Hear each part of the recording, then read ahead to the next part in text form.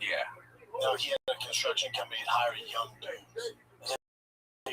Speaking of clowns, do you remember in 2016 it was like all over the place? You were chasing people down. What the fuck was that about? It was a trend. And there's a thing where this clown just rolls a ball, and this guy's walking, and the guy just just the guy that squares up. He squares up. He just goes and just walks toward the clown. Like what he does. Why? There was just clowns appearing places. One person in Halloween tried to go shot and kill. Really? Somebody, yeah. Gag the great big clown. It was everywhere. It was at night trying to lure children to the woods. Dude, my kids would never walk around at night. You know what's follow a clown? You know what sucks about clowns? Clown is the only job that is a phobia. Yeah. Like everyone else, no one else is fearful of accountants. It's strange. It's also a stupid fucking job. It's also people that are clowns. I don't trust them. I don't trust mall Santa Claus. What do you want to do once a year? I never thought about it. I know somebody who went to college. Once a year, you want to dress up and have kids on your lap? I never thought about that. Now you get the exception where he's a good dude. Maybe he had grandkids, you know, or grandpa. Okay. But he wants all the kids in town to sit on his lap. Once a year? That's a little creepy. Does it pay well? When you look at it from that perspective, would you become a dad? Nah, get the fuck out. So there was a Santa Claus in a Florida town. I'm not going to out him because I don't know, but he. So he was Santa Claus. His day job this story's crazy. His day job was he was a coroner. Okay. And my little boy, very fair skin, looked at me and said, "This sun is really hot. Where are you from?" I was like, "We live in LA." And he goes, "Okay, you're in Florida sun right now, and your child doesn't have a hat on, and he doesn't have any sunblock, and you're out here waiting in line." He said, "That child's head is as thin as a paper. It's paper thin, and he will get sunstroke this fast." He was Santa Claus telling me that. So he was like taking care of my kid, and I was like, and I knew that he knew how thin that was because he was a coroner. He did autopsies, so he was like, he knew everything about the body. You also don't have to be an expert to don't leave your kid in the sun, yeah. Yeah, that might be good too. But he knew exactly how thin that this part of that skin is about this thin as a piece of paper. Well, that actually goes back to all the peptides. When people like they're like, oh, this about this peptide, this about the supplement. It's like you're going in the sun. I wear sunscreen every day. Yeah. Because the sun, call it all you want. The sun is more dangerous and causes more deaths every year than all the peptides, all the supplements put together. That when people don't give a fuck. I don't sell them. Don't take them. I'm not gonna lie though, this what annoys me about peptides. Like back in the day, you had to go on a forum on bodybuilding.com and trust some random stranger on the internet. Be like, hey, my mom's on HGH. Can you give her? And I'm like, you have to work your way up to this. You can't just start knowing all the science. You need to go through a lot of trial and error. And also, there are peptides, and there are peptides. There are some peptides that do a lot of shit. So if you take the wrong stack, you could be canceling out. It signals different pathways. Like you're creating angiogenesis on your pituitary is going this way, and there's 1,000 things. Yeah, you have people taking CJC and Ipamorel and tesamorel, and you're just stimulating growth hormone the same way. What are you doing? But there are other things too, like that. Apparently, that melatonin thing that makes you darker. Melatonin? That's got a lot of other effects on libido, on other stuff too. That's why I stopped. Yeah, but you gotta be careful with that stuff too, because I took 4 days worth, and I went, this is too much. Well, but I was getting dark. It's not just that, dude. It also stimulates the hormone that creates melatonin. Well, the problem with that is that can also create melanoma. So because it causes you to secrete it everywhere in your body. Her nose somewhere where it normally after taking that. Yeah. So yeah, it took 4 days, and I was like, this is It signals a certain pathway. So fast for a couple of days because I was like, I was like, I'm gonna be. I booked it again, like for a short period of time, and my girl's like, don't go outside. You're gonna get more tan. You need to stop. And it faded away pretty decently fast. You stop taking it? Yeah. There's a whole article about it. Take a daily shot. Yeah, you would do it daily, but like, it's also like you just don't need those kind of boners every day. You also don't need that. It was random too. You just be watching like fucking American Idol and just getting hard, and you're like, what's happening to me? Yeah, Carrie Underwood on there. They got jelly rolls. So it's when jelly roll. And you're like, oh, what the fuck? I guess I really like jelly rolls. What do you got, Jen? Alrighty. Do you feel better after getting your shitter checked out? I feel the same, but a little bit more relaxed because you think the residual propofol, whatever. There you go. Yeah. Look at this. Yeah, just so. I saw About this. guy for I don't know why I just don't like this guy. I can't stand About him, I just don't like. He's just got a piece of. Yes. Isn't he talking about his girlfriend who's not her pussy? Yeah, how being super clean.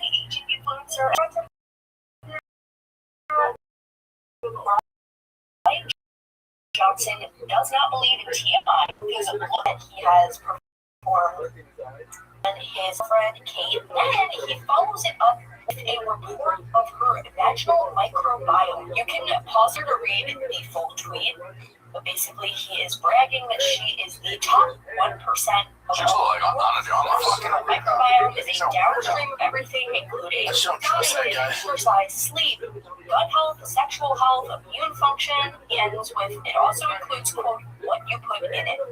People were so quick in the comments to be like, hey, this is really weird. But Kate actually responded. You can read her full response right here. Basically saying sexual health isn't talked about enough. She's grateful that her and her partner both take health super seriously. I will leave this one up to you, though. Do you think this is a little bit too much information, or are you happy to hear about it? You know what it is? That guy's just soft. Yeah. Yeah, he's just a soft human being. Is there any science behind that whole theory that like oral sex on a girl could give you throat cancer? Oh, yeah. That happened to my boy, fucking Michael Douglas. I talked to a couple doctors about that. I want to know. And both of them said this. They're both dermatologists. They looked at me and go, I doubt it. They said, Well, here it says, yes, oral sex can cause throat cancer. she said, I think you have to have the predilection for this, but, I don't know. So it's HPV is the cause. Which, for guys, I don't think it shows, right? For HPV's trouble for women. Isn't it like 80% of women have HPV? Yeah, it's epidemic. Yeah, look up if Michael Douglas has it. He did have it. Do you want to put throat cancer? Yeah. From this though? Just ask how he got it, because we know he has it. Oh, there goes cause.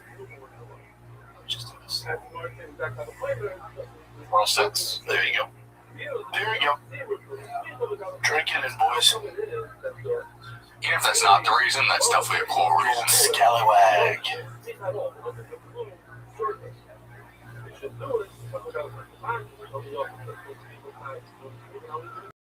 Biopsy.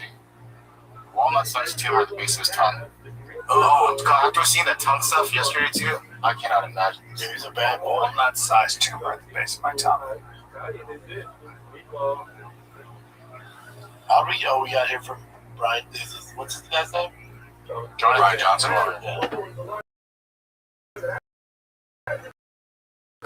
I just don't trust that guy. Hiring is just. The only thing I'll give him He's selling, I'm not buying. Well, he's just obsessed with longevity. He wants to But live he looks like shit, too. He does, but what I'll give him some credit is the fact that like he's willing to be this human lab rat for everyone else.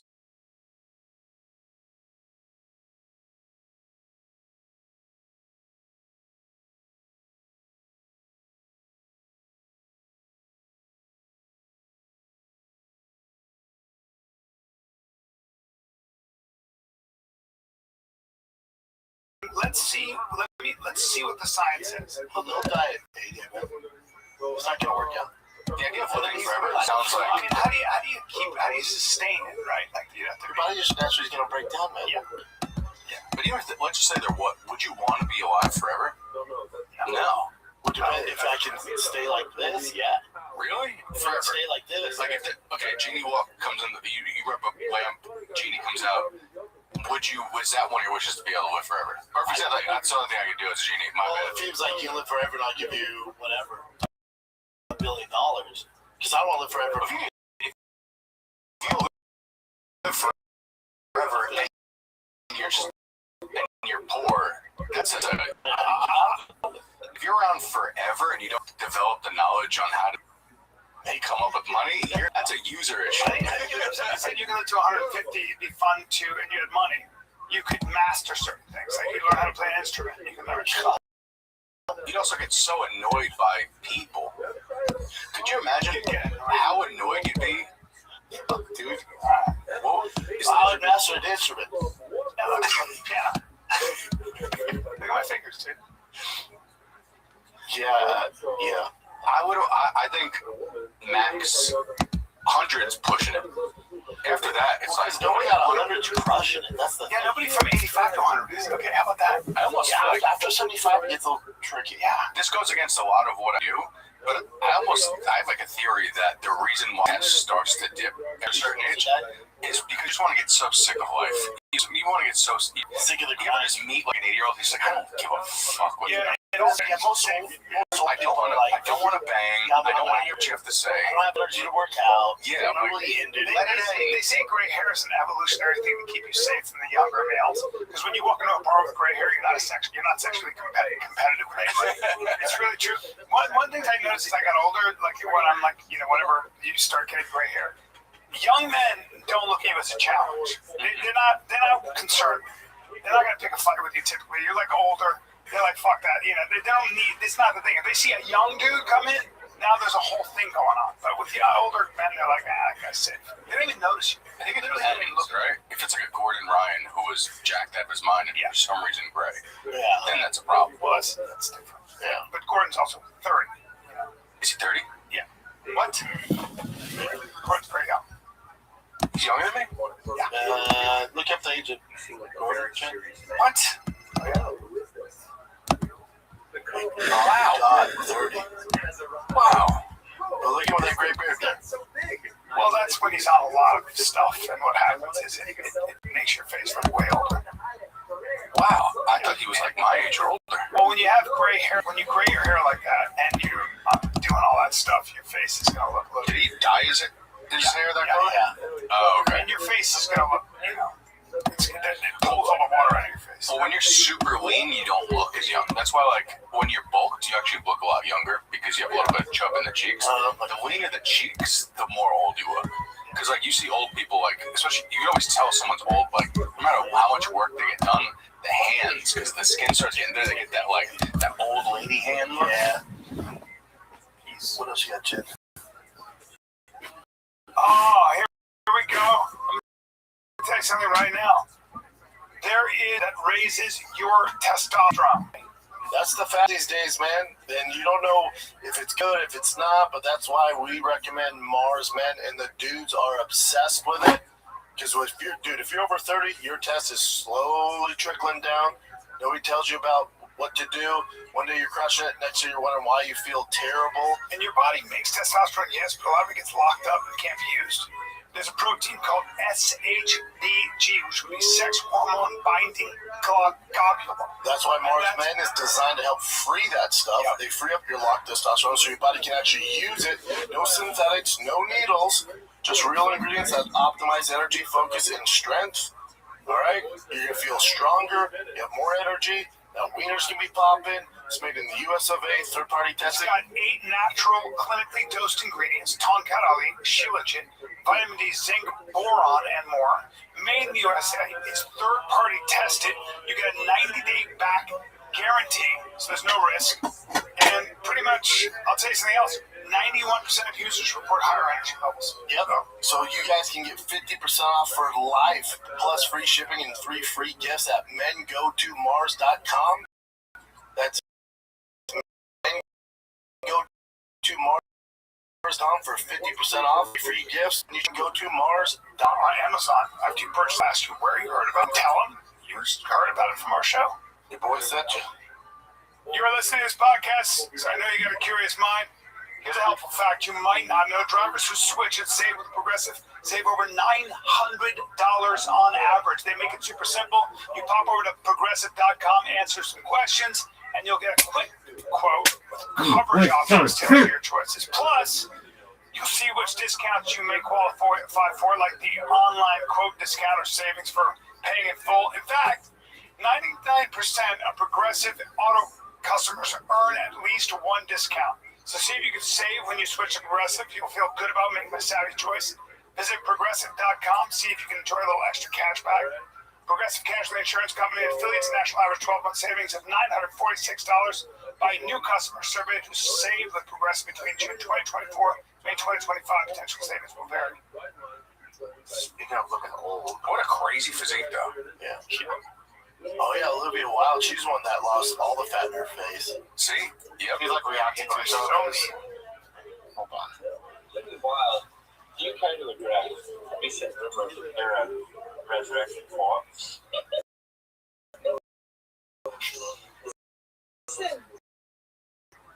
That's a fish best. Not my best angle. Was my best ever look? By the way, she's gorgeous. Yeah.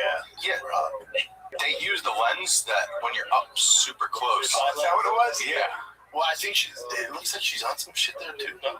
I'm sure she is to an extent, but like I see her all the the time. lens that she used, like it's like anybody who gets super close to it, it's just like kind of there's no way because she has such pronounced cheekbones.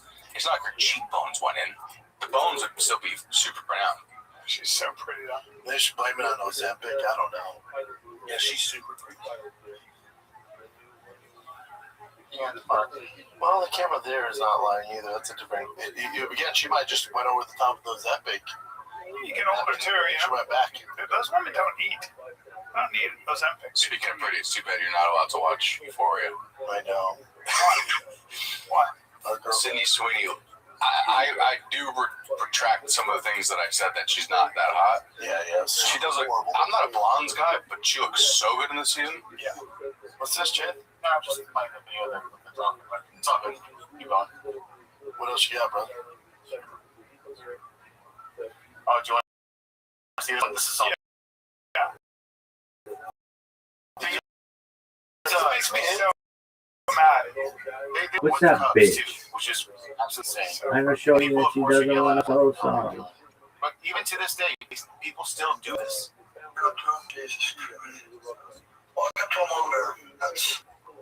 That's smart. Look up close. Oh my god, these girls are so fucking dumb. Oh my god. Get fucking back. Oh. What were they trying to help me cross the chest? Oh my god. Oh, sorry, guys. Mama's trying to figure out how to get those cubs up there. But the girl's like yelling, go. The bears in her. Yeah, go ahead and pick up one of the cubs. Let me know how it works out for you. So dangerous. Oh, What are you doing? Of course, white woman. But I wonder if they're from a different country too. Now they speak English. Because the guy narrating too is a white boy.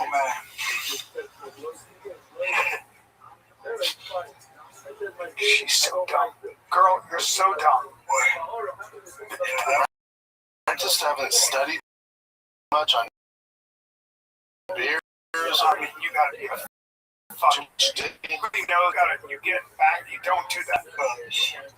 Yeah, that's a great comment by somebody on there. You know, the worst part of this is that if that bear attacked those poorly parented kids, the bear would be put down for protecting her cubs. It's crazy. Anyways, nothing happened, but that was pretty I have a current event question, and before I ask this question, I know you know a lot about mythology.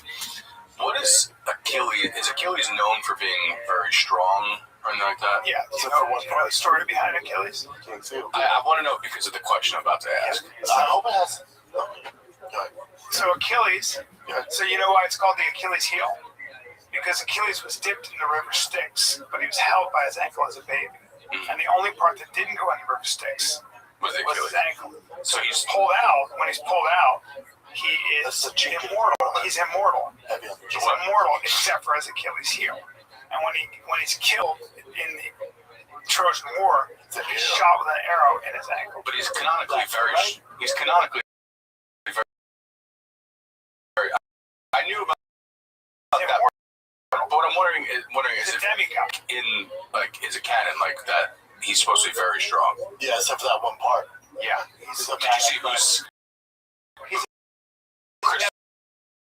Did you see who Christopher Nolan might be? Hold on, because Brad Pitt was a hell of a great Achilles. Yeah, he's great. They got a way more jacked person to play Achilles. Let's see if Chink can find it. I'll send it to you. Hold on. Let me guess. Let's guess. I want to see who gets the best guess. Okay, now hold on. Are you being facetious when you say B. Jordan? it could be Timothy Chalamet? Hold on. That's a good pick. I'm gonna send it to Chin. I'm gonna see who thinks they get a little closer to it. Hold on. It's Hollywood. Is it Lizzo? It's gotta be Lizzo. It's gotta be Timothy Chalamet. If it's a woman, I'm gonna freak the fuck out. It's not Michael B. Jordan? It's not a woman. Oh, it's the girl from June. That's a great guess. Yeah. I don't need to. Yeah, you got it. What? Elliot Page. I fucking got it. Crushed it. You're joking me. I just sent it to Chin. You're joking. I knew Hollywood would fuck it up. Elliot Page, that tiny little I figured they'd go with fatties. Show the picture.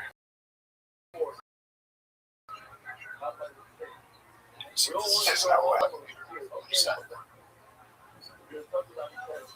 Oh, have the mighty have fallen. If this is not true, it'd be great. There's no way. Fucking batshit. They're bad. They'd sell each other on this. She's 5'4" and 105. She's 5'1". 5'1". That's why I was wondering how strong canonically Achilles is. Because Elliot's got a great physique. Elliot is. Great physique. Let's step off that for a second. Fake. Stay tiny human being. Yeah. Or appears to be. I don't think she's going to be working. I don't know what you're going to put her in. I don't know. Brian, you're misgendering. No, I don't mean what. I'm sorry, he. Okay. But what this Have you seen Elliot Page's physique? Yeah, but it's not going to work out. It's just not going to work out. After a while, I'm telling you, Hollywood does this. When push comes to shove with all that money, they go like this. They go, Can't make money. who's going to buy? Yeah, they Who's can't going to make buy money. this person? As Elliot Page is the next Batman. We I can't. would actually pay to see Brian versus Elliot Page celebrity boxing. Ooh, would you do? Would you? I wouldn't.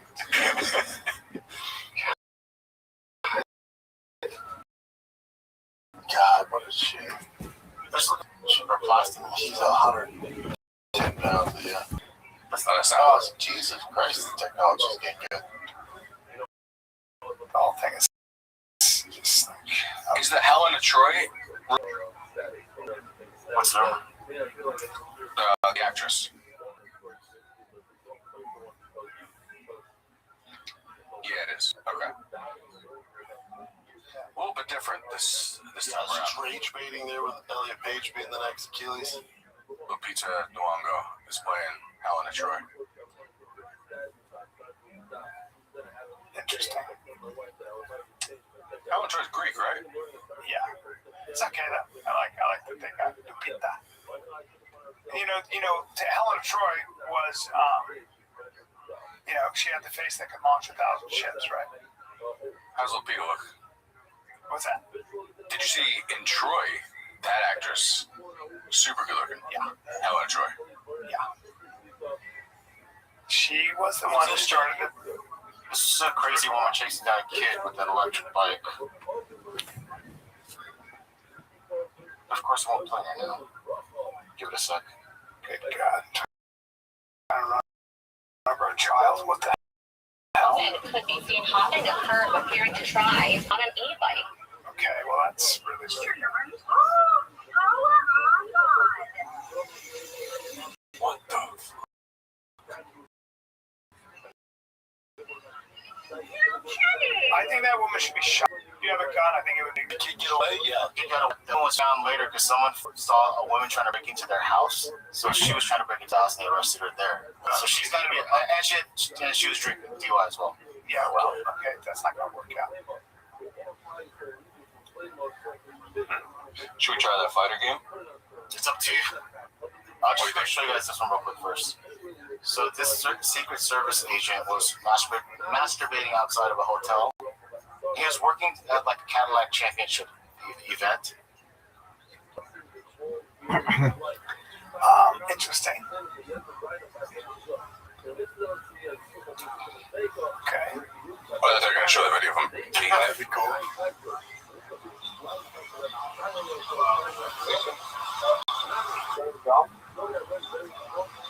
You just jacked off outside of the hotel?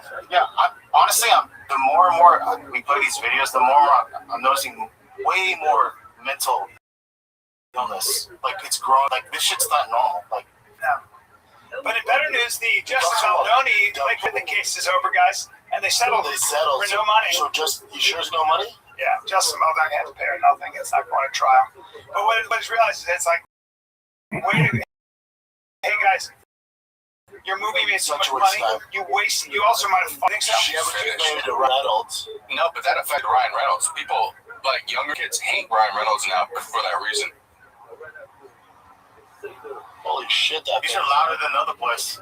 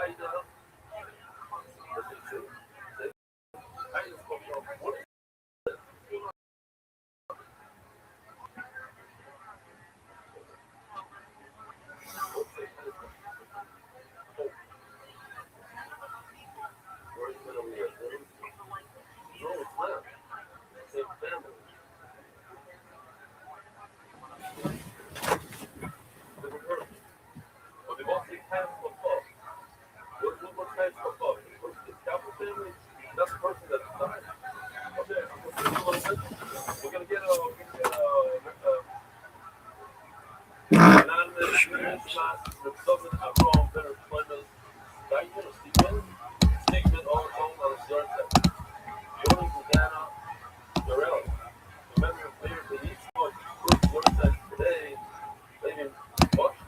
I had an idea for a game we could try.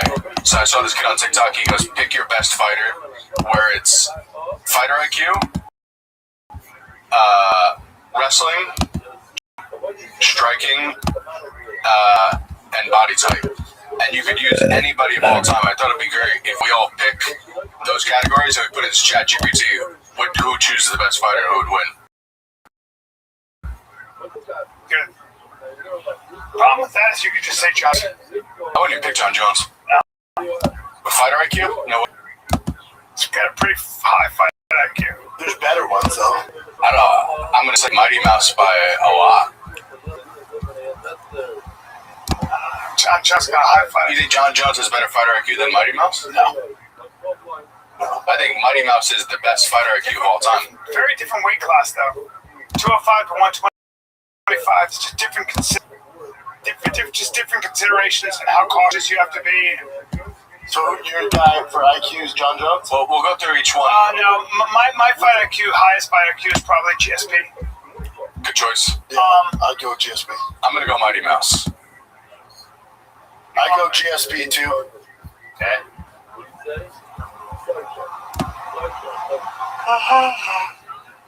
Right.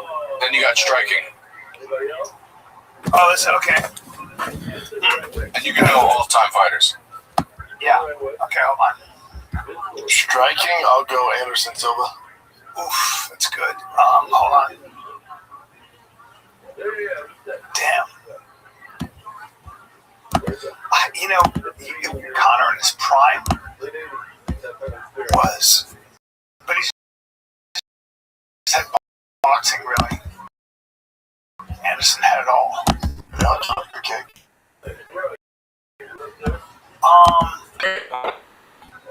It's not bad. Love Ilya. Not bad. Poton's not bad. He's all time though, so. Man, Poton's in there. I'm gonna go Anderson Silva for striking. Hey, Fedor, his timing was pretty amazing. Okay. Yeah. Now you go wrestling. I'll go Khabib. Yeah. I will go actually. I'm going Hamza. Hamza. I'm gonna go, even though he never uses it, I'm gonna go Yoel Romero. Ooh, that's a good one. World champion. Dude, I watched Ankalaev beat his ass, but yeah. Who was yours, Nick? Mine's Hamza. Okay. Jiu-Jitsu. What you got? Oh, Damian Maya. Yeah? Probably. or Jacare. I'm taking Jacare. Yeah, I'll take Jacare. I'm gonna go Charles. Oh. What's it? You were saying for MMA fighter? You're going pure jiu-jitsu. But in MMA, Yeah. I'll go Charles Oliveira. Really? Yeah. I go Jacare.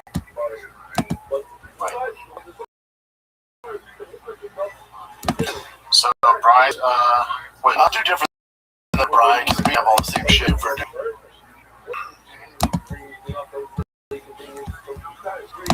Actually, who's that Gracie that he didn't hand out? That's just a good one too. Brian, what was yours? Jacare. Or they could do Bashesha, Adolfo. Crone could be a good one too. No? Not for him. What's yours, Nick? Charles Oliveira. Okay. Now power. Power? I'm gonna go Fedor. I'm gonna go Mark Hunt. I'm going Alex. Alex Poton Yeah. over Ovary. Who prime over him is different. I mean, if we're gonna go power, you gotta go with the Cameroonian. Oh yeah. You gotta go and Grant's a good one. Yeah. punch the living shit out of Shane Carwin's a good one. But France Shane Carwin is hard to speed, France. though. No.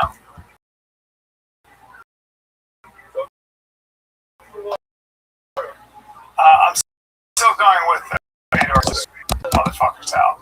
Just put it. Okay. What's the last one? So we did jiu-jitsu, wrestling, power, and body. Body. Or what's it called? Defense. Defense? Wait, you mean physique? Yeah, like body's like the size of the fighter that you choose. Oh, not defense. Yeah, let's go body. Your body size. Body type? Mm-hmm. God, it really depends on the weight class.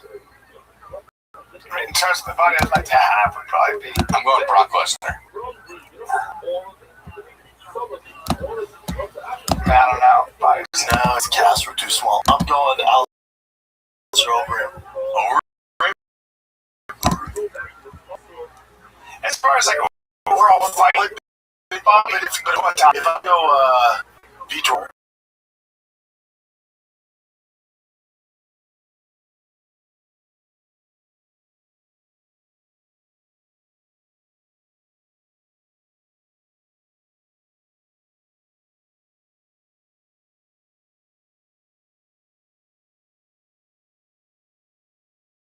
Rank these fighters. If we made the best fighters, let's see which one ranked the 3 fighters. Nick, Brendan, and Brian. It's gonna be a little different. Out of these, What a dumbass. Rated fighters. Fighters, which would be the best overall? Yeah, rank which is the best fighter. which amalgam would be the best? Rank which one is the best? Which fighter? amalgam would be the best? Let's see amalgam. between. Of these 3, No, you don't know because the names. You guys, you're asking. They're putting prompts at Brian. So Brian, Brendan, Nick, and Nick's choices. Brian, Brennan, Nick. No, post it. Oh, sorry. I'm not gonna know.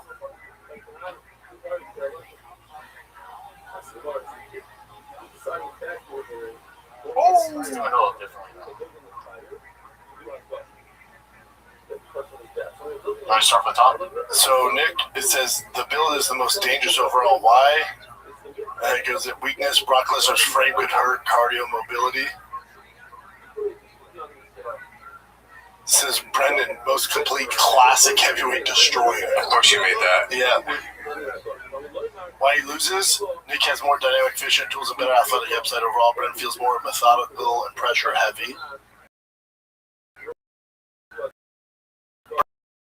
Brian, just slightly less optimized than the other 2. When Nick's third, you're also type is dangerous over physically than compared to the other 2. Brian feels slightly makes double exchanges. Yeah, the reason why I would have picked Hamza over So Yoel. it says overall, Nick, high ceiling, most terrifying physically.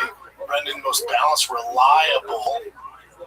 Brian, elite striker, finisher, but dumb picks. That says this is what we define as a casual. Oh, interesting. I don't see it. I don't see that. I do not see that. We really usually see these kind of picks in the UFC video games. Like casuals. You know the problem with Yoel's wrestling compared to Hamza? Because he's afraid of gas. Yeah, it's just he never used, but he's also a freestyle wrestler. I don't think he's ever used, right? I don't think freestyle translates as well as sambo, and because freestyle is a lot of the way you get points in freestyle is like rolling, like alligator rolls, which is like takedowns are pretty crazy, but yeah. it's like, But he's not a takedown guy. no, never used it once. I can't think of one person he took down in. He took down AJ Brett. May took a guy down. Yeah. Did he fight Luke, or was that your boy Luke? No. Yeah, they fought. Did they fight? And Luke was getting the better of him until he exploded and hit him. Luke said that it felt like he was hitting cement. Yeah, he caught it. We're early on to Tim Kennedy fight. Yeah, that was a great fight. Tim should got the best. Go down, Jim. 2014. Shit, 12 years ago. damn. How do you feel about that fight? Was it? I think Tim won that fight. Yeah. I think you're all cast. And it You was think that was cheating? Because people are trying to say that Tim grabbed his gloves. Now, When they both did those things. Nah, it was fucking cheap. It was a dirty game all the way around, but the stool gate's fucking crazy. you think that gave him? Is that enough time? And if you're such a guy like that, it needs that extra time. Time, it's a problem. And Tim had already gassed out. Like he had a adrenaline stop. He won. Because he thought he won. So, over. The idea of Tim gassing out is so crazy. Why does he do that? He's got crazy jail max. Yeah, look at this. Look who he's beating. And this is a fucking problem. That's right. Would you put that as one of the biggest mishaps in UFC history? Oh, yeah. It's not. I think if he wins out, I think if Tim wins out, Underneath him, yeah. And they called the fight after that. Yeah. I'm trying to think of anything worse than Stoolgate, It's tough because there's not right?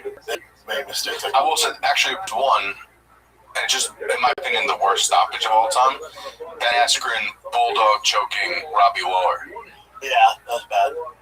Shane, go to worst mishaps in the UFC. The bulldog choke with Robbie Lawler was weird. Because, like, he hadn't Early really stop. the other one was the other one that got stopped early.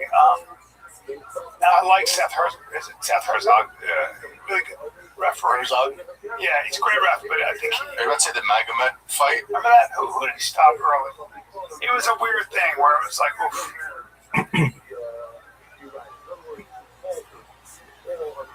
Purion, Aljo, Anderson clowning, no. Chaelsone's what? Spinning back fist after dominating. I remember he missed him. Well, Luke Rockhold, that's a mishap when he threw the spinning heel kick, and then Weidman just jumped on his back and beat him up. Mm-hmm. Also, this kind of, I guess, took out with Anderson Silva was dancing against Chris Weidman and got caught with. Yeah, in the worst fights, Francis versus Derek Lewis had. Damn. You know, it's also one of the worst ones, Kimbo versus Houston Alexander. I was on that card. Who'd you find on that one? Roy Nelson. But that was that same night. Yep. Was everyone aware of how boring of a matchup that was? Go, make sure that I'm right on that, Jim. Tough 10 finale card. Because I thought that was going to be the biggest firework fight ever. Because I loved Houston Alexander back in the day. Oh, that's a big blunder. The downward elbow. John Jones only lost. Yeah, that's true. So Roy slice Houston Alexander. Wait, you were on the same card I was the main event, dude. as Matt Hamill and John Jones? You were there for that? I was the main event. What? Crazy. John Jones only lost. You were there for it on the same card. Wow, what a card. Matt Mitrione, Marcus Jones. Wow. James McSweeney. This was peak Ultimate Fighter, too. Yeah, Ryan Stan. John Howard. Mark Bocek. Great card. Remember Dennis Hallman is the guy that wore the Sunga? No. Sunga? No, I don't remember that. Oh, man, they were so... No, I don't remember that. No, he had a sponsor on it. Fantastic. Oh, yeah. That's crazy. Training was mask. pissed. That's fucking hilarious. Dude, I did a beach wrestling at the beach, and all the Penn State dudes, like Pennsylvania guys, they all wore Speedos. Hell yeah. Because they knew that if you're going to shoot in and grab a double, you're grabbing their ass cheeks, so no one wanted to shoot doubles on them. He did it just for shock value, but then the UFC cracked down on him hard. They did. Yeah, I'm happy about it. Just some of the physiques back in that time, and you were natty back then. Yeah, unfortunately. Do you ever seen guys like Sean Shirk's body? Oh, I know. Oh, yeah. What a got busted, monster. though. Did he? Yeah, busted, yeah. Sean Shirk's body was crazy. 5'4" and just completely. You ever seen Jeff Munson? Yeah, he was built like an actual, like, Gorilla. he looked like Kratos. Yeah, sure. Wrestler out of Iowa, I think.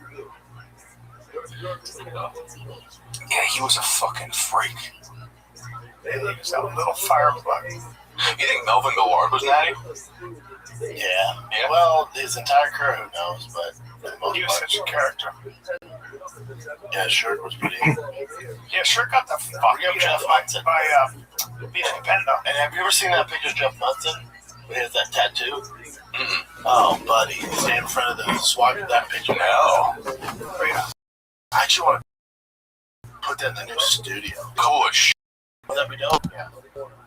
Type in Jeff Munson physique. Jeff. From what he was like built like Kratos. Trained with never. Was never around him. Real character. Look at that.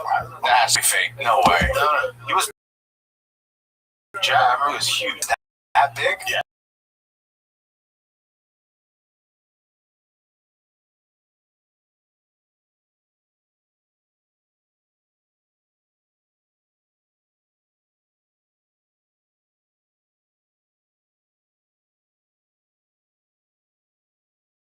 He lives in Russia now. Does he? Yep, full citizenship in Russia.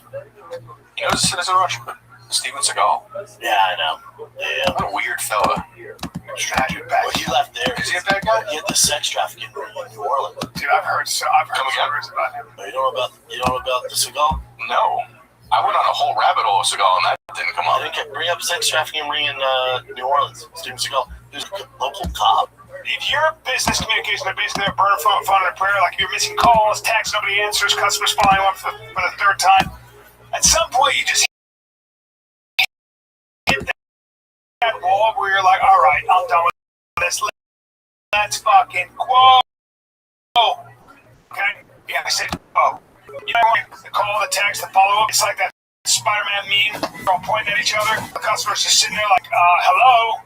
That's how you quietly lose business. So yeah, at a certain point, it's like, let's fucking quo.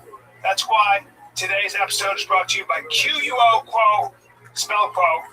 The business communication system is built so you never miss a call. Your entire team can handle calls with one shared number. So no more missed messages or drop conversations. Everyone sees the full thread, buys are faster, and the customers actually feel taken care of. Quo is the #1 rated business phone system on G2 with over 3,000 reviews. Built for how modern teams work, more than 90,000 businesses, from solo operators to growing teams, rely on it to stay connected, professional, and consistently reachable. Quo works wherever you are, okay? It isn't just a phone system, it's a smart one. AI automatically logs calls, generates summaries, and flags next steps so nothing falls through the cracks, okay? And it can even qualify leads or respond after hours so your business stays on even when you're off, all right? So, money is on the line. Always say hello to Quo, QUO. Try Quo for free, plus get 20% off your first 6 months when you go to quo.com/fighter. That's quo.com/fighter. Pluto TV has thousands of free movies and TV shows. We're coming at you with everything we got. This is the mindset. This is the This is the movies like Pineapple Express, Franchise, and Gladiator, and TV shows like Survivor, SpongeBob SquarePants, The Fairly Odd Parents, and Ghosts. Pluto TV is always free. Pluto TV, stream now, pay never. You ever see Seagal trying to tell Usain Bolt how to run? Yeah, it's no, or Nate does how to fight.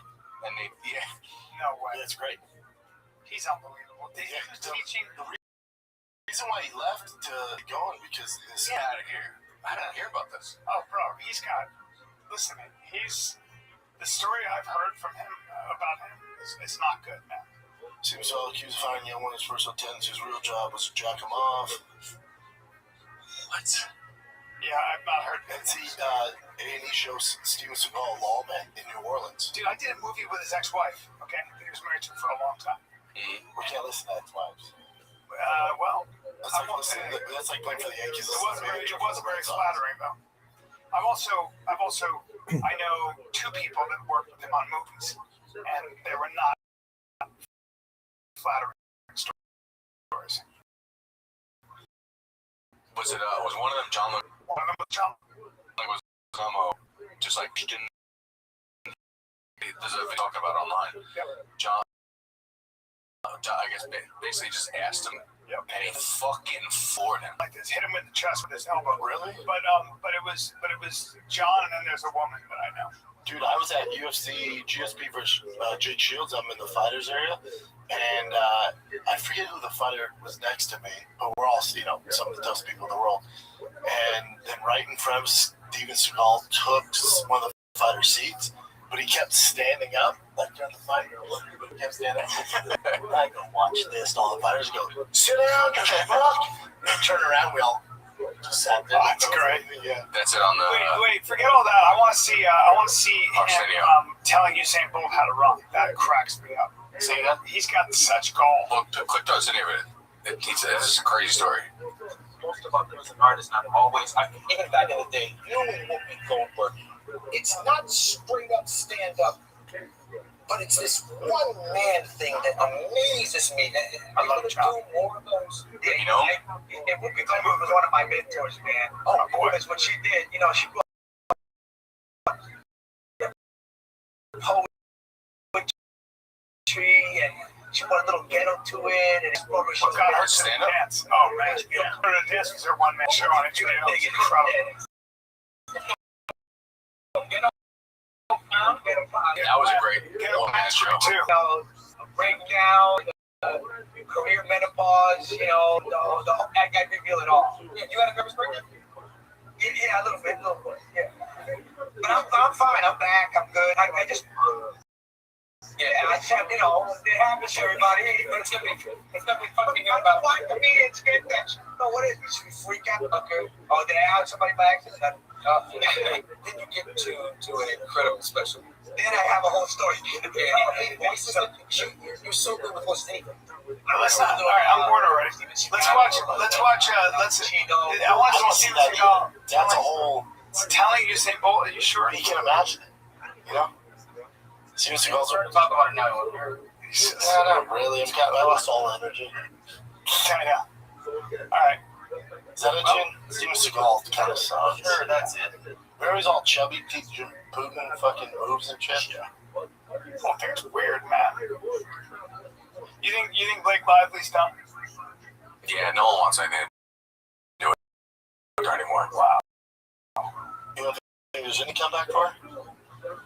Yeah. That's What about Because Ryan Reynolds. No, people love Baldoni. Yeah. Yeah, no, he's good. Yeah. She. Yeah. The internet's like, you know what? She got a lot of backup. Because he's part of, like, I don't know as much of the story as you probably do, but from what I've read online, is people saying that, like, Ryan Reynolds might have had something to do with, like, this takedown of Baldoni. Yeah. Well, yeah, I don't know. Well, did you see what happened to Stephon Diggs? Do you know what's going on with him? Yep. He had that chef who worked for him, and she said he sexually assaulted me, he choked me, beat me up, and they go to court. Look, it was either today or yesterday, and they're having a testimony, and they have video of her supposedly when she said the incident happened. There's video of her at the time, like dancing, having fun, and her thing is, she said he promised her a restaurant, and he was like, that never happened. He was gonna get 5 years for domestic violence. And it was all bullshit. All fake. Yeah, of course. He lost sponsors. Yeah, what a surprise. And you lose everything before nobody even looks into it. They're like, just believe her. And you get your fucking life fucked up.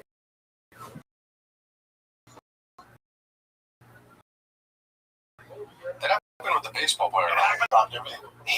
WME dropped him. They all What dropped about Trevor Bauer? He just threw a no-hitter, too. Yeah. You know. Oh, and then the girl basically was doing this whole life. Cy Young, bro. You won the Cy Young? Yeah. Some scumbag. Two scumbags. Scumbags. Was he on the Padres? He was on the Dodgers, right? Right on the Dodgers. Like Dodger. Dodgers, and then he also... I think when women like Was that it should Reds? be put, I think when you find out they lied, I think they should do the amount of time that they accuse somebody of At least a year. more than that. I'd put them in jail for 10. Fuck you. Like, Biggest no-hitter was since they read. Wow. 2020 Cy Young. Yeah, so he signed with the Long Island Ducks and threw a no fucking hitter. I just don't get why a team went to... You know how hard it is to find good pitching? Mm-hmm. So hard to find. I just don't know why they went to take a shot on him. When he know it's all bullshit. It also, when it proved it was bullshit, those bullshit things, nothing ever, like, remember there was a girl who was with Poton that, like, She was trying to take down Poton. Yeah, and then you see, and then she was trying to sell her OnlyFans. Yeah, then you see on Twitter she's gagging on some guy's dick. Yeah. Well, the MMA fan base is like, get the fuck. They're educated. They've seen it.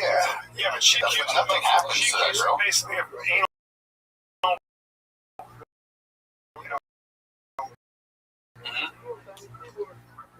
Yeah, the R was a UFC fight.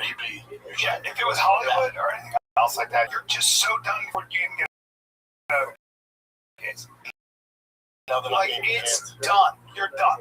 Like, by the way, they call him a feminist, you know, he's kind of full of shit with his, like, he's a female ally. Get the fuck out of here, he's annoying. Did he say that, though, because of what was happening? No, he annoys me. I saw his speech, man. He was always annoying, takes himself way too seriously. I mean, he's bullshit. He's not my favorite person. A lot of actors are like that, though. But you can see that there's, like, he has receipts, man.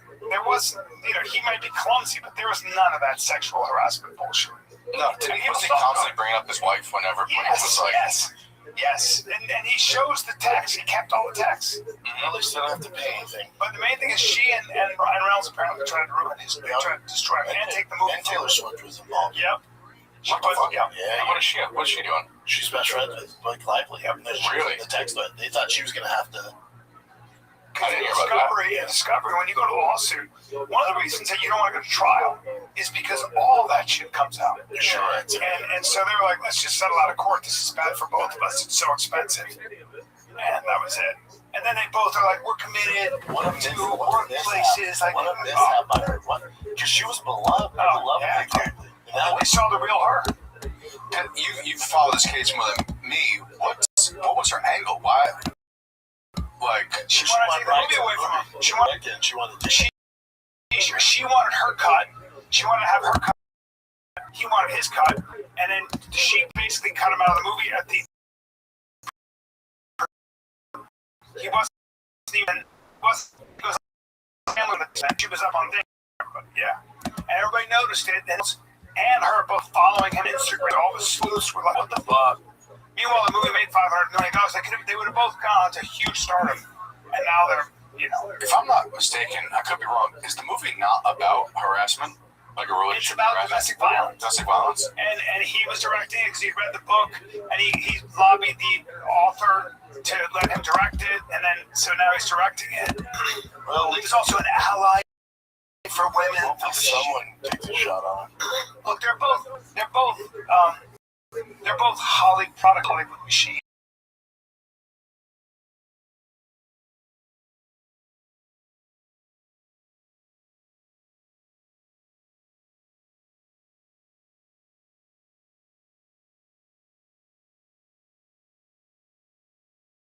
Really?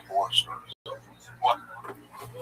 Look at this athleticism, folks. You want to hear horror stories about this? How? What? This motherfucker is the best, baby. Never been.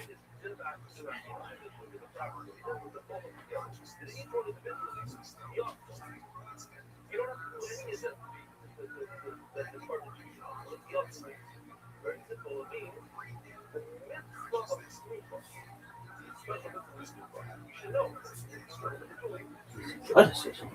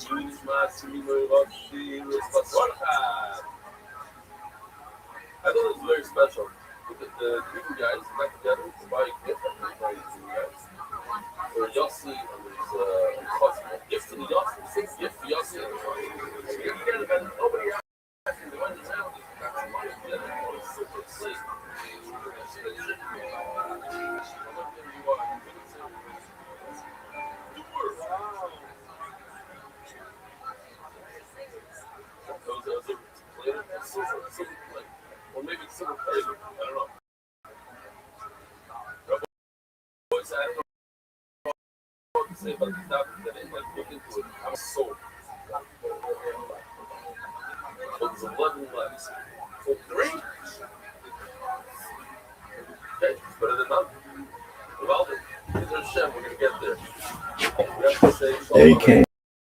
Hey, ViralRabbi. What?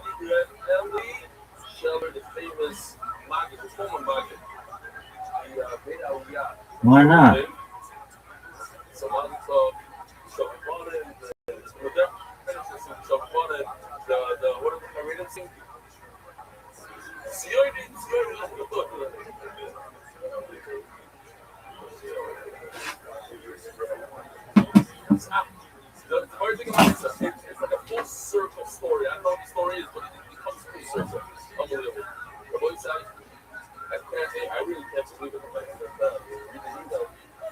3 years since I've been at the bank. We had a guy, I've been at the bank, young guy, every day on Zoom, I'm thinking he's always the first one. Always had a shtick, this. And the one day he told us they got sick, they had the knock up. And before we do it, he wasn't with us anymore. Big shock to everybody. We put it down.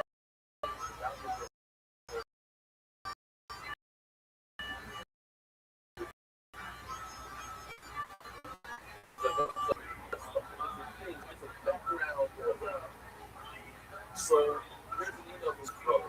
Dear Rebellion and NY family, 3 years since that fateful night when I told my little brother that we hope to keep up with the God. I guess now, I guess now, back in 2020, I'll be asking you to stop 7 shots to me. It's a good idea. I wrote the goal that I literally know this 3 years later, my little brother had a coma, it didn't look good. See, I'm on 1,000 miles from him, and realized there's really nothing else to do for him. But learn. So, give me those other things. Send out for her whatever you want. This year was reality. It's fine.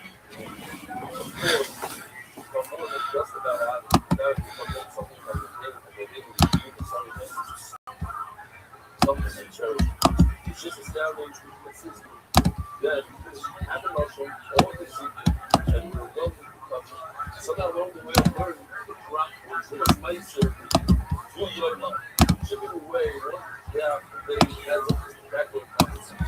Life goes by fast, please, these accomplishments accumulate quickly foods. The lesson is to grab these opportunities. They slip by, falls too fast. The world is up to the fast together.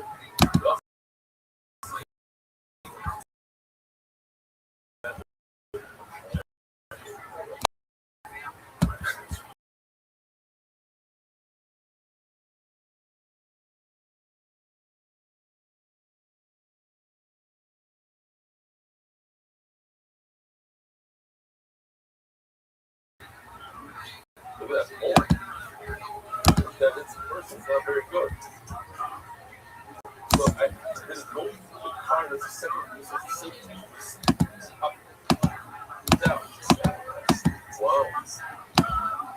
Yeah, very close to home.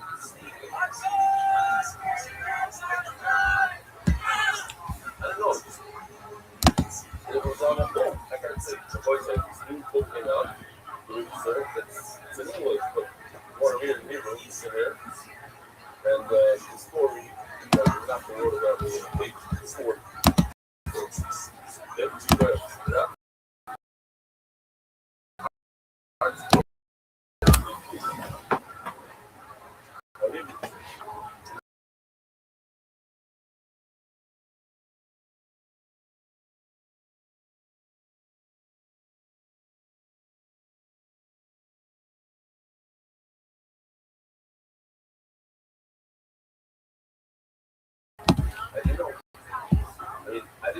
This is 35 years ago. This is a friend, 35 years ago, he took me out. And it's a person that told me when I was the youngest guy. I was maybe 8 years old then. And he told me some stuff about life. I remember different lessons that he gave me to watch. And now he doesn't see it. Look at this. Like of him or Athleticism. really? Son? Any that could be said. Well, what's the comic that we had on? What's the comic on Deadpool? Oh, T.J. Miller. T.J. Miller. Yeah, ask T.J. about it. Yeah. Oh, yeah. Well, T.J. said he didn't want to do Deadpool 2 because of Ryan, right? He's so mean to him. Because T.J. had all the funny lines. He didn't like it. He was getting the shine. Really? Yeah. Because Ryan wants to be the funny guy. Yeah, I mean, I was in Hollywood a long time. Yeah, and you've heard some whispers. I don't like to say much because I don't know him. I don't want to say much. I think he's really good in Deadpool. I think he's really funny. So I like his movies. Super talented. So Ryan Reynolds, I'm not going to say anything bad about him. And when you work in Hollywood, there are always people that are going to say shit. But my guess is something. I have an opinion, but I'll keep it to myself. I just don't care about them. Yeah. No. There's no reason to care. I love TJ with Met Gala is where you got to see people who are terrified of disappearing and will do anything for attention. The Met Gala, bring up the different aspects. Yes, and then bring up Lena Dunham. It looks like somebody shot a chicken with a shotgun. Bring this up. It looks like somebody shot a chicken with a shotgun and freeze the frame. There it is. What the fuck? Yeah, that's chicken with a shotgun. Look at her. That's insane. The only outfit that I saw was, Sarah Paulson from American Horror Story. She dressed up as with a dollar bill over the eyes to talk about like wealth inequality. Oh, and it's like, oh, did you? Billionaire. Yeah, your $12 million you've made doing American Horror Story. You're every woman. Oh, thanks, Sarah. Wow, what a Yeah, to get in is $100,000. Yeah, what a statement. Thank you for that. Great act. How lame. Go to Heidi Klum. Literally a statue. Yeah, it's the biggest fashion event. What? She looks like Jonah Hill in that picture. Is that Statue of Liberty. It's not flattering. No, it's like Uncle Fester. It's very And then unflattering. go to Will Smith's son. Oh, He just had a house. he stinks. Oh, I miss That guy that. fucking stinks. No, why? Best. Why? Tough kid, man. When your dad. What 2026 or which year? No, Hold not on. 2026. Let me see him. Look at that, the castle. Oh, go to the cat toy. It's 2025. Yes. Fantastic. Yeah, go to that castle. I hate that. I fucking hate that. That's so sick. Why? What is cool about that? I live in a black house. What is that? I don't know. Dude, it's fantastic. His windows of the house. Jaden Smith's headpiece stole the show at the Met Gala. He looks like such a fucking weenie. Yeah, if you're a friend, you would never hang out with him. Let me see that right there. This one. He's been the most cringe person I've ever seen in my life. Liar is Oliver Smith. It's a tough go when your dad's Will Smith and he's fighting his gayness. Your mom and dad don't live together. The sisters are But the sisters are fine. Yeah. awesome. And he's over there. Oh, he's so cringe. So cringy. Alright, let's get out of here, boys. Good God. Where are you kids gonna be? No leg days. Yeah, we got a big episode coming up. We have Phil Heath coming up. That's coming out next week on the 12th. Go watch the Mike Israel one. The Phil Heath one is, I think, and we also, I guess I'd say here, we got Mike Israel to do stand-ups because he put us to our world. We're like, we're going to put him to our, let's see how you do stand-up. So we did a whole episode. We helped punch up, like teach him how to write a joke. And he went up there. I don't want to give too much away, but You guys hearing that one? that's going to be after my go-around. Gotcha. About 3 weeks away. Yeah. And where you gonna be, dude? You on the road? I'm taking a little bit of time off, and I just finished up doing, I was just in Stanford and Atlantic City, so wanted to go break. Buddy, I'm going to be in San Diego, which is not on there yet, in May 21 and 22. I'll be at, I can't remember the name of it. I'll find it for you guys. And then I'll be in Chicago at Schaumburg, June 4 and 5. All right, kids, that's it. This is the Final Kid. We're out.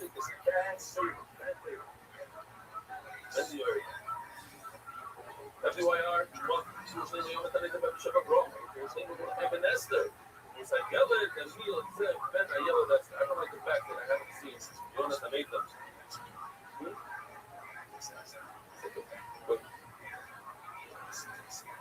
Hey folks from Shelburne, Vermont. Bitch. Nobody cares. Unless you're in a fucking storage closet. No, Everybody coming up I don't care. Sunday, and you remember, You know don't what? That's a care. wrap.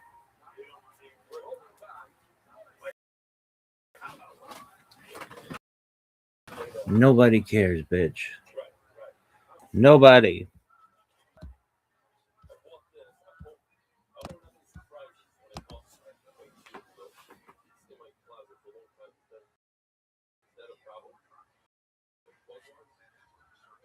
Find out things literally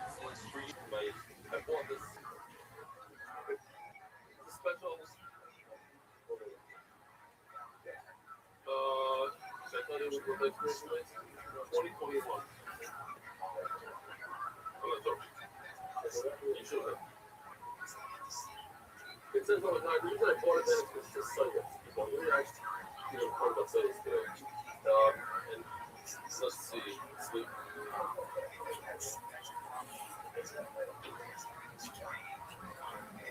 I don't see any book here.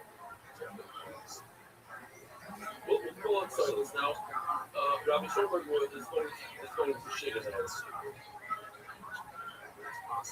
Let's see if these are bugs. There's a lot of black specks, so it's not moving. No, the actual thing is jumping. That's static, yeah. The thing is jumping. You're literally jumping. If you're waiting to leave, It's a fire. the white thing is jumping. The white thing is jumping. This is a flower that is jumping. Okay.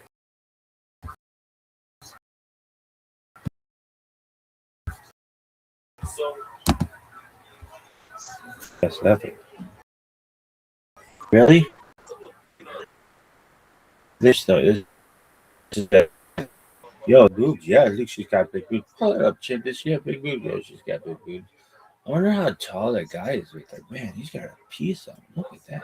He must be like 7'7", maybe 7'9". No, you can't be 7'9", B. All right. Next thing. Oh, hey, this is Marathon Gas. If you ever like had gas branding loyalty, go to Marathon. All right, back to the show. Yo, it's Pluto TV. This is the mindset. This is the mantra. And then it's like mindset. Pluto TV for all your shitty movie needs of 2004. And then it goes back to the show and I'm like, yo, let's pull up Ryan Reynolds. Man, he's got a piece on him. Man, I bet he got a big piece on him. Really? Oh yeah, Ryan Reynolds. Oh yeah, I heard all kinds of things about him. Oh really? Yeah, but does he have a piece on him? Yeah. How tall is he? Oh, I bet he's like 6'9". No, it can't be 6'9". Really? Yeah. No, I've seen him in person. He's like 5'2". It's like, oh really? Oh yeah, no doubt. 5'2", maybe 5'3", tops. Like, oh really? Yeah, poosh perhaps. Really? Oh, it's the worst show ever. It's literally a show about who has the biggest tits and who's tallest. Really? Except they don't get into NBA players. They'll be like, oh, really? Yeah, we don't get into real sports. It's like stupid ass. Oh, I wonder who would win this fight. Hamza, what does ChatGPT think of this fight? Hey, let's not watch the UFC even. Let's just do ChatGPT fights. Really? Oh, yeah. Hamza versus GSP versus Islam versus John Jones. Who would win? Who would win? Who would win? It's like, dog. You guys talk about, like, hey, this isn't the podcast for books.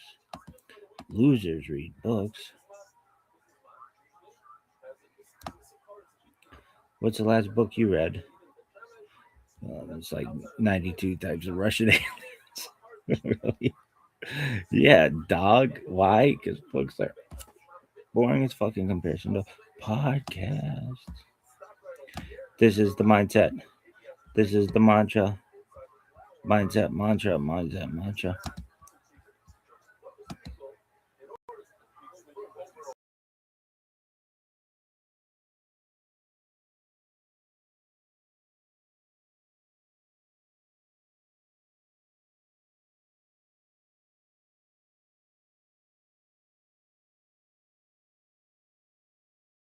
Kick clips I've ever made.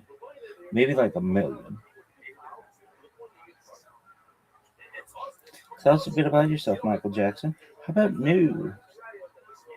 Real Nick Davis, no followers. 245 followers. 246 followers. Channels. Real Nick Davis, Sucks. Really? Worst podcast producer ever. Do you think he sucks? Yeah, he's awful. Really? Yo. Like, I'm dominating the clips. Everybody likes to get my clip. Clip, chick, clip, boom. Clip, boom. Clip, boom. Clip, boom.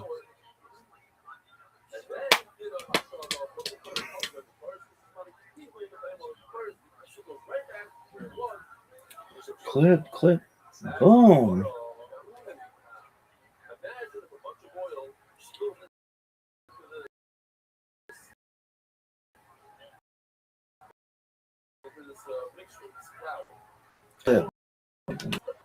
boom. Boom.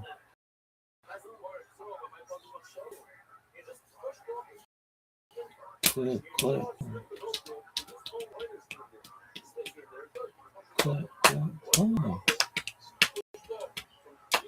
Bing's Leo is amazing because it's finally starting to figure out that I'm alive, baby. That motherfucker landed dead, son. Yeah, but he had dinner with Martin Luther King Jr. Cool story, bro. Where is he now? Really? Yeah, no one cares. For is he? No. No one cares. Why? It's just a thing. Cool story, bro. Where's Martin Luther King Jr.? And his temp got bombed. All right. Mine's still going. Digital bitch. Is it? I've got 2,800 people in this bitch who are locked and loaded. Really? Dog. Are you fucking serious? This is the worst. I don't want to dive in 6 minutes because it sucks. Really? Worst shit ever. You think davening is the worst? Yeah, I do. Is it really? It's the worst ever, but it's like you're connected, you got like Kavana and everything. Sucks. Why? It's boring as shit. Really?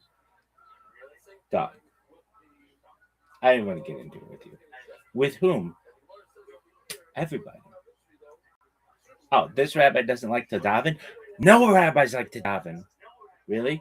Any rabbi who tells you they like to daven is fucking lying to you. Oh, I like to daven. All right, asshole.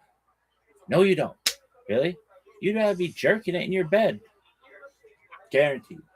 Really? Ain't no doubt. Listen to this, motherfucker. Hey, this is Reggae coming to you live from the 2016 LA Podfest in Beverly Hills, California. Fancy. Rapper Kill Tony.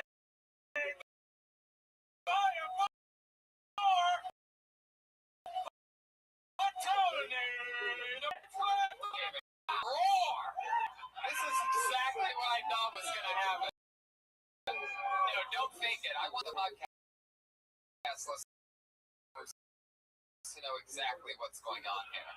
I want them to feel the empty chairs. No, don't audience laugh this yet, right? Too soon. Giving a thing here.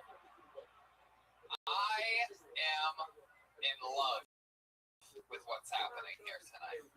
Panic. They go to the 300-seat room. There's like 7 people in there. 8 of them are comedians. You gotta wait here, Brian. Gotta hold off a little bit. We're gonna start all that in a second. There's more sound guys than there are audience members in this room right now. This is bigger than sound effects. This is bigger than. Dog, I love diving in. I wake up in the morning. Oh, I don't have to do shit. That's fucking bottle class. Sucks. Hundreds and hundreds of people in the room. 3 years later, here we are. done? 180 episodes? Yeah, we just got up to 180. And look what we have become. Look, you know what it is? Is that I think I have an idea. Is that maybe sort of like talk to a bunch of people here. Thank you.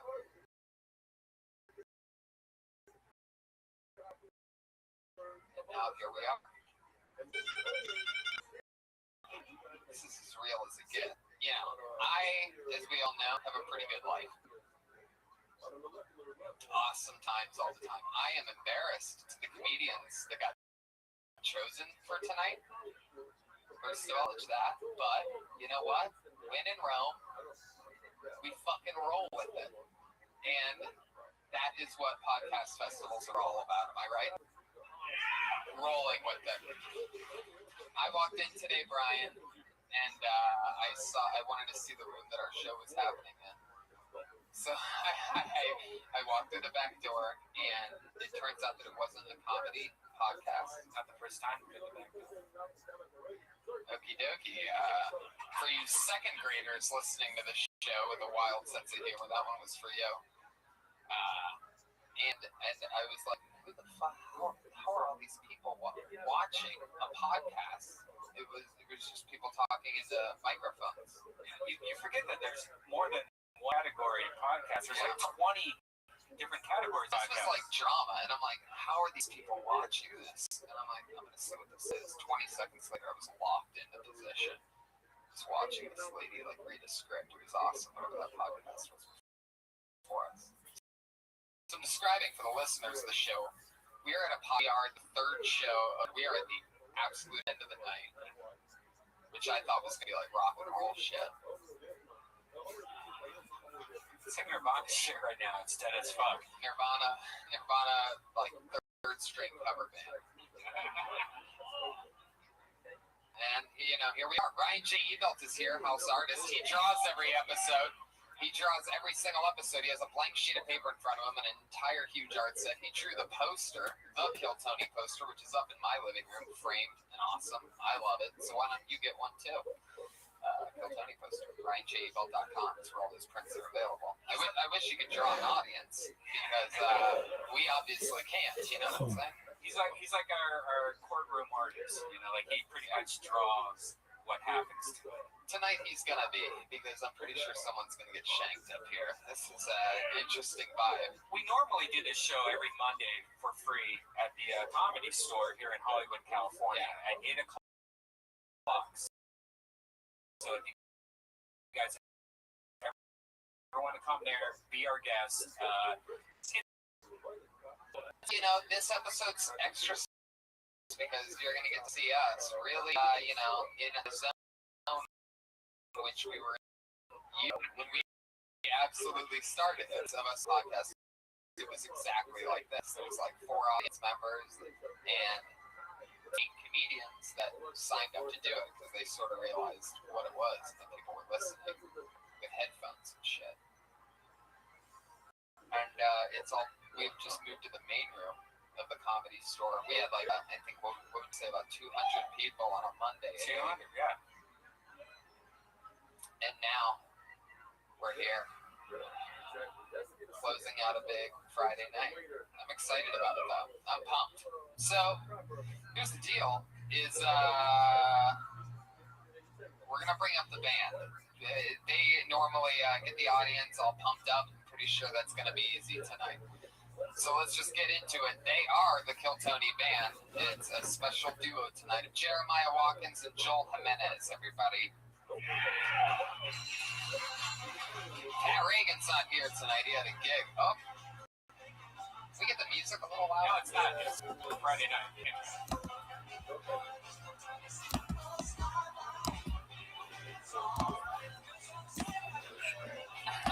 Oh my god. Wow.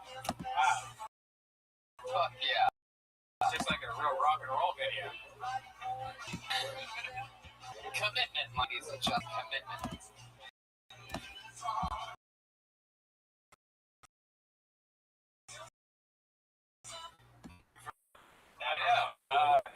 Here again, trying to keep his energy. I mean, even the subwoofers are like 7 audience members. You know what I mean? It's like everything's just super duper low profile. This may be a coup. This may be a coup set up by somebody. I feel like this is some kind of like new NBC prank show, like ruin a podcaster's night. Hey, they're doing so good, so here's what we do. We set up a fake show. We don't let anybody in the back doors. This is real. This is true TV.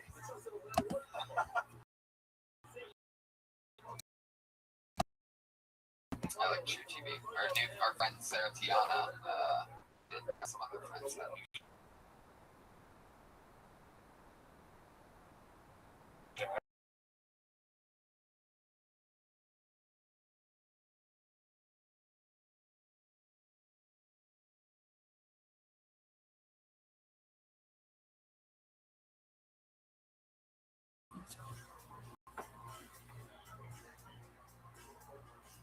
What's up, big dog? You're chewing your toenails or you got a fucking dop?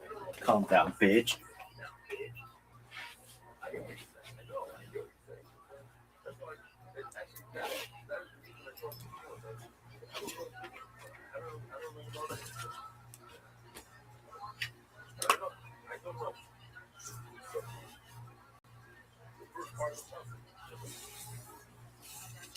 Vilket hade den här ölhängen av kameran och försöker känna det mot mig. Så var nog han efterifrån.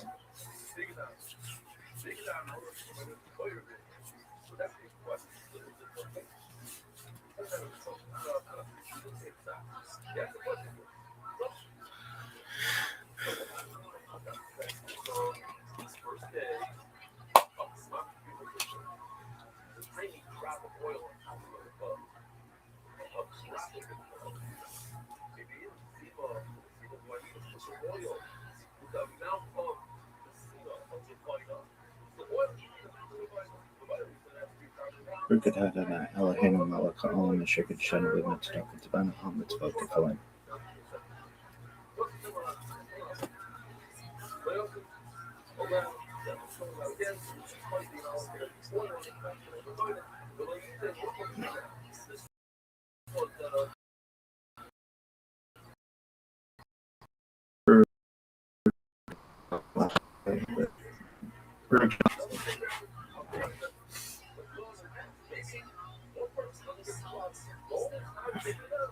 Shema, Israel, Adonai, Eloheinu, Adonai,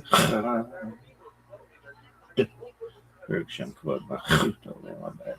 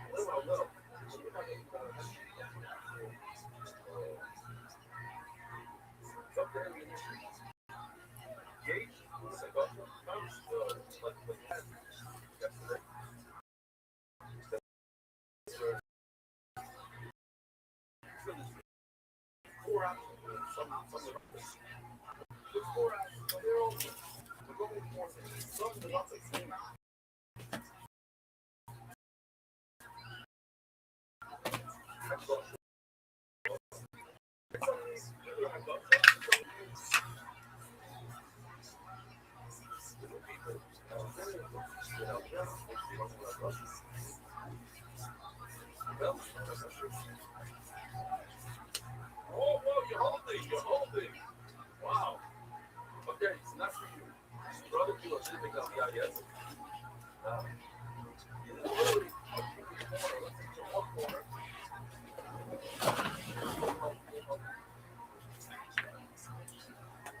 You know what? Close, but you listen to shit, you know, Southwest, good one. Southwest. Okay, Southwest. And as Joel Menace is famous for stealing the show, basically standing ovation on Monday night. Jeremiah Watkins from Roast Battle fame is The Wave, part of the goddamn Comedy Jam. So many great shows. How you doing, Jeremiah? How do you feel about tonight? I'm doing great. I think we're going to power through. This is going to be a magical evening. Because we can experiment with this small crowd. Oh yeah, it's going to get dirty tonight.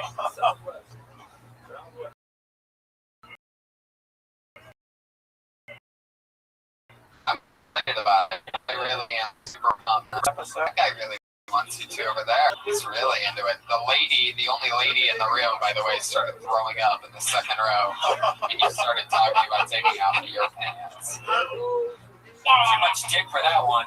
There's some internet troll back there that really wants to see you take your pants off. By the way, I was complimenting your joke backstage to Joel. Your Ryan email joke. Maybe he can draw an audience because we obviously can't. Yeah. Guys, that should have gotten an applause break. These people have some of them, you know. That was an applause break. That was an applause break. It sounded like this. Yeah, it's all very light. Yeah. It's very light. So, what do you think? Should we bring up one of tonight's guests, and the other one's coming up? Going to be here in like 10 minutes. How do you guys feel about that? Yeah! Woo! Your first guest. You know him and love him from so many things. I know I do. He now has a new movie coming out from the makers of the Lego movie, a Sony, ladies and gentlemen. Here he is.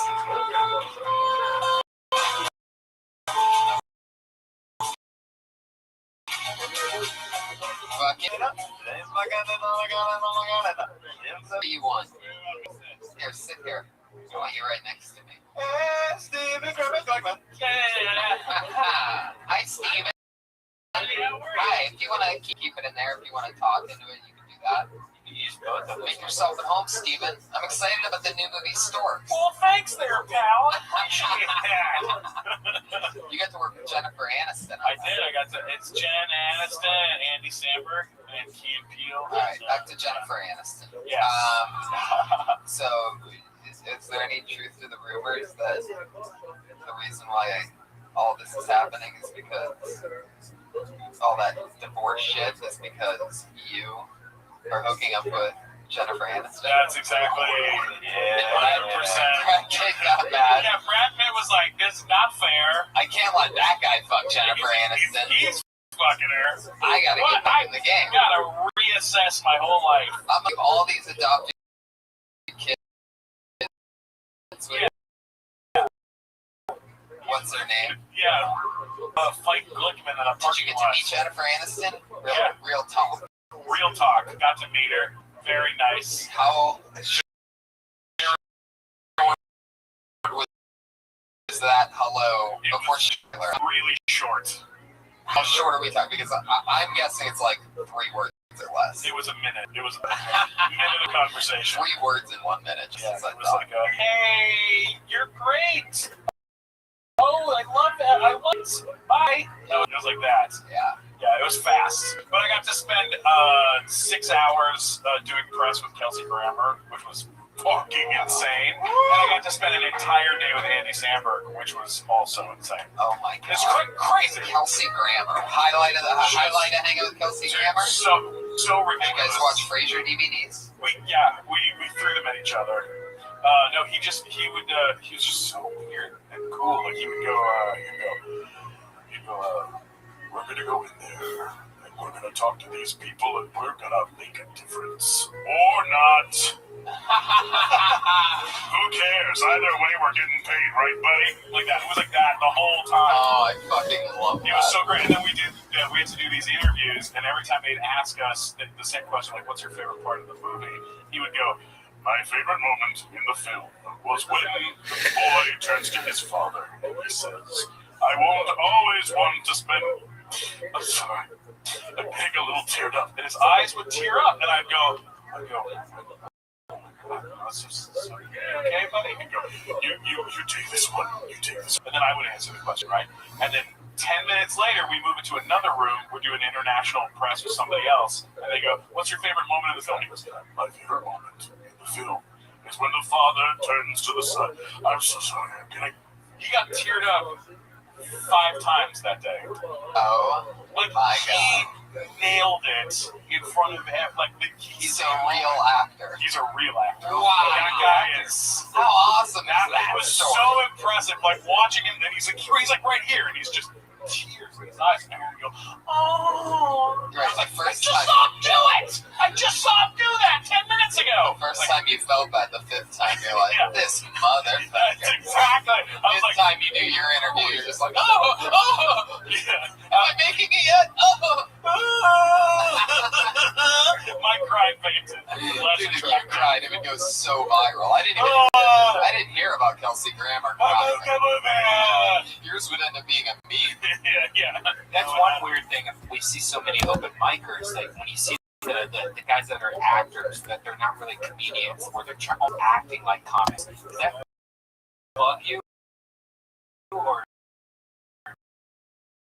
is that like a Kelsey Grammer thing where you're like, oh, that's adorable?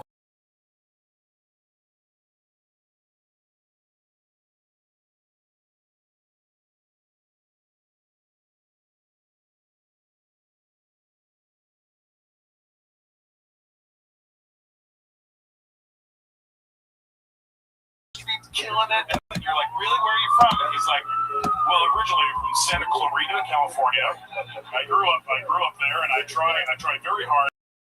And we're like, what are you doing? What is this character that you're doing? And then Material, that he just kept going back to this character, and it wasn't working. And then after the show, I saw him downstairs at the Comedy Store, tears in his eyes. And he's in front of all his friends. He's like, I think I'm just gonna move home, man. I don't know. I can't do this. I was like, yeah, what do you expect, man? You're going on Kill Tony and you're just pretending to be. Like, you can tell if someone's fake, you know? Oh yeah, we can all tell. That's great. We can all see right through it. Tonight's an interesting show because over the last couple of weeks, randomly up shows, we tried to pick a mishmash of different comedians. Most of them actually just talented people on the show, and so that's gonna be fun. Some of the fun people that we have to talk to, because we can just invite every kid here to sign up for it, or else this place will be fucking packed. You know what I mean? But instead, we've limited it to. We should have done that. Actually, looking back, we should have probably just had like our bucket of comedians be all like headliners. What we should have done is we should have had. No, that'd be absolutely terrible. What we should have done was we should have invited everybody and just had them wait on the sidewalk, and then there would be like a 45-second delay before they're on the show, and then not on the show. And once they're gone, once they're done with their time, they'd have to get back outside of the hotel. If we made like some kind of like deal, just had like 50 people waiting on the sidewalk. But instead, we booked a bunch of actual funny people, and now you almost feel bad having them try to do stand-up. Yeah, we should have trapped some more people in this room. Maybe we should just do like a special interview edition of Kill Tony, where we just go straight into the. We should probably explain the show. I've seen them before, right? These guys know what it is. Who hasn't seen this show before? Who hasn't heard of it before?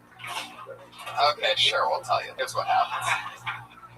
Just for you 6 people. We have a bucket full of comedians, right? Normally there's like 40, 50, 60 people sign up at the Comedy Store where we usually do it. And they're always in the back of the room. There's a big audience in front of us. And they're piled in the back. We pull a name out of the bucket and they do 60 seconds of stage time. They know their 60 seconds is up when they hear the sound of a kitty. And that means wrap it up then, or else then they bring out the angry West Hollywood bear.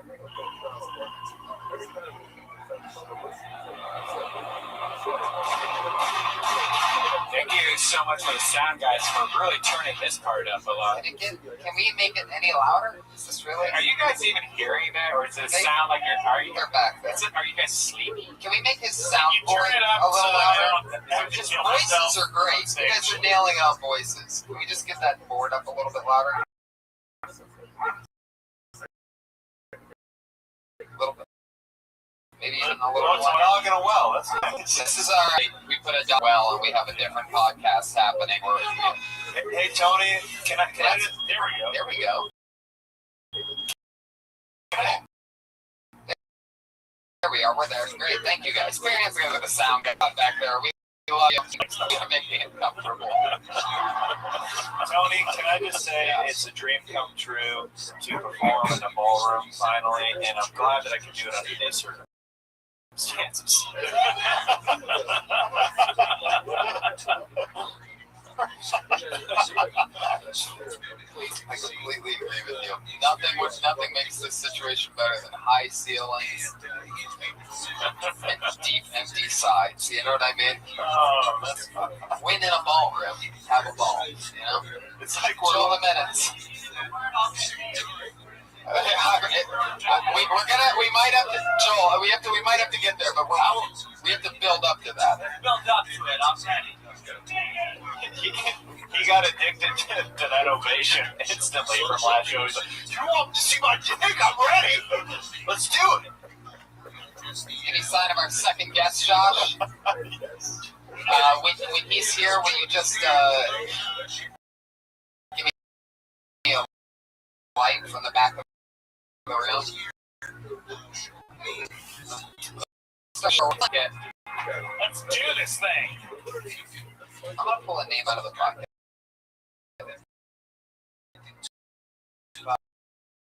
How about this? Should I get you? Brian's getting everybody drinks, obviously, guys. Yeah, of course. This is like an awesome Thanksgiving dinner in here. So I feel like this is what the Laugh Factory's free Thanksgiving dinner is like. You know what I mean? Like all the homeless people go in there. It's like a half a show going on. Everybody's like broke and hungry. Have you ever seen that show? Yes, very I know uncomfortable. you probably serve people because you do like everything. You're like such a good guy. I'm a really nice person. Steven's like one of those guys that does like make-a-wishes and shit and like brags about it all the time. Yeah, all the time. I held a dang baby today. What'd you do? Well, Kelsey Grammer asked me funny questions. What is your go-to porn, Steven? What's my I can't even imagine. Yeah, can we get any truth from you? Yeah. Or are you going to tell us that your favorite porn is the new hit movie Store? Store porn? Any movie that's I'm a POV fan. Wow, really? And recently, the headset. Oh my god. The 3D thing in the middle. You do virtual reality? Oh my god. I'll tell you what. A situation with it's basically you wear a mask, and so if anybody catches you, how you're scary in a lot would of that? trouble. How scary would that Bond villain be? Woodman just wearing that mask, masturbating, walking around looking for his prey. I like their persons on Vietnamese women, so it's kind of anybody put their thing on it.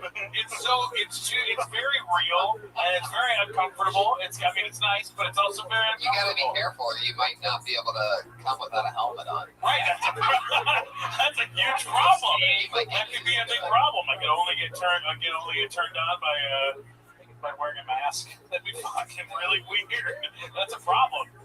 Yeah, that's a real issue. That was a bad choice on my part. Let me ask you this. What's the thing you jerked off to recently? Can I ask you that? What? The creepiest The thing? creepiest? Yeah.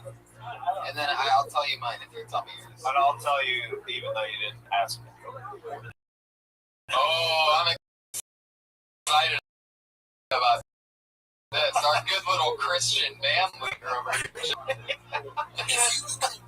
Jeremiah, what did you jerk off to? Oh, we're gonna open with mine. Okay.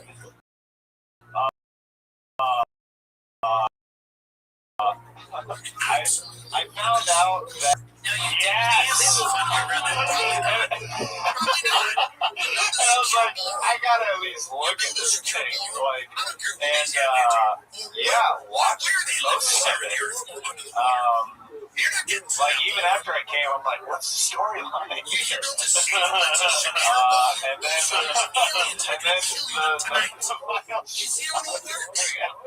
the final shot at the end is April O'Neil just jerking off all four Ninja Turtles and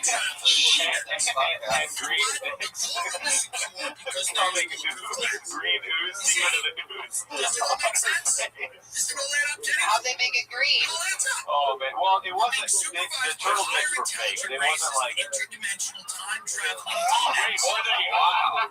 Was it like Michael Bay's CG Turtles? Like what are we This getting? better not have been Michael Bay. I'll watch that. I'm not into Bay porn. No, it's like these costumes, like where there's like a shell around their actual penises, and then there's like some machine that like was squirting like a paint gun of green. I'm gonna get this when I get home. It was incredible. But Casey Jones really. Oh. Like he put his hockey mask on. And you're just slow stroking it. Well, yeah, I'm just like, what is this exactly? Let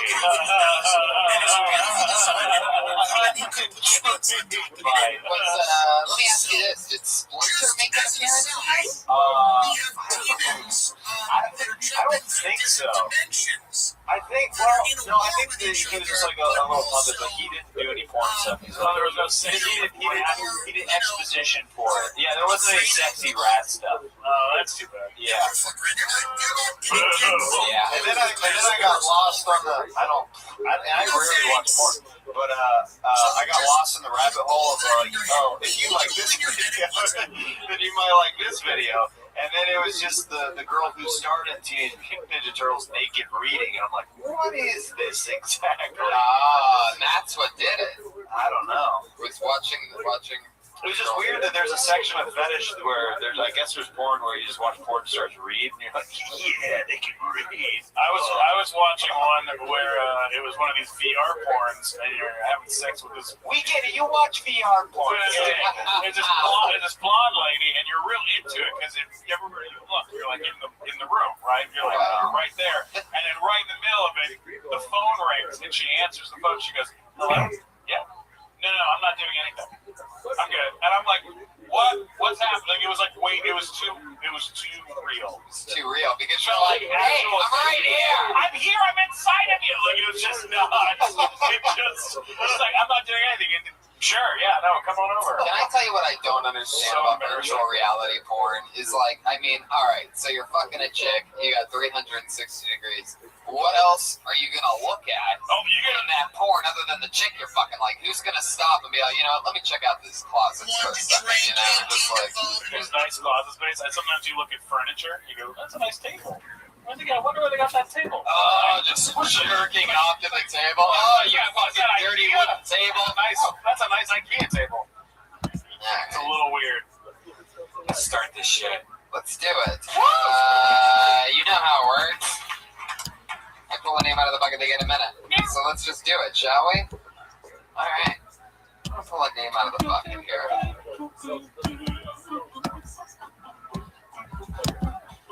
The first name that I pulled out is Bradless Velocite.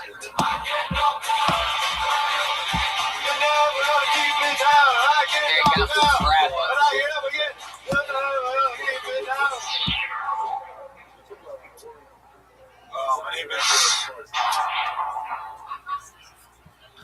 My name is Bradless. I'm black. I'm from Miami. I'm gonna say nigga a lot. Y'all white niggas cool? We as black, that's the right thing when we carry whole foods in our hands in public. Like a white lady that look at you like, I bet you that nigga listen to NPR. It's like, wait, don't tell me, is that a arugula in your bag? I'm an ignorant person. I was 32 years old before I realized Hall & Oates was a white band. I got VH1 Classic. I was like, who are these white niggas singing my favorite black songs? I'm an ignorant person. I get most of my news through hip-hop morning radio. Charlamagne the God is insane. I don't fucking believe it. You know what I'm saying? That's how I do. That's how I found out about ISIS. Like, is that a mixtape with Future? Or A terrorist organization. I'm fuck it up. Fuck yeah, 55 cents. Bradless. How do you say your last name again?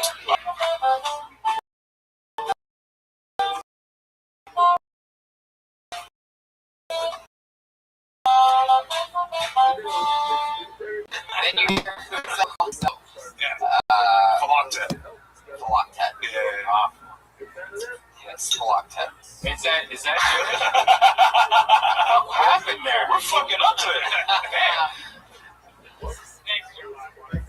Yeah, Jeremiah would be assist on that. So Bradless, hilarious as always. Great job. Thank you. Remind me again, how long you been on stand-up? Like 3 years. Where you from? Miami. And what do you do? Work at a hotel. Oh yeah. What hotel you work at? Oh, God. Don't say it.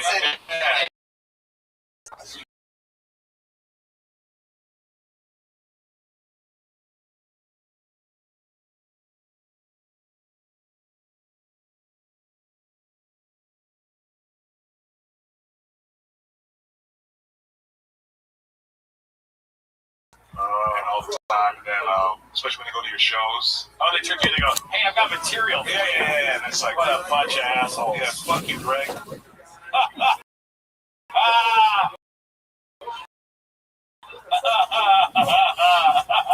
You work Sometimes. You ever see crazy shit? Like not like you don't have to name any names, but like anything like Oh, yeah. drunk people. Or, Well, 2 months ago, a couple left, and they left the bag in the room. And so I go, oh, they left the bag in the room. And it was full of cocaine. Which was dope as fuck.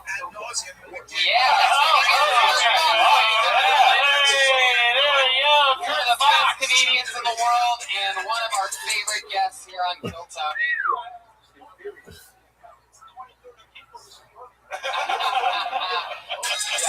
Let me fast forward. I just been watching in the back. I was watching the building when it was ready. I slid in. I love that. So good. I'm glad that Will you this be made here it. the whole time? If you want to I like it. it. Okay. Feels good.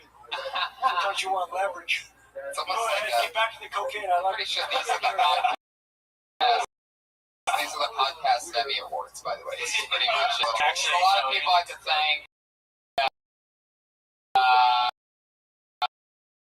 the 7 people I won. On it. Do all your jokes. Atlas killed. Typical thing. How was your ride here? Welcome to the show. Good to be here. The ride was exciting. I took an Uber from the Comedy Store. It was a new experience. There was a lot of talking from him. Probably won't see him again. I'm hoping I don't have to, but it was important. Good to be a part of this. Those are awkward, weird. It's so weird that we have these weird mini conversations with people who will never talk to. These weren't many. This was 5 strong minutes. Yeah. They're aggressive There was sometimes. nothing small about it, what he was talking about. I've almost Shit, I was a little upset that the hotel was so far away. There's been quite a few times where I usually am taking the earliest flight out when I go on the road, and I'll take an Uber to the airport because I don't live that far from it. And these people had to talk to me for the 20-minute drive. And they settled this. When I say these people. And if they knew you were, they wouldn't. Say that again? If they knew you were, they probably wouldn't want to talk to you. Exactly. Like, if you got that Uber driver again, you'd be like, Yeah. Well, I'm pretty cold as ice early in the morning. Kind of talk. Only in the morning? Oh, yeah. so is this the ballroom? Yeah, we're in the ballroom. Do I still have an idea for a game you're trying? When the Uber drivers talk to you, you ever do the big phone call thing where you just hold up the phone and everything, you know, like you don't do that at all? I had an Uber driver the other day who gets in the car, old Japanese guy, and he goes, You ChatGPT. Choose the best fire. I go, yeah, I played the game. It was it's not just for kids. I pray too. I go, that's great. He goes, you can't just Pikachu? I go, not really. He goes, what? And he just, the whole drive, he was asking me about what. I can't believe your Uber driver was Bobby Lee. That is so cool. That's when I get to talk. That's my best Bobby Lee impression. I get to talk to an Uber driver. I just say no. I think Mighty Mouse is the best. You really say that? Yeah. They do probably have a bad rate. Yeah, they do. It's fucked up.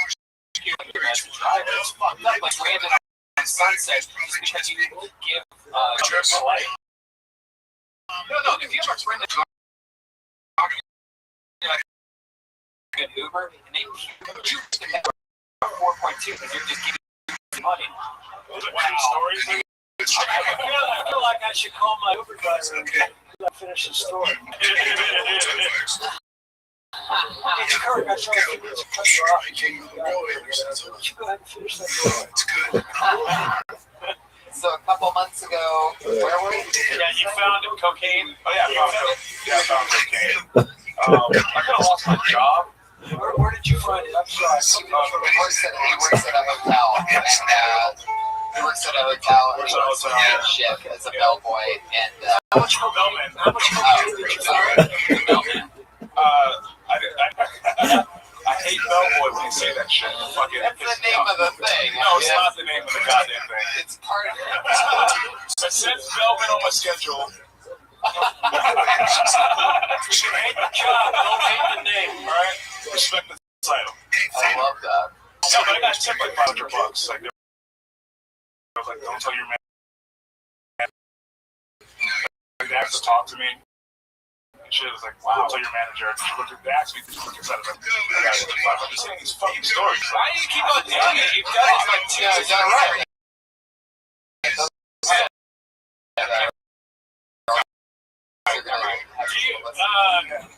Do you have like I got a dude who's been working 20 years. For 20 years. He's a bell grandfather. Exactly right. You gotta talk about that guy on stage. Thank you so much for this award. Who do you want to thank? I want to thank the Academy of Podcasters and the Golden Pony, Tony Hinchcliffe, as well as Red Band. Yeah, that was the porno. Yeah. Bradless, keeping in this theme of ridiculousness, what's the weirdest porn you've watched and sort of enjoyed at the same time? Grainy interracial. What was the first word? Grain? Yeah. Grain? I'm just picturing her right now. She's kind of dope. Yeah, granny interracial. Yeah. But that's I thought you said grain, and I was like, it can't be like, it has to be interracial. It can't be like a white grandmother and like a white dude. I feel like, did you type it?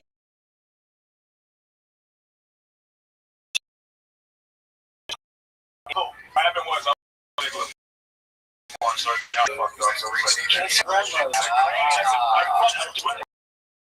you pressed all the things that popped up. You're like, fuck Gianna. What is grandma about? My interracial was like a Hawaiian elderly woman, fucking like, it was like a platinum blonde, like old like lady. She had curves. She looked good too. They met at a supermarket. How old do you think she was? If you had to guess, throw out the true age. Don't go back 5 or 10 years like they're trying to do. 55. Oh, that's not. Jesus Christ, I'm like 10 years from there. No, but she looked like a granny. Captain Grandpa porn over here. She looked like granny panties, everything. She dressed like grandma. Wow. So do you remember the storyline at all? Was he just like, hey, give me your purse? No, it was like those two dudes looking for grannies at a supermarket. I can't find grannies, but there's 2 girls that are 55. They find her, surprisingly. The plot line is that he's shy because he has a huge dick.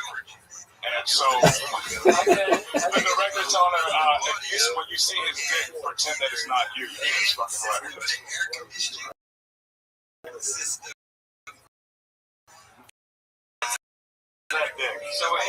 So this is this like reality stuff? Like when I went for the first time, I'm pretty nervous. And it's like behind the scenes stuff, or how is it like? Or is it movie format? Like reality. Like you follow them. what kind of camera you're shot on? DSLR 40. The one you watched, so it was two black guys finding a granny. One black guy, and there was a white dude who was just like off camera. He was a cameraman. He was like narrating it. This rip is stupid. So he'll just be narrating the porn, and then Did you fit it around you? of course, yeah.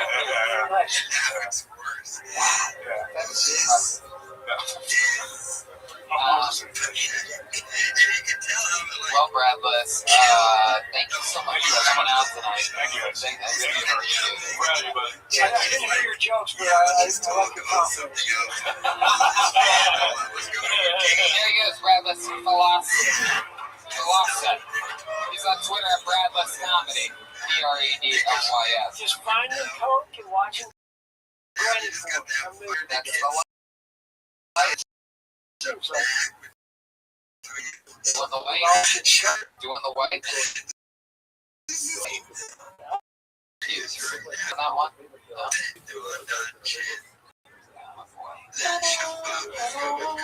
I'm telling you, will this podcast be here every week? I like it. It's a good venue for a show. So it's just more open, like this could really be our show.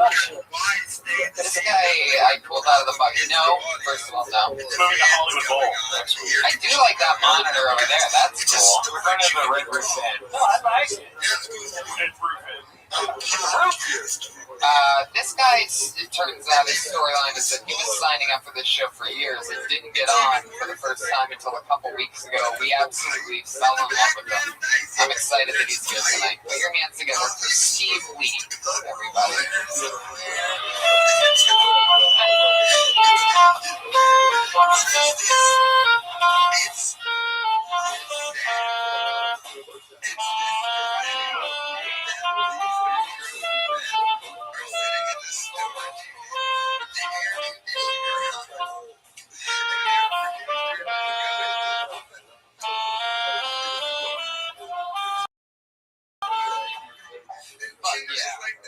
Lee, ladies and gentlemen, put your hands together for Steve Lee.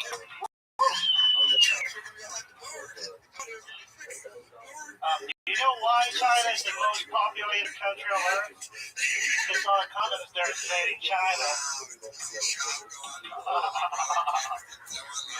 How about China? I'm from there. I came to this country when I was 17. I joined an exchange student program in Latin America. You know what it signed me to? They draw me out in Kansas. And you know what I learned about Kansas? That's why they make white people, okay? Because in my high school, there were no minority kids. What does that mean? It means automatically, I was my high school Asian student union leader. I was also my high school black student union leader. And for some reason, I was also of the Jewish student union. Because one time I explained to them what Hanukkah is about. I had like a thick Chinese accent back then, so I was like, oh wait. It's when Jews celebrate Hanukkah in a Chinese restaurant. Fuck yeah, Steve Lee. Killing it.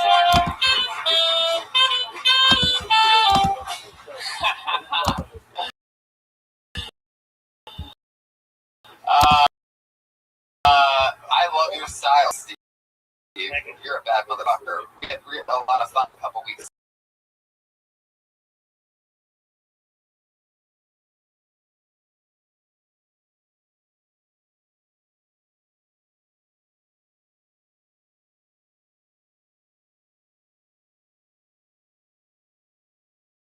I I got a little star. Who was there that night? You. Oh. Wait, what? Who else, Steve? I was so nervous, I don't even remember. But like, All you remember is me. That means I'm like the boring one. Wow. no, because Popped up his glasses, I'm sure. You don't remember I was there? yes, I don't. Oh, I was there. Oh. I remember you. You were looking at me.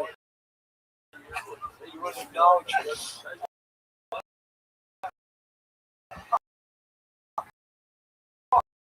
That's one of the reasons I'm here tonight. Yes. How anything happened in the last 2 weeks? Remind me again. You have what's your condition? What do we call that? Crutches? Yeah. Oh yeah. Basically, I didn't use my crutch 3 years ago. It is my knee problem right now, so that's why I'm using the crutch. And so your crutch is basically your crutch. Yeah. I mean, I've been a problem. So that's one of them didn't help you up. Yeah, actually, you know what happened is when I used this too much, like for a week or two, my hand has too much pressure, and it started hurting. So sometimes if it's like less than a block, I'll like walk to the restaurant, and sometimes Tommy saw me, it's like, Steve, what the fuck? Are you freaking it? It's like, yeah, I'm freaking to get good parking. I'd be like, that's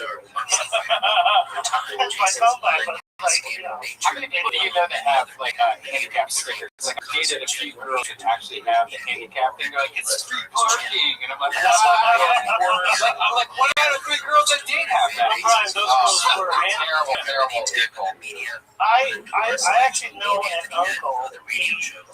Like, he has like cerebral palsy. Yeah. To get a fucking handicap. His name's Josh Blue. That's your uncle. I like it here. It's quiet. Usually the last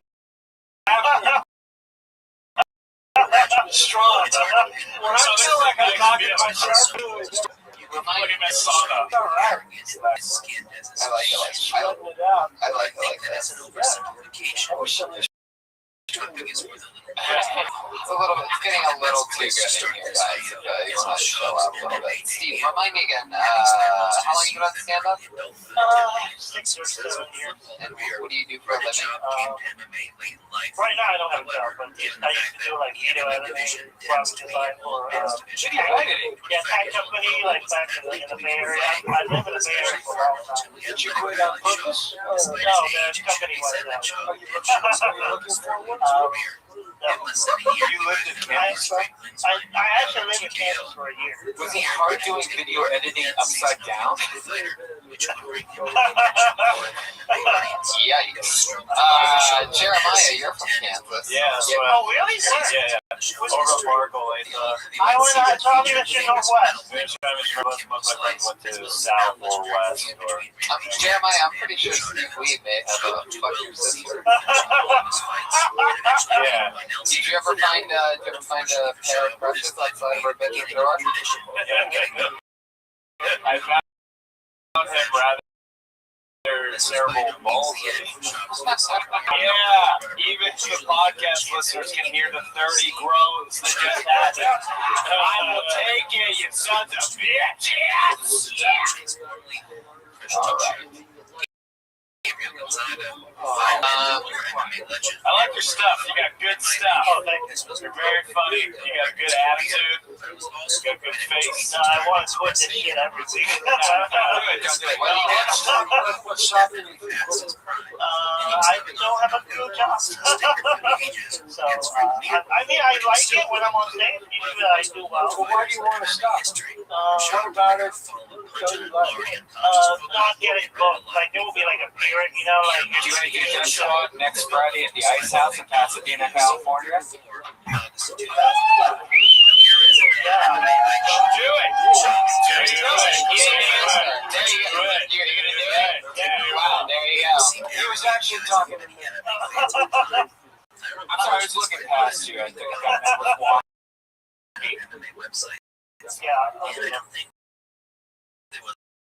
Yeah. Hell yeah. There you go. Next Friday. teacher of a storyline that just happened. Great job. I can't get that. Don't head down.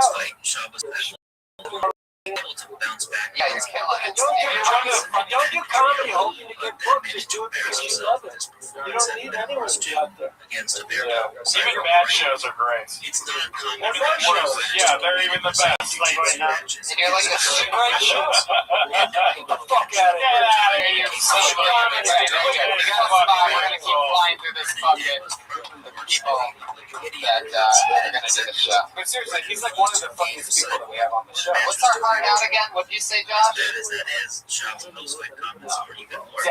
Yeah, Josh left. It is 12:30. we gotta have Yeah, we gotta go really fast. Oh shit, Steve Lee's still on the stage. Pulling a name out of the bucket. Steve, you are the absolute shit. I wish we had more Steve, I'm not sure that you needed my. I think you just fucking played me. Steve Lee, everybody. Get your hands out. Or two.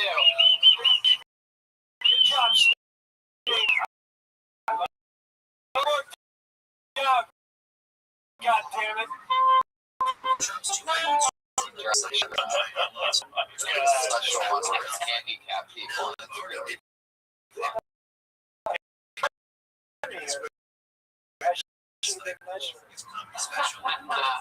young lady, funny emails, I want to make some experience get up for the cold can and everybody in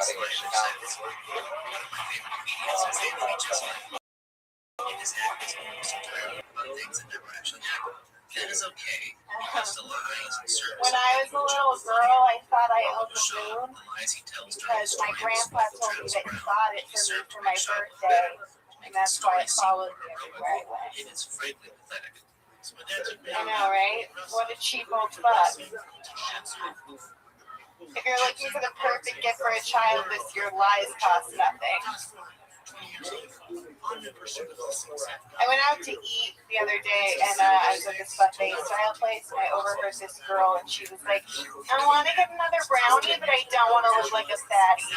I was like, oh my god, you're not going to look like a fatty because you grab another brownie. You're going to look like a fatty because you're not skinny. If you're skinny, starting to get three brownies, no one's thinking, oh my god.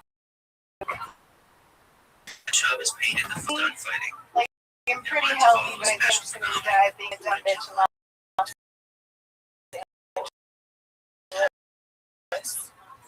I don't know what I'm doing.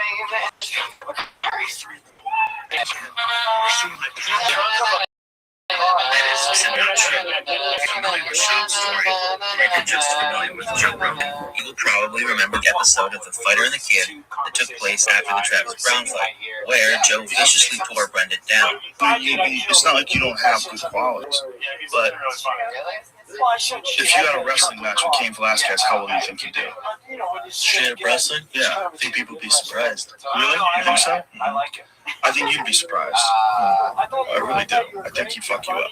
For just shy of 2 hours, Joe repeatedly told Shaw that he wasn't an elite fighter, wasn't committed to fighting, and suggested he retire before he suffered any more brain damage. I don't like Shaw, but I thought this was a dick move when I saw it in 2014, and I still think it was a dick move after watching it again with the knowledge hindsight provides. I understand the idea of tough love and wanting to be brutally honest with your friends when you think they're making a mistake. But aside from occasionally saying, you're a funny guy who could do something else, this was a fucking crucifixion. Schaub said at the beginning of the conversation that he didn't want to talk about the fight on the podcast, but felt like he owed it to the fans who stood by him during the loss. That didn't stop Rogan from going in on him like a prison bitch with Kool-Aid on his lips. Anytime Brennan would try to defend himself, Joe would come back twice as hard, even brought out a Terry Norris impression. But when you start seeing a guy like Terry Norris, those old guys like me, I go in there about boxing and whatever. I think that fucking guy didn't always used to talk like that, man. And it creeps up on you slow. And if that happened to you, it would be a fucking terrible tragedy. Especially because you have the ability to do other shit. You're a funny dude. Brendan did raise one good point when he said it was easy for somebody like Joe, who was set for life, to tell somebody without a safety net to gamble with their life and future. Joe, I think it's easy for you to sit there with whatever, $12 million in the bank and say, oh, you need to stop doing this. Okay, I'll just stop doing it. Doesn't matter, and do the podcast for fucking the next 4 years. Joe took this personally, of course, because he is an out-of-touch multimillionaire who doesn't realize that for every success story like his own, there are 1,000 people in LA who tried to chase their dreams and ended up working at PF Chang's. Joe's belief that anybody can drop their soul-crushing 9-to-5 job and start a podcast about bow hunting is one of his traits that I hate, but that is a rant for future seasons. If I were to speculate, I think Schaub still resents Joe for publicly humiliating him, which is probably why he credits Callan in a special for helping him transition into over nearly 8 years. Brennan Joe Rogan. Brennan said on multiple occasions that he was going to continue fighting. Scenario. When and who do you fight next? More importantly, when. I have a 60-day suspension due to these stitches on my lip. I'd say mid-next year.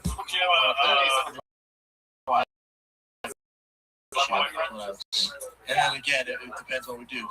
But we're for sure fighting. As 2015 went on, he even toyed with the idea of a move to light heavyweight. The plan is 2-5, and I will fight in 2015 at 2-5 light heavyweight. Can you imagine when I win, we can over at Rogan and be like, I think he'd be surprised. I'm gonna get on the mic, Mr. Rogan, directly in the eyes and go, are you surprised? That's what I'm doing. That's all I think about. What ultimately made Brennan retire from MMA was the deal the UFC signed with Reebok. In the future, I'd like to make a video about the Reebok deal, because it is universally considered one of, if not the biggest fuck-up in UFC history. Ladies and gentlemen, the UFC kid.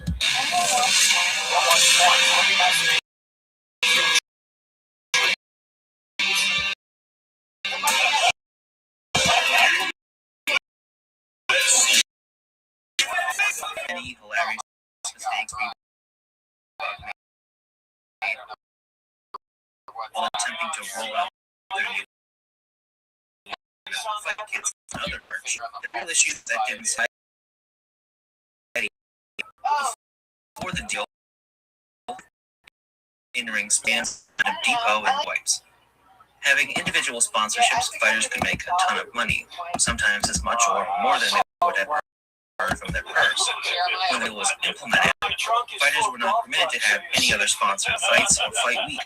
Some fighters were even called out for wearing apparel made by other companies.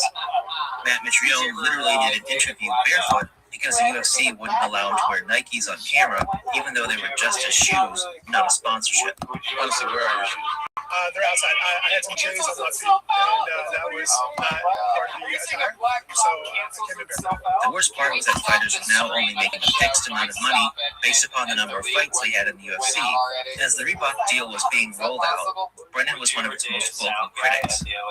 When asked how the Reebok deal would compare to his previous earnings, Brennan claimed that he had made 6 figures in sponsorships for each of his last 6 fights. With the Reebok deal, he would have been losing at least 90% of his pay in sponsorships. This claim was dismissed by Sentient Beefsteak Tomato Dana White. A deleted appearance on Off the Record, Dana tried to cast doubt on the legitimacy of the claim that Shaw was making 6 figures from sponsorships, but the financials were later confirmed by Joe Rogan. Because the $100,000 that we're making from sponsorships, which is 100% real, certified, authenticated, proven. It might seem like a detour, and the real reason Brennan retired. Announcement on the Joe Rogan series in December of 2015, he directly cited the money he would have lost from the Reebok deal and the growing success of the Fighter and the Kid podcast. sign some deal with you, random testing, other tests, or whatever the fuck it is. The reason I find this so important to mention is because it isn't just an exaggeration on a comedy special. It's part of a larger pattern of lies, delusional behavior, and general douchebaggery that has been getting worse and worse over time. Whether you love or hate Shaw, it's hard as found a good hustle. The Fighter Kid has been very successful and allowed Shaw to branch out into several other podcasts, like The King and the Sting and The Big Brown Breakdown, which later turned into the Below the Belt podcast. He did analysis for Mayweather vs. McGregor. He has his own show on Showtime and is a cast member of Play by Play on Bravo. Brennan prides himself on his a beast of a work ethic, but there is a serious quantity over quality issue here. This is a problem with podcasts in general, especially bad with all of the LA comics who work at Rogan.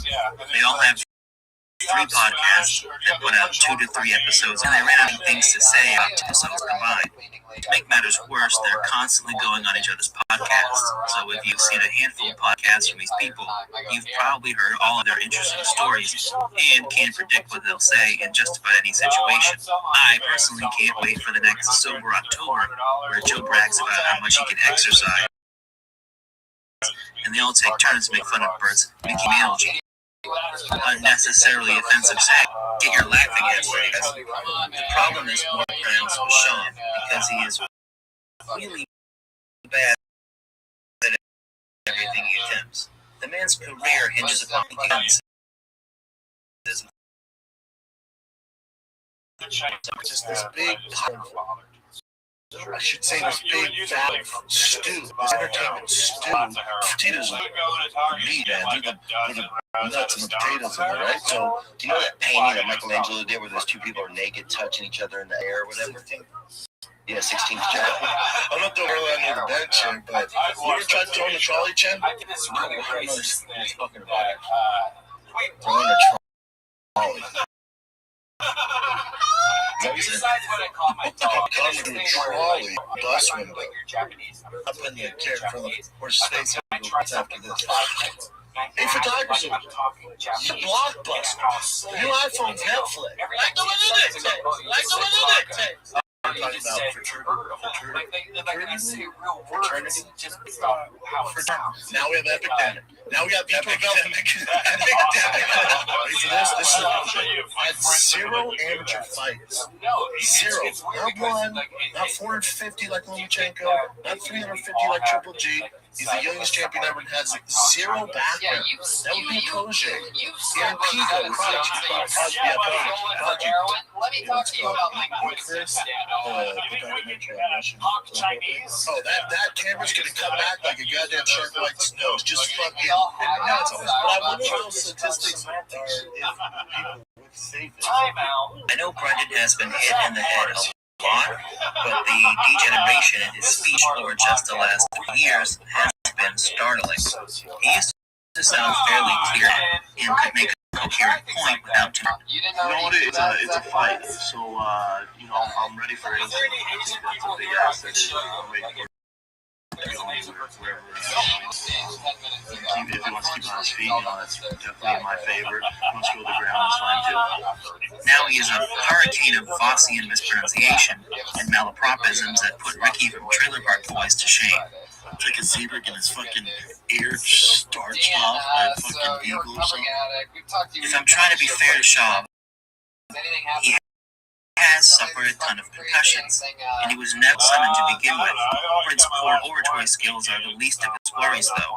He's just an absolutely terrible podcaster.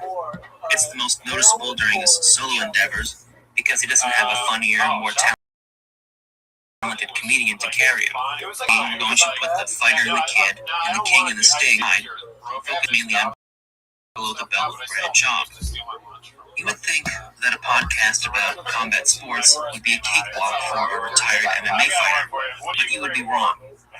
For starters, Brad usually spends the first 280 podcasts talking about his life, his stand-up comedy, or bantering with his Korean manservant. It's so bad that the top comment on any Below the Belt video will be the timestamp for when the fight talk starts. Not that the fight talk would be better. The way this works is that the previously mentioned Korean manservant will set Brendan up with headlines and current events from the combat sports world, and Brendan will give his take on them. How that goes will depend entirely on whether or not Brendan has seen Luke Thomas's most recent video.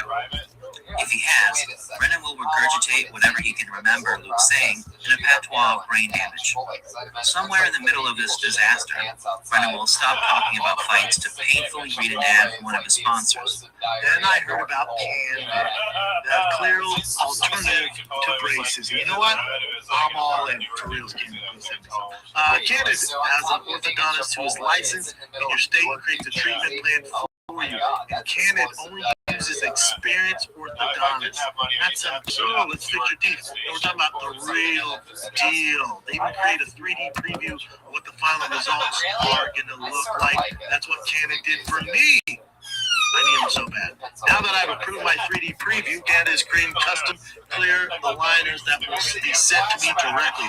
I know these are live reads, but why not practice them a few times beforehand so he doesn't get tongue-tied or otherwise make himself look like a total moron? By the way, these reads are in the middle of the podcast and usually bring the fight talk to a screeching halt anyway. So other than pure laziness, there really is no reason not to pre-record them and make a few attempts until you find the right take. Either way, once old cauliflower brain is done stumbling through the live read, we get back to the fight talk. Now, if Brendan hasn't seen Luke Thomas's most recent video, he will typically do one of two things. Either he will literally just make his predictions based upon Wikipedia records and betting lines. Is there a line on Greg Hardy? Oh, wow. Minus 115, minus 105. That makes sense. Boy thinks an underdog. Ray Board's favorite. Ray Board. Love C12. Makes sense for us. That's the favorite. Hard. I'll definitely be watching it in Indy backstage. Or he will say whatever idiotic nonsense comes into his mind at the time. Part of this is because he legitimately doesn't know about MMA.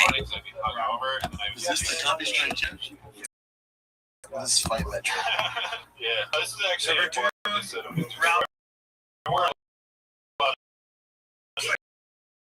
He landed more, right? That is just 40%. I understand. But anyway, the fact that Verdun landed 12 to 5 in the head. No, because Verdun 13 to 10 in the body. Verdun threw almost triple the amount of punches to get that. But you kind of didn't do damage. He didn't do damage, but I would even. 24 strikes to the legs versus 6 strikes. If I have no other metric to go by, because neither one of them got any damage in that first round, I'm going to give it to However, there is another fair play here. Daniel Cormier hit the nail on the head about Schaub's analytical style after Brendan tried to imply that the panel for UFC on Fox were hired because of their race and nobility. Is that the best panel possible? But you're not raised it. You have an all-black panel. We get it. Well, we get it. We get it, man. You know, I'm going to ask again, are those the best brains and speakers for the art, for the general audience? Cormier had this to say during a Bloody Elbow interview. Quote, "The crazy thing is, Fox doesn't even hire the talent. The UFC puts them in those positions. So I don't really know what was intended with what he said. But Brendan has developed a style where he's shocking people with some of the things that he says. So when you start to do that, you're almost obligated to stay down that path. Sometimes Skip Bayless says things that are just ridiculous, but it's almost like he has to, because that's what we've come to expect from him. It's kind of what he built. I think Brendan has developed that type of style. You know what? It's obviously working for him. He's got a show on Showtime, 2 massively successful podcasts, and a comedy career. I think in this day and age that, oh my God, I can't believe he said that tone is really valuable in the sports community. That's why these debate shows are so popular around the world. You've got one guy speaking facts and the other guy saying random crazy shit. And everybody's like, oh, I can't believe that dude just said that. That type of on-air personality has gotten really big in today's society. End quote. There is a reason they pay Daddy Daniel the big bucks to do commentary and analysis. He's an intelligent and insightful guy, and his breakdown of Brendan is spot on. There are countless examples of Shaw making wild, ridiculous, and sensational predictions, but I'm going to blow my load early with his pre-fight analysis of the Mayweather versus McGregor boxing match, because it's insane. Are you a fan of the Floyd Mayweather McGregor stuff going on? That is such a farce and such an embarrassment. You know, I'm a fan of because it's a joke. But I'm a fan of joke how? But they're big events because you know. Come on, is that a real question? How will Conor win a round? How will he win a round against Floyd Mayweather? How's he going to win around? Yeah. He's going to be so much longer. His jab's going to land. Early on, it's going to land from different angles. But this is the other thing. Which angle can you throw a different job? Our angles in MMA are going to be different. And the thing that people are taking into account is Conor is perfect. I don't like other MMA guys fighting professional boxers. It's not going to be pretty. The only reason I like this is the awkwardness of Conor McGregor. I would say, I'd venture to say that whoever is ranked in the top 50, I think would be able to handle Conor in a pure boxing match. But that's what we're talking about. No. I know that. I'm not saying that. Yeah. That's what we're talking about. We are. What I'm saying is Conor's not going to even mimic a professional boxer. So what you're saying is you think Conor was going to outbox Floyd? No, a little bit. He's going to out-box. He's going to out-box. If you're jumping him, if you're out-jumping him, different jabs. The angles. So our boxing range is here. Boxing, I can stay here. I have gloves. In MMA, all the way up here. His stance is this. Floyd's never dealt with that awkwardness. He's never had to make those adjustments. I'm just trying to keep it real. I'm keeping it real too. And what I'm saying is Conor's way bigger. He's the bigger guy. He's the faster guy. He's the awkward guy. You have all the self-belief, and you have the nation of Ireland behind you. I'll take that. I'll take that against a guy who's just doing it for the money. Right? And has issues with his hands. You can actually ask the competitor. Actually, hold on. I think Floyd wins by decision. I think there's all 12 rounds. And that's actually a win for MMA. I believe guarantee both of you that I would bet my last. If there is a finish, it's because Conor McGregor.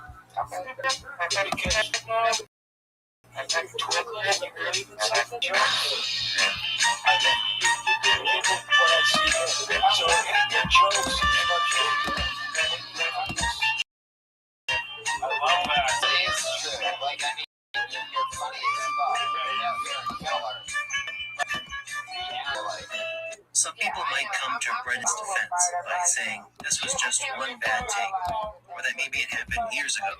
First of all, even if this was Sham's only bad take, it's so bad that it should automatically discredit him as an analyst.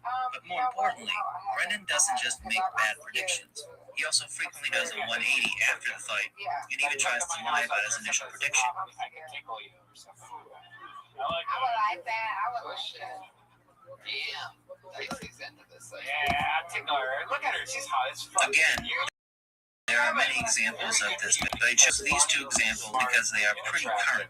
Therefore, Shaw defenders can't claim that he was just starting out or didn't have the experience he has now.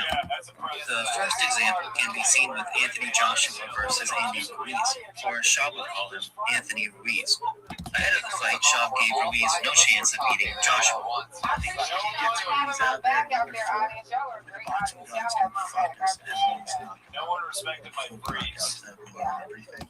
After the fight, Shaw went on Twitter to slam the doubters by tweeting a list of Ruiz's accomplishments that he clearly read off Wikipedia seconds before posting a tweet. It's like he doesn't understand that we have video of him making predictions. Here, Brennan saying, my boy, Tony, have you ever had problems with the police? I'll take Paul. Then we have him flipping during the conversation with Luke Thomas. My prediction was, that's my friend, I don't know if I had this on the show, but my prediction was not fun to piece him up early on and then struggle with his hands. And then break his hands and then Artie would win via decision. That's why I texted Rogan. I tried texting you, but my service bad. So Snap screenshot that for you. Text people that I think it was right the decision of Paulie, who his ass a bad breaking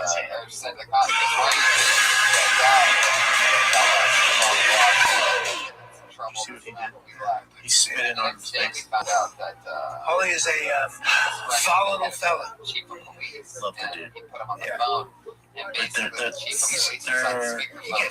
press conference, it's getting interesting. They fucking hate each other. Well, I think it's all that Connor shit, right? There was Just just things about it. But that cop told me that you were And hanging it's out just with like this minute. faggots that I want a burger. We had to get this out of here. You know, Steve, you know, our guys are just trying to keep everything, you know, on the straight and narrow. Face to face. Wow. And we are in the car, and I'm not kidding. Me and my good friend Matt Edgar almost died of laughter. Like, I felt like a stroke. I felt this, whatever that is, like carotid artery or whatever in your fucking neck. I felt mine just fall. Yeah. I have one fun example of Shaw making a bad prediction and then flipping after the fight. This one is a bit older, but you'll understand why I chose to use it shortly. For context, the clip comes from an episode of The Fighter and the Kid, where Ryan and Brendan were making predictions for the fight between Stipe Miocic and Francis Ngannou. This was during the period where Ngannou was at the peak of his hype. He had just turned Alistair Overeem into a horse meat Pez dispenser, and the UFC was measuring his punching power in Ford Escorts. As I mentioned earlier, Brendan's shtick when predicting fights is to say the stupidest and most outlandish thing he can think of. So, of course, he picked Ngannou to win. If I was him, I would just stay back. Keep a little Brian's opinion the entire time. Sex pride. If Stipe It can would be a steal hard his transition, you know. he's getting better rest. It's Double leg long game. Condom to keep you away from the water, sand traps. Jab and plant for more control of your club head. You know, I mean, nobody knew why his name was Tiger when he came out. Now we know. I don't see an interview with a straight face. He might as well go to the microphone and go, it'd be fitting. But I can understand his addiction. Pussy is a hell of a drug, especially with the girl fucking country club. This isn't a fluke by any means. Brian is actually a surprisingly good analyst. Far better than Shaw is. Once you've had the best, you don't want the rest. But He did it. He had good comments. I like your style. You and good at the same time. It's almost mind-boggling. There's something so terrible yet something intriguing at the same time.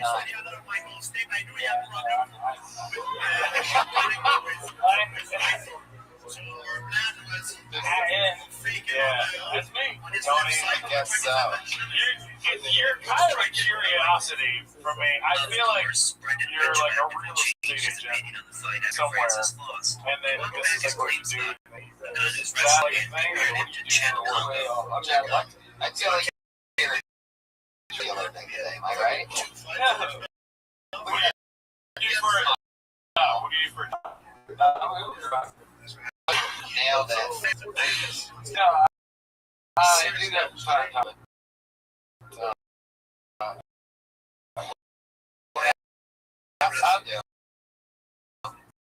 I've been a free shot. How much? That's trigger. I don't know. How much AstroTurf did you smoke? Yeah, I sold actually a lot of AstroTurf. I really did. A lot of AstroTurf. Most of your money is from AstroTurf sales in the mall. You do get residuals from it. So every commercial, every person I sold to, I got to found this gym. Teenage professional players. Consumption of energy, watering grass, storing water, you know. Andrew, what do you think the smartest thing you've ever done is? Well, one time I let somebody pay me to drop me on my head repeatedly. That's a pretty good investment. Seriously? No, one last thing. That's Andrew. One last thing. When we met you last week, one thing that really stood out to me, because we had to move on, much like we have to move on now. But at the end of the set last week, I sent you on your way after you said it. You mentioned that you don't get brain. Yeah, no. So have you ever really tested this all the way? Like, what's the most icy or cold drink? Just frozen always? I mean, no, I'm not always frozen at all. Likely not, likely no. I thought what you were thinking. Maybe I've just never really been cold and fast enough for my brain to freeze. But then I used to drink 44-ounce full throttles from these slurping machines back in Louisiana. And I would suck them down like 2 minutes, and people were like, holy fucking shit, dude. You don't get brain freeze. And I've never got it. There you go. It's Andrew Clements, everybody, live from the LA Podcast Festival. Dude, I can listen to that guy's voice. I gotta tell you, I was speechless just watching you, but I like you. But I think that's the shit we need to be talking about. Yeah. If I were you, I wouldn't try and tell jokes because you're not ready for them. Do some quickies. But just talking about who you are and what you've been through and your hopes and dreams. Whether it be saying he was What? No, get out of here. No, but I like the fact that. All right, so we need to go. We got 5 minutes. But I like the fact that you came back. That told me a lot about you. I'll talk to you after. I don't want to marry you. Your next comedian, Matthew Maloney, everybody.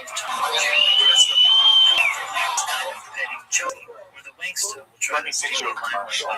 Inserting himself into other people. Post-apocalyptic city. The streets are completely vacant, except for two armies of Mad Maxine warriors marching toward each other, both ready to use these vicious another analogy. They finally meet in the city square, where the average person would be dangerous because he's a delusional, compulsive liar. wearing tattered rags, dirty clumps in his hair. He's an example.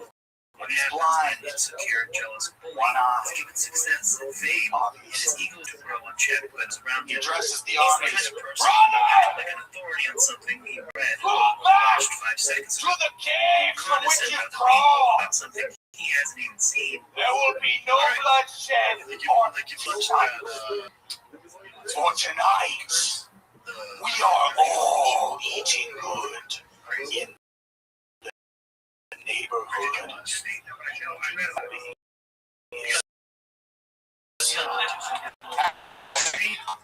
Exactly a minute. Matthew coming in, killing it. We love that. Guys, we're going super quick on this. What's it for Matthew?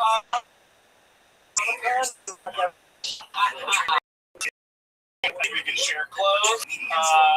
You're like relative I didn't know, and I love what you're doing up there. I think it's really funny. The voice was ridiculous and hilarious. And I love it. Yeah, you're the best. You ever have any hand-me-down? Yeah, for sure. Matthew, we love you. You're amazing. Matthew.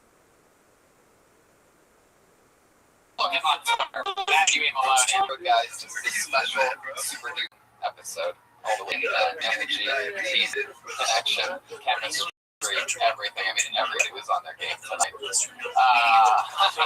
have 2 regulars on the show. They do a brief minute every single week. They have to do an extra minute this week. So here you go. Here's one. 3 hands together for Vanessa Johnson. This is how we find ourselves. Hey, what's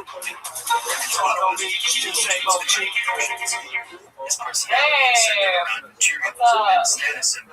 I never know how to start this, you know, like, because a lot of comics, they start their set by going, oh, there's a lot of good-looking people here. But you can't say that in Los Angeles, because when you say there's a lot of good-looking people here, everyone in the crowd's like, no. It doesn't work. Is anyone here from New York? I'm tired of meeting those people, man. Like, whenever you meet someone from New York, they always act like you're supposed to be impressed. As if they're rare. There's 13 million of you. Like, you're not rare. You're like the Papa Johns of people. Like, I'm more impressed if I meet someone from, like, Struggle Bus, Arkansas, you know? Where the population is 50 and 49 of them are cows. You're the guy from Struggle Bus. Like, oh my god, it's so nice to meet you. Why do you like pine-flavored cheese? Bill, another new minute from Vanessa Johnson, guys. Quick round. Thoughts on Vanessa Johnson? You're absolutely hilarious. I adore you. Can I give you one idea? Yeah. When you come up, when you do that first joke, and you said, I would love to say that. How did you start with the crowd? I said, yeah. Oh, yeah. Hey, what's up? I never know how to start this. A lot of comics say there's like 50 people here in the crowd. But just say, Yeah. It's all just shit on everybody. These aren't good looking. Right. Come on. You kidding me? It's so happy we can only hear anything for Vanessa? Funny, smart. Let's do it. Hey, do it again, Vanessa Johnson. Everybody, there she goes. You're one of the regulars. She's great. We love her. Just turned 21. Put your hands together for Allie McCoskey, everybody. Here she is. Thank you. I recently found out that I suffer from mental illness. Self-diagnosed. Turns out there's a long line of mental illness that runs in my family. My mom's mentally chill. My uncle, he actually he killed himself. He just chilled himself to death. All he left behind was a note that said, whatever. I babysit these two little girls. They're super cute. One of them is actually like clinically depressed, and it's really sad to see someone so young be miserable already. This little girl wrote a song, and the lyrics were, every day I get bullied, this always happens to me, just over and over. It's like, you suck at songwriting too. Thank you. Allie McCoskey. What did you think This is exactly what I thought. Audience-wise, like turn and everything? Yeah. Well, just because I feel like if the comedy starts such a thing there, right, that it can be kind of difficult. You have a hard out. They gave us a hard out at 12:30. They gave us a hard out. You guys know that? Yeah. Ryan J. Ebelt's artwork, Ryan J. Ebelt. It's all available at RyanJEbelt.com. That's fucking amazing. It's that on the left. Oh, that's sweet. That's the stage. All the prints are available at RyanJEbelt.com. Phil Tony posted there. You can do anything. He's amazing. We love Ryan J. Ebelt. Buy the print. Don't be a goofball. Allie McCoskey, we love you. There she goes. Another minute from Allie McCoskey.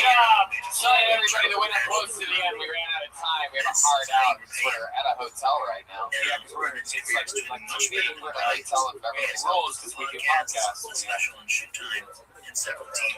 podcast rules. Herb Fox. I cannot thank you guys enough for coming and dancing on the show.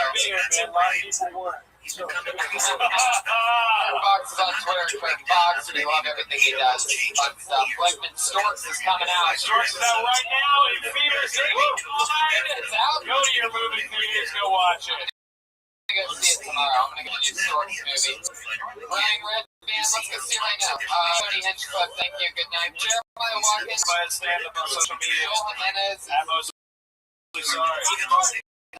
Everybody, comedians, thank you so much for coming out. Audience members that did come here for this, I mean, wow, you made fucking history. You'll want to be able to see for one of those 7 people. So, wow. Thanks so much. Good night, everybody. Thank you.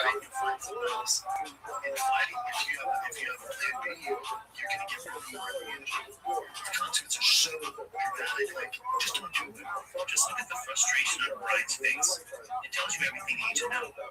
They've even had one pretty substantial blowout that, of course, stemmed from Brennan belittling Brian, calling him a liar.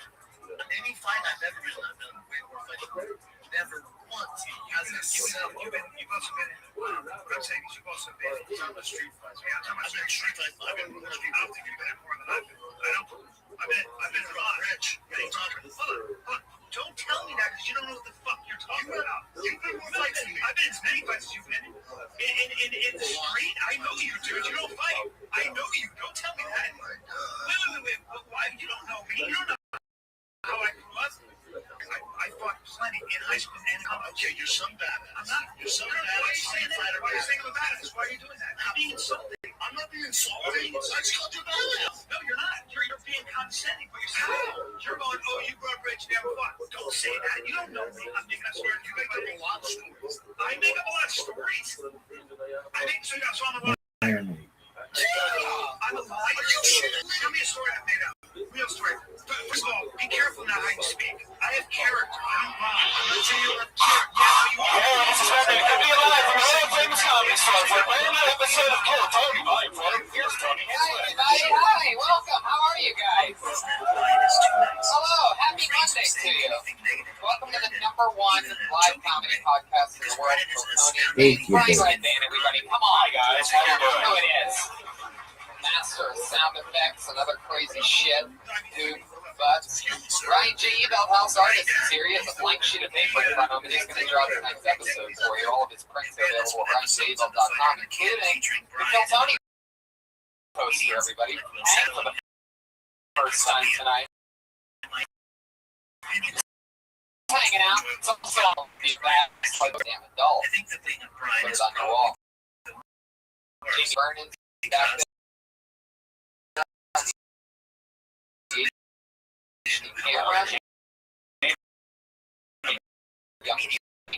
Sure. My dads are never here. Laney and Jerry always here. They never get enough credit. Thank Chow watching us tonight, keeping us safe. Tony, legend. Thank Chow. All right, so let's get into it, shall we? Oh shit! I'm Australia. The end of October, the Boston, what we're here. The band, what do you think? I'm always excited. The band going to do, it's always a different, that they throw together in between time being out and here we are, this week's version, my favorite band in the world, the Kill Tony Band, Reagan and Watkins and Joel Jimenez. Oh shit. There are more clips from You'd Be Surprised on YouTube than the rest I think I know what's going on here. Oh my goodness. I made my Amy Schumer documentary. I talked about how the 80s career was rushed to build her into a star. Yes. But Amy didn't stand up for nearly 10 years. Trump and Hillary and Joel Jimenez appears to be the wall. Yeah. That is incredible. Trumpy really did get a Mexican to build the wall. Very impressive. Oh, there's Josh Martin out of nowhere. That's just opening up for me at the Wilbur Theater October 8th in Boston. It's Josh Martin, everybody. Oh, nice. Reagan and Watkins, or should I say, I believe this is our second appearance ever of the great Donald Trump and Hillary Clinton. Put your hands together for one of the future presidents of the United States of America. Donald Trump, Hillary Clinton on the wall. You know what? Because he's funny or such a hard worker. He got special because of his friends. He's basically the CM overwhelming. Oh shit! Oh shit! So, me, Donald Trump, the difference between Sean and Kill Tony great again. Wow! Wow! What is Hillary? Hillary, what do you have to say about all this? I guess I want to say. Oh, spot on Hillary, by the way. I have nothing but sympathy for those people. I think that Donald Trump promotes xenophobia. Why does Donald Trump have so much fear of seeing a warrior princess? Oh my god. I swear to God, I knew somehow the second you said xenophobia that it was something to see a warrior princess.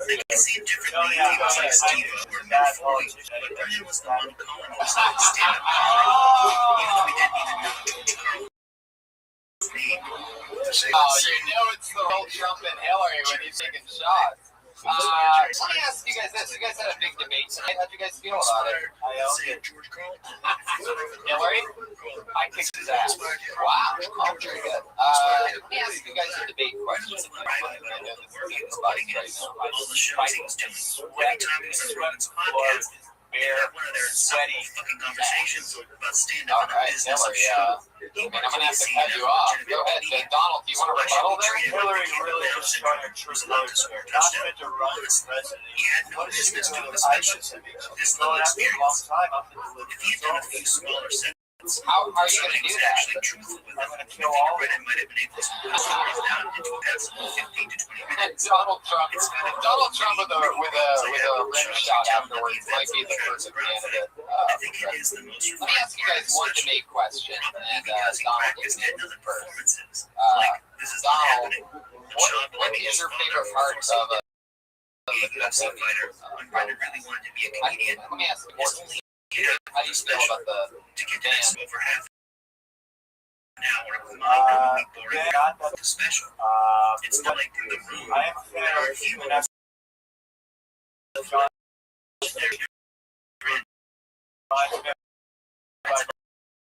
not bad. That's good. You'd be grossly just about being picked up by in Texas. One of the biggest jokes. You guys ready to start the fucking show? Here we go. It's happening right now. Tonight's guest, as always, I always deliver two of the funniest human beings in the world. Here we go again. Put your hands together for the great Mike Lawrence and Willie Hunter. Roast battle champion, comedy member of the Wave of Roast Battle, creator Michael Show, so many credits amongst them. One of my favorite material like it. I'm not usually a fan of black people. I love Willie Hunter. Oh, Jesus. You're really on it tonight. Mike, do you want to scoot down a little bit?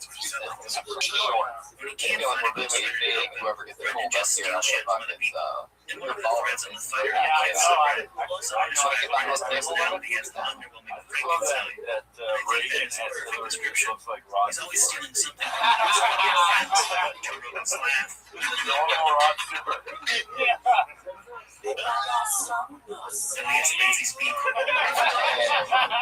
You're much better Rod Stewart than a Hillary Clinton, I'll tell you that. That's what I've been telling America all along. Hillary should run for Rod Stewart. Sometimes he'll just check specific lines. When you see Hillary like that, you're like, now I know why I built you. It still hurts. Donald, you never say much about the whole film thing. You're not on the record or anything. Say whatever you want. Let it rip. You're one. Punctuating jokes by slapping the mic against the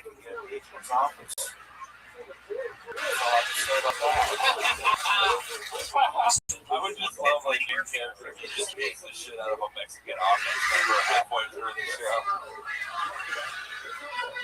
Get ready for the second act. So invite Trump and Hillary are here. How you guys doing? Willie, Mike, good? Mike excited? Yeah, the drummer dressed to be very exciting. You fucking idiots. That was a good fucking show. Alright. Hey, he's the wall. They just couldn't see him. They couldn't see him. Did my mic shut? Yeah. Very good. Thank you. I love it. So you guys have done this show before. You know what you're in for. Audience, you guys know what you're in for? Maybe you do, maybe you don't. If you don't, let me put it to you this way. About 40 or 50 comedians signed up before the show on a bunch of little pieces of paper. Some not comedians. Some are just completely insane people. I like to call them Hillary support.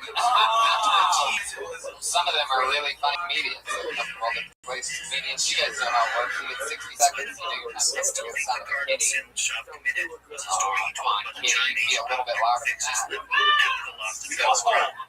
All right, let's wrap it up then, or else you're going to bring out the angry West Hollywood bear. What? Was that someone just starting a lawnmower, or what the fuck was it? There you go. That was a bear right there. So, you guys ready to start the show, or what? You guys ready to do this shit? Mike Lawrence, Willie Hunter, Donald Trump, and Hillary Clinton. Very important. All right. The non-committal wall. I like the sound of this. How about Antonio Panate? El Tocho. El Tocho! Is that who I think it is? Where's Josh at? You know what, Tony? Unfortunately, I regret to announce that deported El Tocho right now. My boy Jeremiah Walker. I want to see Pinata. Anybody have ice? Yeah, can you go get them? That'd be great. So let me tell you guys something cool. This is awesome. Friars, comedy. Like the actual he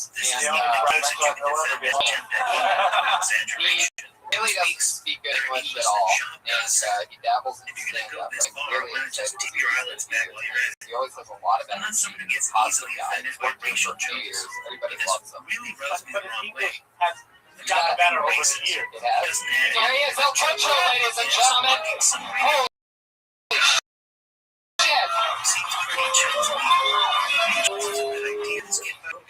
He must have heard this. I don't know what's going on right here. Dr. Shooter must sound like Mickey Rooney from Breakfast at Tiffany's. Why didn't he put a stop to this? Or at least call Schaub out? Joe, you were there when he thought Schaub should stop fighting. Where were you when he was making these potentially career-altering mistakes? I'm not trying to make wild predictions like Brendan does. I think you'd be surprised about some of those mistakes that permanently damages a career. This has to be the most universally hated special since Amy Schumer's other special. Maybe even surpassing it. You'd be surprised actually has a slightly worse rating than IMDb than the other special. I'll remind you that this is after the CBD oil company Brennan is affiliated with bribed his fans into leaving positive reviews by offering 50% off full-spectrum products. Antonio Panate. El Tocho. When the only words they say are like lesbian CNN, you know they learned to speak English from porn. That wasn't even as much a joke as it was just something that happened to see should happen to you today. I think we got a total of 8 words. Yeah. It's only been greasier than the food you make in your hair. Special or no special, we've reached a point where I totally know what you just said. El Tocho, you're working right now. This is the first time you've ever been on this show. You've been working here for years. We've been doing this show for years. What made you sign up for that? It's because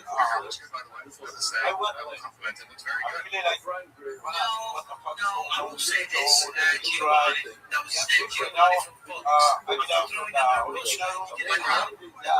That was You do 3 minutes every Monday. he does material specifically about trees.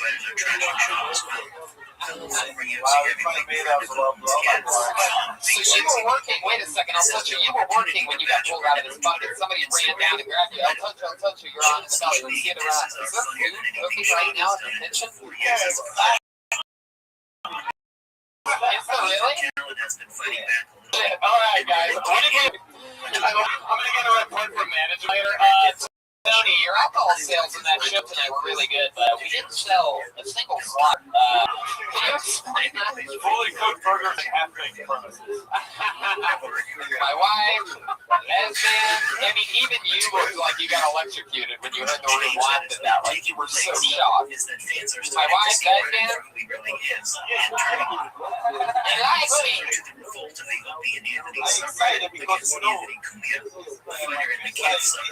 Right. Brendan over the years and is now devoted almost entirely to trashing Brendan and archiving all of his performances. The animosity toward Schaub has spread beyond the Cheeto dust-covered homeless kids of Reddit, though. There's a tortilla on the oven right now. All right. You know, every time he talks, the kitchen fire is getting longer and larger. I've never had a guy bomb and light the stage on fire at the same time. The potential is literally directly underneath us right now. We will be the first to know. Especially in light of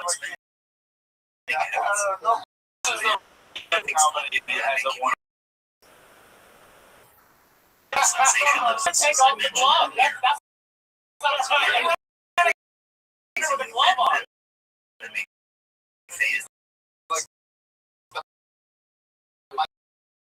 Michael Jackson of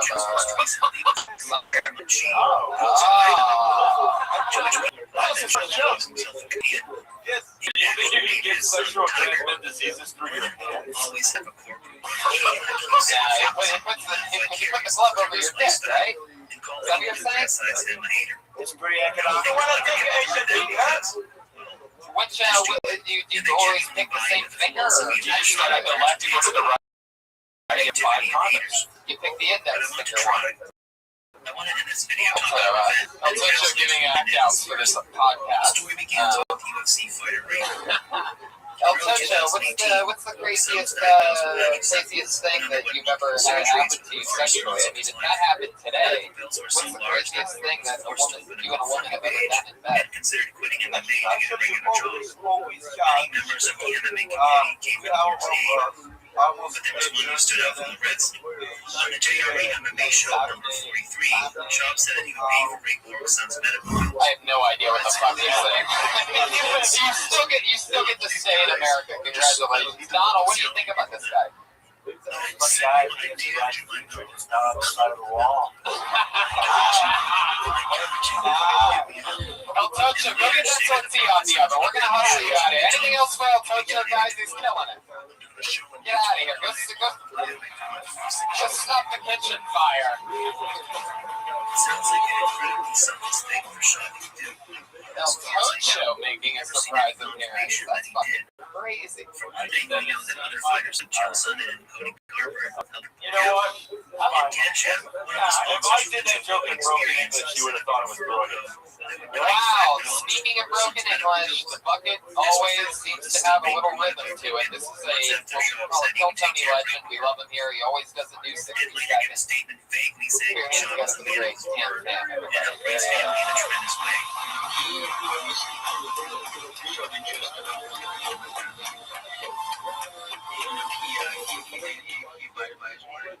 I'm socially retarded, so something I heard about this anyway. Neither of us care about what he didn't know, but that is a lot different than saying, yes, he covered my son's medical bills. To be fair to Schaub, donating any amount of money to pay for an infant's medical bills is a good thing. I'm not taking away from that act. It just leaves a bad taste in my mouth. Then Schaub continues to say that he took care of Ray Borg's son's medical bills. But we know he wasn't the only one donating. He wasn't even the only MMA fighter, but he was the only one bragging about it on multiple podcasts. Tam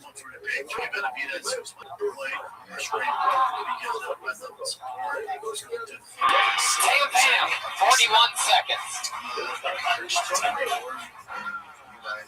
Leave it to an Asian to come in. Are the immigrants really afraid of Donald, and that's why they're only doing like 30 seconds? Now, what's interesting about you is there's actually a thing here because Donald Trump is with us tonight. Jeremiah, you mentioned earlier being someone understands Jeremiah Water. And Jeremiah, Tam Tam has been on the show the last few times. We've done a thing where Jeremiah speaks for Tam Tam and Tam Tam moves his mouth and does the jokes that Jeremiah thinks to give from Donald. How do you feel about maybe taking a stab at that? I'll give it a shot. All right, Donald Trump doing the types of jokes that he thinks Tam Tam should be doing. The way Tam Tam would do it with him doing cancers typically out of the mouth. Tiger Muay Thai. I had to let everyone know that he was going to take care of him, the good guy. That one action tells you more about Brendan's character than you learn from thousands of hours of podcasts.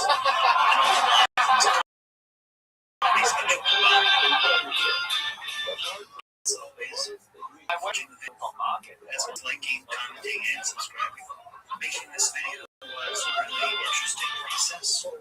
Some of those things where I kept finding interesting little things up until the very last minute when I was editing the video.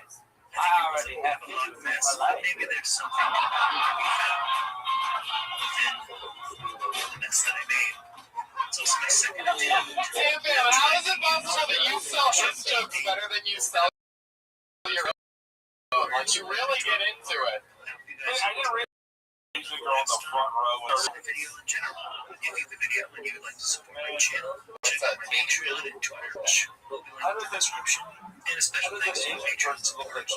Thank you. Now let's turn to Your style is actually a lot better than when he first started the show. I mean, you remember him wearing his own shirt, his name on it. That was crazy. Yeah, he's old school. Tam Fam's royalty. He's Real Fam, which is his uncle's name as well, Real Fam.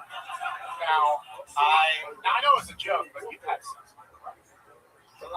Not many times.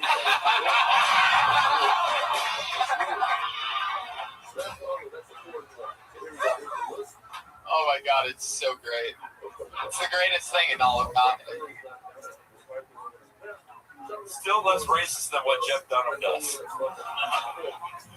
You're right, he does have a real, like, Milford Simpson, like, nothing else like to him, except like he's a little more yellow. Yeah. Should have said Tam Fam's a little more yellow.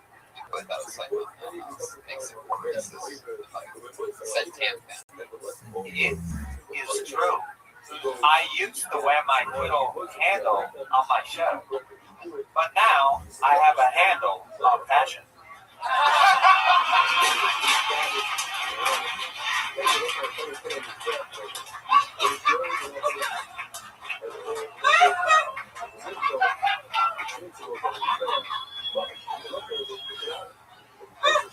It's unbelievable. It's so obnoxiously, stupidly perfect. It's like a loophole. It's like farts or something like that. Like No, it's a loophole. Holy shit. Tam Fam, what else is going on in life, man? How do you feel about this? Okay, I guess I should probably answer this question.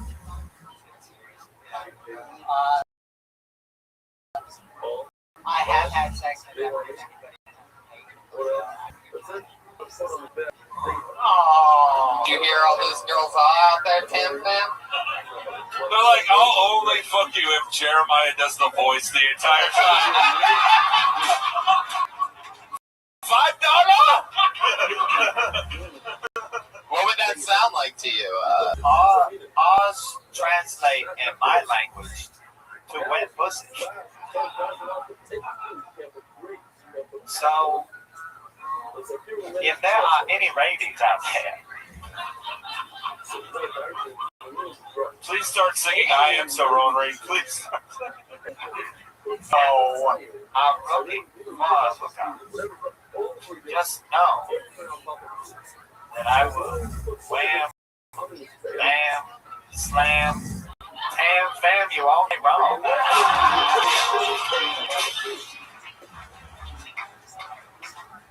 How does a comedy show have better dubbing than any kung fu flick I've ever seen in my life? Really incredible. Tam Fam, you have a knack for that. Do you knowing what?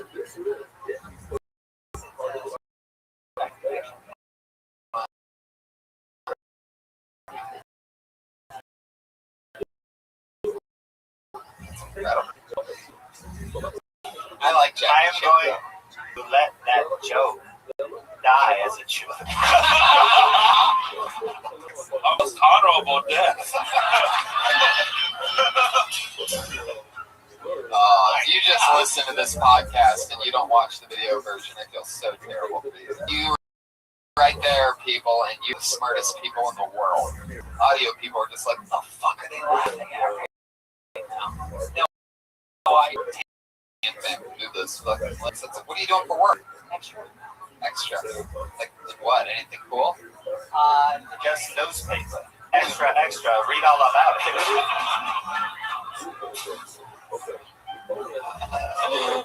Read all about it. So you're gonna say Judge Judy? That's what you're gonna say? Training Day. What did you do? Pedestrian. What was that like? It was a role that I have prepared for many years. But still, heavily disappointed my father.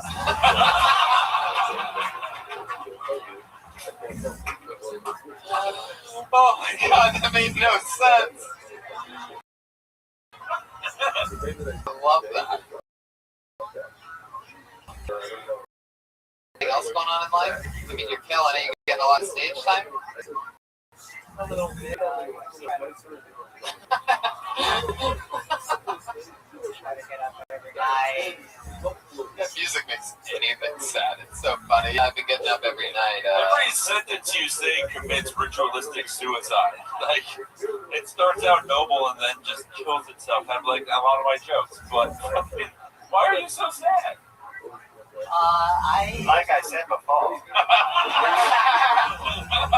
I get no pussy, my girlfriends.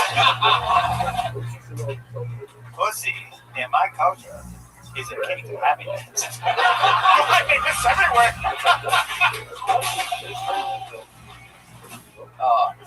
Oh my god, it's unbelievable. That was actually pretty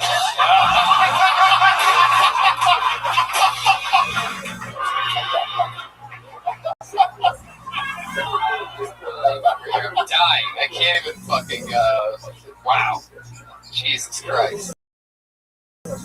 Alright, well, maybe we should move on. Fam, any close? I mean, well, actually, let's talk a little bit. What? That's theory. This is just like the most depressing version of Street Fighter. This show so far. It's a special super racial edition of Anything else, Fam? What's the closest you've come to fucking a chick? There's no other pedestrians on the set at training day? I try to avoid people I don't touch. Well, maybe that's why you're not getting laid, dude. But those robots are We are, man. You didn't realize that was going to be the most hopeful part of it. Yeah, man, virtual reality is coming. You're totally going to get laid soon. Alright. Thank you for your optimism, Tony.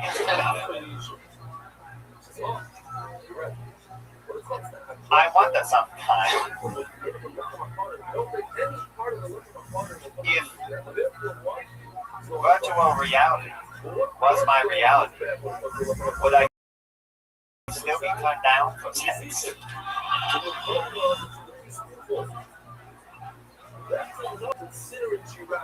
I think they would give you something.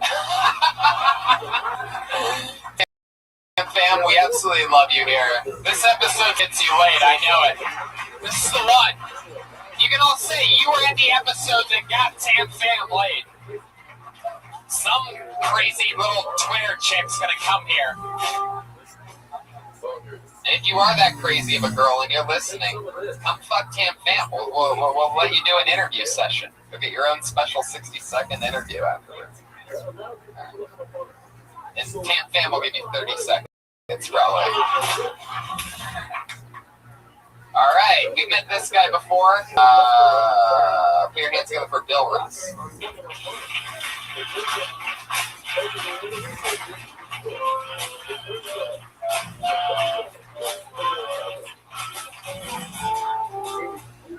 My niece and nephew are starting to become teenagers now, and they're starting talking that hip-hop slang language. So I'm trying to be more relatable to them, like a really cool hip uncle. So I wrote this letter. I wrote, yo, Brittany and John, what up? I was just chilling. Thought I'd write you.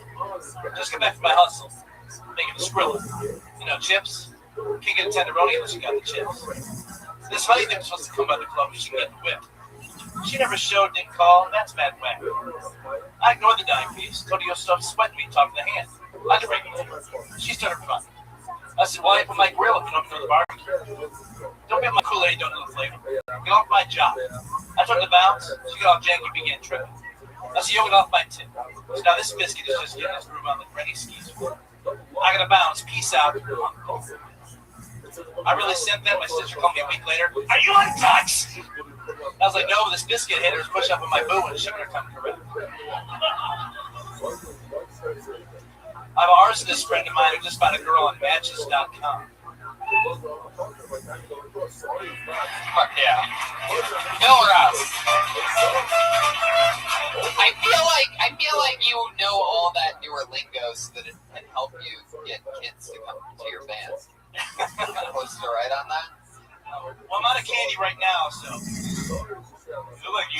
flashbacks of bombing Tam Fam's village. Those were the good old days. But speaking of bombs, nice set. That was so weird. That felt like you were writing like the Fashizzle My Hizzle Fran Drescher Snoop Dogg commercial. Like white people are always like 9 years behind in black culture. Do you have Urban Dictionary? Talk to the Hand came out at one point. Talk to the Hand. Actually, came out at one point. It was auditioning to write for the Carmichael show. just looking up at the black lady out there shaking her head slowly no. Like, it's like, hey Willie, I know all the hip cool lingo. And none of it was. Actually, there was a What's the newest one that you editioned? That you added? I saw an article in the paper a while back. Oh my God! No, a while back. Yeah, reading the actual newspaper. Honestly, I learned about this new lingo when I was reading the newspaper back in '72. But you can't do jokes with slang when you look like a racist cop. The other day, these kids are talking about the razzmatazz. The real skedaddle duty. That thing's actually a true story. I did send that to my niece. My sister did call and say, "Are you?" It was all. I would have the exact same response as your sister. So what it lacked in humor, it made up in comedy. Have you done that? Have you done that out on the road? Yeah. So I did that work in Cleveland State. But I worked at Flappers a couple nights ago. Yeah. I know. What I'm saying is like on the road all the time. I know, but like that's road comedy. That like you have road on you for doing that. You know what I would like to see? I would like to see you do that same joke in front of a black audience. I've done that. Yeah, I looked at the joke was so bad it made him drop the Hillary character. Like, let me uncross my legs and be real with you for a second. Bill, it does. I mean, like, okay, this is pure comedy. This is my taste in comedy, but dude, that shit, that's for your demographic, and like, I don't know if you wanted like kids are into some different stuff. Bill, should have done my baseball golf doctor joke. Yeah. Bill Russ kills with guys named Bill or Russ. Bill, like, you're an interesting guy. You seem like so likable. You almost seem like some like jolly Canadian guy or something like that. But you're American, right? Yeah. And how long have you been on stand-up? 18 years. 18 years. How long in God. Your failure is old enough to vote.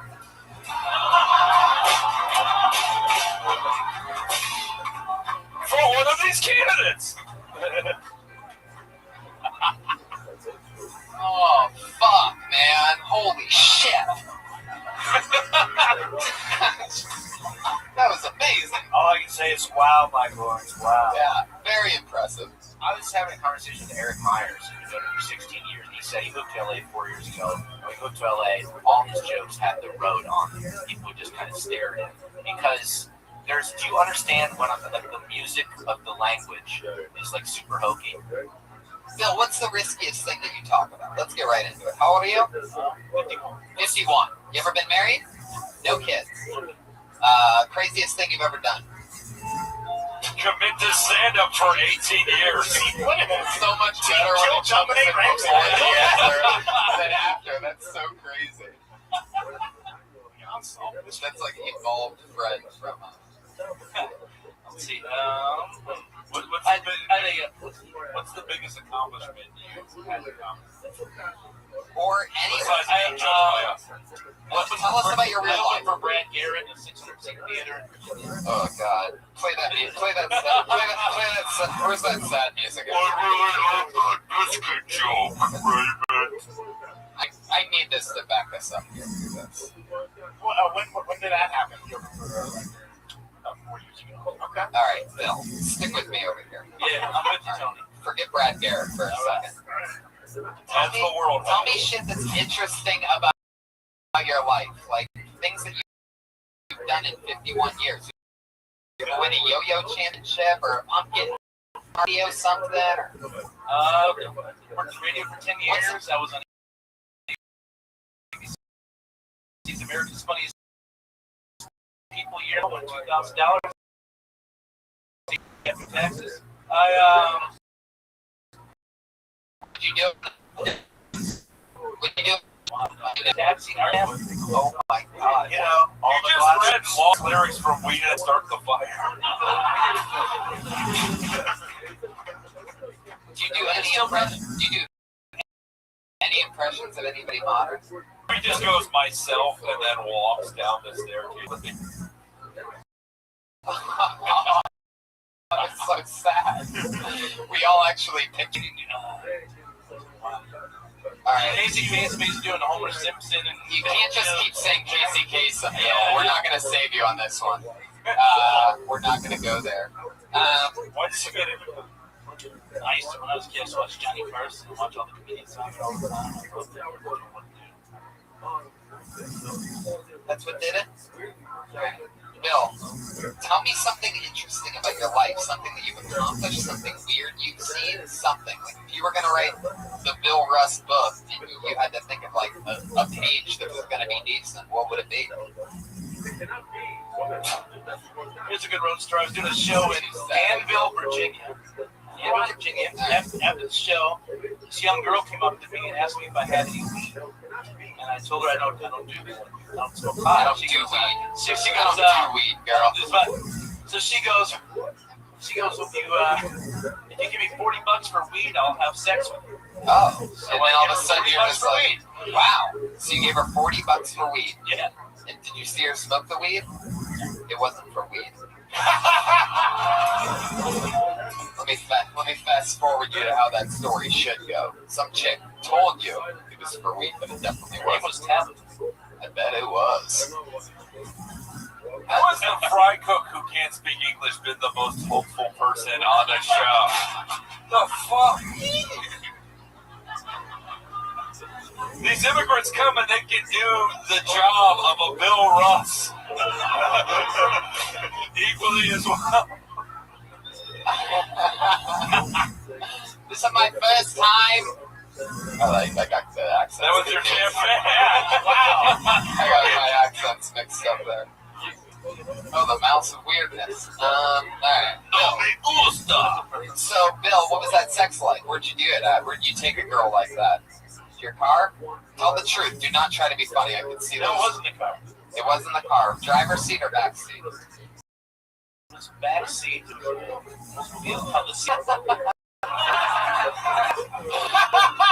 You can guess the retail price of that color Sierra. What would you say that it is? $13.99. You stumped yourself when you had a real chance to commit that. He fucked in the car because even his dick only works on the road. Weird and wild stuff. Oh God, this is such a fun episode. Bill. Yes, sir. Come on, anything else? What else is crazy? I'm really bad with directions.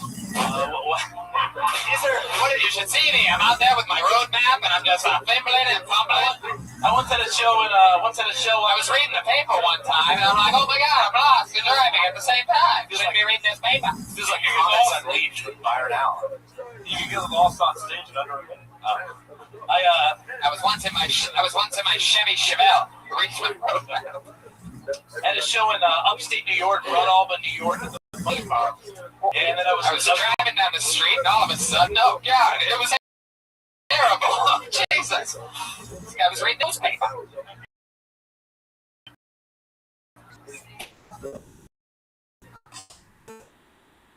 I was at a show Sunday morning at 5:30 a.m. to go back to Virginia Beach where I live. 6 hours in the car. All right. Oh my God, what is chapter 4? I feel like if I talk to you about you to an old man, be like, Bill Russ? No one's seen Bill Russ do stand-up in over 35 years.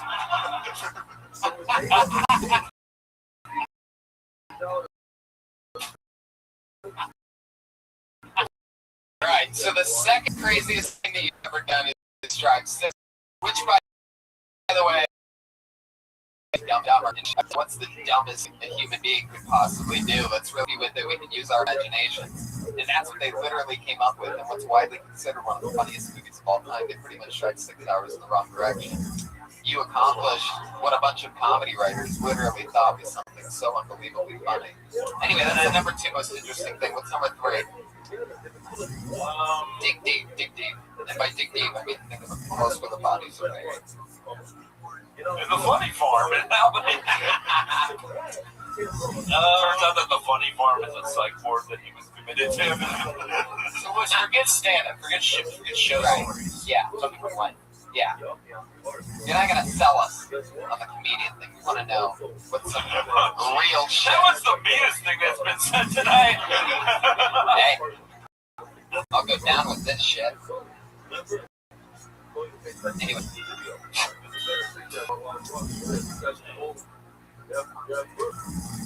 Wow, here's your crazy episode. Huh? What do you got, Bill?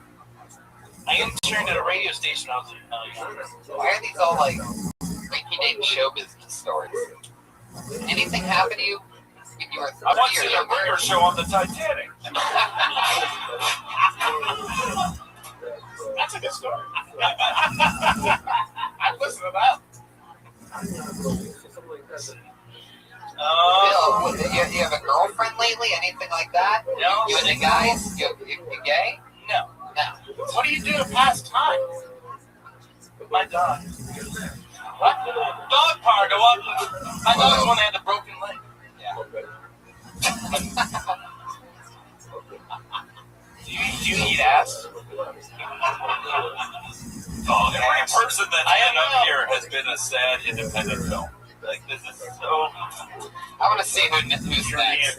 Bill, I feel like Philip Seymour Hoffman could have gotten an Oscar for playing you in a movie.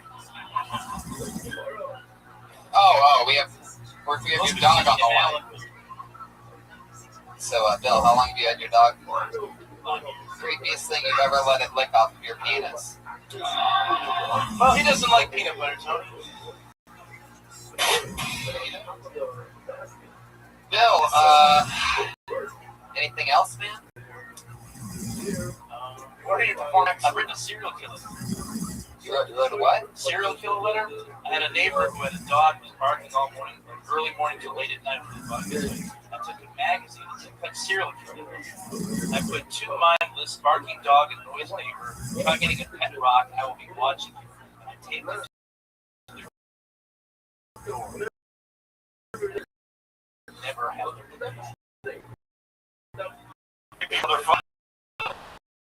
Of the 51-year-old comic has no family would be, And that's a lot of magazines too. Yeah, they had nothing to live for. And out of all the things, I mean, that's incredible that there wasn't any more barking. You didn't really, explain exactly what it was. Say it again. What did it say? You cut out each independent Yeah, letter. I said 2 mindless barking dog, a noise neighbor. Try getting a pet rock. I will be watching you. And it never happened again after I did this. All right. I'm pretty sure we're all accessories to a crime now. Bill, man. I think it's to kill Bill. No part 2. Bill. Paranoid scene. Bill, we're going to see you again soon, buddy. Best of luck. Go take chances. Sorry, Do just something funny great. tonight, Tony. Oh, Jesus, Bill. Don't make it sadder than it already is. I'm about to cry over here. In the meantime, you can catch her performing anywhere that's voting for Trump. What do you think about that? I'm even offended by that comment. All right, let's get into it. This bucket's a crazy one tonight. This might be a new name. I don't know. We'll see. Put your hands together for Chris Sanders.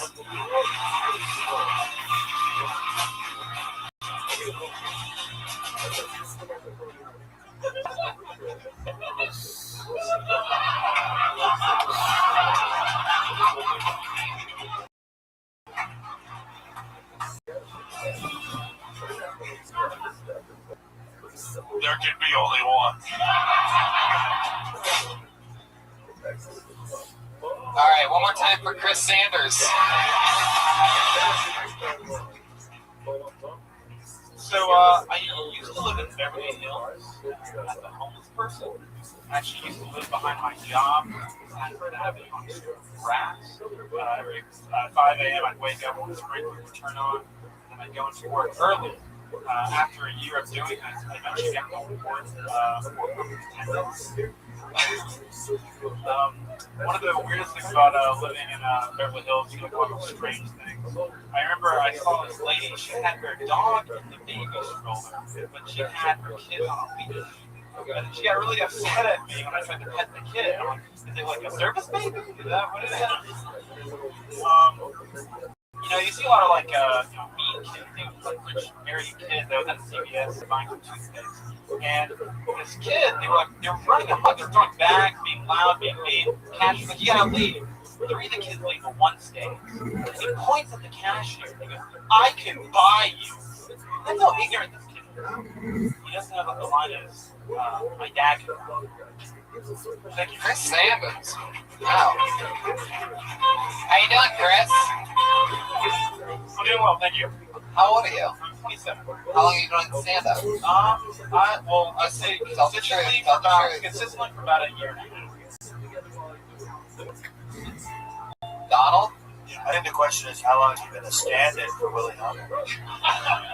Wow, have you two ever seen each other before? I saw you once when I first moved here. I was going to 7-Eleven. Check out Sunset is such a funny word for a guy with a lisp.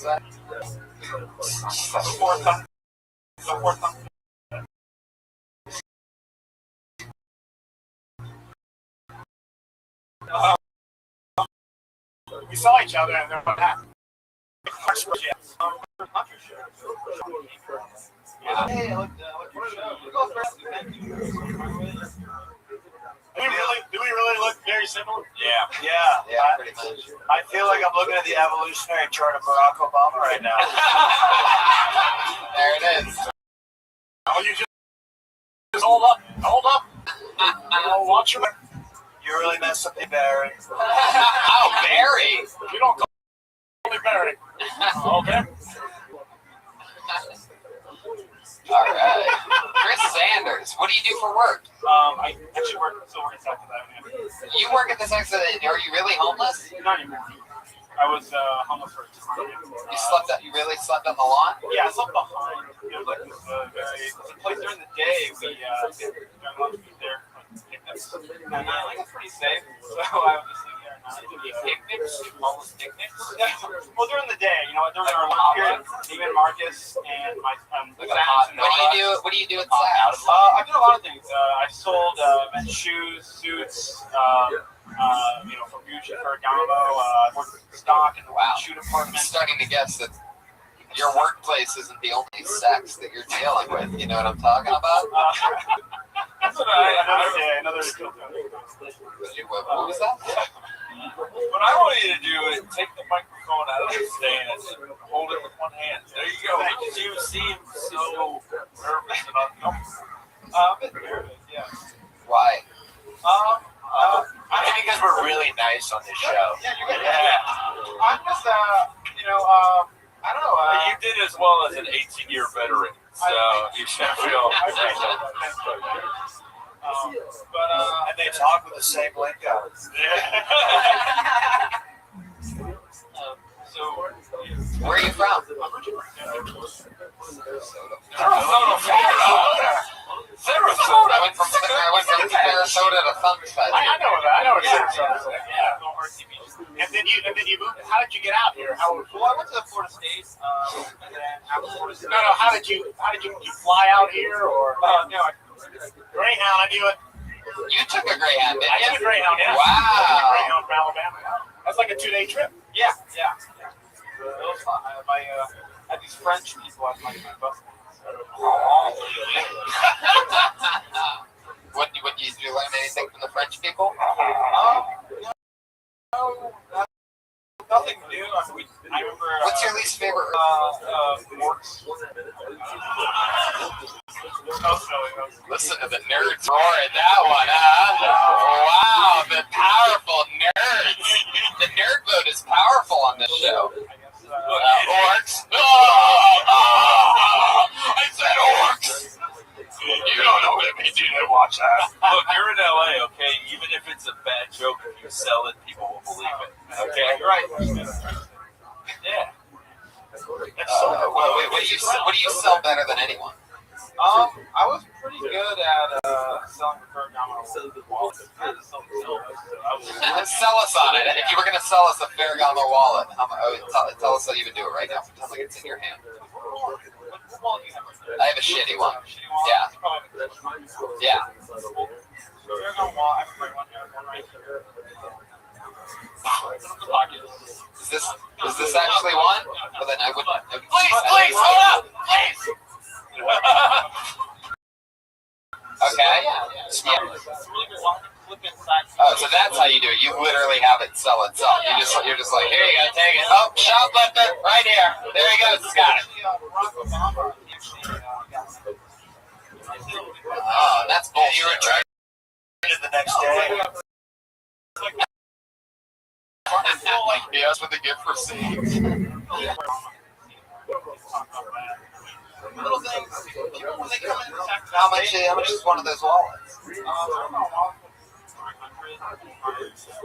Some people come and tap it out and they already have money. They just really want nice and show them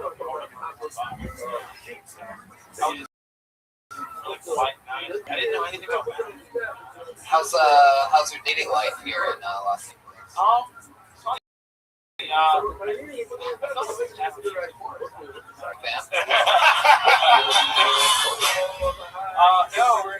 was Ellen. Ellen? Yowlin. Yeah. You said her name is Alan.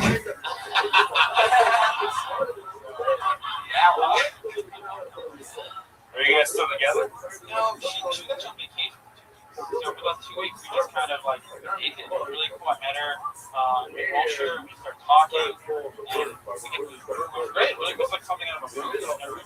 How long did you guys get to hang out? For about a week. She's at the Hollywood Hotel at the time we lived in North Hollywood. And is she in Dubai right now for 2 weeks, or where's she? She's back in Liverpool, Fukuoka. You guys stay in touch? Yeah, she had to go back for graduate work in New York in July. Mid-July, she had to go back to Japan. She's like, I'm gonna come back and live with you. Wow. So we hung out again, and it was really great. What'd you guys do? Did you go all the way with her? Yes. Finally, somebody getting laid on this goddamn. I feel like I just had sex when you said that. Yes. Imagine what you could do if you just shaved the mustache.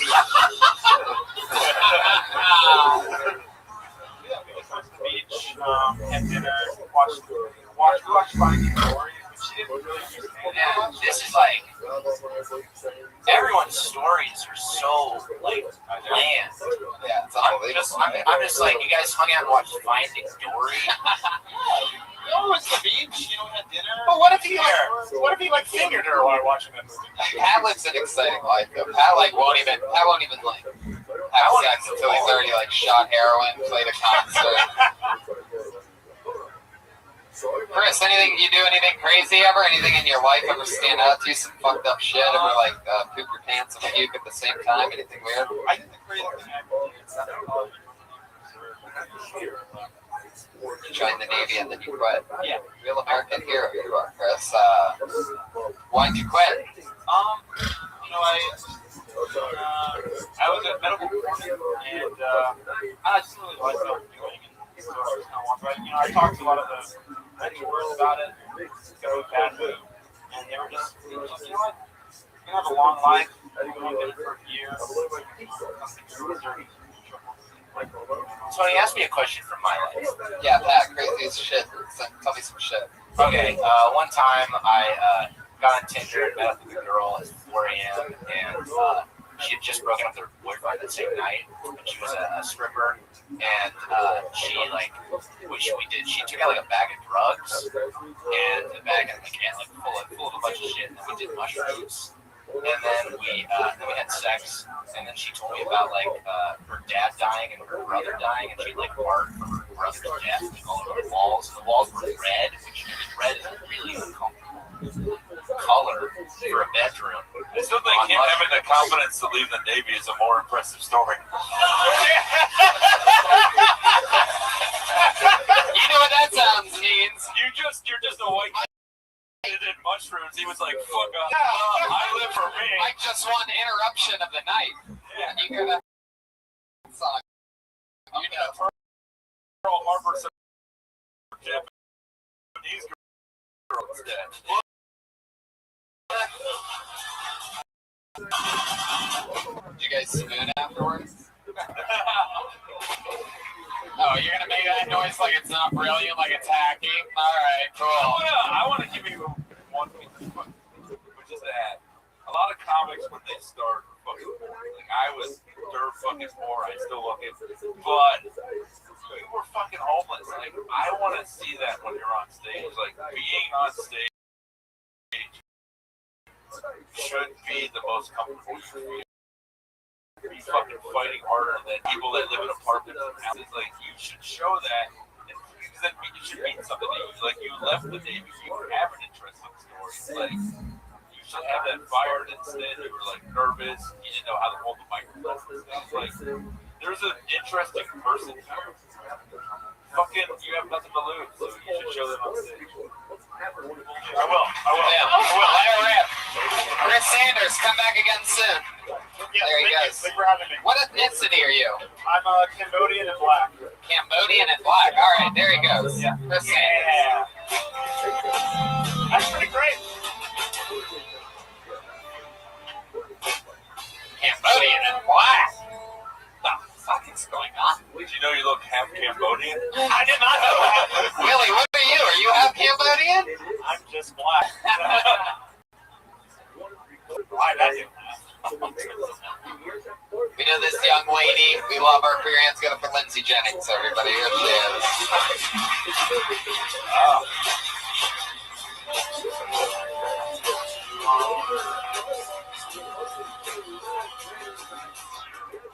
What's up? Yeah, kill Tony. Hey guys. I've been dating this dude. He keeps telling me I have masculine qualities, but he keeps wanting to fuck me. So I'm like, okay, I guess that means that I'm a little manly and you're a little gay. Same dude hit that booty call up recently and he turned me down. And I was a little upset, I'm not gonna lie. And I was driving home. I was at my right mind, you know, I was high. And all of a sudden I found myself in the Carl's Jr. drive-thru, but I wasn't ordering anything. I think because I just wanted to say no to a guy. He was like, can I help you? I was like, no. Okay. But then I was like, wait, unless you're off right now. What do you look like? It turned into a blind date in the drive-thru. I was looking at the screen like ASL. Yeah. Lindsay Jennings. How's it going? What's up?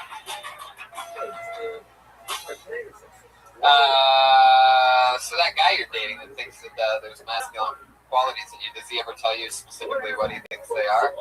I don't know, he's dressed like a woman right now. I mean... I didn't know she was going to go there. Me either. I sort of walked up the beach ball, saw where we were going to go with it. To see what sharks want to play. I mean, Pat does sit down when he's at urinals.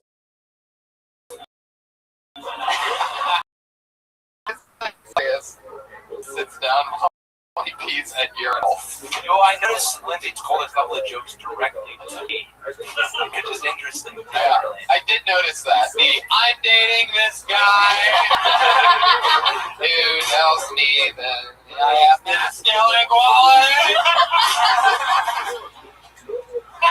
How are things going? You guys having fun? You're fighting today. Really? Fighting right before this. Oh, shit. We did yoga and fucking like worked out and made food, and then he fought with me over taking too much ice out of a fucking smoothie in the blender. Another one of Pat's crazy stories.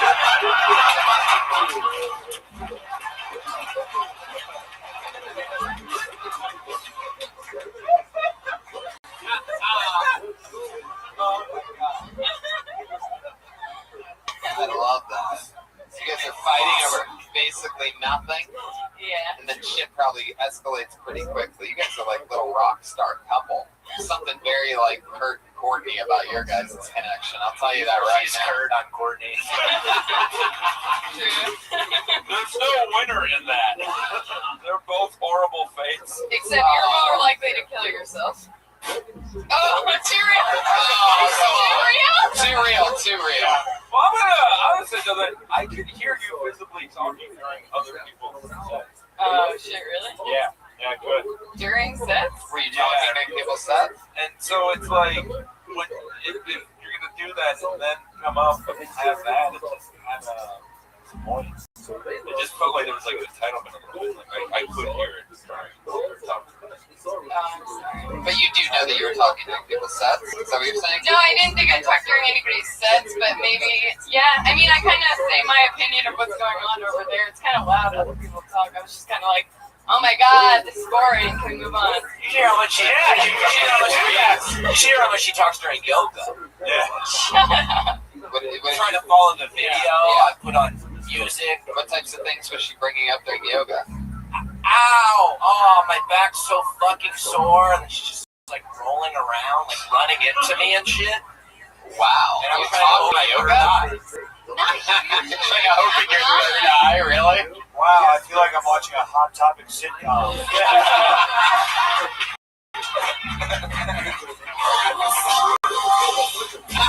Wow. Yes, every fight you see at a Fall Out Boy concert. Those are both so totally off. Oh, man. Well, I didn't mean to talk during anybody's sets, but I'm sorry that I was thinking that was super. So what were you thinking when they were up? Well, I'm like, there's 50 comics in the balcony trying to get up, and they're spending a lot of time on like some boring stuff. What was boring to you? What part? The last dude. Just the end of. Alright, so what happened? What happened with that threesome in Australia? Oh shit. Whoa. wrong ethnicity there, Brian. I guess Pat wants me to tell a story about how I went to Australia. And on the plane, I thought I was going to be one of the people to go to sleep, but I ended up drinking lots of wine and partying in the back. And there was like 3 dudes there, and this guy had a bunch of Xanax. He told me he had 50 Xanax in his pocket, so I was like, "Can I have 10 of them?" And he just gave them to me. So it was awesome. Got really fucked up, and then joined the club and had a drink with another suit bath. Someone over there going, what the f***?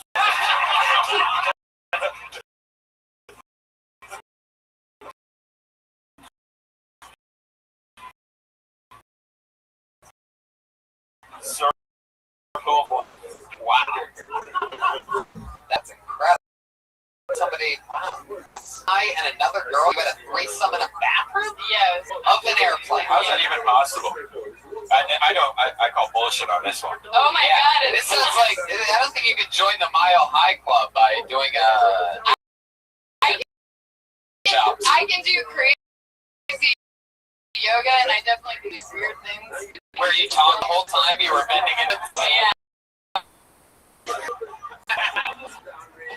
How'd you guys pull it off? Was one person like, what do you... I just can't picture it. And I've been I've been to Australia in a bathroom in first class, and I know you weren't there. So... I was just forgetting that you've been in first class. You can't have a threesome. So he's sitting on the toilet. He's sitting on the toilet. I think that Jesus was straight on me in the He's sitting on the toilet. I'm here, and then the other girl is here. It's like very tight, but you know it works. I feel like that's the only thing tight about this situation.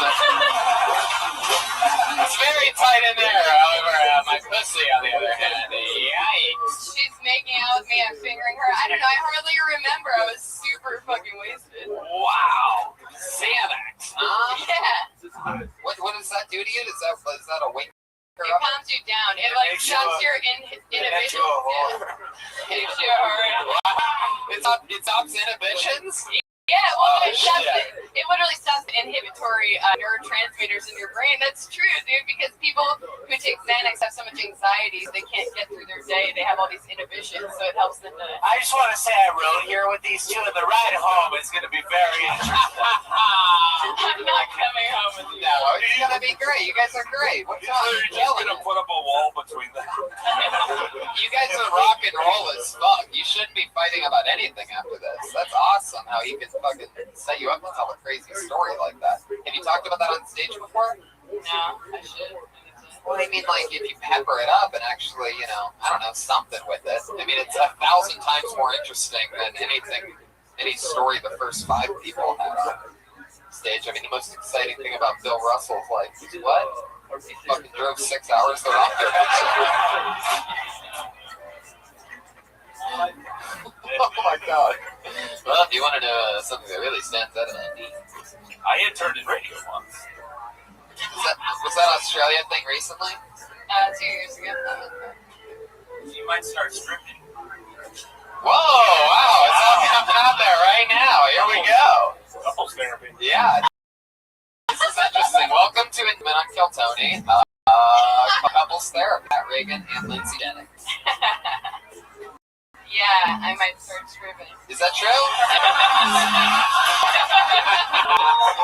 Wow, you got Willie to start stripping. Right now. Yeah, baby, I'm gonna start stripping also. Wow. You could ask them to go to the champagne room or the airplane bathroom. Oh boy. Lindsay, so like, what, are you really might start stripping? Have you ever done it before? No, I haven't joked. I actually did it on here about how I'm a failed stripper because I didn't get the job one time. But that's mostly because I was hesitant to take my top off because I didn't know I was going to have to take my top off. The audition. Yeah. That's a big part of stripping. Well, no. So I'm not really going to give us my work in like Cheetos or something. But you do have to give lap dances to your face. Whoa. Yeah, he's one of the old waitresses from Cheetahs. Shit. Okay, so are you gonna try to do this job of stripping? I mean, it seems like you make some money. What's that like? I mean, I guess you don't know yet. I mean, I did a burlesque tour with Suicide Girls. That's why I was in Australia, so I stripped on stage. It's not like too big of a deal. What? What? Okay. The sexual tension is potent in here. How have you been making money up until now? Okay, well, I worked in a... Whoa, Jesus, what is that? That's my friend. Oh. She's got, like, the funniest laugh ever.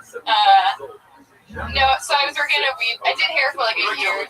Then I was working at a weed shop because I don't want to do hair anymore. And then I got fired for no reason via voicemail while I was in New York. So From now the weed shop. From the weed shop. Yeah, for chronically being late. Don't say that, Pat. It's not true. He was gonna fire you when you were there, but he forgot to. Shut up. Chronic tardiness. That's not really why I got fired, though. And I've been good lately. But either way, I've been making money on Snapchat for the last 3 weeks. That's what she's. Why did she always do that special laugh? What the fuck is this, like, evil temptress? What have you been doing on Snapchat? She in my apartment. She sends topless photos to other guys who like, hey, can you dress up in an orange skirt? And they pay her for that? Yeah.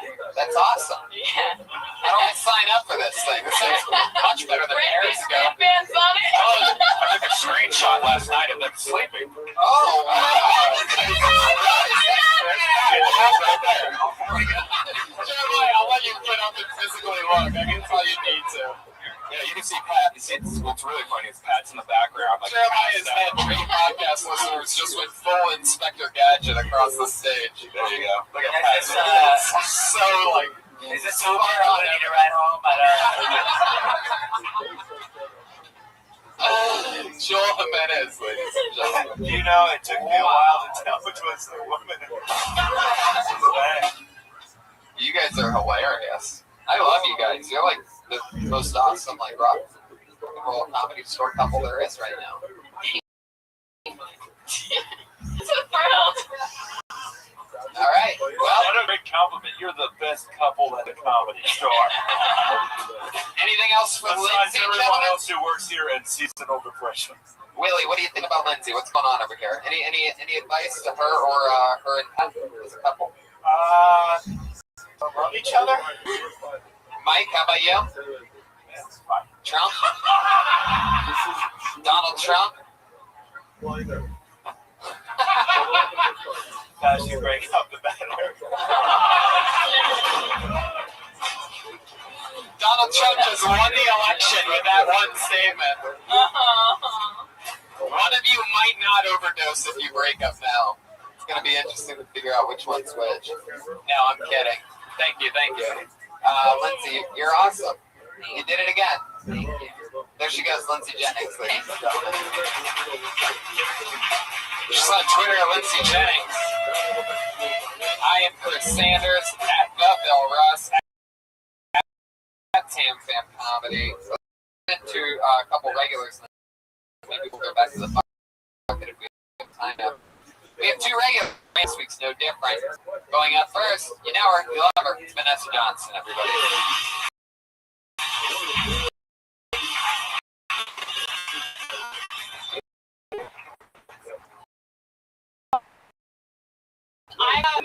The thing I'm most afraid of to teach my future children, little John is. Having explained to him ago, well, honey, sometimes you have to get low and then someone feeds in you, and that's how accidents happen. And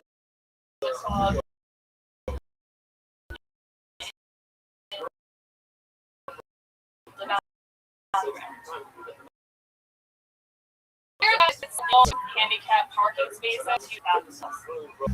Way more illegal activity has happened in a handicap bathroom stall than has ever happened in a handicap parking space. You thought meter maids are bad? Imagine the potty police. Fuck yeah, 57 seconds, Vanessa Johnston.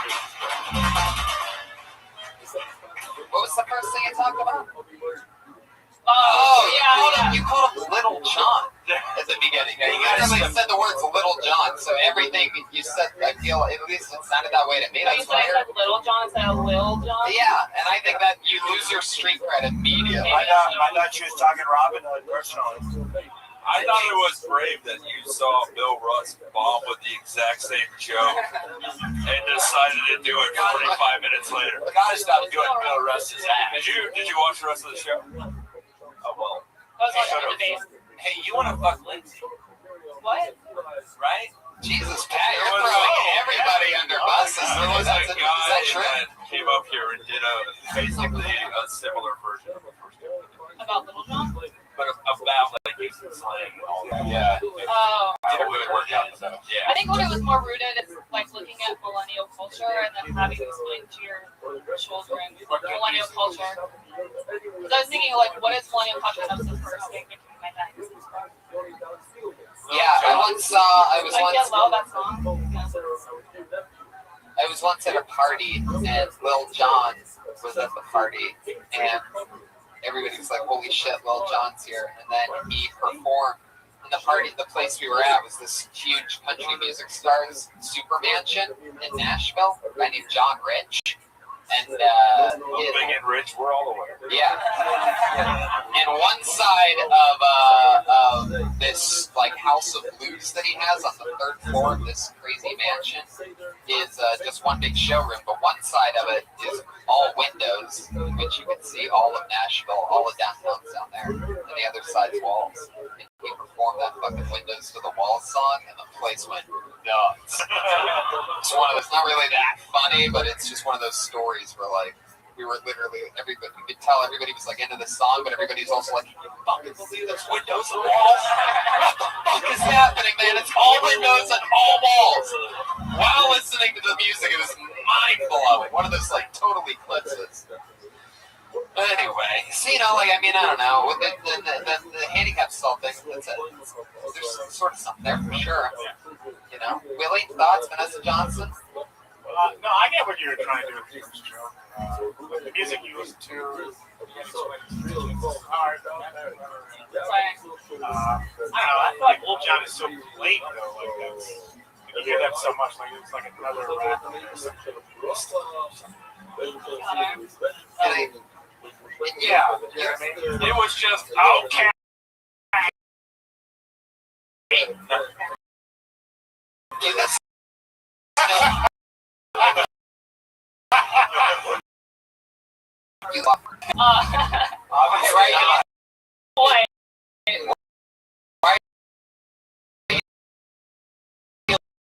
Laughing.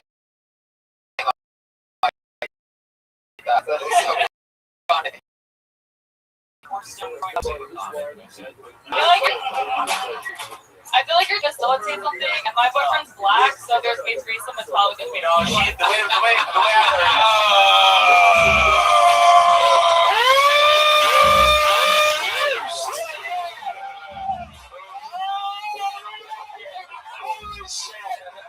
Oh shit! One of my favorite things in all of comedy, the wave from the hit show Roast Battle on Comedy Central just made a guest appearance. Oh shit! This party's out of control. Vanessa Johnson just blew the top off of the show. Holy shit! This long brewing rivalry between you and Pat Reagan, and you just took him to the fucking house. In one swoop. That was so like fucking Game of Thrones. What's that? Queen Cersei. You just fucking burnt down the entire kingdom. I'm just saying, this is the sexiest eyeball kids ever looked. Yeah. She just took Pat from the window to the wall. Wow, that was awesome. And with that, she probably gets to yeah, be done. All right. Anything else, Pat? Vanessa Johnson, there she goes.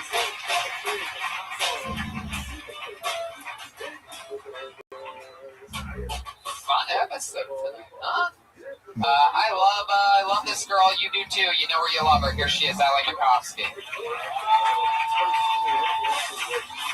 Thank you. I used to work at a movie theater. It was like super pretentious. Before a movie would start, one of the employees would have to go in front of the audience, say the name of the movie, who's in it, how long the movie is, like this whole spiel about the movie.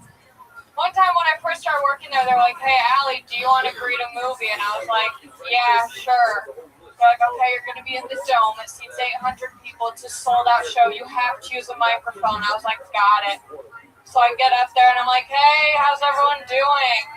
Dead silence. And so then I'm like, "Woo!"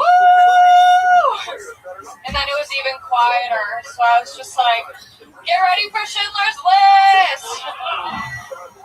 And then the crowd went wild. And then my manager from work died, and I wasn't really that close with him, but I went to the funeral just to show face. And everyone's walking into the funeral, and all of a sudden I'm just like, "Hey, thanks for coming to Greg's funeral. It has a runtime of about an hour and 40 minutes. It stars Greg. Spoiler alert, he was dead the whole time." Ali Makovsky. She's on a killing spree, ladies and gentlemen. She's on a hot streak. We know that you did work in a movie theater, so all that shit's real enough. Have you seen Ali Makovsky before, Mike? Yeah. Okay, perfect. It was good. I bet you see her do a longer time. She can like sit on those jokes a little bit more. I can see you doing that act now without actually explaining it. That I can just actually just jump into it. You know, you do it. You guys ready? You know, it's very funny. I will say that was they show old films. So 21 that came out in 1993. Now imagine a whole room of Mike Lawrence's, i.e.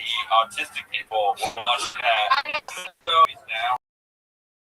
But they re-released it in 3D recently.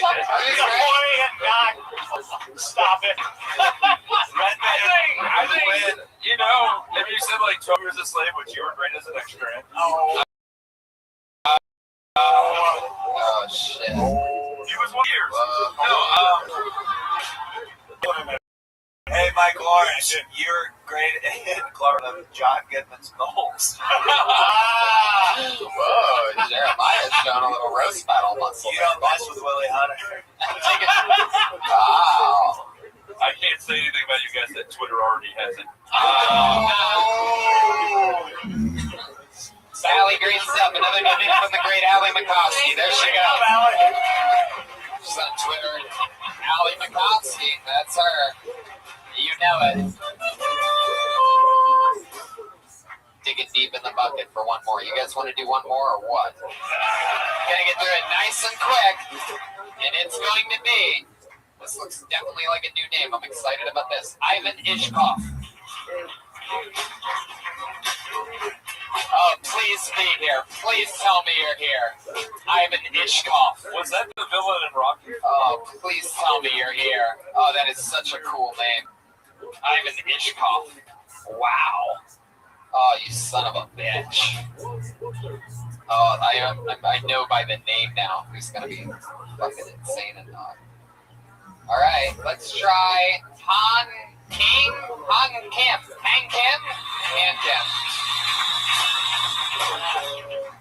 Hey guys, it's good to be here. I don't like carpool lanes. I feel like carpool lanes like society. Say, hey, you know you're lonely? Yeah, do it for longer now. Take a longer way home. Think about it. Watch people with friends whizzing by you.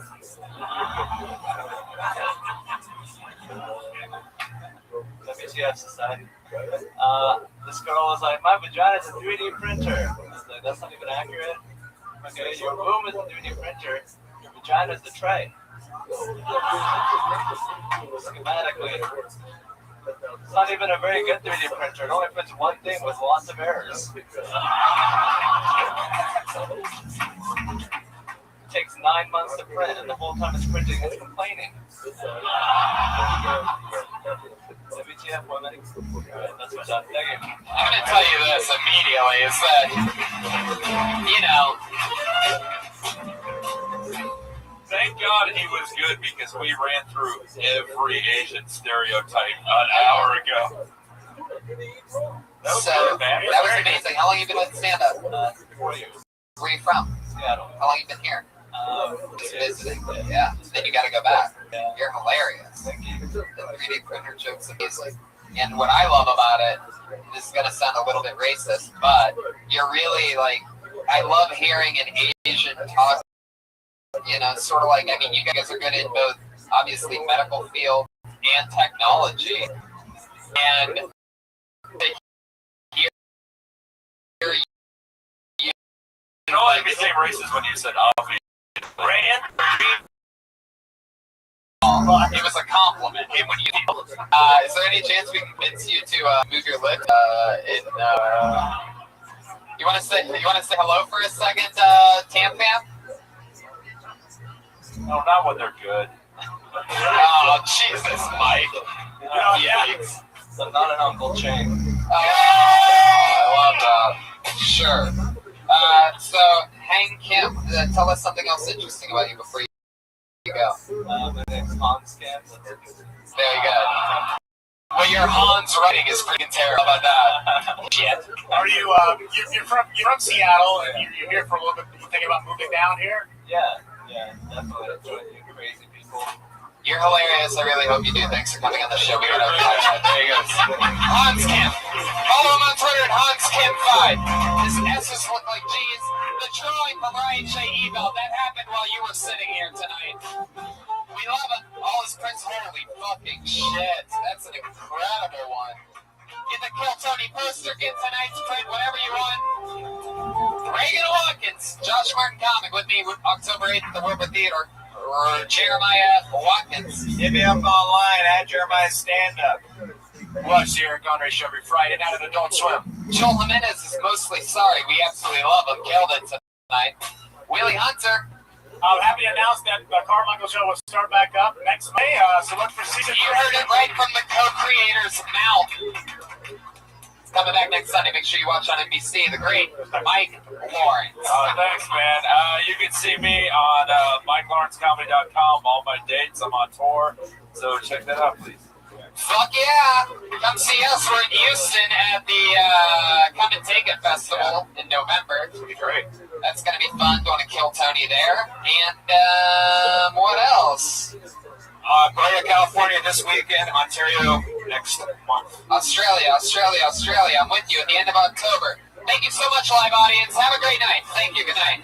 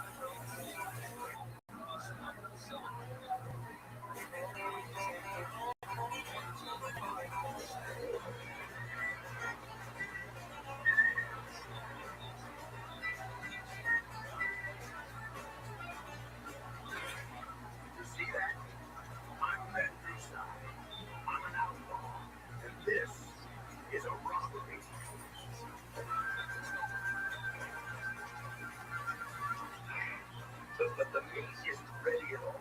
Maybe you should wait a little. You've got time.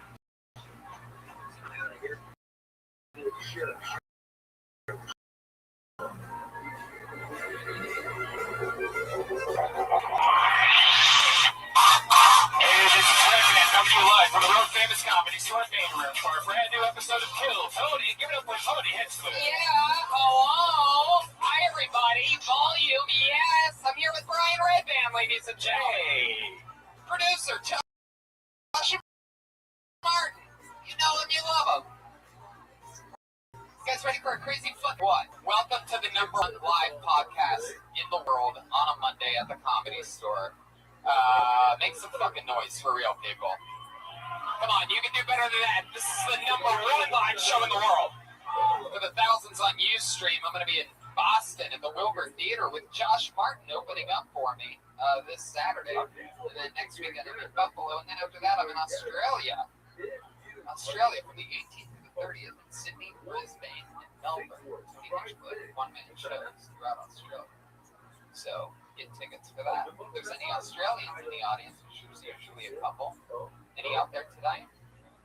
Okie dokie, that's embarrassing. We're also going to be in Houston, Texas. That's right, at the Come and Take It Fest at the end of November. That's going to be a lot of fun.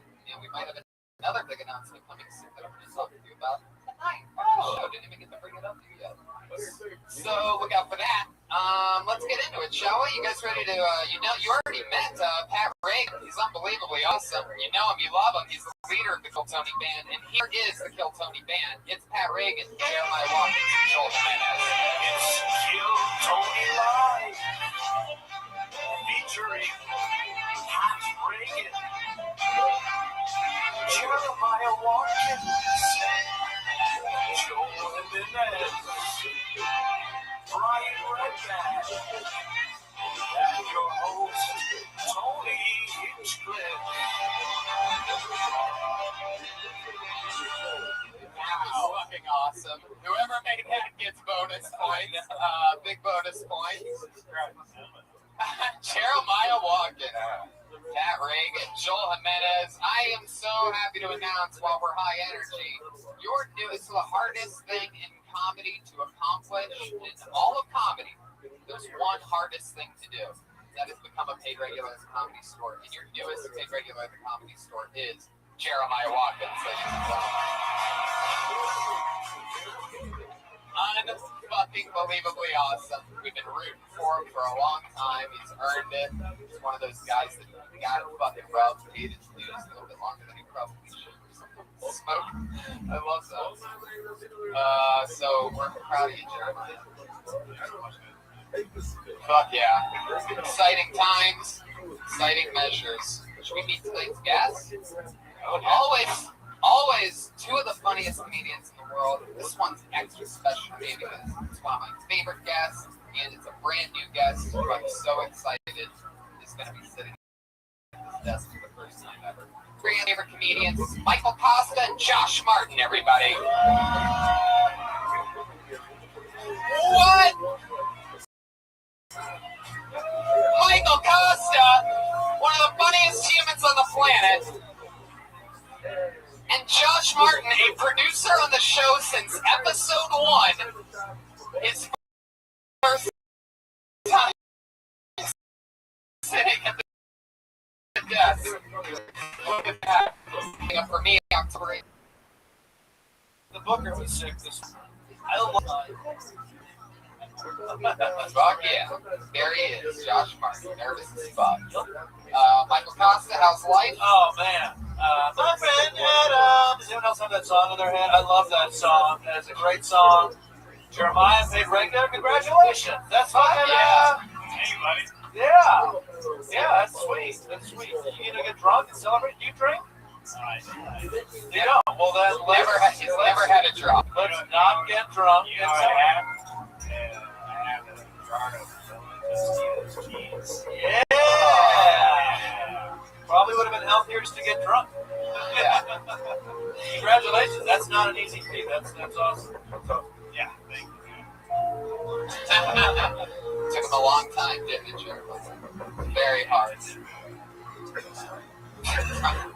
I threw down the music pretty quick there. Let's just get into it, shall we? You guys ready to start the fucking show? I have a bucket filled with random people's names. They signed up on the front patio tonight. Some of them are the top rising comedians in the world. Some of them, it's their first time ever doing it. Some of them are legitimately completely insane. Anything can happen on this show. If you haven't been here before, it's fucking crazy. Pull a name out of the bucket, they do 60 seconds. People who signed up, you know your 60 seconds is up to you with the sound of their kitty. Wrap it up then, or else you're going to bring out the angry West Hollywood bear. The bear. All right. The bear rattlesnake elephant. Oh, okay, Brian. All right. Obnoxious. There you go. All right. So no more buttons. You should put those buttons. One of those buttons should be Josh Martin's speech impediment. I think we actually have one of that, don't we? I can just put that in line. Oh, you just put that line. Okay, that was a joke, everybody. There it is. Here's Josh's. Oh yeah. So I'm gonna pull a name out of the bucket. What do you motherfuckers think about that? 60 seconds, uninterrupted, and here we go. Your first comedian tonight goes by the name Courtney Banks.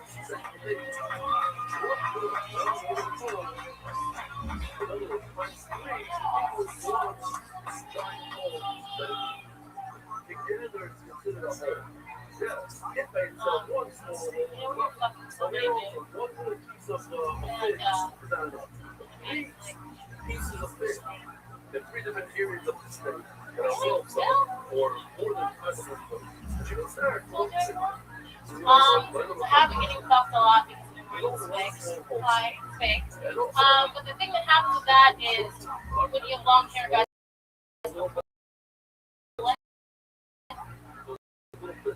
It's really a problem. The guy pulling it from the back, but then from the front, I am trying desperately to keep it on. So it looks like I'm very much enjoying this, but really I'm not. And I don't know how to get out of that joke. I don't know how to get out of that situation. Very uncomfortable. Fuck yeah. Well, let's figure it out. How do you get up? Really happen? Are guys really pulling on it? What are they playing? When Let me ask you this, because it's got to be attached to some stuff, right? Well, you just kind of like a hat, like this. Right. They are. Has it ever come off? Oh my god. And then what happens? He goes soft immediately, you just start apologizing over and over again. I'm not the woman that you thought I was. I do. I feel like a liar. Right. Did they start double checking for a dick right about that point? Right, It's like, whoa, what have we done? No, the only time it's come off is like this weird guy. What? Kind of weird shit. Yeah, Courtney. What? I mean, What was weird? They took it to the Hollywood Hills, and then he wanted to pull your well, wig. yeah, because it wasn't his house. It was just Yeah, that is a little weird. So he took you to someone else's residence in the Hollywood Hills? Yes. Did he take you? And I went. Did he take you inside, or was it? Outside. So he had you in the car. Did you do the TMZ tour? Is that what this was? And the guy just fucked you and drove the bus. Right up here on the right is where Arnold Schwarzenegger once lived. And if you look to your left, you see an open micer getting a blowjob with a wig falling off. What happens? What happens if you don't wear the wig? Because you're a pretty girl. Why do you? What is it? Just terrible without the wig? We're these old now. Yeah. Let me give you an example. Of what Mike might be talking about. Like, I once heard a rumor from someone in television that works on television in the hair and makeup department that Nicki Minaj has, like, because she's pulled out so much of her hair doing a bunch of crazy shit, has like one little knot of human hair left at the top of her head. Thank you. Yes, that is the correct sound. Very good. She has a man bun. Nicki Minaj has a man bun. So she basically, yes, she has like nothing around except for one little thing, like some kind of like, I don't know, something like Teletubby or something, and it like attaches on to the one little thing that's on the top of her head. Does it give you more confidence to wear a wig? Because if you're wearing a wig, yeah.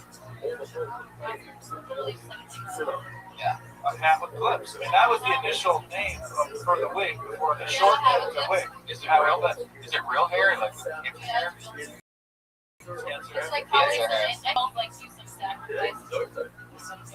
Are you mixing up real India with Native American girls? Is that what you're doing? We have the finest cancer hair. What else is fake? Joel Jimenez on the drums. About 7 seconds late on the Indian reference, but still worth it. While the window was closing, he went forward and found it. Okay, do they tell you where the hair is from? You ever curious about that? Say like on the bag, like stage 5 pancreatic cancer, 4-year-old girl, anything like that? I don't take cancer patients.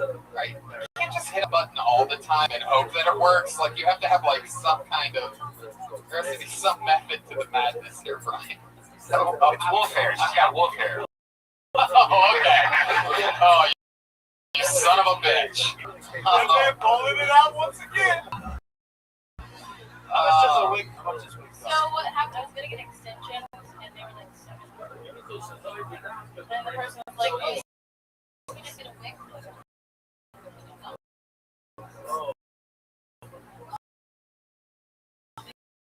Wow, Halloween store. All right. Anyway, okay, there you go. Right. Welcome to the sound effects show with comedians. That's pretty amazing because no matter whether you had a wig or extension, the guy would fuck you either way. So that's what's for. Just bald, he would probably fuck you as well. Totally. So who's it for? You? Other girls? Then you have enough confidence to follow a sketchy man. Put the Hollywood Hills and fuck you. You paid for the Uber. Okay, there we go. Wait a second. Hold on a second. Time out. You paid for the Uber. Wait a second. You're telling me that this wasn't in his car? You Ubered to the top of the Hollywood Hills near a bunch of random residences. You didn't go inside. No, we did go inside. Go inside where? Like this house or film, like fucking the hot tub, and then Probably the Airbnb that he booked in the bathroom while he was deciding to take her up to the fucking. I think I'm gonna fuck this girl. I better get a Hollywood Hills house. That is hilarious, by the way. You You should fucking call Silicon Valley right now and get in on that shit. Hotels tonight. I mean, you can. I've seen dudes this guy getting on hotels tonight. Like, I need to get a hotel. That is hilarious. This should be sponsored by Hotel. Brian, play a hotel sound. Oh yeah. There you go. He actually had that one ready to go. Right on cue. Wow. So you're hooking up. He's pulling on the wig, and sometimes it falls off, and sometimes it stays on. When the clips are on and he's pulling the wig and the clips are pulling the actual hair, does that turn you on at all? Or do you just immediately just start getting scared as fuck? Like, here we go again. Yeah, you get pulled out of the experience. Yeah, does he pull? I mean, is it just doggy he's pulling your hair? That's usually. So are you doing lots of doggy styles? That it usually happens. I'm just curious, like, a lot of guys. I've like never gone to that many months. Yeah. You never, Jesus, whoa. Whoa. Wow. Jeremiah, you gotta know it's one of the moves. You gotta get wiggy with it. Na na na na na na na na na na na na. Much catchier than you gotta get at with clips with it. Wiggy with it. Na na na na na na. All right. So that's fun. All right, Courtney. Well, I mean, there you go. I guess you can take a lot of that shit and just fucking figure out how to wire it in there. Keep asking yourself questions about the wig, what happens when it comes off, this, that, everything. Show the real emotion. Show the fear in the joke. That would be my advice. I like that you're pulling from real life situations that are awkward. Yeah, a lot of people leave their personal life out of the stand. It's an extension. Too much like it's an extension of the real self. That's funny. Hilarious. Michael Costa with the alley-oop. Even in like a fight yet where the wig has been taken off and used against you, and somebody yelled out "World Star" yet? And if no, do you want to?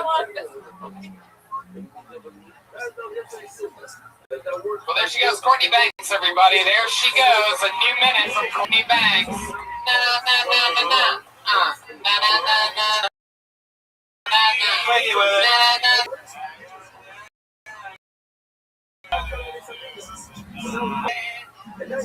Wow. Oh, they're going. Okay.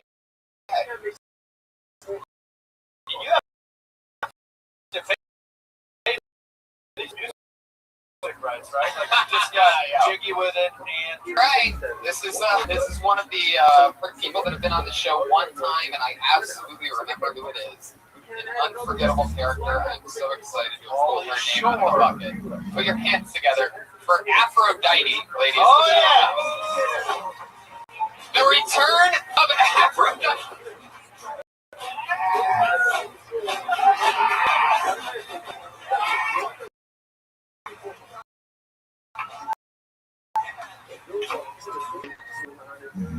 Sometimes I feel like a marijuana-less child.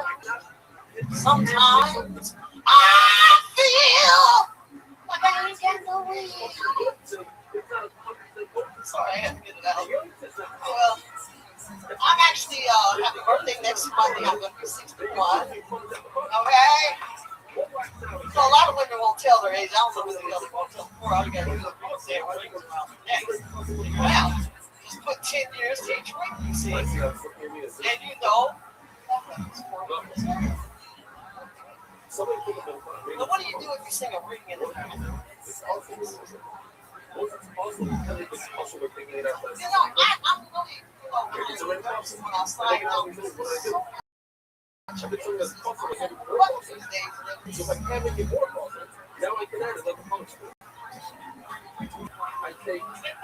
that's what real ass looks like. In case any of y'all don't know what it looks like, you know, in Hollywood, you start not knowing what real ass looks like. Fuck yeah, a new minute from Aphrodite. A new minute. She did 40 seconds, her ass did about 20. Aphrodite, you have an amazing stage presence. Like the way you just come out, like there was nothing funny about that song, but I feel like you connected with everybody somehow. You just have oomph. Because I saw white kids walking around and like that. Fuck yeah, that's exactly how I remember you from last time. Pretty much the answers don't make any sense, and I love it. It's pretty much. I'm serious. I was just talking about that guy to a friend, and here he comes walking around, folks, and carrying on. You know, sometimes he's here, and sometimes you're just bombing, and you see Jesus. I'm not kidding. That's happened to me where he has a video, and I'm like, I think I'm dying right now. Why do they call you Aphrodite? I don't get that. Well, you know, there's one Don't answer that. That was. She's going to now, Wait. There's a lady impersonating you? Yeah, this one woman in Aphrodite. You mean like? You know, she's a black woman. She's Yeah. Aphrodite was black? She's a white, black woman. It's not my first time on this earth. We all know this is not your first time on this earth. Brian. Don't do that one. All you got, another one. All you gotta do is act. Find a different song. Out of control. So racist.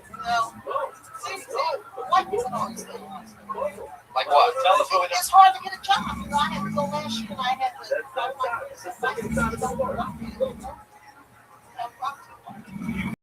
Again, that was a totally different answer to a totally different question. Maybe you were asked last week by somebody or. Black pills? Yeah, it's hard to black pills? It's hard to get a job. What's doing black pills? Be educated, dressed all suave and everything when you go to the airport. It's still free, man. What job interview have you gotten? Yeah. Would you? Oh, jeez. Wait. Let everybody acknowledge how sad that is. It happened because I smoked a joint. You smoked a joint at the interview? It was an accident. It was an accident? Oh, I forgot I was in the middle of an interview. I'm sorry. I guess I might as well just let myself out. What was this interview for? I know I wasn't going to get the damn job, so I just... Oh, how did you know you weren't going to get the job? What was the interview?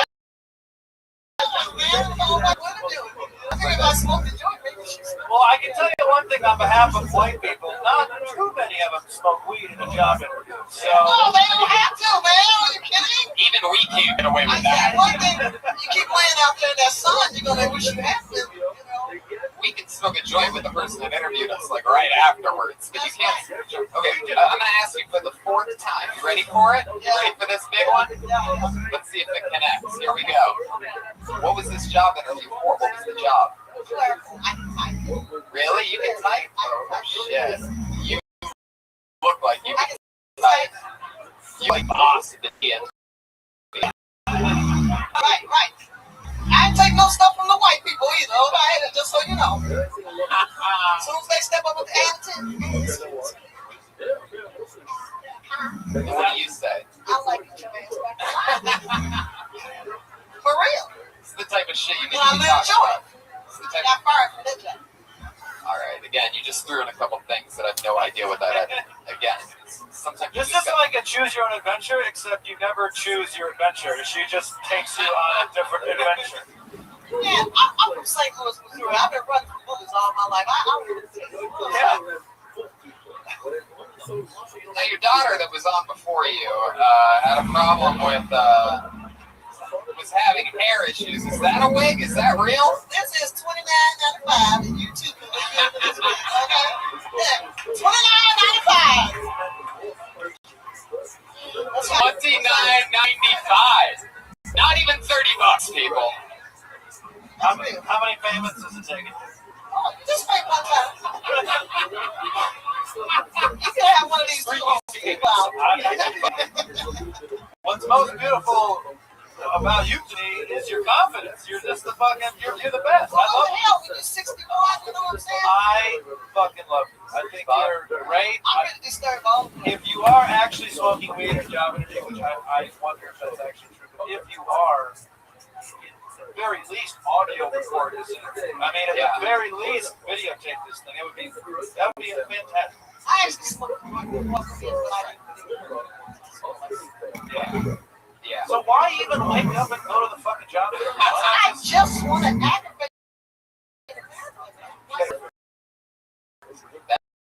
Well, it just worked. I just got furious at you for no reason.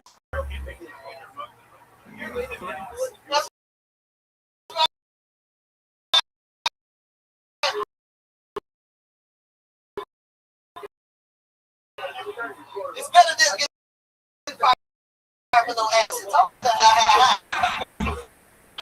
Aphrodite, really something else. I mean, When it comes to my grandmother was a little short lady. She happened to buy the class. So it's astronomical that I have asked.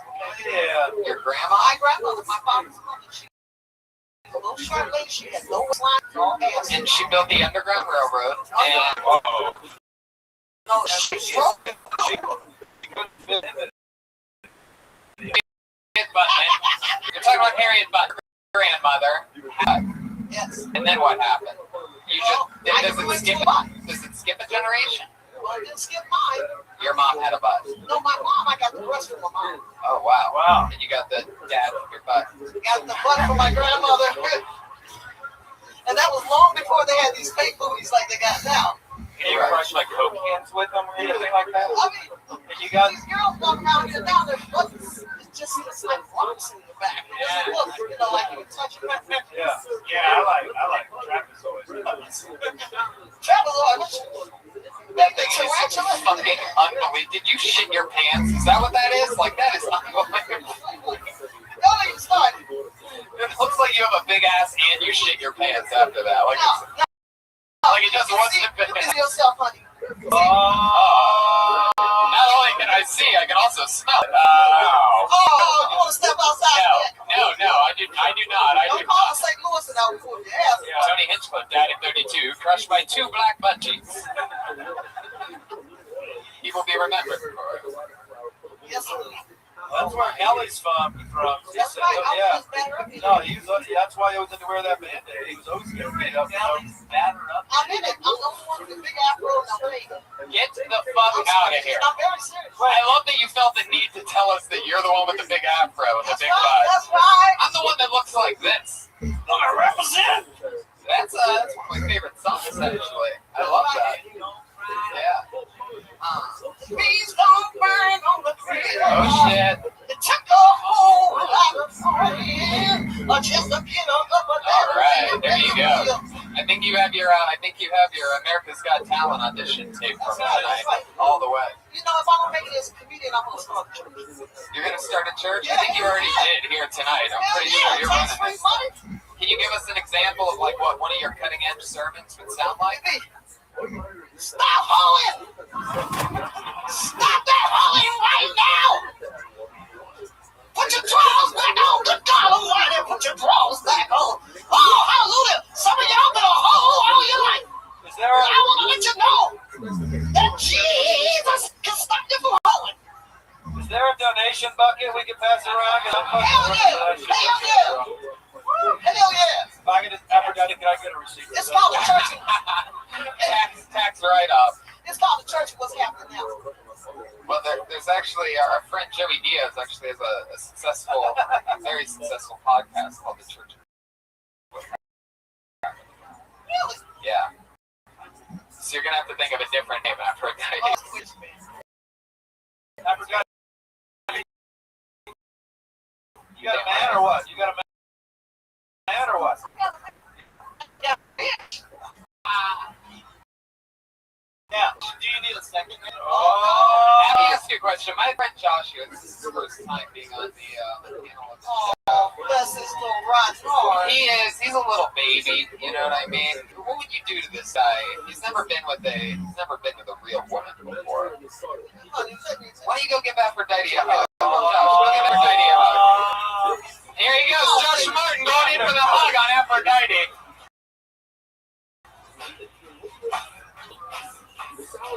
Come on, baby. Get up there, Jeremiah.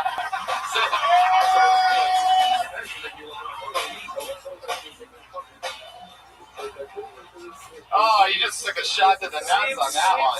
See, now you're gonna be cool with all the white guys. Seems like Josh's anaconda don't want none. There's a lot of talk about your ass. No one has ever brought up the six-pack you have on your snack. Yeah. That's all right. Brothers love it. Hey, just got better left today. Just got back abs. You guys went butts to nuts on that. She went butts to nuts with you. I think my dick just went inside my mouth. Yeah. It should. As forces.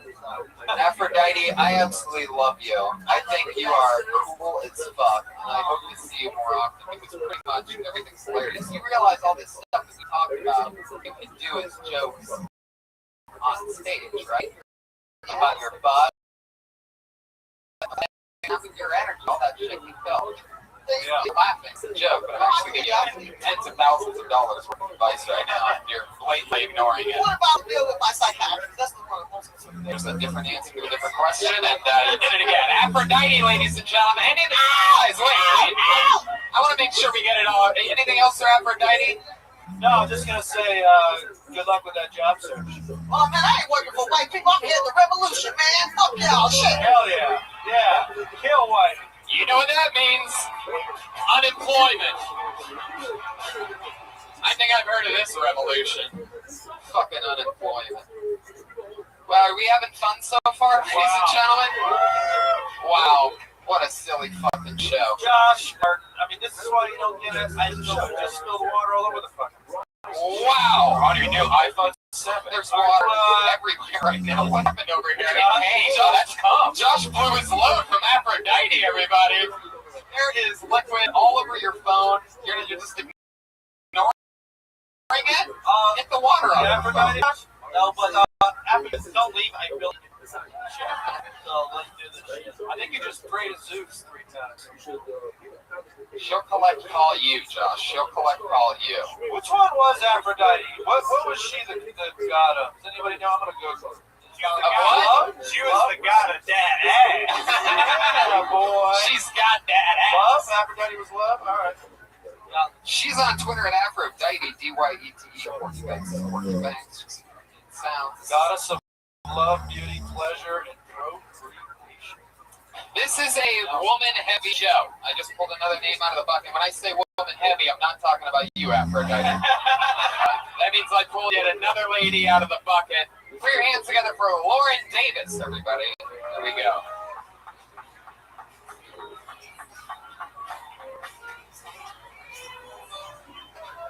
All right, we're going back to the bucket. Hey, Aaron. That means they just got blacklisted. A lot of women in I pulled another name out of the bucket. Guess what? It's a guy. Put your hands together for Mike Diaz.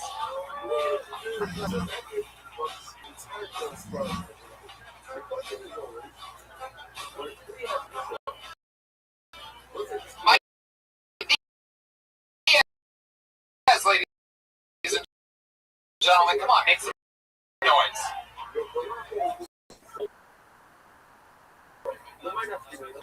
On the outside, like this. The water now. So they put over the outside of the street out. So it put up very high and then it fell over the side.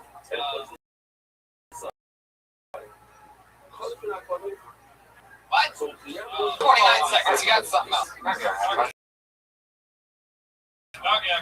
come on. I'm not really inclined to jerk off in the shower.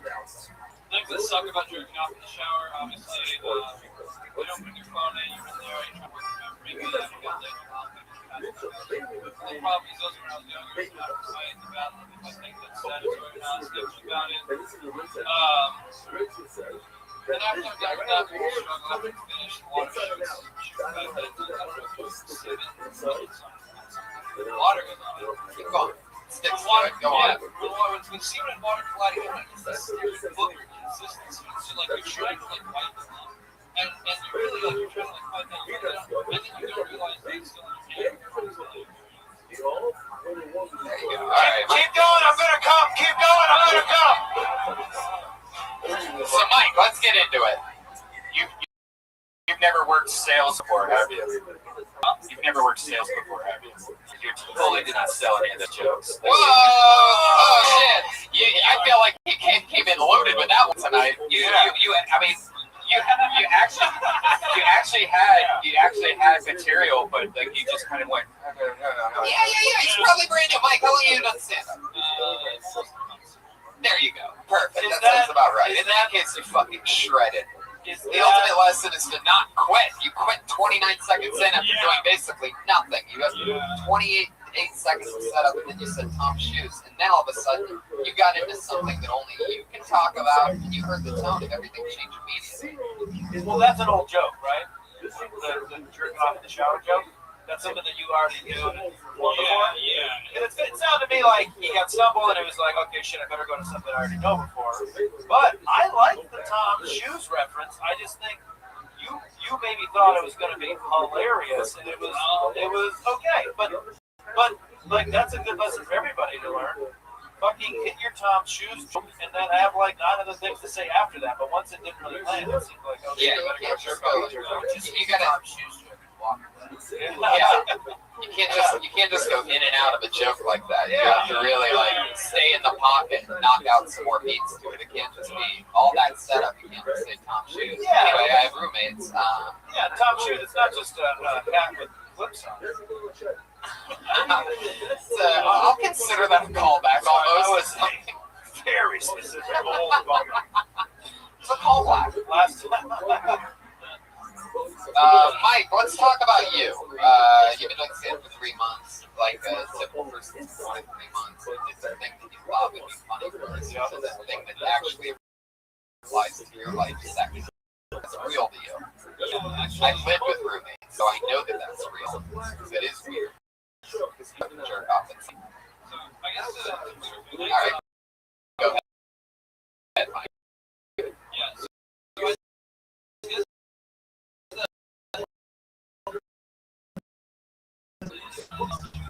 can't just throw one single punch. You have to like double. You know what I mean? What the fuck? Come on, people! Nobody was there for me, huh? Y'all forgot. Not only did you stay within 60 seconds, but you also fresh cut fries.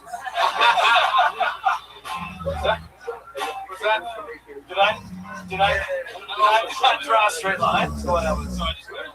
You have to absolutely commit, and you have to, like Brian said, you weren't really selling your punchlines. You have to drive through the punchlines. You understand? You have to you can't really know.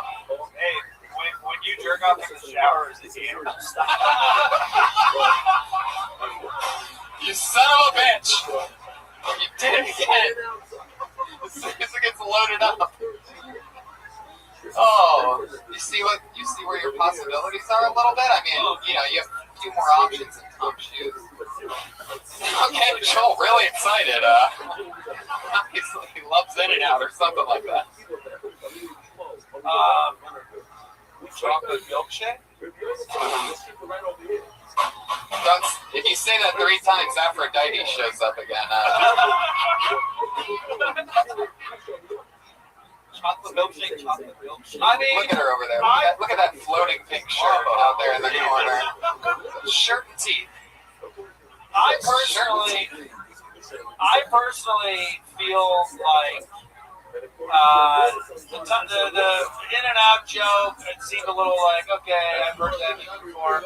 The comment on the hair gel, I mean, we've all seen something about Mary. Have you seen something about Mary, that movie? Okay, that's okay, because you're not old enough, but like, that's like the biggest punchline of their film. Right. As it went on, it got worse.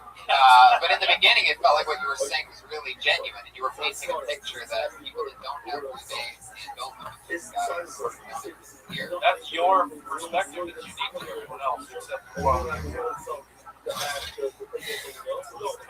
like I know when I did it, when I had a bunch of guy roommates. That's almost the right part for that. But now, when it's going to lose its effectiveness perhaps later. I would have to set up my phone right on a little shelf that was outside of the shower, and it became like a whole fucking annoying thing that I had to do, right? Because then sometimes shit, you got to go to another cart to go into a boring position or something like that, and you're like, fuck, and then your hands all, like, just get your index dry somehow to like. Yeah, you gotta go. Yeah. Am I the only one that still jerks off with their imagination? I mean, is that because I'm 36 years old? You have to. What kind of imagination do you have over there? Willy Wonka 3D. This guy. Oh, no computer necessary. Go! So, Mike, let's find out a little bit about you. You've only been doing stand-up 3 months. We don't know anything about the real you. You live with a bunch of dudes. Where are you from? Are we all supposed to know where that is? I live in the Valley of Apples. You know about it, right? It's where all apples come from. There's no need for me to say any more than just Apple Valley.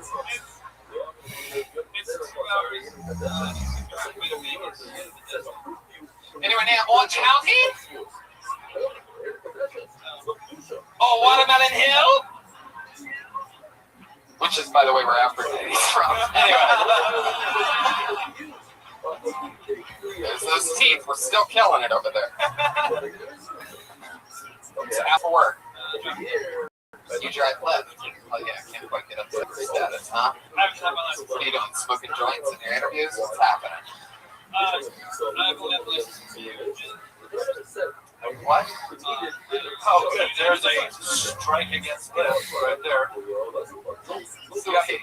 So it takes 1 year. You only have your license for 1 year. Lyft is cool with that. Wow, that's a good fun fact for you people to know. When you're saving that $1.50 on Lyft, 17-year-olds can drive Lyft. Oh no, you have to be over 21. Oh, okay, that's good. I always like to drive with it until old enough to train. Anyway. You know, we're all just gonna go back to taxis after this, right? Like once we realize how shitty they are. It is my favorite thing in the world, watching them all struggle and be miserable. I had some guy the other day. I went outside my hotel. I was on the road somewhere, and I go outside my hotel, ordered an Uber, come pick me up. There's one of those drivers there, in a Lincoln Sound car. And I had already gotten my estimate, and he literally at that moment, when you're just about to hit confirm, he goes, "You need driver?" Yeah. And I go, "Well, can you beat $25?" And he goes, "Fuck Uber." Yeah. Except that guy knows how to get there, unlike Uber, but it is consistent to die. Oh, no, they got it. It's all fucking Mike, anything crazy ever happen in your Lyft? Is there a reason? Hey, Mike, you got coke? You got coke? No. I'm a Lyft driver. Not screeching balls. So but I was doing a call back to In-N-Out. Ketchup. Apple Valley. More of a bad city.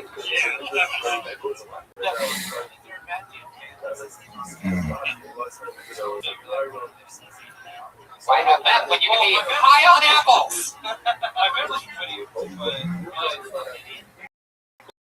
Yeah, my chemist committee. No, my chemist committee was my immediate family. I wish you were a little bit wittier, Mike. Sorry. Stupid ass jokes. Okay, so you're working Lyft. The craziest thing is somebody's asked you for coke. You can't do any better than that. The same person asked me if I robbed. I've never robbed anyone. And so all right. I thought I was going to get robbed, but he give me some sex shit right now. Did you have, what made him think all this stuff? Did you have white powder on your lips mustache? Bitches. Picture the fucking mustache.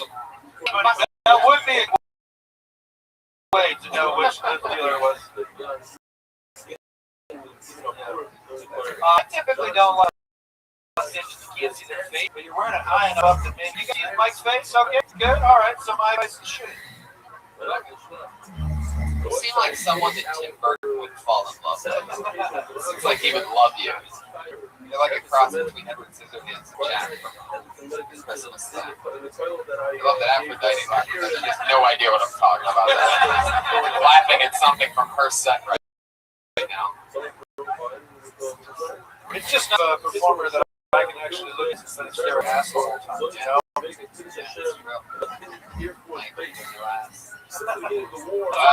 What's your love life like, Mike? 3 years. I'll show you that one. Wow, you just turned into Michael J. Fox. Girlfriend. Yeah. I think it's awesome that she lets you wear sweaters when you have it. Jeff Ross joke for you. Throwback shout out. Alright. Anyway, Mike, tell us something interesting about you. Anything crazy or yo champion of the world skydiving?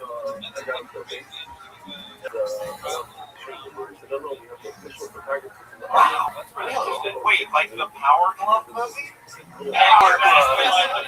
Yes. So, Mike, let's get into it. What kind of video games are you playing? Super Smash Brothers. What is that? Wow, that's fucking awesome. No, I have a career. Anyway. Oh,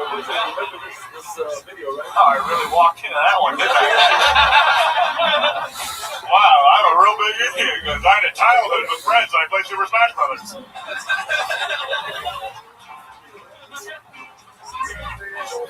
Son of a bitch. Yeah, Brian, nice job. All right. You ever get laid from doing that? Well, you have a girlfriend.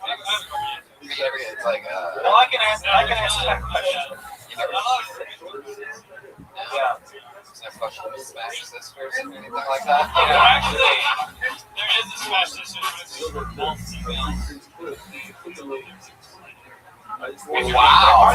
Are there gender differences in video games? Like, of all the things in the world, it seems like women wouldn't be able to complain about video games not being equal. Yeah. Wait, so are there video games? women's teams and men's teams?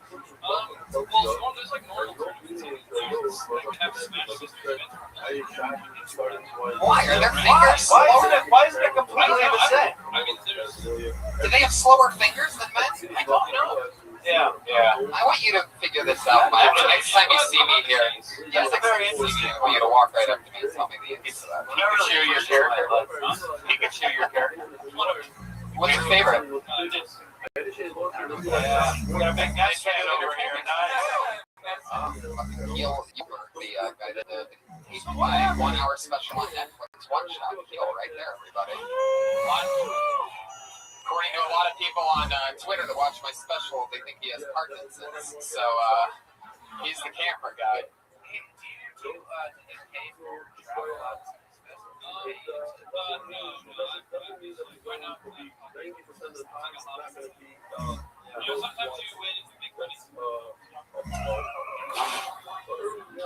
Well, Mike, you're 3 months into stand-up.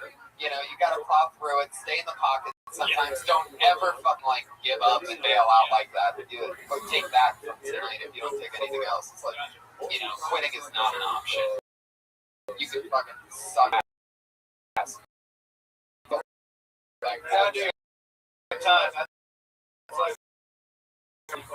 Yeah.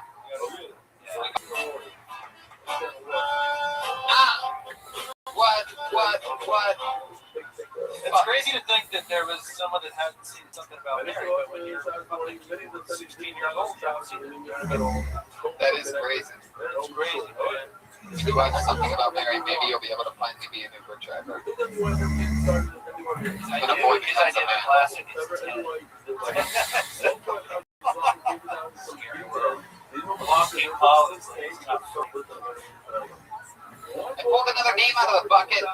Looks like a new name. It's got a Jordan Beatty.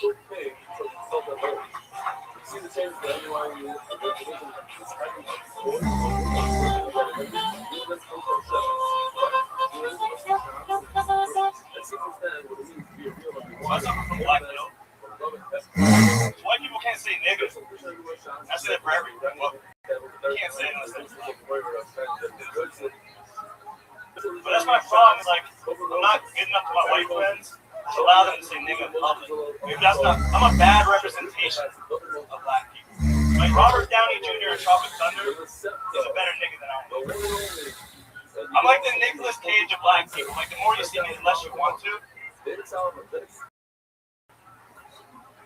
man. I don't. Now that I'm saying it out here, like I don't think that maybe I shouldn't say nigga in public. It's just not. I was kind of hoping there'd be more black people here. Because I'm starting to think maybe I need a black friend. Just someone to show me the ropes. The only 3 black things that come naturally to me are rolling blunts, being late to shit, and fucking white girls. But you're awful people. You're terrible. Like you're the. But it's a mutual relationship. You use me to try to piss your dad off, and I try to use you to make my dad pounce. That's not gonna happen ever. Fuck yes! Jordan Bainey, ladies and gentlemen. Hello. That was fucking awesome. It's your first time on the show, right? How long you been on stand-up? About 4 months. Awesome, man. That's fucking great. Super likable. Love the self-deprecation stuff. One fun note that I give immediately is instead of saying that you're the Nicolas Cage of white people, you could just say you're the... No.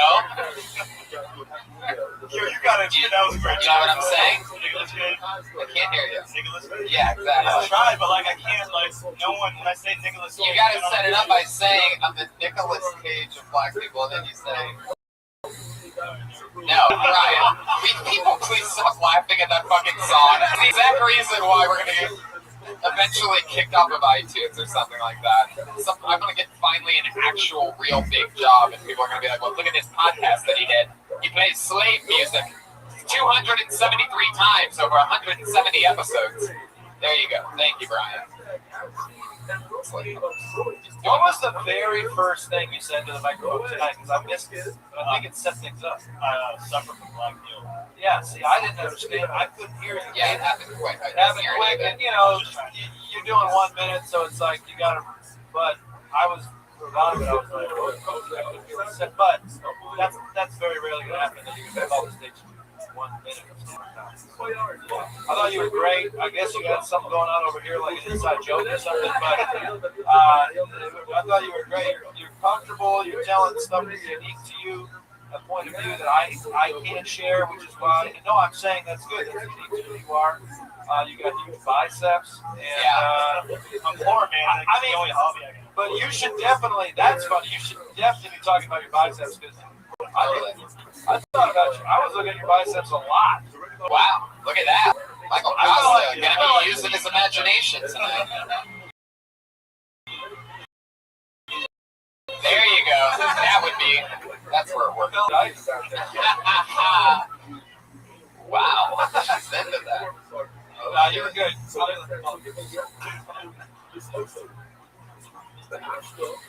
That's how it goes. Alright, so let's get back into it, Jordan. First of all, I'm going to tell you, I think it's so cool when you take the knee during the national anthem. During those football games. Like, brave. Very brave. Super brave. You're doing some amazing stuff. What do you do for work? I work at a cell phone store. Wow, what kind of cell phone? I can't say my roommate was actually on the show. You been on the show before? No, my roommate. He works there really well. And, it's all right. You're black. We all know it's Boost Mobile. I was raised by white people, okay? But there was this like crazy chick that she heard the podcast and sent it to HR. And got like written up about it. Shit. Yeah. Oh shit.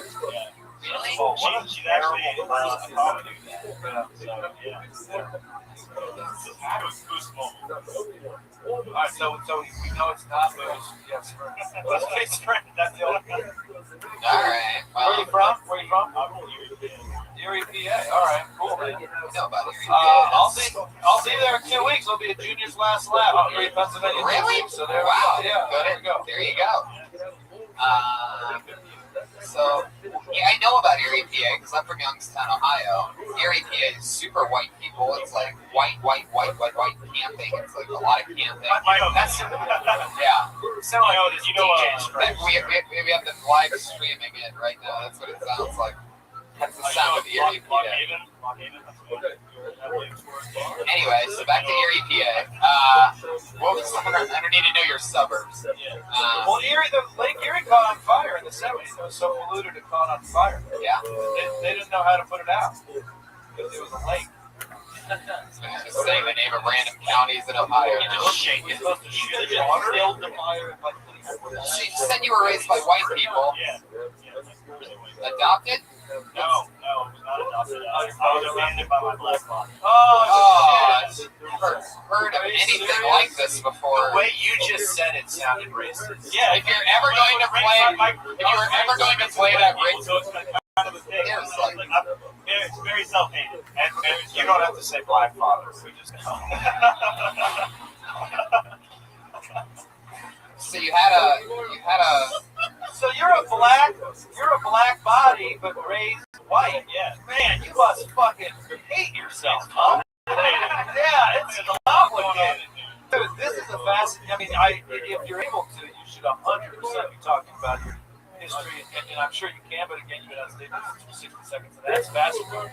I actually, white, but my white father had to go play tennis, so I would go with him. He loved me. Everything's great. He's still alive. We're happy.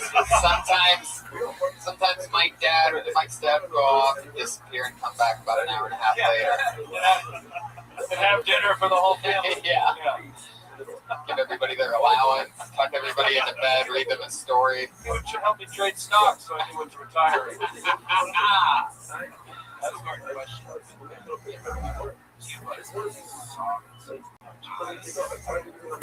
Really soft, it really upsets me music, and so I was wondering if you ever really talking to someone and halfway through the course, Right. There you go. The ambassador of weirdness, Pat Reagan, holding it down. When things are rolling a little too smoothly, we do it on the entire show. Nobody knows how to do it. Give everybody a nice breather, let you catch your breath before we get back to the funny. Pat Reagan. You know what you remind me of? No, let's not do this, Jordan. Focus over here. Position your posture and ignore that mic. Hold up, I think they're about to have sex. All right. Okay. Do you know that white lady, by the way, sitting over there? That when you were saying fuck them as a black guy just to make it. Stop talking, Jordan. Stop talking. Let me finish the question. You ready for it? That white woman over there, when you said fuck white women to make their dad mad, she started clapping her hands. What? I can't hear what's happening in the show because it's beating a dead horse to absolute death over here. Say it again. That's your dad. The guy with his hand over. Wow, you're actually here with your fucking family. That's incredible. Wait, but that's not the black boyfriend next to you. So you're with is this your new boyfriend? The white guy, right? Yeah. What I've been getting at is you should have seen the look on his face when your hands were over your head clapping and getting fucked by a black guy. I mean, wow, I don't think he had any idea about that. Did you know that she had a black man inside of her before, sir? Did you know that? Or did you just find that out now? Answer the question, sir. Oh, he knew? I love of course he knew. The vagina was never the same. Blew it out. Wait, you mean because the black guy put a basketball on it?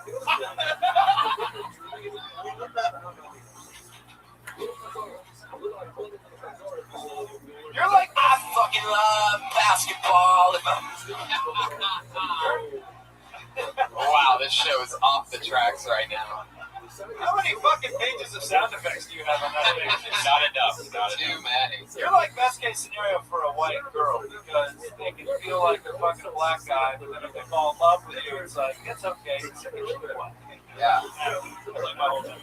Yeah. I've noticed in a lot of the porns that I've seen that black guys always keep their socks on while having sex. Is this true? Oh, you're no socks already. You were raised by white people. There you go. That's a sure tell. That's why, because he's wearing boat shoes. Whoa!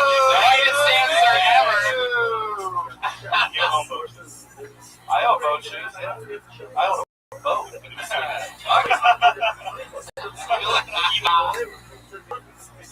I don't.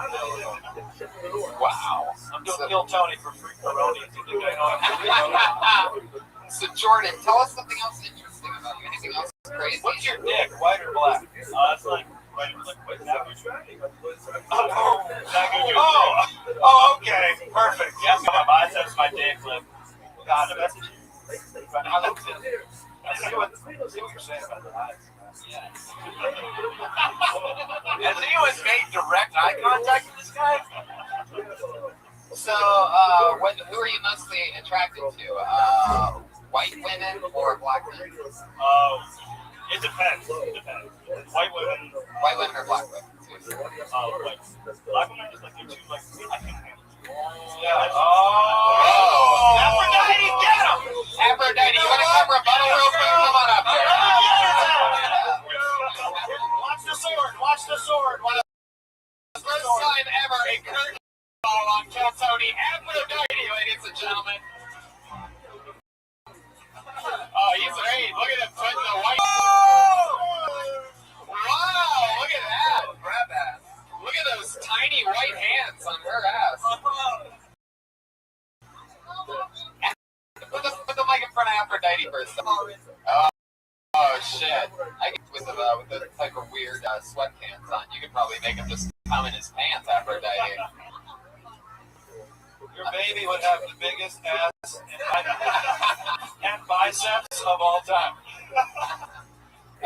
Jordan, can you co-sign for Aphrodite on a apartment that she's trying to get right now? What? Nothing. Jordan. Doesn't actually matter what it is. See what Aphrodite's hand. I do find it strange. Only that side of it was dying of laughter, and it ends right there. What is happening? Black on black crowd. So let me ask you something. You said that you couldn't handle Aphrodite. What is it about Aphrodite you think you can't handle? You know what? Like it's just when she talks, put the mic in front of her mouth. I could be a white woman for a few minutes. All right, well, things change. You changed a lot in my life. Well, you were raised by white parents. Yeah, so that's your model. I'm not trying to get all Freudian, but your model of a woman is a white woman. Right. This is a black woman. Okay. There we go. Aphrodite, what would be the first thing you did with this big ball of man, huh? Kiss. What's your first base? What's your first move on a guy?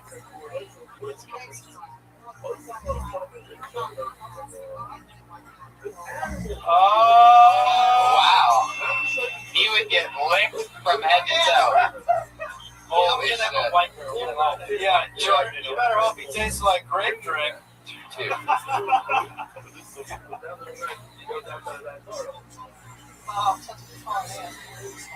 Wow.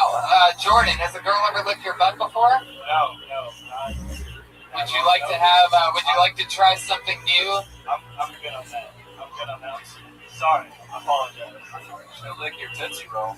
I don't know. I think it's more of a I think he's all along with just the fact that I'm standing here, a black woman ripping his hard ass. I think he's gonna always remember that. I don't think he really has a Tootsie Roll. It's probably more the color of like a payday. You know what I mean? Finally thought of it. Took it 6 extra seconds. Is color purple jokier that I'm missing? So, okay, you would look like a reverse blind side. Alright. So you look at it from head to toe. What's second base to you, Aphrodite? What would be your move after you get them all wet? I know he's qualified. He's carrying equipment. A lot of screaming. So what, you're going to do your 60 seconds again after that? Yeah. No, hell yeah. I think her screaming is just the hot flashes from menopause. Oh, yeah.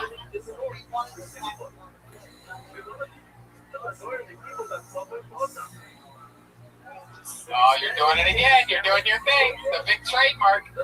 I feel like you don't even have menopause. I feel like menopause comes down with Aphrodite. You know what I mean? Like, you stop. You have menopause. No. No trouble. You still get a period. No. Oh, okay, perfect. It's a period. We didn't rebut it. I never asked a 61-year-old woman a question. Do you still have your period? I feel like I can get away with it with you, Aphrodite. I have a period of smoking weed. She doesn't have a period. She has an ellipsis. Huh? Come on. Forever? I love this. I love seeing this. This is a great. This is good. Let's see a kiss, guys. Let's see a deep throat kiss. You guys want to see a kiss or what? Here we go. All right. Yeah, do it. Give them a kiss. Right. Aphrodite, are you getting shy on me?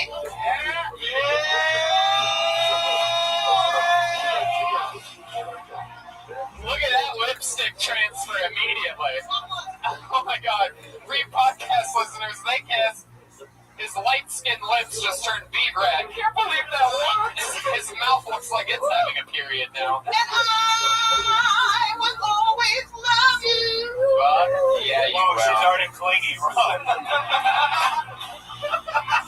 That's all it takes. That's all it takes. I'm gonna see you outside. That's all. I love your singing, Aphrodite. You're like Whitney Houston if she never took a bath. She's like Tina Turner. You think tell me the smartest people in the room are by we laughed at that joke. Hey, I did my show last night. Dolly Parton wrote that song. Yeah. She did. I used to watch her before anybody knew about this. Okay. Way back in the day. I wouldn't know how she got this thing. Alright. Okay.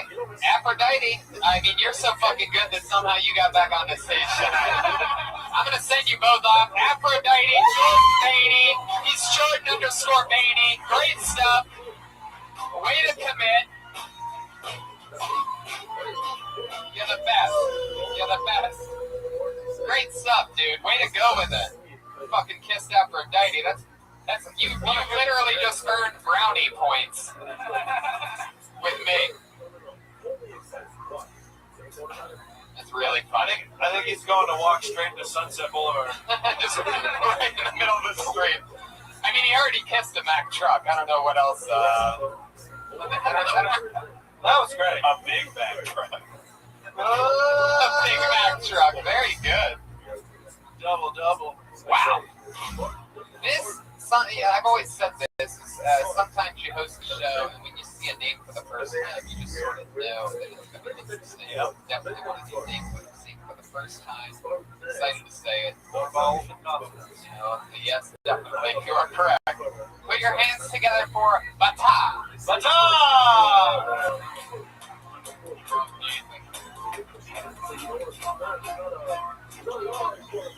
Hi guys. Hi. My name is Bata. I'm from Mongolia. This is my first time here. I'm from Mongolia and I went to Vegas a week ago and I saw Circus Soleil and all the girls were doing this contour things. They're all Mongolian. We export them to Vegas. Yeah, and I see that contortionist go real slow this part. She was just thinking about this head. Her puss was right here. That's very interesting. As a man, I'm staring at her. Her eyes are staring at me. It's like very interesting. She's asking if my eyes are here. I'm looking at your third eye. Yeah. And after that, I have a fantasy to have sex with like this, but you know, pussy right here, mouth here. It's very close. All right. Thank you. Fuck yeah. Wow. Bata. That is awesome. You're from Mongolia. Yes. And you said that you're a fan of the show? You listen to the podcast from there? Yeah, that's Brian Rodman. Wow. You're the one guy that's been listening in Mongolia? Yeah. That is fucking amazing. We kept noticing one download in Mongolia. Way to not tell any of your friends the show that you love, by the way. Specifically specifically one download in Mongolia. We actually get downloads from North Korea, supposedly. Yeah. Wow. There you go. That's the one guy you know there. So You is this like you're doing an accent, or this is how you talk normal? It's good. Hey, by the way, I'm a big fan of your bar. Yeah. It's big. Actually, it's big. Yeah, all the mix. How long you been in town? Oh, shit. Man, I thought you were good before me. You just keep getting bata. Oh, thank you. Yeah. Golden Pony. So good. So, how long have you been in America? 8 days. I'm going back tomorrow. You're going back tomorrow? Yeah. Flying. You're gonna fly? Yeah. It's not fair because it's not his first language. So I'm a dick. How many languages do you speak? That's 3. Yeah, Russian. Ooh, you speak some Russian for us? Holy shit. But tell us something about Mongolia that is different than America. Get into the real shit. What's different than Mongolia in here to you?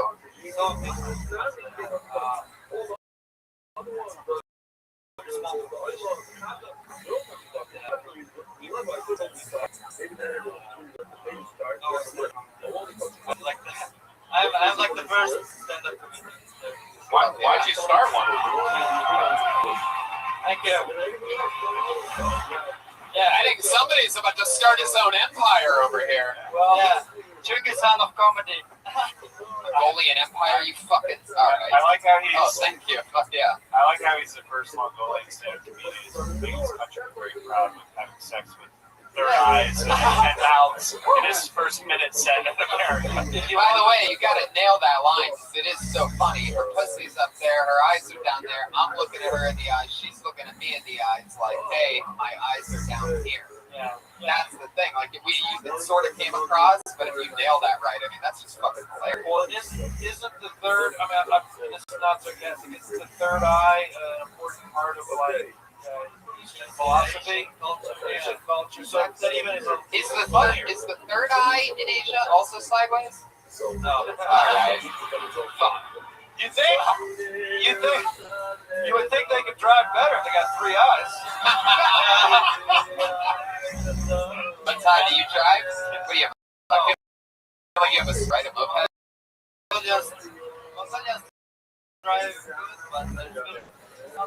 English just got worse the last 30 seconds. Something happened. So you really went to Vegas? Yeah. You saw tourists.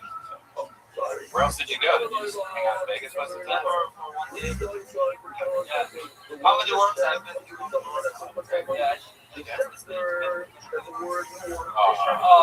Wow, that is my dream. Yeah, of course. My dream. Thank you, guys. Thank you. But I think It's called respect. Learn some, comedians. Yeah. I think in Mongolia that means this place is No. I mean, he kissed the stage. I mean, what's crazy is that next to Jordan, that's the second dirtiest thing we've seen kiss tonight. Have you thought about going back and like starting like a comedy fight somewhere, like at a hut or on a cow or something? Yeah. No. But you Yeah, go to bars and asking them do shows. Gotta go to all the different places. You gotta go to the Moon Garden, the Panda Hut, all of them. You know what I mean? You gotta go everywhere. They don't have benders. You can do comedy like inside a bowl of pho. Yeah. I know that's Vietnamese, but right. You suck. There's a white girl in the car that goes. Action. Excuse me.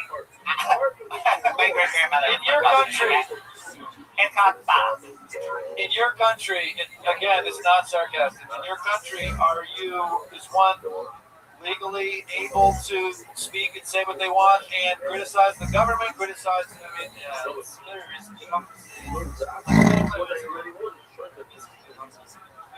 Yeah. Wow. Sure. And I like that you've kept that one haircut that everybody in North Korea has. It just goes with my kids. I would like the Mongolian cut, please. Goes with my head. So what? So you are able to speak freely, or you're not able to? Yeah, stand-up comedy is I developed legacy. You are? Yeah, and I got like the 3 guys. Wow. 1 person, 10 guys now. Great. Holy shit. Make sure you guys get on MySpace. That's how you really make it. Yeah. Yeah, I know it's MySpace. Do you have any special skills or talents? Like, what do you do for work in Mongolia? How do you make money? You're making money doing stand-up. You're the only one. You're like fucking Richard Pryor out there. No. People's minds are alive. Barely paying my rent. How much is rent in English, in American dollars? In English. What's your rent in English? No, it's low. In American, how much ballpark? I'm sure I get Yeah. I'm trying to figure out the economy here. So you get $5. No. How many people are in an audience? Audience, All right, here's what I want you to do. You guys gotta go to Mongolia. I would love to go to some women.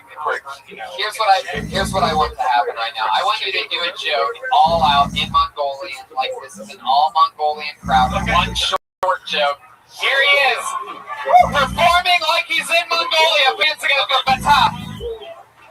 Wait, okay. So I was gonna pass out 100 straw hats, but let's just do it. Here he is, Bata, ladies and gentlemen.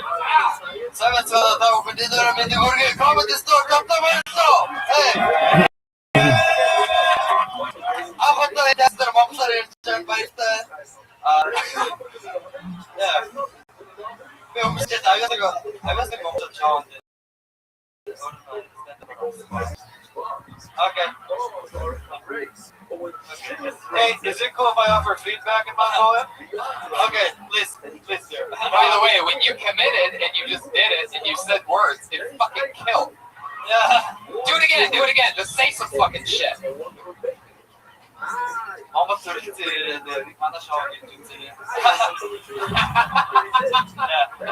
Dude, Bata, I got some advice. Okay. Next time you can do an American show, just come straight on Mongolian. Don't hesitate. Do everything in Mongolian. Never acknowledge it.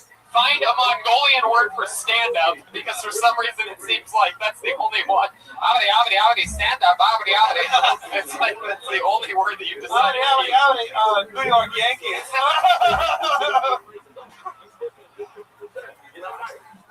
Dinner's ready. Look out, boy, look out. Tony, I would like to see the last joke that you told the last 15 seconds in Mongolian. Yeah, what was that one Back out with the whole third eye thing. Oh, yeah. I'd Can like you to do see some of that. that in Mongolian for us, for the audience? Okay. There you go.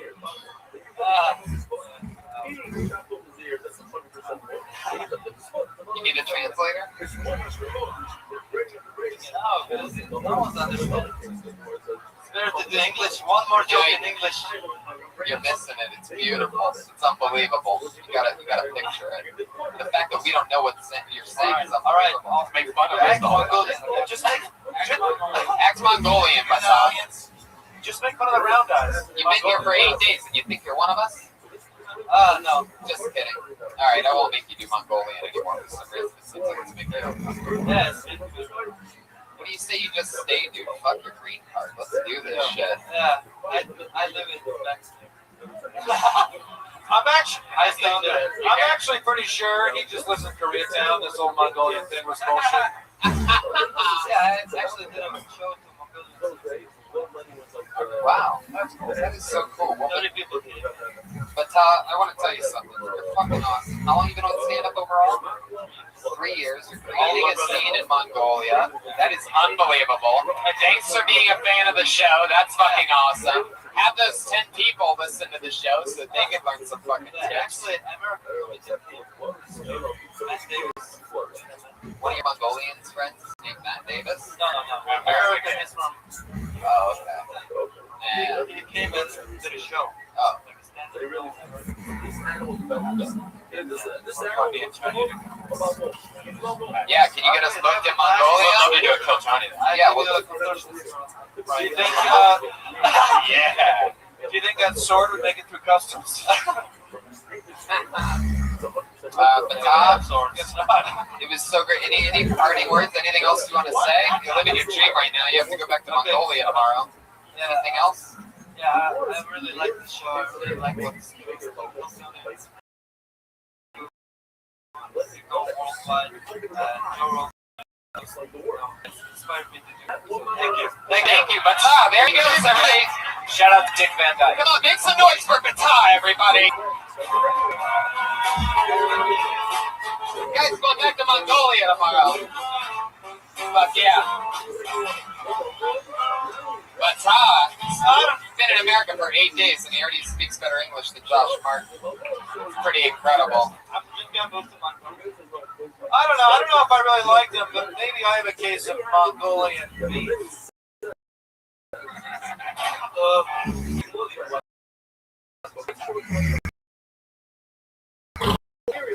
So what do you regulars up here and then we'll go back to the bucket? How does that sound? Everybody, huh? There's two young ladies that are comedians and they write for reviews. Our first regular growing up, you know, Bill Tony, one of our favorites. Your hands up the great Vanessa Johnston, ladies and gentlemen.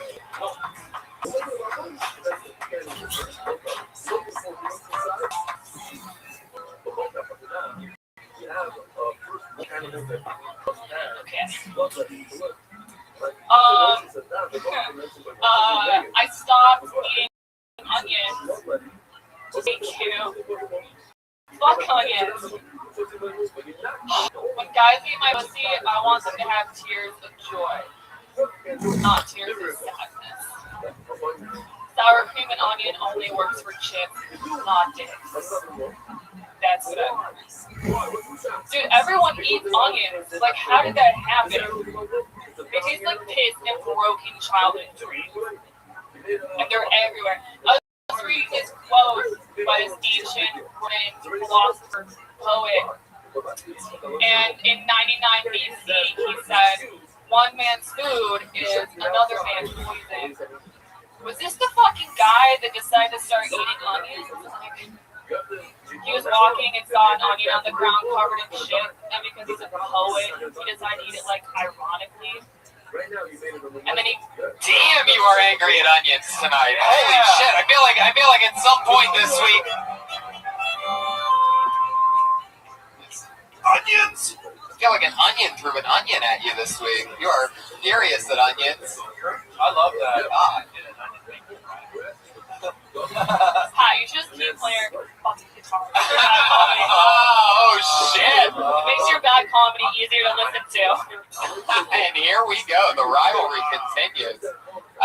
So let's get into it. I'm confused. If you eat onions, does it make your vagina taste like onions? It doesn't help. I mean, eating doesn't help. I have a serious problem. Eating pineapple makes your cum taste good, supposedly. I eat pineapple. Asparagus makes your pig smell. Yeah. So I would assume. I thought it was great hearing someone bitch about onions, which is, I believe, a vegetable. Yeah, it's not fruit. Vegetable that I love. Made me laugh. The only thing I would say is all the move the pussy eating stuff to the end of that and start with the like it just got so, to me it got so eat my pussy immediately that I would have preferred to build up, but you know. Yeah, you gotta build up the eating the pussy. You gotta think it a little bit or something like that. Yeah, you know. Start with the breast and then. And I would, you know, sometimes when I chop onions to keep from drying, I honestly wear swim goggles. And that can be a funny thing to talk about if, like, your boyfriend's wearing swim goggles while he eats that pussy out. No, it does not work because the senses are in your nose. Oh, did I not? So I know for a fact the goggles would actually just trap the tears inside of the goggles. Your goggles would slowly fill with water. No, I just love wearing swim goggles. Anyway, but supposedly it does help. But anyways, I was very funny to hear you bitch about us. I mean, I believe at one point you started the whole set with fuck, which is just a fucking phrase to hear. Sounds like a bumper sticker. Yeah. What else is going on? Anything else interesting happening? Is there anything that you, on the contrary to this joke, you're not eating things to make your pussy taste better? Is there anything that you do eat to make it taste better? Pineapple make it taste better? What'd you say, Pat? Antibiotics. Again, if we could all not do it at the same time. What is it? Antibiotics. Doesn't it hurt? I mean, what's that? My boyfriend's mom. It's crushed. Josh knows what he's talking about. He has a can of Dole ready for his big night with Aphrodite. I've learned so much about sex. He's gonna be basting pineapple juice into that thing later on. Did somebody tell you that your pussy tasted like onions? No. Because I thought that was a little bit of a thing.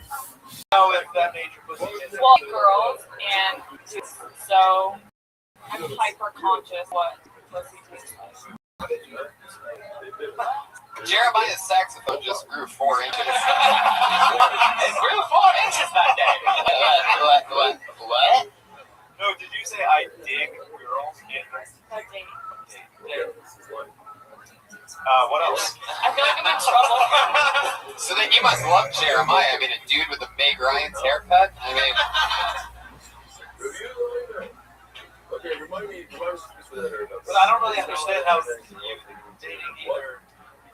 Answers my question about does that make your pussy taste like it?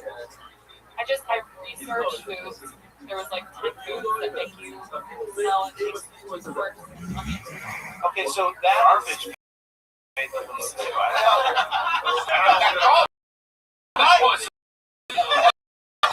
Too. Am I wrong? The fact that you researched hilarious that she should also say that on stage? You fucking Googled that? Well, she's trying to figure out why her pussy smells. I feel like number 5 was an ad for a Honda Civic. You know what I mean? Like one of those slideshows. I don't feel like it was an actual list. I feel like it's that. Number 6 was Make America Great Again. Vote for Donald Trump. I feel like it was clickbait. Fucking pussy clickbait. Clickbait.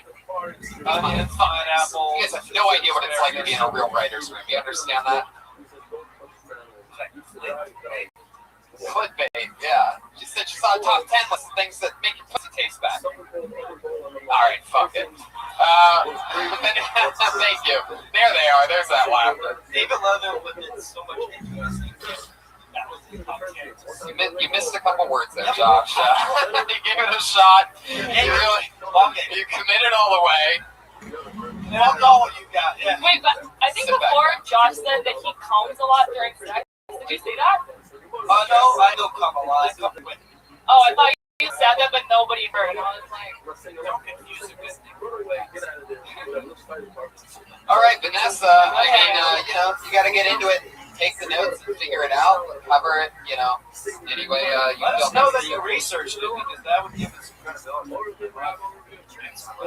Also, that's a good onion joke. But yeah, and then in no time that joke will be blooming. Okay. So stupid. This is a special, this is an episode that even 5-year-olds would like. I think she's waiting for a ring. A Nuva ring. No, an onion ring. I don't think an onion ring. Brian, did you not realize what we've been doing this whole time? Nuva ring. Oh, I got one. Oh, I got one Nuva ring. I got an onion joke.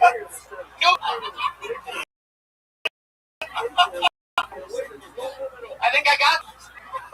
I could never play a sound effect with gun, by the way. There you go. Vanessa, we love you. Another brand new minute. There she goes, Vanessa Johnston. On Twitter, Vanessa Johnston.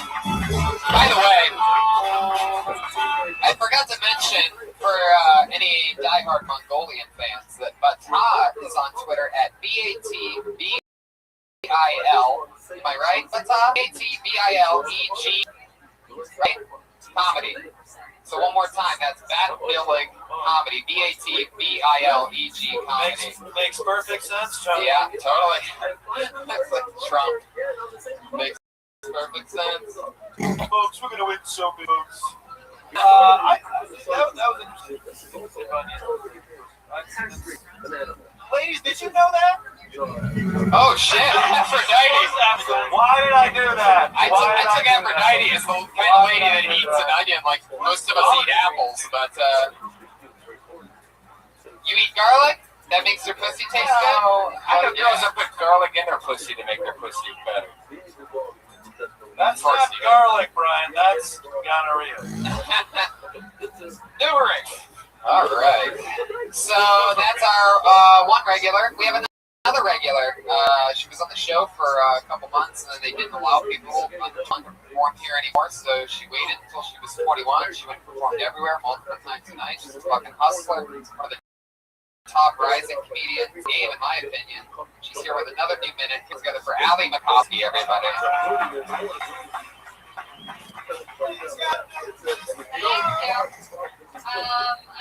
I like to wear graphic tees because it's like, hey, you don't have the internet, let me bring the meme to you. Had to Google what color shirt goes with acne the other day.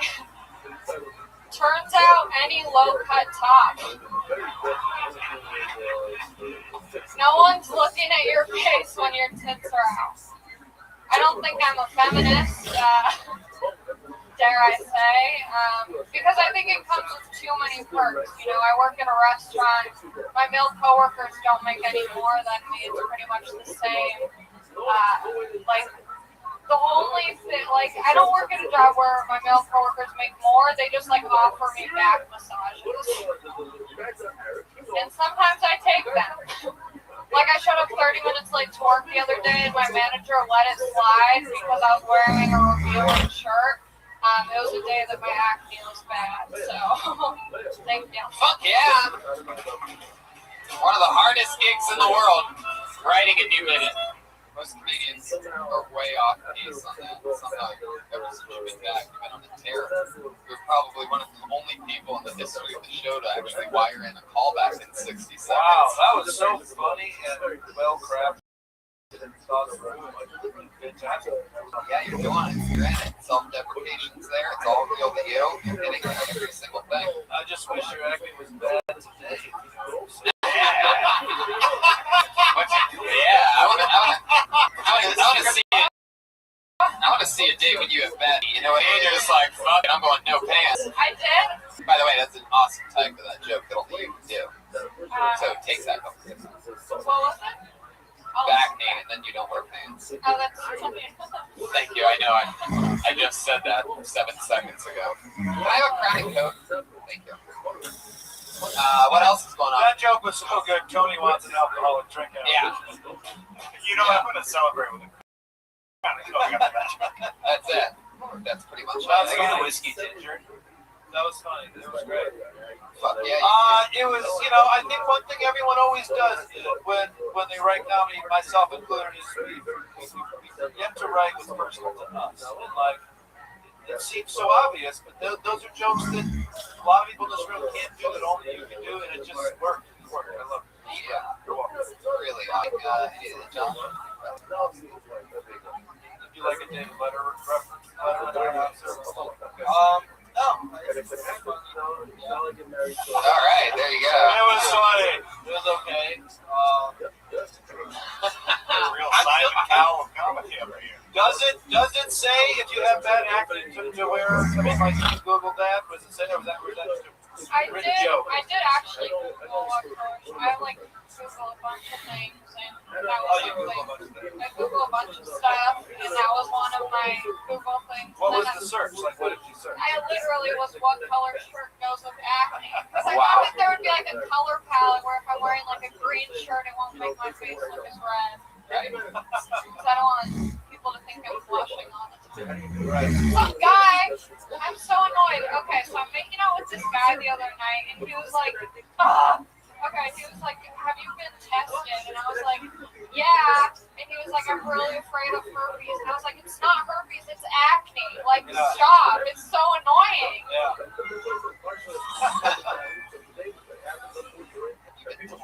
That's also another thing I Googled. I Googled how to tell if you have herpes or just like ingrown hairs. It tastes different. What was the verdict? There you go. One's an open sore. But 80% of people carry the herpes. Just so you guys know. Just some ingrown herpes you found out, right? It doubled up. All right, Allie. Well, I mean, you fucking did it. Another brand new minute. I mean, you're absolutely killing it. You're on a hot streak. There she goes. Allie Makovsky. I'm telling you. Silverman, Schumer. Look out. You people better fucking look out. 21 are coming. We've already seen her kill. She's going to leave us soon. No, don't say that. She won't leave. She's got terrible acting. She'll stick around. What do you guys say we go to the fucking one more time and finish the show? I already pulled the name out, so it doesn't even matter if you applaud or not. Pull the name out again. This looks like a new name. Here we go. Put your hands together for Adam Park.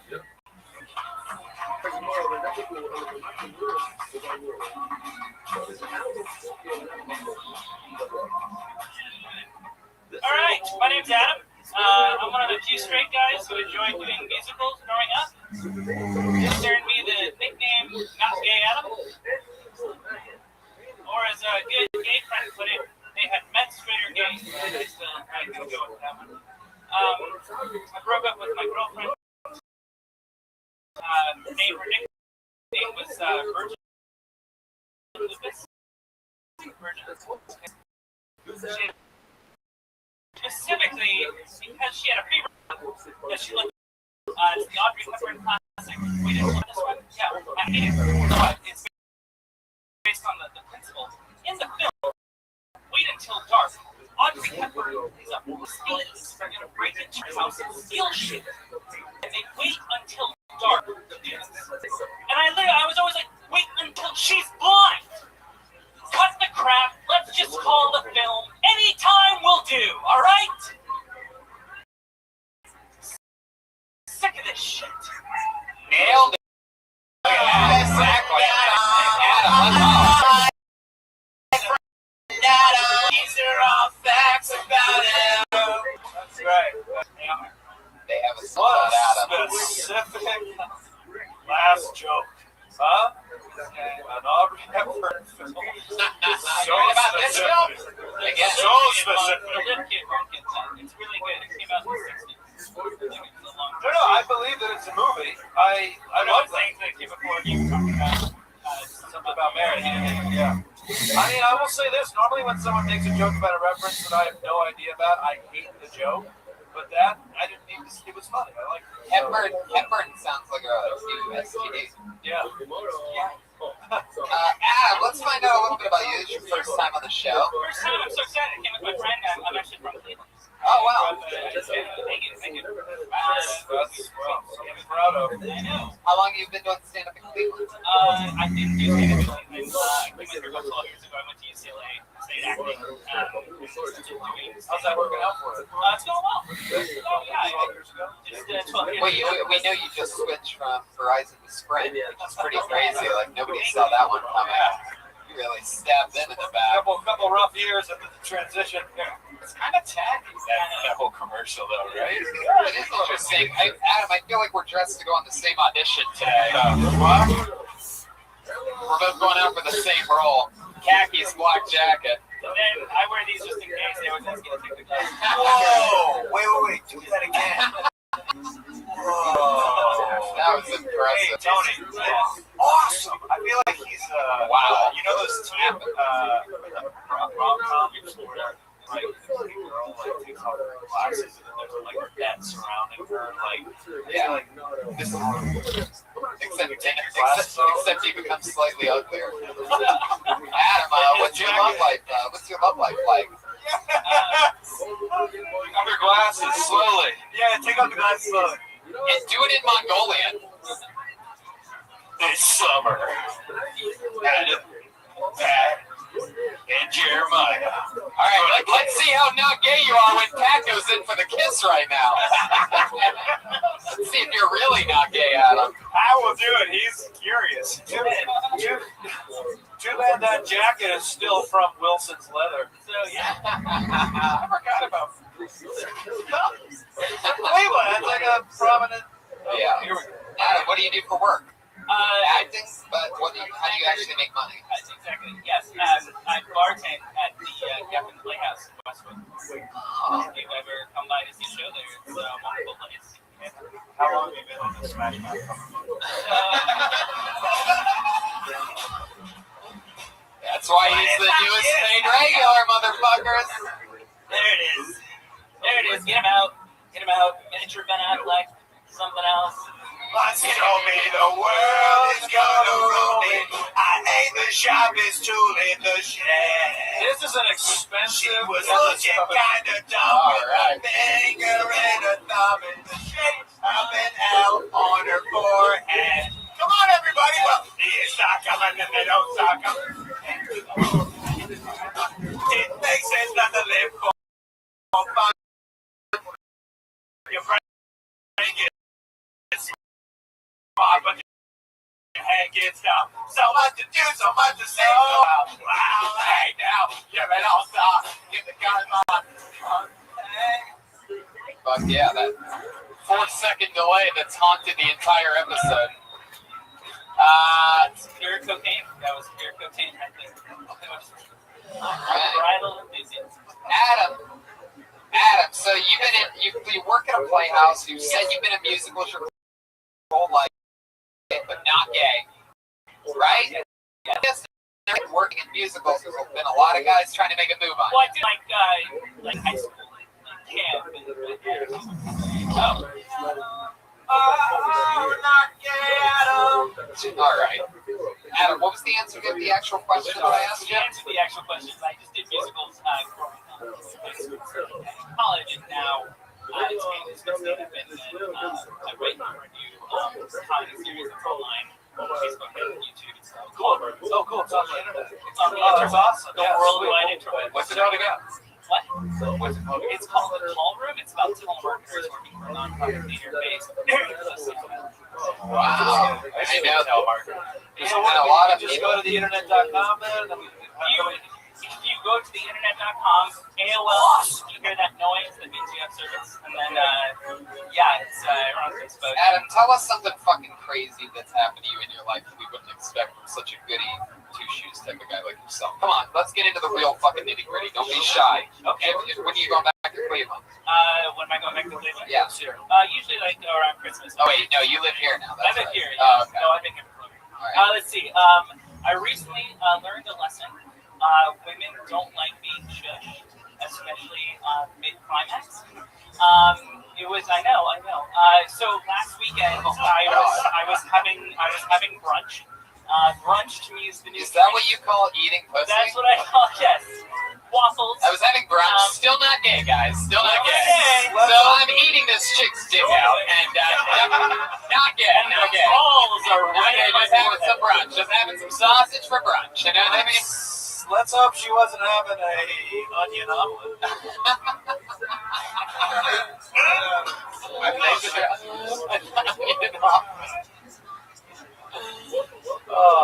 I didn't finish the brunch story. Come on, keep going. So anyway, I always do that thing. It's like the test where like you do like a little physical contact, and then if the girl goes, "Hey, what are you doing?" You're like, "Oh, nothing. I was just reaching for a napkin." But then she doesn't really say anything, then you kind of know, "Oh, we can do."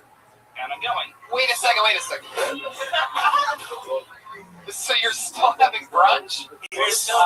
No, we didn't do Very that. bizarre. So you just finger chicks? Inside the mind. Exactly. So, we're sitting there eating some lunch. There's the thing where if the napkin happens, you can start fingering her, right? Just a typical brunch. No? Just me? I'm the only one? Anyway, Audrey Hepburn, good night. Adam, okay, so you're still at a restaurant.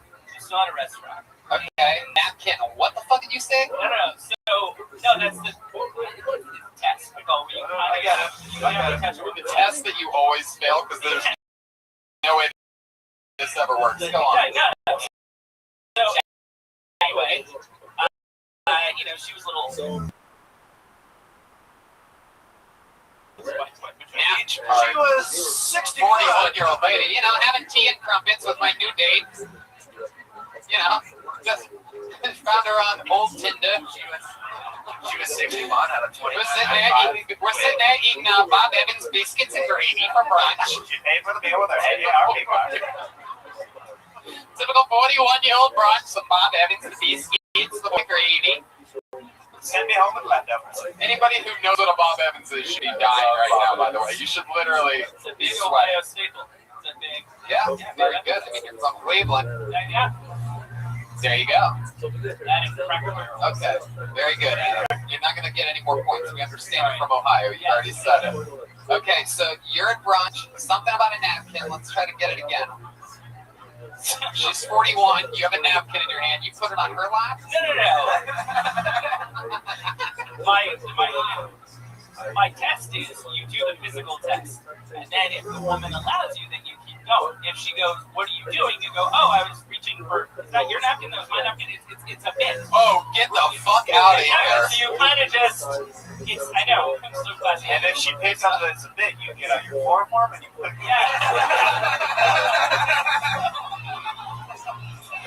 Oh, there's the rape dolphin. There's the rape dolphin. Oh, look out! The rape dolphin has peeked its head out of the water. Oh my God, it's aggressive today. So let me get this right, because I really want to make sure that I understand exactly what you're saying, Adam. And I can tell that you started sweating at this point. So just relax. Keep Very reading. oily skin. I had bad acne in high school. But... Very good, Adam. Stick with me over here. So the nap, are you sitting next to her or across from her? I'm sitting next to her. You sat next to this 41-year-old lady. Oh, yes. There you Where go. were you? Well, I didn't have to sit. Oh, we were at Beachwood Cafe. Sure. Yeah, I did some of that beach. Yeah. Okay, so let me get this right. Do you have a napkin on your lap?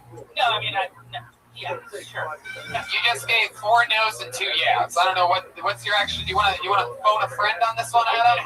Is the napkin your? I wanted to pull the out. You are out of control tonight. Okay, so Brian took an extra Adderall tonight. Yes, he did. Okay, so you only get one answer on this one. A napkin on your lap already. Yes. For some reason, I hate that wolf, by the way. I don't know why. I hate it. Okay, so you have a napkin on your lap. Does she already have a napkin on hers? Yes. Okay, let me ask you this. Did you guys already order drinks? Is food already there? What part are we talking about? Is this early on? And this is a first date, am I correct? This is a first date. And it's a brunch. Yeah, okay, so is this before you order drinks, after you order drinks, before you order food, or after you order food, or after food's already come? Hit me with it. I'm proud to say there's no alcohol involved. I'm not asking about alcohol at all. I'm asking about the order of brunch. The order of brunch? She's 41. I know she's having an Arnold Palmer. This is right before the food got there. This is free food. Okay. Post drinks. Okay. Now let's get into it. Got it. You reach over and you grab her napkin. Right. So yeah, we kind of I start doing a little, as your father. And what the fuck? Yeah. Wait, is that drooling? You mean you asked her what her father does? Exactly. Yeah. I mean, what's just a little, and then she starts, getting gracious. Okay. Good gracious. And you sort of grab her, looks my napkin. What exactly do you say? You fingered her at brush, it sounds like. Yeah. It's kind of I started offering like a massage, and the massage slowly started turning into something. I know. Are you serious? Or are you fucking with us? No, I'm really serious. So you start massaging her thigh. You do. What do you say? I started with a back massage. Start with the back. That's how I really started. And then I made my way down, and then. Did she have a wet napkin? So has no one else here been to Beachwood Cafe Brothel? You get the 5-finger discount on Sunday brunch. My fantasy is to take you out to brunch. Did you? Oh, the $200. Did you finger her? You know, Very good question. But believe it or not, Pat, I was working my way up to that one. Matt, I wish you were moderating the presidential debate. Have you fingered your daughter before? So did you finger her? Did a finger go in? not at the table. Not at the table. But we were dangerously close. What was she doing? Did she start grabbing your little fucking boner? I was. Did she? No. No. What was she doing? Rubbing your thigh. She was enjoying the moment. She was eating cake. I was looking for an ex-Benedict joke. I'm so Pat Reagan. Look, what Pat Reagan? Wow. So, okay, you finish up brunch, pay for it yourself, you go 50-50. I mean, at this point, you've already fingered her, might as well split it. No. The only reason you buy it is so you can finger her. Yeah. So, time to end brunch. Time to brunch.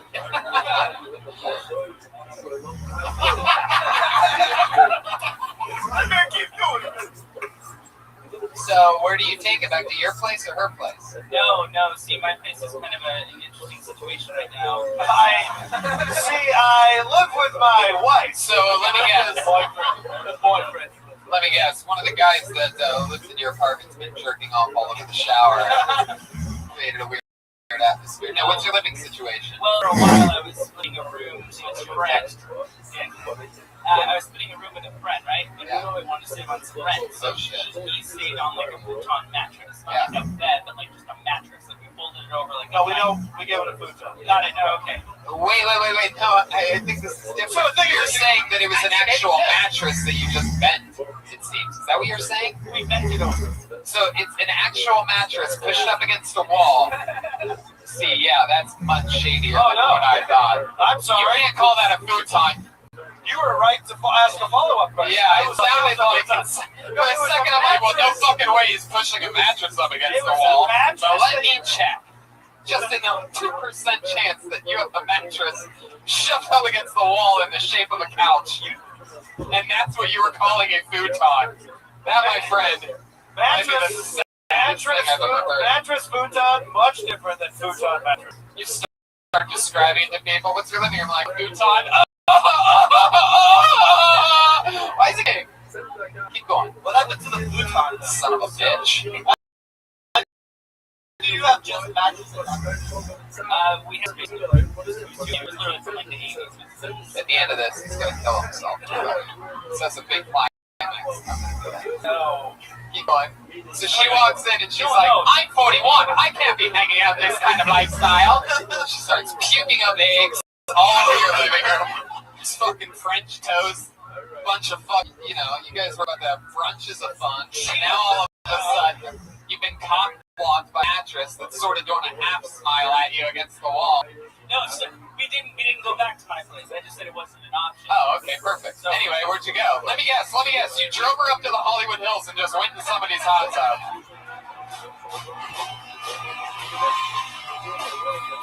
Fuck! I'm so fucking good at this! Jesus fucking Christ! What the fuck have I done? So... That's enough, Adam. I've heard enough. It's not really gonna get any better than that. Okay, no, let's finish it. What happened then? No, so we drove up, and it was... Wait, you really did? What, you drove up where? We just found a place. Wait a second. You're telling me that this episode is actually a full fucking circle? From the beginning, from the first comedian, you drove this 41-year-old just up in the hills? Is that what you're saying? Yeah, yes. Oh my god. Brian, epic. Get that hotel sound again. It was. Courtney, the first comedian, got driven up in the hills. Are we figuring out that it was Courtney 41? All right. She is one. So you drive her up there. She's 41. She's all like, do you even have a license? Right. Driving up the hills, all swervy. Roll over to Makeout Point, right over there. I'm sorry, Adam. You're going to have to pull over. I have to pee. This was like a week and a half ago where we were going through that big heat wave. It was just good. Oh, yeah. Everybody was getting hot and sticky. Yeah, so... Especially up in those hills. Those hills are alive. So anyway, I put the top down because I have a convertible. You have a convertible? I do. Awesome. And we just. Is that what they call a Segway these days, Adam? Fucking love Michael Costa. Do you know you can trade in the convertible for a futon? You just give the car and they'll give you a futon. Fuck yeah, Josh, in the final hour. Yeah, a full futon. With seconds to go in the show, drops a killer line. Overtime. Man, I really walked it out of the pocket at the end there. Home one. Adam, so you drive up in the hills. At this point, she's having a heat stroke, getting dizzy. What goes on? Tell the truth. What happens?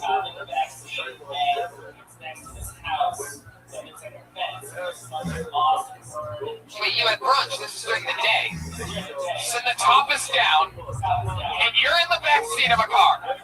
This is unfucking believable. But I'm gonna let you finish anyway.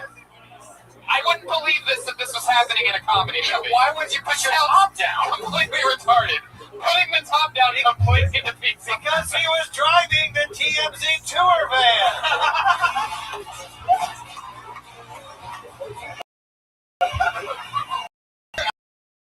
Where the fuck are these struggling network executives in show business? This is the greatest show in the world. Keep going, Adam. We're almost done. I don't know when we're going to finally hit this. Right, well, the girl you're with is already over the hill. So at this point, is that too good for you guys to laugh at? Is that the problem with that one? All right, I'll stupid it up on the next one. Adam, this is so fun. I get words at a time. Yeah. So then we drive some. Come on. Gotcha. What does that mean? Does that mean you're going to town? What does that mean? What town are you going to? Are you going downtown, uptown, slow town? Wow. Oh, shit. Fuck yeah. Sent like a guy that works at a playhouse. Go on. And you like the oil mechanics. You know who that is? He was one of the first playwrights to now. Alright. Oh, unbelievable. It was the Hanson brothers, strangely enough. I'm trying to focus as hard as I can, and she is being as loud as possible, which is I'm just kind of like, she now realizing where we are right now, so she just keeps going. Oh! Oh! And finally, I just go, the kids, and she goes ready to face and goes, you just fucking drove it for me.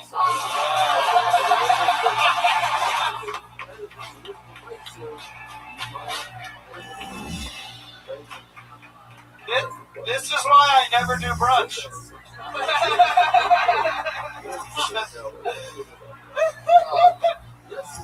If this is why you're gay now, Yeah, pretty sure you're now gay, Adam. Not gay, now gay Adam. Imagine that after all that. She's a psychopath. Yeah. Chick that'll fucking go from brunch to letting you eat her pussy in a convertible, daylight, kids out playing, in the Hollywood Hills, like way out of your element.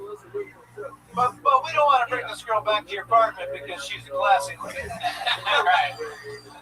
I can't take this 41-year-old pile of trash back to my place. The type of chick that'll let me eat her pussy 45 minutes after meeting her, buying her sausage and eats. While eating her pussy, do you know that it's onions?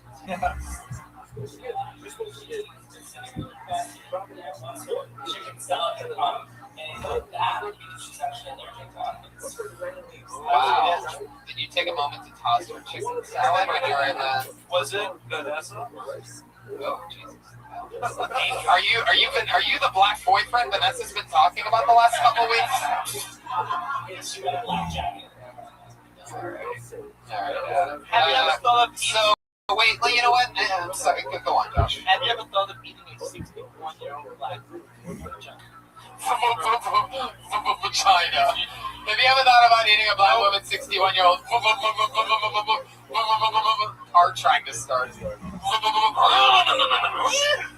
Vagina. Okay, Adam. She says you fucking ruined it. And what do you say exactly? Sorry, it's just the kids. Oh, great. Well, now I'm thinking about the kids. Awesome. And it was ruined. And it was. And then. Is that when you killed her? You shut up! You shut up! I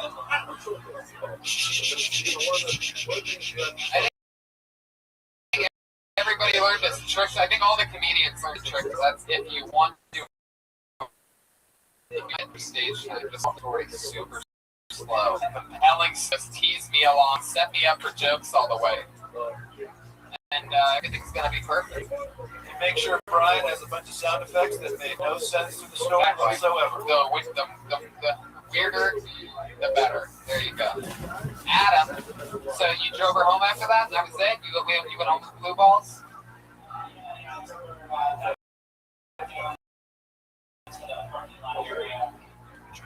You drop at P5 and all there. The shuttle will be here every hour. Yeah, come grab it. So you drove her back down to the car, and that was it. She got out. Was there any parting words like, "Hey, maybe I'll talk to you soon"? Brunch.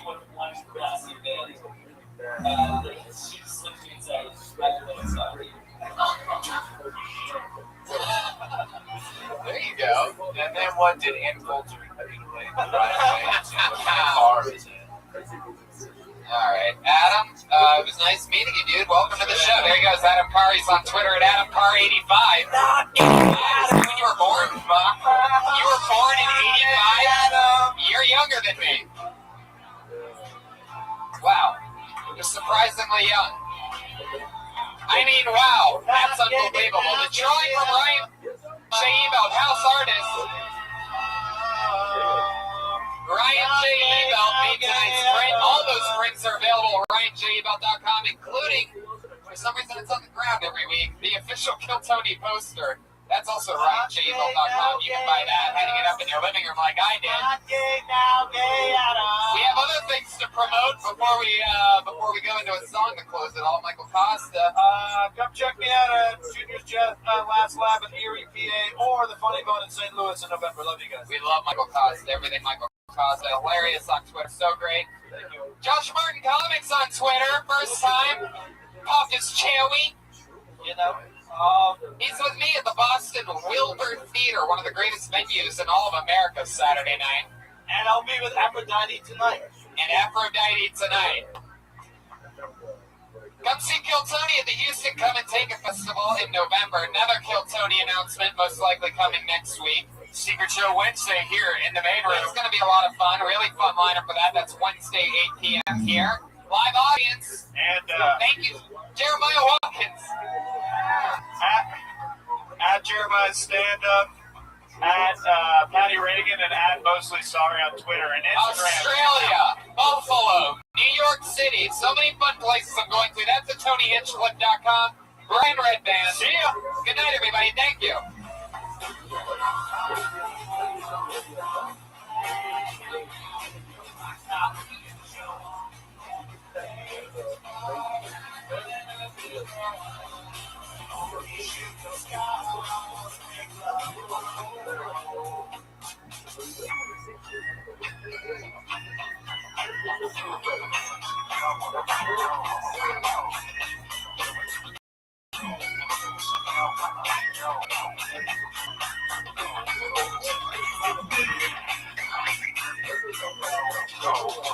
Hey now, you're an all-star. Get your game on.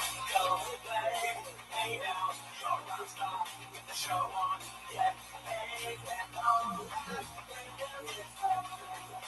only shooting stars. Somebody wants as good as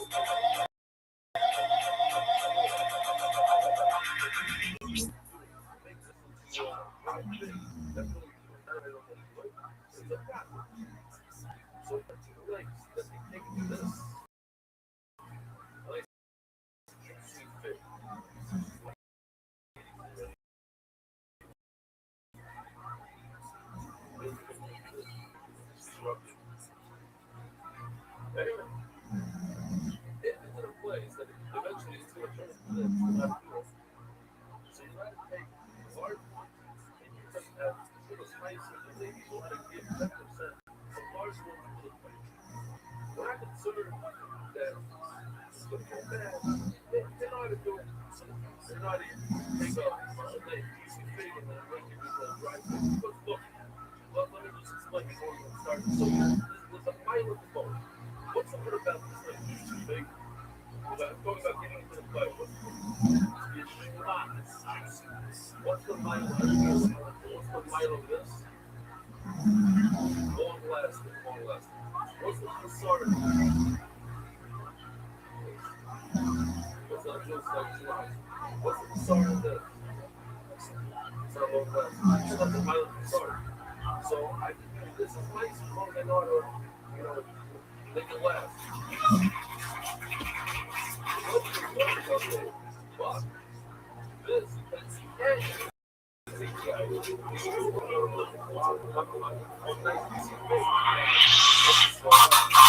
this is Rabbi. I'm coming to you live from the world famous comedy store. One for every 10. I can't do it because this one is a shriveled up guy. How's it work from 9 to 1? If I'm going to go pay weight, it's somebody else. Wait, okay, that's a little different. For a brand new episode of Kill Tony by Fork. Give it up for Tony.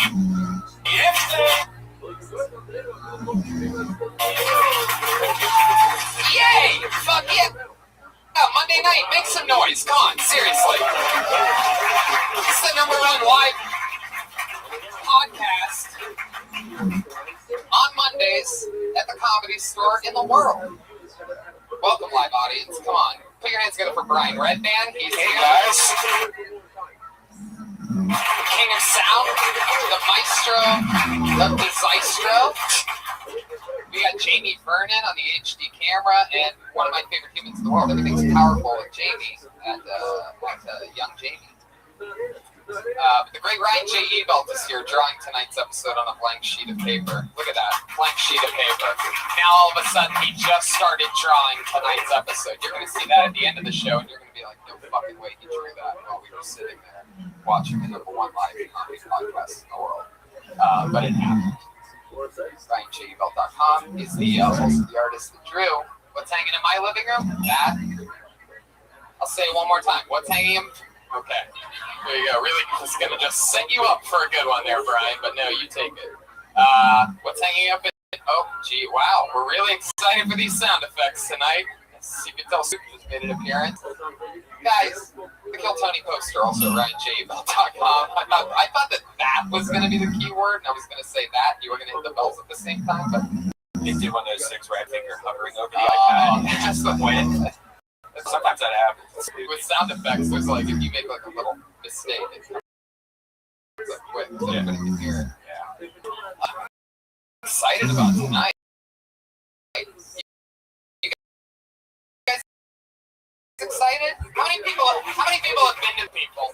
You're in for a crazy fucking trip. Anything can happen. Hey, look who it is. It's Josh Martin, everybody. Kill Tony super icon. He opened up for me at the Wilbur Theater on Saturday night. And if you're listening live on the live stream from Boston, I had so much fun with you guys. That was incredible. Josh killed it for 15 minutes at the Wilbur Theater. That's great. He's that Josh Martin comic, Blibbity Blockity, Bitty Blink. It turned out pretty good. Yeah, Doug Benson was also there that weekend. Only were they there that weekend, but they were at the same venue, one with the show before show after. Jesus, just sick. Way to go, Wilbur Theater. Way to really spread around your podcast draws. There was like literally like 70 people that were at Doug Love's Movies that were also coming to my show afterwards. Wow. So they're just watching this blowout on stage. But 3 hours later, they're supposed to have energy for me. Luckily we did. It was freakishly awesome. Boston's one of the craziest, most angrily fun audiences in the world. So I had fun there. And if you're listening on the live stream right now and you live in Australia, Buffalo, Spokane, Washington, or New York City, guess what? That means I'm going to be where you are right now at some point in the next 4 weeks. I'm going to Australia on Sunday, Buffalo this weekend, Spokane, Washington, and then New York. I'm going to be UFC 205. Anyway, what's going on with your guys' lives, huh? I'm sure a lot. But I have to promote the dates that I'm doing. You and George Perez have a big. Yeah, we have a show coming up at the Ontario Improv. It's going to be October 20th. It's a secret guest. I'm excited about that. Oh, and we're taking the next 2 weeks off of Kill Oh, Time. yes, that's a great thing, too. Yeah. Yes, I am going to Australia for the next 2 Mondays. The next 2 Mondays, for the first time ever, sadly enough, there will be no Kill Tony.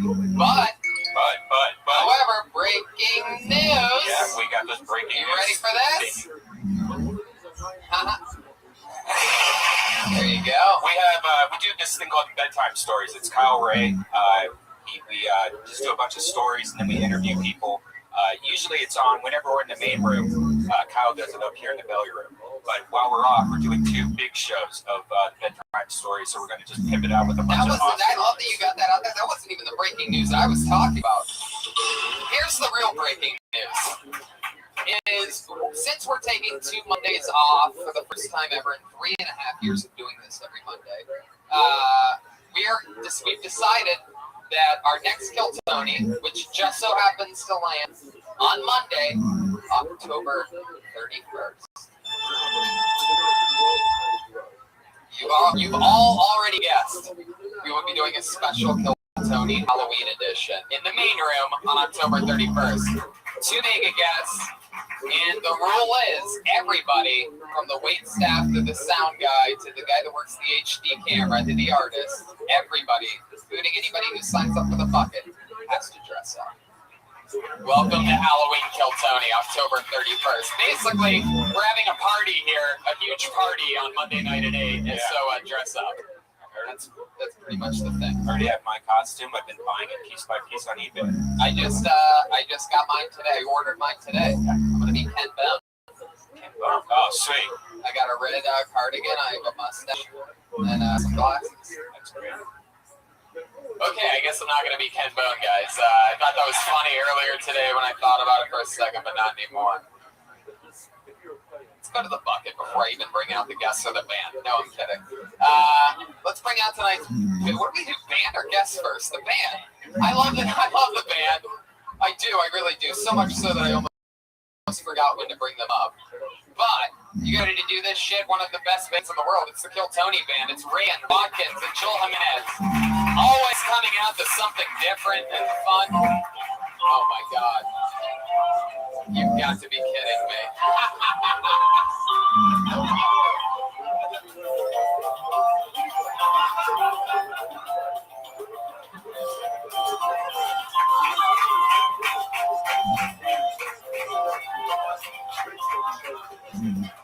Wow, a special Rugrats intro. A lot of pubes hanging out of your diaper, Joel. Quite the patch of pubes that you just tucked in there. It was on the camera side, so whoever's. Wow, that was incredible. Sorry, you stream. Rugrats. I love it. Welcome to the show, Rugrats. Hey, it's great to be here, Tony. Holy committed. Wow, good. Special Rugrats sound effect board. Rugrats, how you guys doing? I forget your guys' names. I'm good. I'm Angelica mid transition. So just working on the kinks. Who's your friend there, Angelica? Behind me is Tommy Pickles. And I sometimes confuse Phil and Will because they look so much alike.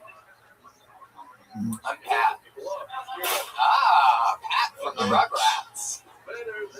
Anyway, I'm excited about this. Is there any reason in particular? Normally there's something very topical in the news that you guys do your entrance to.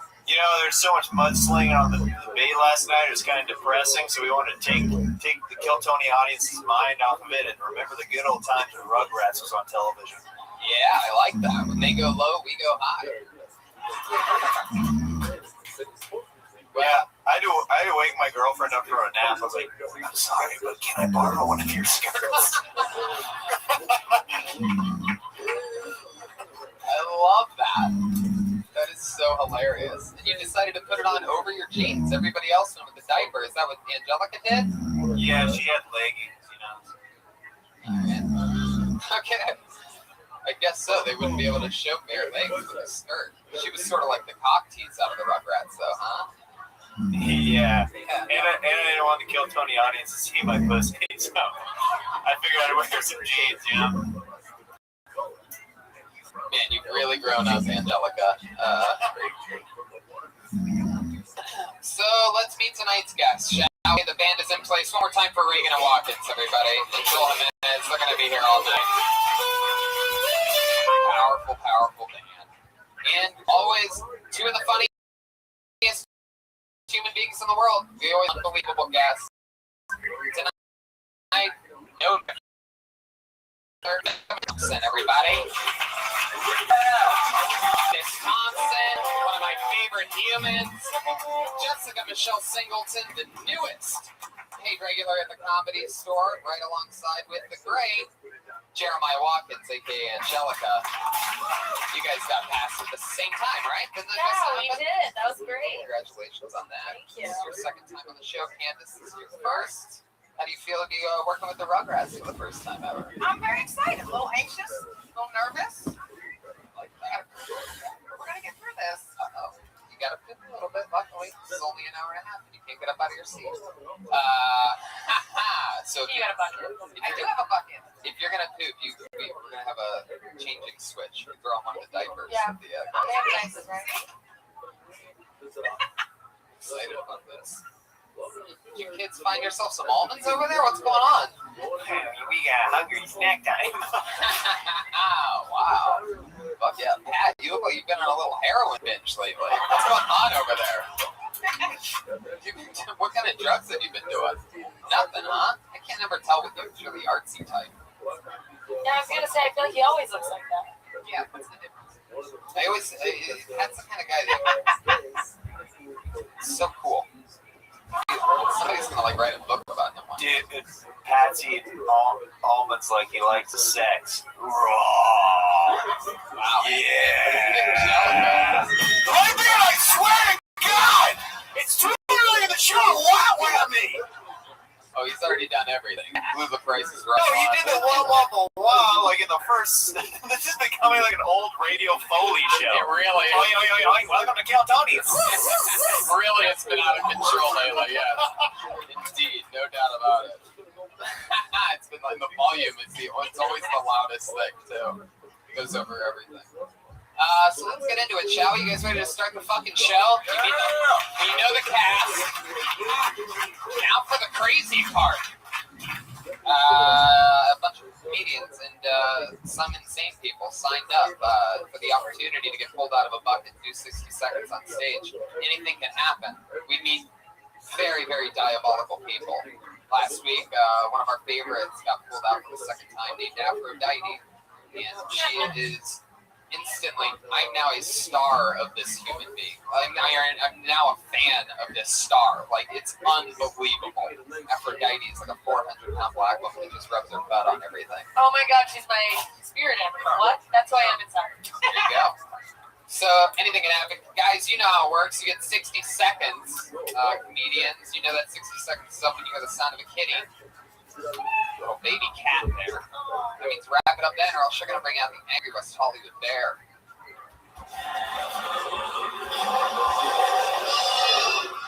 Very angry tonight, very loud, proving once again how loud that soundboard really is. So let's get into it, shall we? You guys ready to start tonight's show? Yeah. Monday night, you guys ready to go? Come on, make some fucking noise.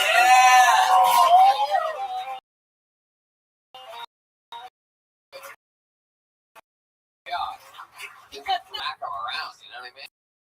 Well, there's sort of a show where I sort of have a good barometer of when something awesome's about to happen, just when I see a name that's written on a piece of paper for the first time ever. I'm excited about this because the name on this piece of paper, your first person doing 60 seconds uninterrupted tonight is Miss Lips.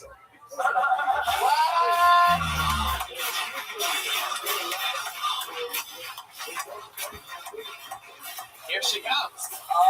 Oh, yeah. Okay. I love this. You gotta be fucking kidding me. Miss Lips, everybody. Yeah. This is everything.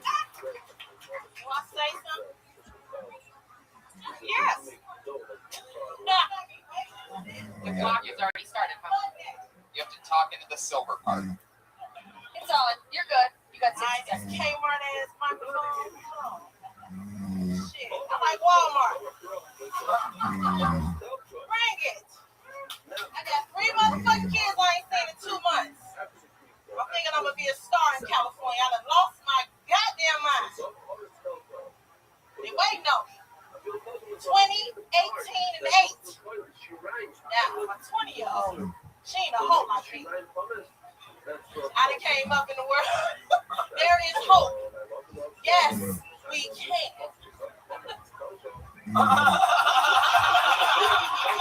Right? Chicago. You know, Chicagoans, I think I got a couple seconds, like a minute, nigga. I just fuck and nutted. There you go. That's 60 seconds. Before. Hi, Miss Lips. How are you? All Welcome. right. Put your hands together for Miss Lips. Yeah, Miss Lips. Somebody playing Josh Martin. Jesus fucking Christ. It's the only show that's all about, it's like For each lip. literally a podcast. 2 pieces for each lip. Talking about labia outside. Yeah. Like manifested this. What the fuck did I just miss? Miss Lips, you gotta talk into the microphone. It's like a whole thing here. Please, there it is. I know the rules to this shit. The rule of everything is talking into the microphone. That's the first rule. handbook. Can we lose that buzz? I'd rather just. That's, Can you talk into that mic? Let's You switch must suck something dick up. way better than I do, because I can't speak into it. Ooh, that's real big. You got it. I think you can handle it. It was black. I got happy. I said, ooh, wait. I started feeling like the Temptation. Talk to them. Yeah. Well, at least one person in the room is tempted to style this. Dick life matters, niggas. Oh. What? Okay. What? All right. What? Who fucking in here? Y'all really think California don't be fucking? Miss Lips, the minute thing already happened. Stick with me over here. Do your job. All right, because I got to text somebody later. You gotta text somebody later? Then what are you doing right now? That doesn't even make any sense. Look. Miss Lips, focus. Over here. Stop hating. Come on, over here. I'm over here. Look to your left. Stop hating. Look. Hey, what's up? Okay, dick sucker. Stop playing. Oh, wow, you are on fire. Hey. Yeah. I'm not the one with the, what I'm saying. All right, Miss Lips here. How long you been doing stand-up? I'm from Chicago. You Chicago to this motherfucker? That's an answer to a totally different question. Sounds like a politician. That's that Trump guy. That's like that's very true. What? We stay turned up from Chicago. Yeah? Yeah. So, how many times have you done stand-up comedy? This will be my 15th time. I talked to a black mic like this. A what? A black mic. Gotcha. It's VIP. Careful. That's all Jeremiah has. You can try the other mic now. No, it's good. It's nice and black. All right, let's keep it. Let's do a little We got it switch going to on. media. I like it, Miss Lips. Hey. So you've done stand-up 15 times? Yeah, what do you do for No, work? I did stand up more than that. Oh. I just made them pull out before it was time. As I said, is there anybody from Chicago here? Look, don't R. Kelly me. Okay. Don't pee on me. Okay. Oh my God. Oh, Brian.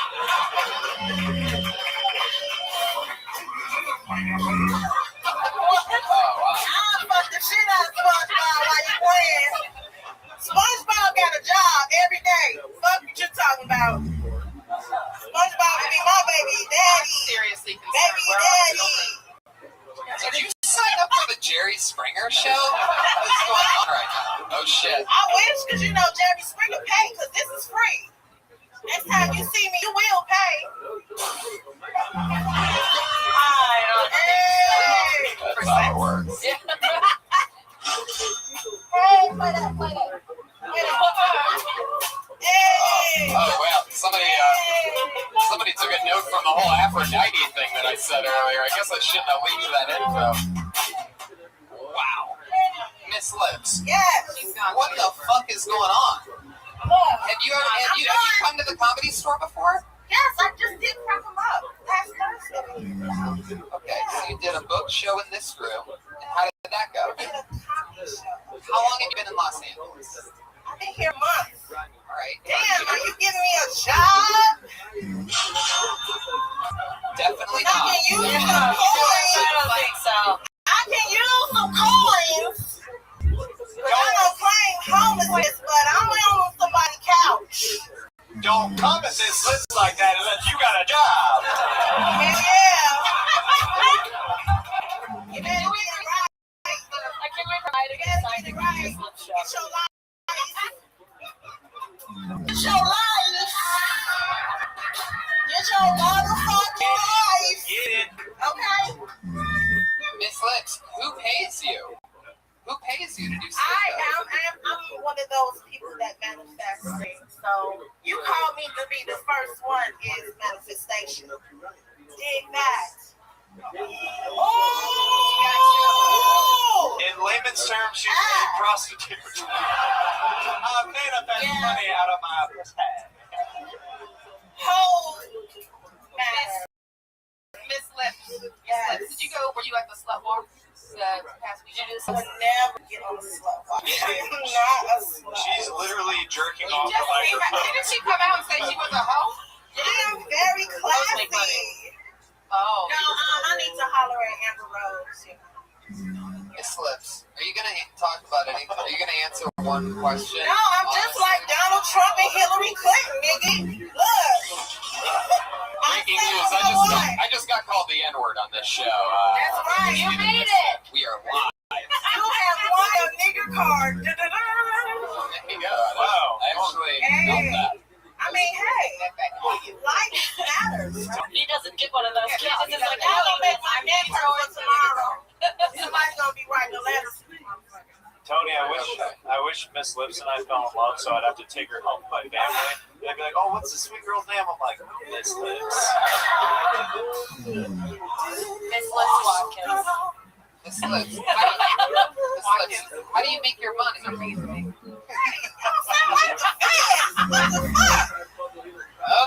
Sound like the fans. Miss Lips, anything crazy ever happen to you in your real life? Yeah, y'all fans, what y'all doing? What y'all ask all these questions? I feel like I'm having a stroke. Like what? Don't be playing, cause you put some juvenile on. I don't know. Hey, Tony. No, let's not. Maybe upgrade some shit. Yeah, Jeremiah. Tony, are we all on the upside down from Stranger Things right now? All right. Stranger Things reference. Any? What you want to ask me? Do I got my I've already GED tried that or about not? 7 times. Miss Okay, Lips, I got and, my GED and my high school diploma. I got 3 kids. Why do you I live in Chicago. Wow, that's a whole other level of dumb right there. 354729996. But like my pussy size is small, but if you got what it takes, it might go to medium. I got 6 GEDs. Hey, I got 2 high school diplomas. I got a master's GED. Because I don't let people tell me no. The GOD.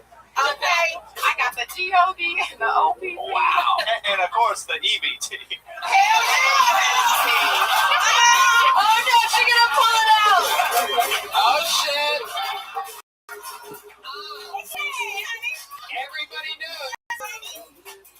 Everybody knows that when you got a ton of money, everybody's got the receipts all wrinkled up with them. Fuck yeah. I'm 20% Jewish. I don't know what he's talking about. You're what? I'm 20% Jewish. I don't think that's very true. Oh, you dropped my Bank of America, buddy. Thank you. Damn, Miss Lips. I feel like with your code name I and think you were gonna fall in love. Calling my name, I'm gonna be like Candyman on your ass. between your stage name and your inability to answer actual questions, I'm beginning to think you might be on the run. And by the looks of things, it might be the first run that you've ever been on in your entire life. But I think you're on it. You know how long my tongue go down? Do I know how long your tongue go down? Yeah.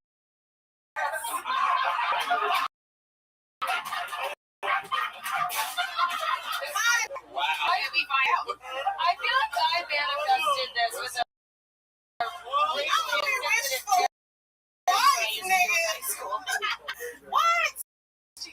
You gotta use what you got. Why? Oh, wow. Okay. I mean, she's not wrong. That's right. I'm serious. Women, we have more power, but we are idiots because we don't listen. Miss Liz, what's your You literally don't listen. Yeah, totally.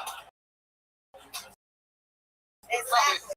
Probably And this keep on going down. Sarah has to get on my knees to talk to Miss y'all. Liz, stop each other. What kind of extra You know, calories I haven't got. Please get off. This is a good position. No. What's wrong with you? Miss Liz. No. Miss Liz, I think you've even outdone I know yourself. white girls submit. See, black guys, see, they lie. They Miss lie. Liz, Miss Liz. What? You gotta relax. You gotta breathe a little bit. That's how you become a complete bona fide dick sucker.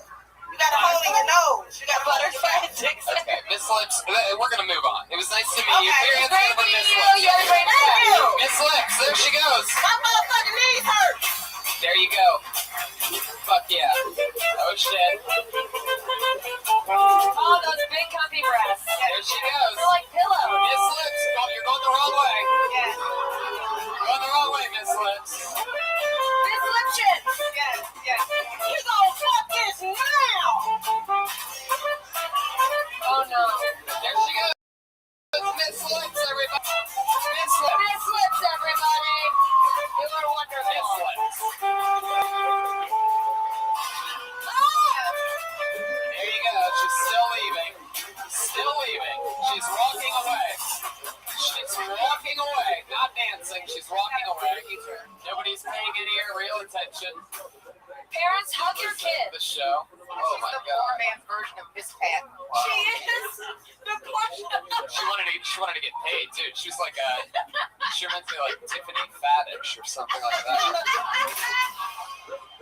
Oh. So you get crossing the boundary. Jesus, I thought for sure something was about to go down there. Oh man. I mean, the sight of it was one thing, but once you got the whiff of that Four Loko just in the air, just hanging, just reminding you of the Mad Dog, it's all happening. Just keep plowing on. How do you guys feel about Tony's that? never been so hard, and it's not okay. Yeah, it's true. Miss At least we set women back 20 years in comedy. And black people. For sure. Women and black people. I pulled another name out of the bucket. This is another new name. Let's see what happens. It's Alex Edwards. Yes. Holy shit. Here he is, Alex Edwards. Hello. Make some noise if you love sex. Yeah. My girlfriend made that much noise. So the sex got a bit dull. I decided to introduce toys into the bedroom. They go to work. Tried Dirty Talk, but apparently my laptop PCs watching some classic Steve Jobs. But I got time for sex now because I have to get up early in the morning. So I get up early, to spend a bit more time in bed. I try and do more stuff in the shower. Find out the gutter. So I shave in the shower, piss in the shower, different jets, hot water. So the next step is before I go to sleep, I'm just going to put some cereal and milk in my mouth, and hopefully by the time I wake up, I would have masticated and digested. Yeah, if I don't come back, I'll have died.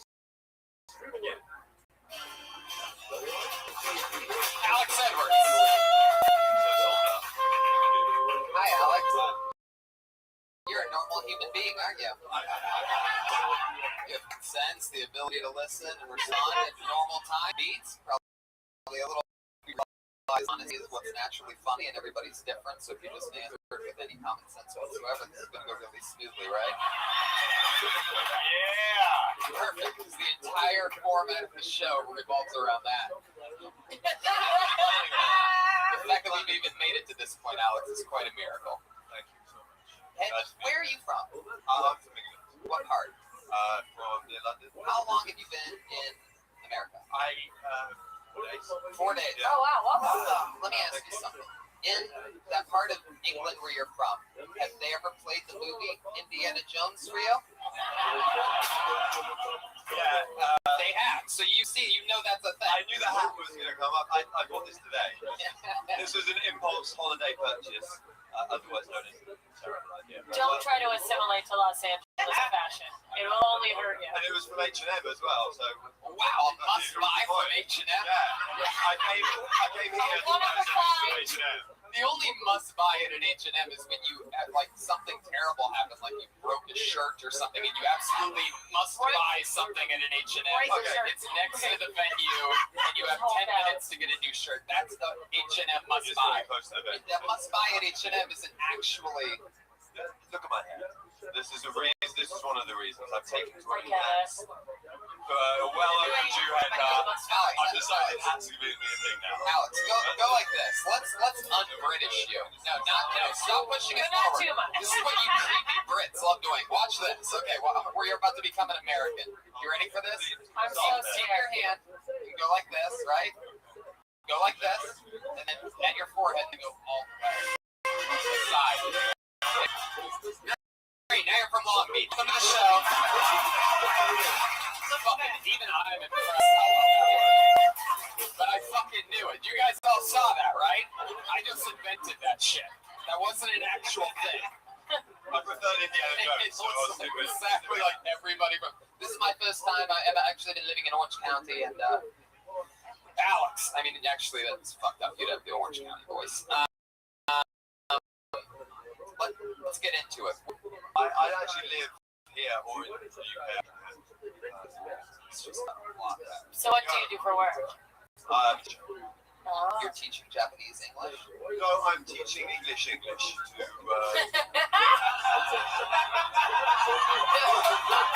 like it. No, you're not. That's going in the set, hasn't it?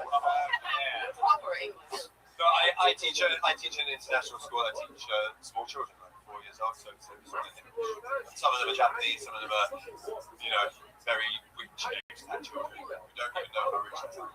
Rich what children? Expat children. They're expats, so the people who live there for like. We're hard-blooded Americans. We don't know what that means. You're going to have to break that down. Oh, no, you don't know what an expat is, Tony? Is that an actual thing? Yeah. Never heard of this But before. think of it like 32 expatriates. years old. It's Americans who live in other countries. They defect. Oh, great. But they still are like, I'll be in Australia touring my own one-man shows this Sunday, by the way, for those of you that missed it. Well, Tony, I was going to say, we wanted to stop by in Tokyo. It's only about 8 hours. Perfect. That's about how long I wait for an open mic in LA. So, how many people does he have to bring? No, you don't have to bring anyone. I'm gonna get some Xbox and invite some friends. Xbox? The whole D generation at Xbox. Alex, how old are you? 30. Yeah, 30. Yeah. And how long have you been in Japan? About a year. What's the lady situation? With a Japanese girl yet? I've had this Japanese girl. Yeah. Do you introduce her? Do you introduce her as your Japanese girlfriend? Yeah. That's in case you didn't. This is my Japanese girlfriend. This is my Japanese girlfriend. So, did you have fun when you were with her? Do they really have sideways vaginas? Have you been to the office? Yes. No. Have you been to the office strip club in Tokyo? I don't know what that is. I know the office. That's literally the only place I've been in Tokyo.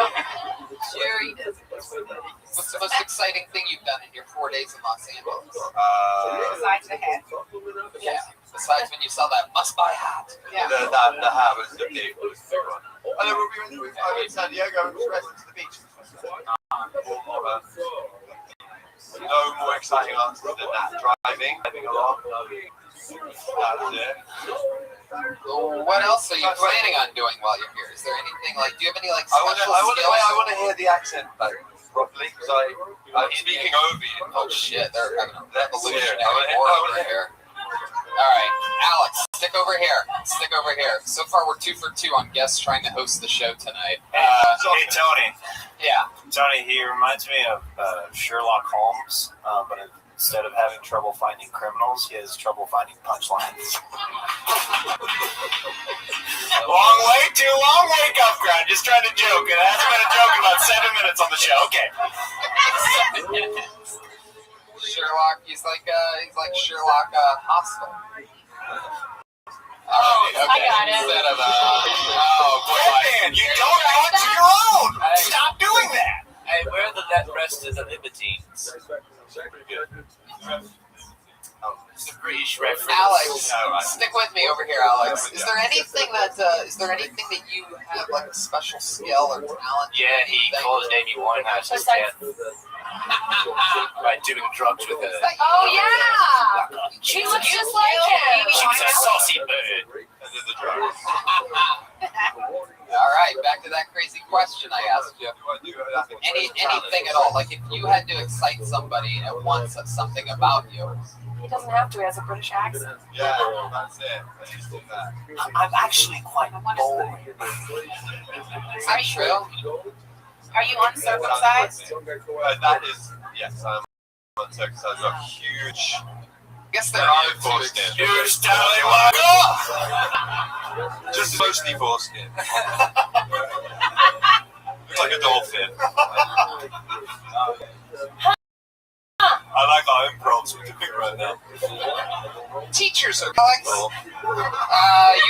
You ever like hook up with anybody or anything crazy ever happen in the teachers' lounge? Hook up with a 4-year-old? I hope not. Not with a 4-year-old. Wacky Brit, you. With the teacher. With the teacher. Yeah, you ever shag in the break room? Yeah. Everyone's just a progressively worse British person. We're going from two complete extreme spectrums so far with the show. You're the Miss Lips of the British. Yeah. Okie dokie. Hey, so do you have a big Monty Python? Alright. Nothing's working at this point. The show's jumped its own shot so far tonight. Just dig. I was asking about Got it. Alex. What was that last question I fucking asked them about? It's a very easy one. Something about it's a definitive yes or no. Anything crazy ever happen? Any hook up in the teacher's lounge? Anybody ever do any drugs there? Anything like that ever? Do any drugs in school? Yeah. Not the fucking kids, Alex. You literally tried and failed to make that joke 45 seconds ago. Okay, fuck it. Alex Edwards, there he goes. Alex Edwards, there he goes. He's on Twitter at CDogMakeFunny. His lips is at lips_miss. Those of you that were wondering if she's on Twitter, that's lips_miss. She decided to flip it. That's what you do when you have both a GED and a high school degree. What we've learned tonight is obviously they cancel each other out. So. Like you have no. Okay. This is another new day. I'm so scared. Anything can happen. This is what we've learned on tonight's show. But if comedy happened, that'd be cool. I would say at some point in the show, I lost control of this show. I would say that, but I'd be lying because I don't really ever think I had control tonight. I think I was, oh shit. Oh my god, oh no. I said her name 3 times. Too bad you made her name. Oh shit, here she goes. That was weird. Somebody else losing their mind. You've lost control of the crowd. There's nothing going on here tonight. This is like going to be one of those. This is going to be one of those ones where the podcast is good, but I'm angry for the rest of the night. Tony, you're doing great. We have one of these. Well, once every 2 or 3 months, it happens. We flush it out of our system, and we move on.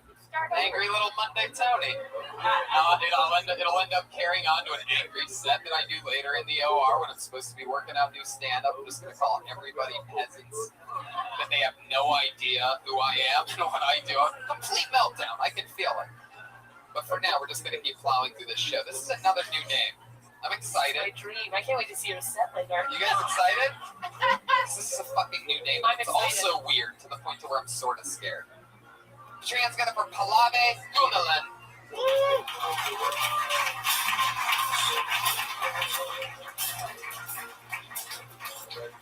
Hey.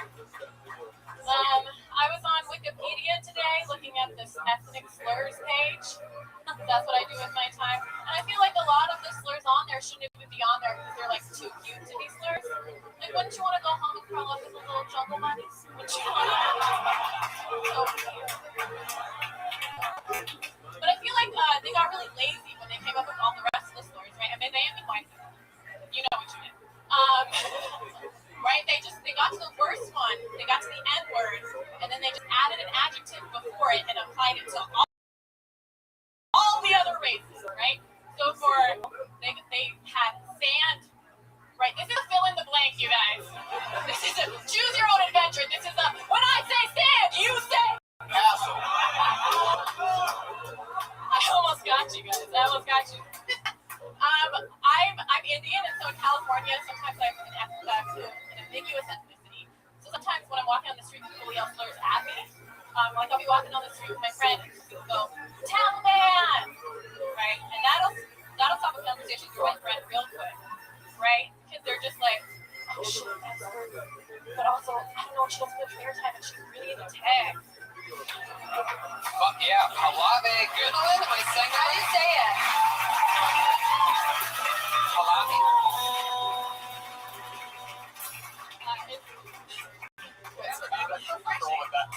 You're an angel. That was very refreshing. Yes. How do you pronounce your name? Halavi Ganala. Halavi Ganala. Yeah. Got it. That's cool. You're awesome. I like your style. Thank you. How long have you been doing stand-up? 2 months. Wow. Great. Very cool. Getting the audience to almost say the N-word is great. I love it. I love the risks that you're taking. And I'm going to be honest with you, I feel like there's sort of a thing with stereotype that it's just my initial thing. If you've only been doing it 2 months, so whatever. But my initial thought is like, stereotype of comedians, and believe it or not, you know, I literally see probably at least 10, 15, 20, and it always seems like very conservative, and like slow playing stuff, and not very like going for it. And you sort of have an energy, and you're also edgy, and they're normally like doing like math jokes and shit. So that's really fun. You get confused for everything, probably, right? Yeah. I had another part of that show. Well, we have a spin-off podcast. So we were over here counting Indian female comments, and we were like, 15, 20, and we were like, maybe if like a male non-jihadi could like we count him. He's Pakistan, just like open. Oh, see, we can't even count him. Well, we were just sitting in a white person.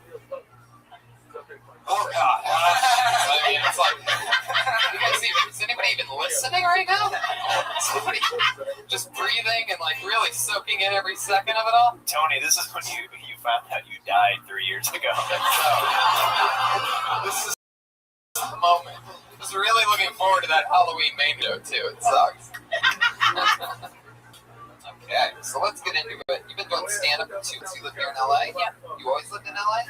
No, I lived in like Pasadena, Glendale, back when I was in college, and I moved away and just came back. Came back from Pasadena? Well, I moved away. I'm going back to 10 miles down the street. No, I moved to Pittsburgh, Pennsylvania, and then the Bay Area. Wow, why Pittsburgh? I got my master's. Oh, wait a second. GEDs is there. That's how writers' rooms work. Normal people that don't know, we get all excited like that, give like this final like arm high five that you've never seen. You're like, what's that, a writer's high five? Yes, because we normally have pens in our hands, so you're like, fuck yeah, doing it. It really is an actual thing. Pallavi. You'll never take all of me. Oh, okay. Whatever he said. Yeah, so what do you do for, you got your master's, what do you do for work? Oh, still going for it? You're going to save it? Just throw in a life preserver? Yeah. Okay. I'm getting... Okay. Now you're yanking it in a little bit? There you go.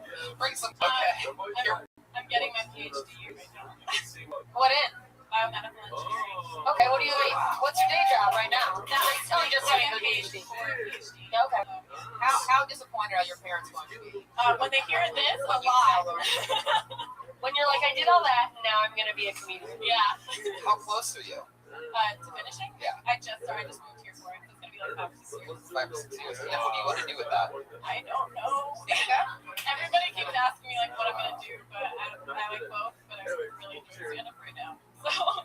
Man, that is One so of them pays awesome. a little bit more than you. I just think it'd be so We will tell you which one. I think it'd be so funny to wake up like after brain surgery or during it even, and the surgeon's just over you like that. Say the N-word. Yeah. Like you can combine these two crazy worlds. Actually, Somebody be like, what? I study neuroscience, and that's a test. They have to make sure you say the N-word to make sure it's working. You almost had me there for a brain to second. say it. Yeah, did they say neuroscience? Yeah. That's not the N-word she's talking about. Yeah, tell them what it is. I can say it. Well, I feel like you basically just called her one by saying, Oh, no, okay. tell them what it is. Why don't you say it, Candace? Y'all motherfuckers. Oh, really? I took Miss Lips thing to heart. I thought the card that she gave me was actually good. I was gonna go use it at the closest intersection of thugs that I saw. Hey, you fucking! Miss Lips said I could do it. It's okay. Oh, You're the new local. Are you talking about Miss Lips from Chicago? We all just started sea-walking and fucking throwing up gang signs. Oh. Miss Lips, more like Miss Crips. You know what I'm saying? Crips. I feel like we're all traumatized together. Definitely. So, Pilates. Pilates. Still Pilates. Yeah, her name's Pilates, Tony. Okay, let's see. How insensitive. Yeah. All right. Hot Pockets. Listen. I like that. I like that you committed to your name and didn't do the thing where you get like an American name. I actually, my Twitter is like an easier American name, but every time I open mine, I just like, I spell out my actual name because I want them to be able to like, read it and see it. And every time they hesitate, I'm like, it's me. So what's your stage name? I don't have like a stage name, but my Twitter is like. Like Twitter is Miss Labia. It's Mandalay. So normal, it's Miss Labia. Yeah. No, it's Paul Gunn 89 and spelled like American. So We're gonna get to that. You chose a male name. Yeah. I don't know. Big question I have for you. You seem like such like a wholesome, smart person, right? What's something crazy that you've done? Like, you ever get in like trouble or anything like that? I got in a bar fight like a few weeks ago. Yeah. First of all, I'm excited about this. I think she earned the right to say nigga. Yeah, there you go. That card counts. Let me tell you, when you said a bar fight, I got in a bar fight. I totally thought you were about to say I got an abortion. Like, I did too. Right? There was a moment where I'm like, there's no way. She's about to fucking drop. It's like, yeah, like totally fucking. I mean, I might have bottom puked out a baby the other day. I might have lost it that night. I don't know. So let's get into this fucking bar fight, shall we? First of all, you're a neuroscience like double master. So what kind of bar are we talking about here? What kind of like decked out Applebee's are you partying it up at? Barney's Beanery.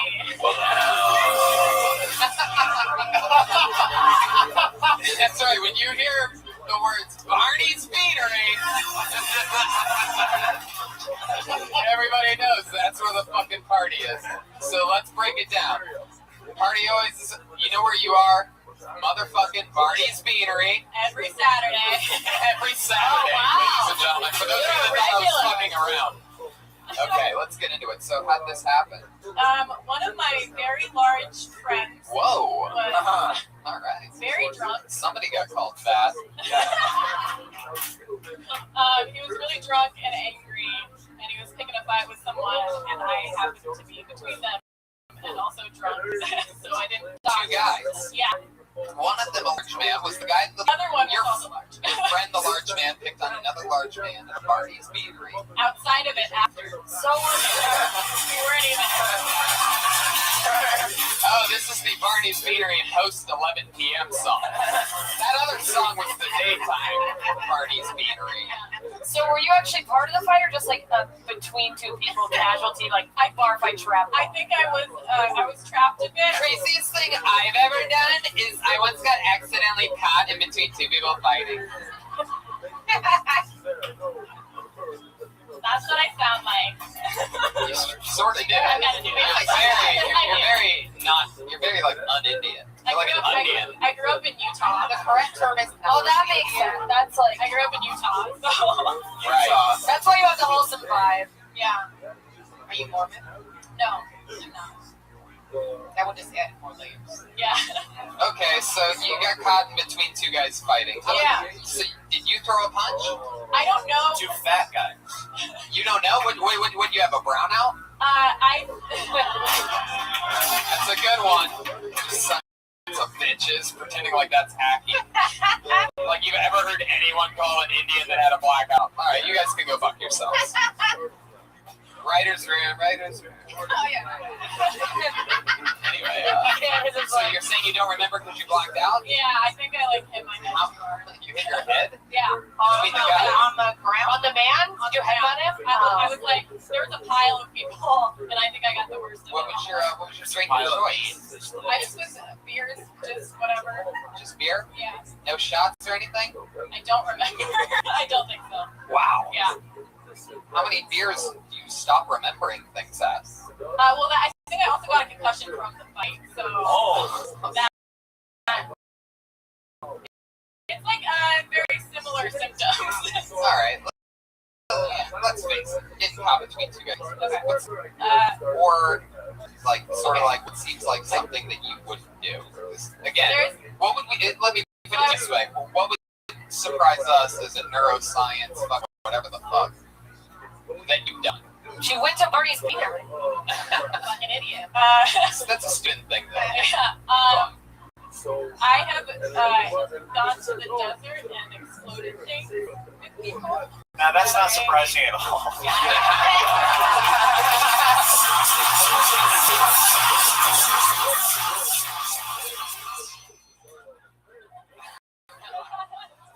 Fuck yeah.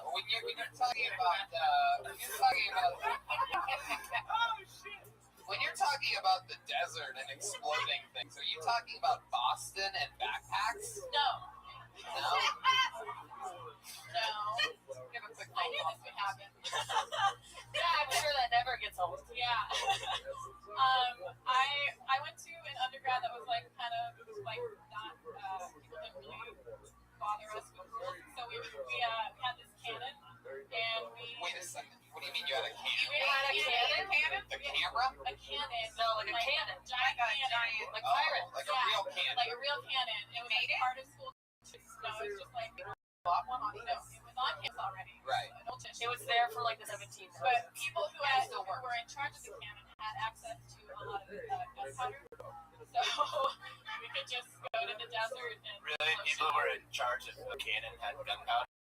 Well, we had powder. I'm so confused. You would take the cannon to the desert to do this? You just took the gunpowder. We just took the powder. We would make shit out of it. Go to the desert and just blow it up. Yeah. What did you make? Anything? Did anybody lose any fingers or hands? All No, right. I went to a nerd school, so they were all like really smart about it. So Yeah. you could be irresponsible. Yeah, so you guys were like, So you guys didn't like explode like household, like you didn't make a bomb out of like something that would be funny, like. so let's Why do I face think it, here we go. toilets are funny? I'm a child. Okay, everybody. Tony. She was like, instead of doing mushrooms in the desert, we'll do mushroom clouds. It started out well, right? Really good. It was Really good for a really long time. Okay. Is that like something her. that like nerds do? They blow stuff up. Do you get like hot for that? You get hot for like the science guys that like made the thing? Let's face it, you're not the one igniting the pipe bomb, I right? did. You did? You're the coolest. Girl rage trip. Just a big old salsa try. Like 60-40 guys, right? So, did you build the thing or Yeah. you just lit it? We built it. Oh, so basically you took a bunch of people to the desert and you made bombs. Yeah. right. It took a long while to get there. That's pretty perfect. You made pipe bombs and lit them off in the desert. Yeah. How much fun is that? So much fun. See, that's what we should do. We should have hybrid instead of the comedians all going at once. The comedians and the scientists should have to mix. Yeah. These tricks. We're in the Would you desert bring is, civilians with you? Yeah. We would. We could bring you guys. Yeah. Can I do mushrooms? A lot of people do. Were the scientists that you were with doing?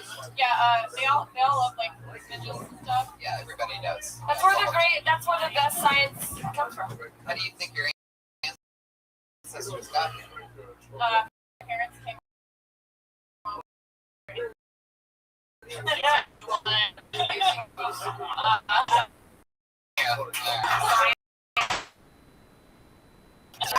More shows going on at once, and I'm a huge fan of all four of that. I just think when you play them all at the same time, it's sort of rough. We like split these up. It's gonna be great. We could actually do that too. The actual like audio feeds, like totally. Yeah, they're all separate tracks. We can have like different audio commentary options. I'm excited about this. So Pallavi, what did you ever? What did you It's like Kill Bill. Pallavi? We all say Pallavi. So Palmolive, Did someone say my name?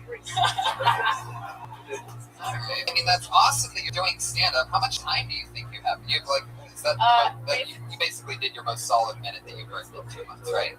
Yeah, I think so. But I'll go to a school from like 9 to 5, and then I come to my homework and shit. I do like 3 to 5 nights a night. Try to make this week. She's gonna make it. She's gonna make it. Yeah. You're great. That's amazing.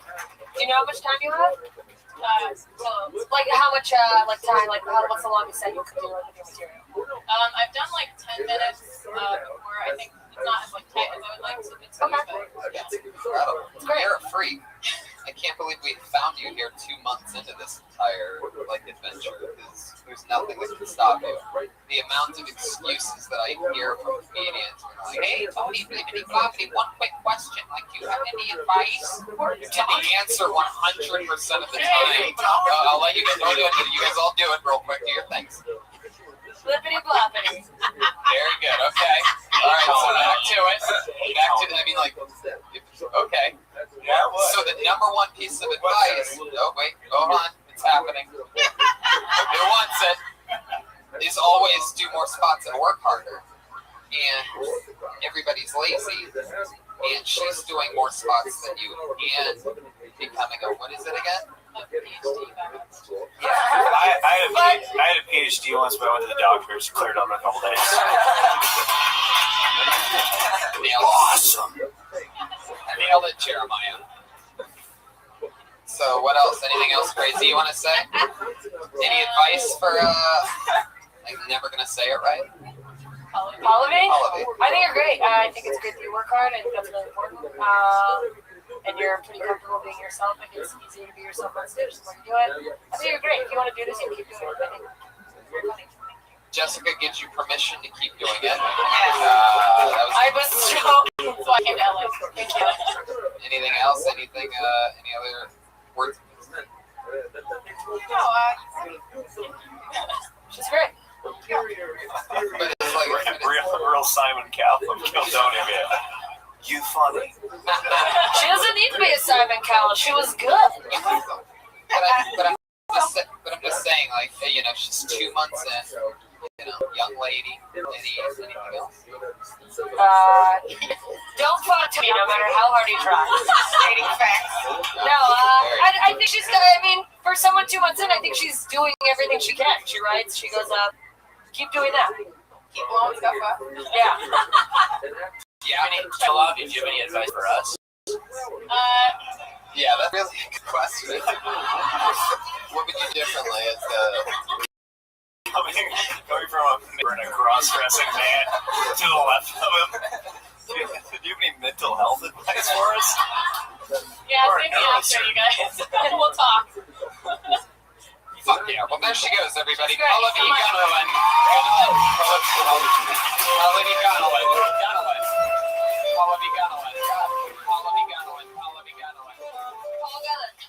She's on Twitter at PaulGunn89. Fuck yeah. Exciting. What a relief. Joel Jimenez, what's going on over there? How you feeling tonight? Just happy to be here, Tony. Wait a second. When did you put your boxers on? I was wearing them underneath. I just decided. Yeah.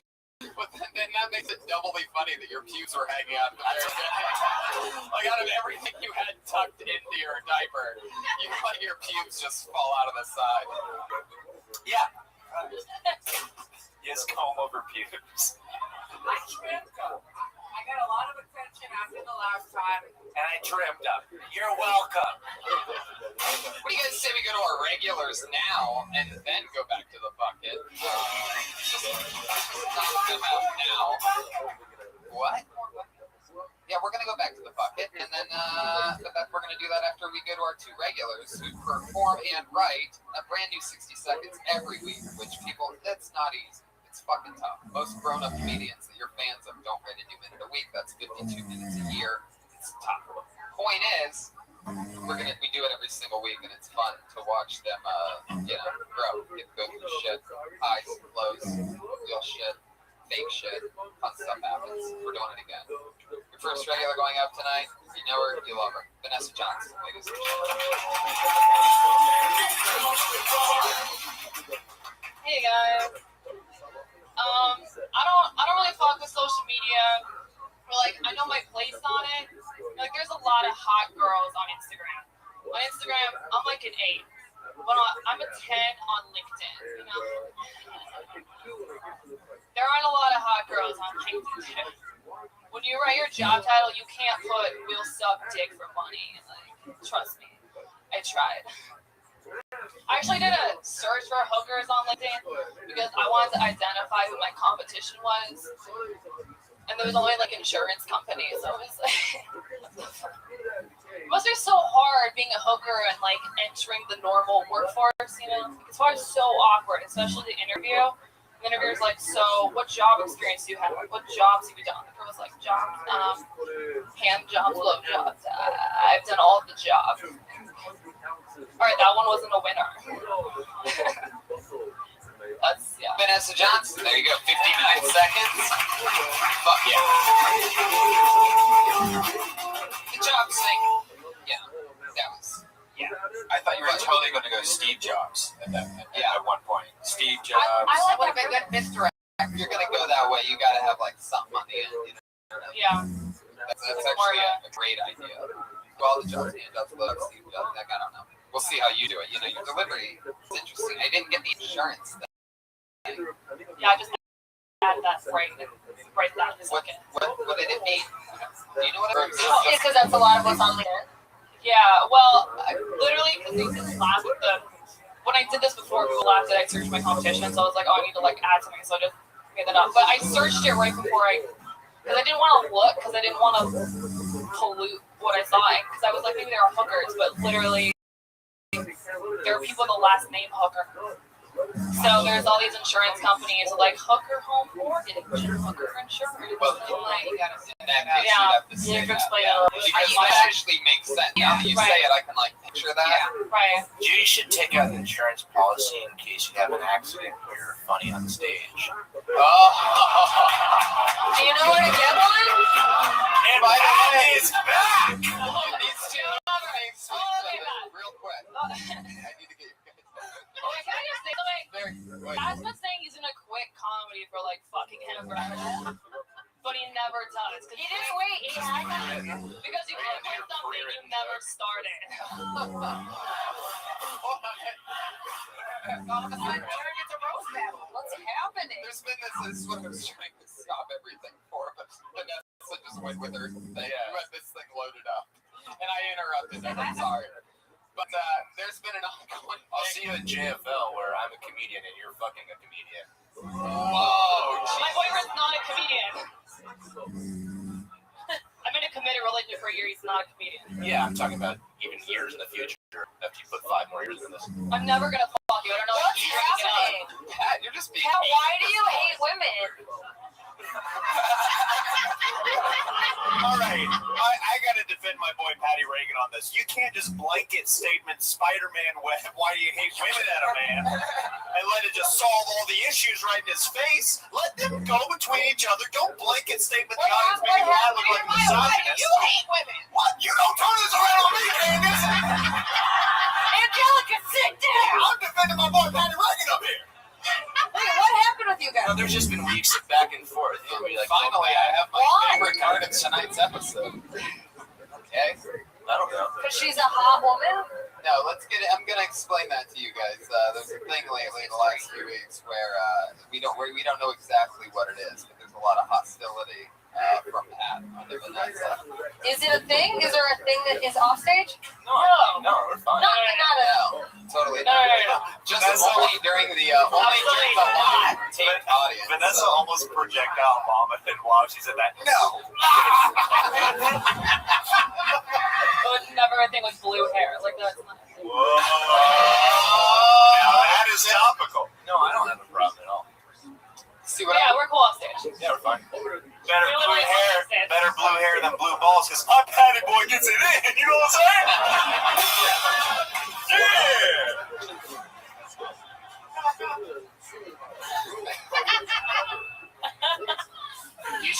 You should think of a job that's kind of like a hooker that you would actually find other than like an insurance company, like a Lyft driver or something that you pay for. They do something.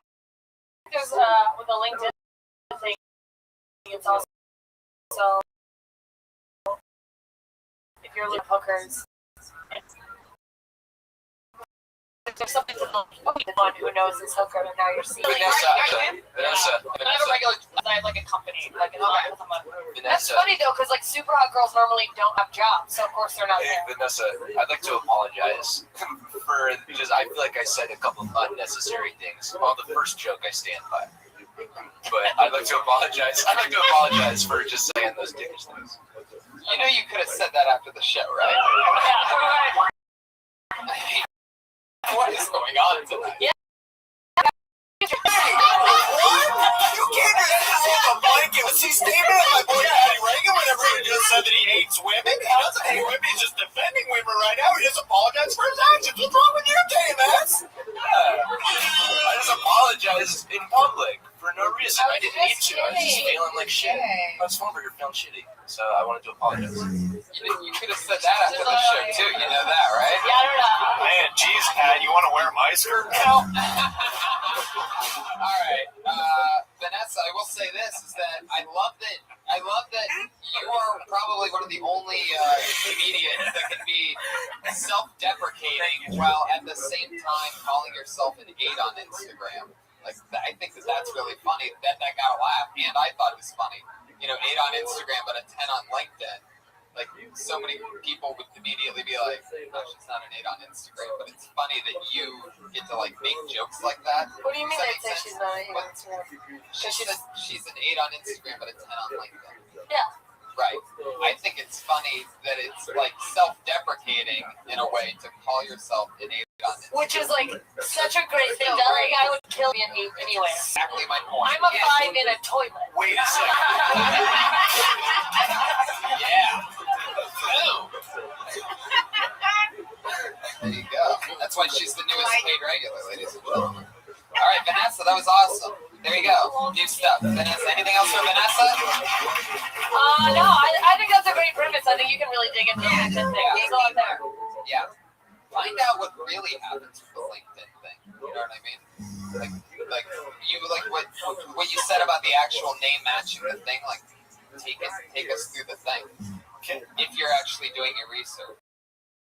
Like if you say you're looking for a hooker, set up I found hooker home mortgage. Maybe you try to apply for a job there because they're a hooker. Yeah, you don't know where it goes. And they're like, man, this is an insurance company. It's just an observation, but when she got personal, that was the most successful part of her set. So yeah, I like that. Here she goes, Vanessa Johnson, ladies and gentlemen. There you go. Next comedian. On to the next one.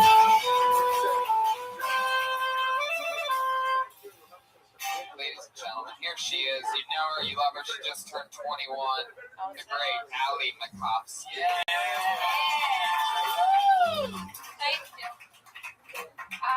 through a religious phase in 9th grade. A lot of my friends who were popular were like super Christian, and I was like, that's all I need. So I started going to the youth group every week, and like it wasn't working. I wasn't popular, and then they told me about this camp over it was like a week-long sleepaway camp, and I was like, this is my time to shine. I'm gonna be popular.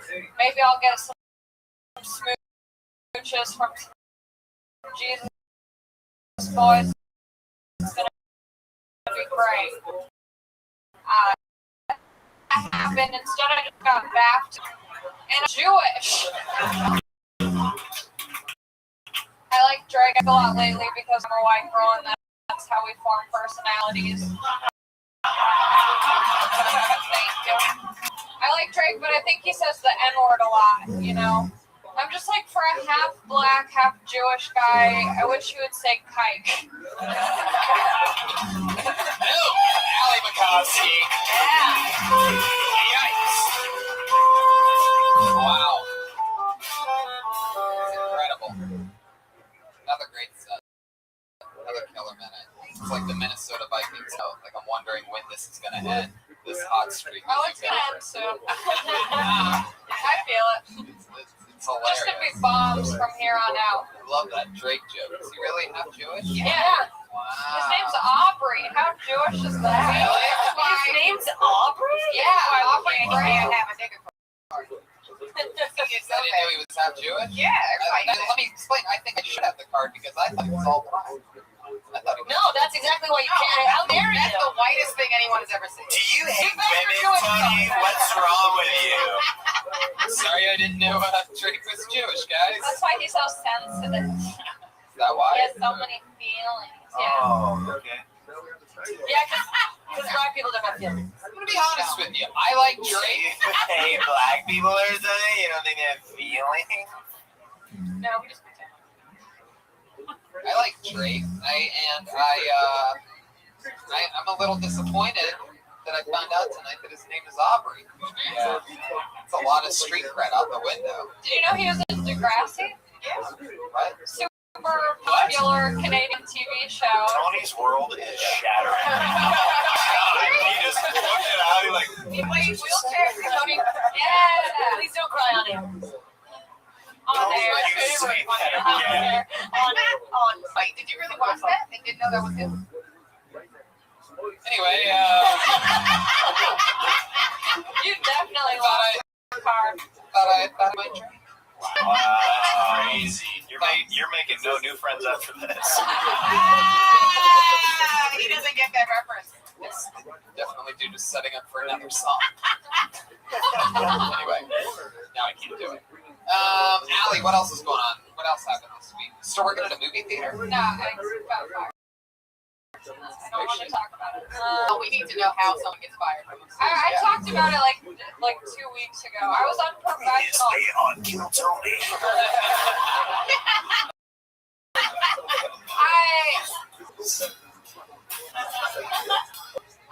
Yeah. Did we talk about it? What was the short end of it? Well, I got fired for being unprofessional, and I was like, I didn't know that this was a profession. That was the joke. But what happened? Yeah, why was he unprofessional? Well, that's the thing. Like, she couldn't answer. I was like, how am I being unprofessional? And she was like, well, you're on your phone. And I was like, yeah, there's a lot of downtime. Give me something to do. And then she was like, also, you don't seem excited to be working here. And I was like, that's just how I talk. Like, I never sound excited for anything. And then she had a monotone voice too, so when she was firing me, it was like, we gotta let you go.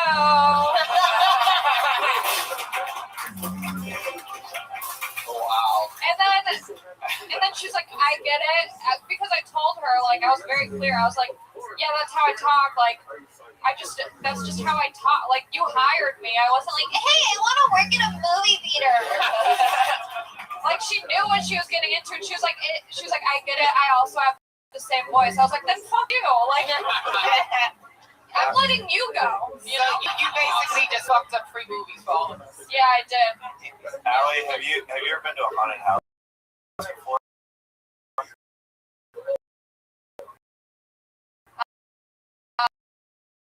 every day. Oh my god, I'm so scared. Oh, fuck. Oh, another chainsaw. Oh my god. I didn't see that coming. Wow, I just missed everywhere. That is awesome. Anything else for Allie, guys? He's so funny. Oh, he's so funny. You're great. Allie's Do you think, can I make a That comment? was really funny. You should never quit. Do you think that the last, she's been on a hot streak the last few weeks, that in the back, every week, Vanessa's just like, this bitch. She's new and she's killing it. Nice boob stretch. Thank you. Thank you. Wow, Red Man laying dormant the entire episode.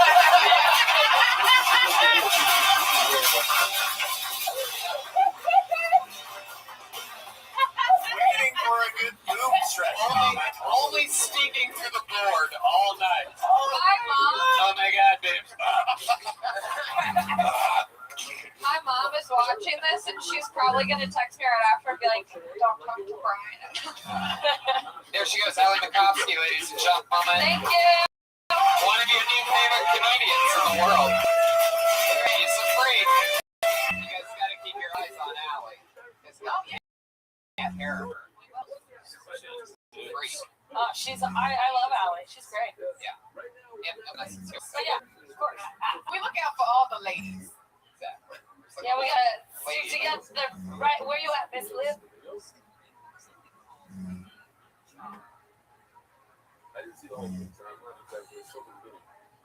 Yes, I think She's already back in Chicago. Watch your lips, She went lady. to Chicago. Get that deepest. She made me back to Chicago. Let's go to the bucket one more time, huh? Show tonight. I pulled another name out of the bucket. It looks like another new name, I do believe. Put your hands together for Addison Tom or Thom. Addison Thom.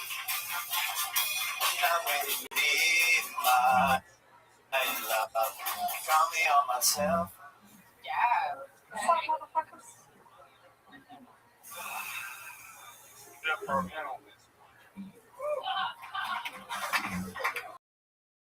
I thought this was 40-year reunion of TV.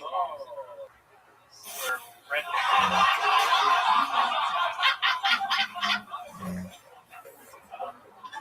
Thank you.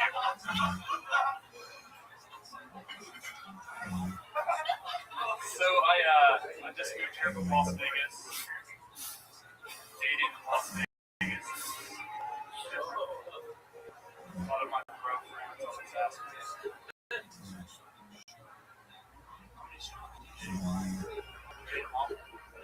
I was responding.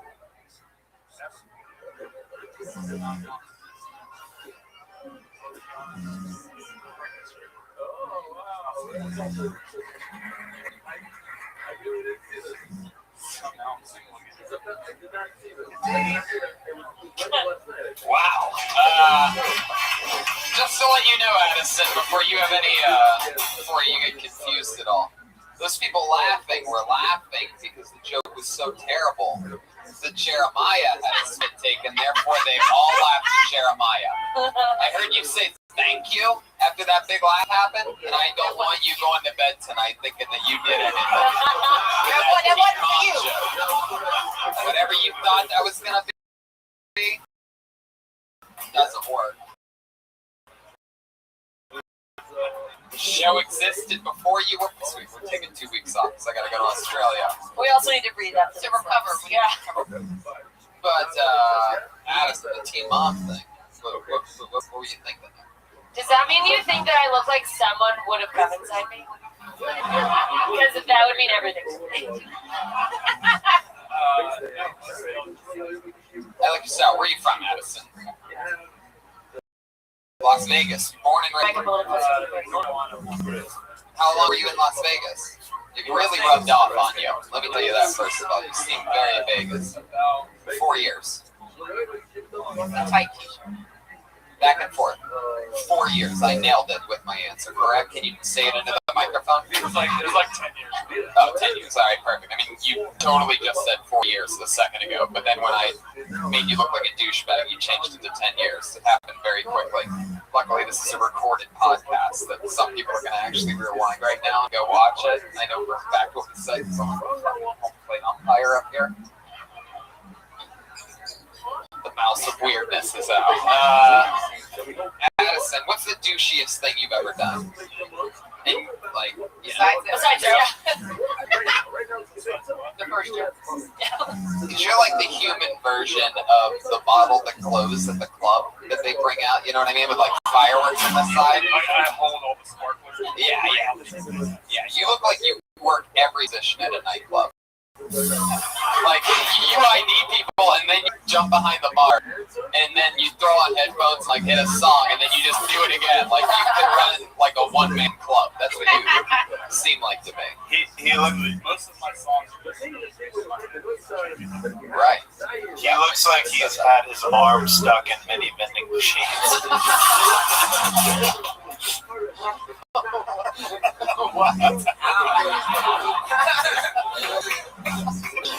You know when something gets stuck and then you're trying to stick your arm up? I love what you're saying. It's so funny, but I don't know. I think that works on anybody, huh? You're so funny, Jeremiah. Oh my god. It's unbelievable. Addison, can you answer my question about the douchiest thing you've ever done? 10 years in Vegas is why I'm asking you. Oh shit, you ever hang out with Misfits? Anna Barney's theory? I actually hired her for private security in Vegas. Dude, one time I took a shit in a baby's crib and blamed it on the baby. Oh my god, I love this character. Douchier version of this guy? Man, anything else you've ever done? We gotta wrap it up, unfortunately. As soon as I find a fun running thing, after an hour and a half, we gotta go. Anything else? Whoa, Addison, Jesus, relax. I thought we were wrapping it up, but... Okay, we do have to go, actually. You can't go. I'm sorry. I didn't mean to call you back up there. Any other parting words? I'm sorry we had to rush off, but we're at the end of the show. We ran out of time. Anything you want to say before you go? Okay, there he goes. Addison Tom. He's on Twitter at MMA Money Lives. MMA Money Lives. MMA Money Lives? He's so naked. Wow. Look how cool that drawing is. Oh my god, why don't I actually look as good as that drawing? Ryan G. Is a free game that happened during tonight's episode. All those prints are available at RyanG.com, including the Kill Tony poster. Powerful Jamie Vernon on the HD camera. Watkins and Reagan and Watkins and Joel Jimenez. Joel Jimenez is at Mostly Sorry. Jeremiah Watkins. At Jeremiah Stand Up, and at Patty Reagan on Twitter. Josh Martin Watch the Eric Andre show. Yeah, definitely do. I've been seeing little clips, and that shit's fucking amazing what you guys are doing now. I want you guys to like win an Emmy or something crazy like that. I'm fucking serious. You guys are, I feel like you guys are hitting a new stride, even though I've always liked the show. You know what I'm talking about? Anyway, Josh Martin's on Josh Martin Comic. Jessica Michelle Singleton, what's up? I'm at JMS Comedy. I'm touring South Africa next month. So if you're I'll be in Durban, Cape Town, and Johannesburg. Southern Hemisphere, down in South Africa. Yeah. Oh, Jesus. Candace Thompson. I'm at Jokes by Candace on social media, and watch Greatest Ever on True TV. I'm doing some writing stuff with them. Watch that. I love these ladies. Great job on the show tonight. I love everything about everybody that was on the show. Jeremiah Watkins, I got to give you a special shout out. So many huge home runs during this episode. Nailed it. He's got that new pay regular confidence. Yeah. Red Band Live audience, thank you so much. Have a good night. Jamie Vernon. Okay.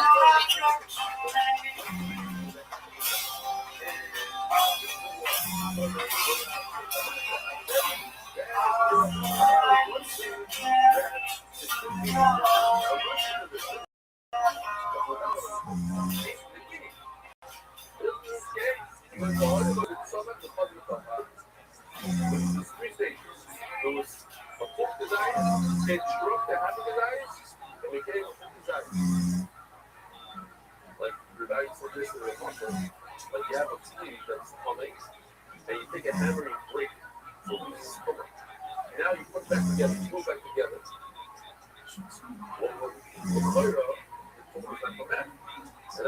That's the question. Did you push up the Puma that to the point that when it came back to the real size, just too late. Okay, and it went away. We're not. In other words, you said easily push off Puma. You might have said it. You might have said it. Pushed off. So you know. Got back to the real size.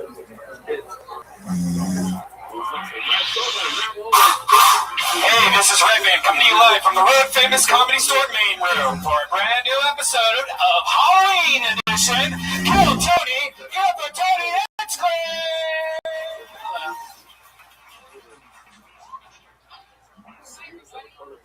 Make some more noise than that, you motherfuckers. This is the goddamn #1 live podcast in the world. Keep it going for Brian Redman tonight, Indiana Jones. Hey, it's little Indiana Jones. Yeah. Hey, what does Indiana Jones have with him? That little Asian guy boy. That little Asian boy from the movie. Hi, Brian. Hi. Welcome back to It's crazy, right? There you go. Welcome back. You were in Australia for I was. And how? It was unbelievable. It was 6 months. It was great. Everything's great. It was unbelievable. Sold out shows. Thank you to everybody from Australia that went and was there, part of it. We're big in Australia, it turns out. Oh, yeah. It's like, fuck yeah. I like the vibe in this room. What did Pat play all sad songs tonight or something? No, none of his comedy jams tonight, huh? Really got the crowd warmed up to a freezing ice momentum in here. Light chuckles. We have the back already open. The wings are open. About 40 people here. We have the place ready for another 200 to come in at any given moment.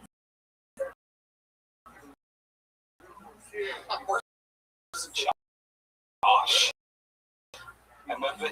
Josh Martin. He's runner-up, and on a night which he could literally be anything that he wants to be, he picks a number 2 guy. He picks a fucking sidekick. And it's on a night where you get to live your dreams. He goes with one of the top sidekicks of all time. It's not Aquaman, at least, but he's also like a muscular version of Robin. He's also a muscular version of Josh Martin tonight. I'm excited. Are you excited? Yeah, well, look, we got in the audience, right? Wow, look, it's J.E. Bell, halfway between Clark Kent and Superman, drawing tonight's episode. One of our favorite Kill Tony humans ever, Keel Yulberg, the Steadicam operator for my 1-hour Netflix special One Shot, is right there. Full Dog Brown. And Jamie Vernon on the HD camera. Who, believe it or not, much like Josh Martin, I don't know if he really thought this through, dressed up as one of his favorite YouTube stars. I'm not kidding. You can't really make that up. What's his name, Jamie? Casey Neistat is who Jamie Vernon is supposed to be. What the fuck is that? Some fucking... Earlier, he's like, well, you should know because he has like 5 million YouTube followers. I puked in my mouth when he said that, if you're wondering. Oh, 5 million? Is that like a YouTube Red star? Is that like why we don't know? I don't know any of that technical stuff. I don't even know why you asked me. Right? I don't know. Anyway, what do you want to do? Bring up the band first? Let's do that. Who loves live bands and hilarious people, huh? I know I do. You got a slight taste, maybe, of them earlier, but I'm really excited. I haven't seen them in 2 weeks. They always dress up no matter what Kill Tony episode it is, so I'm really excited to see what they do on Halloween. Three hands together for the Kill Tony band. It's Reagan Watkins and Joel Jimenez.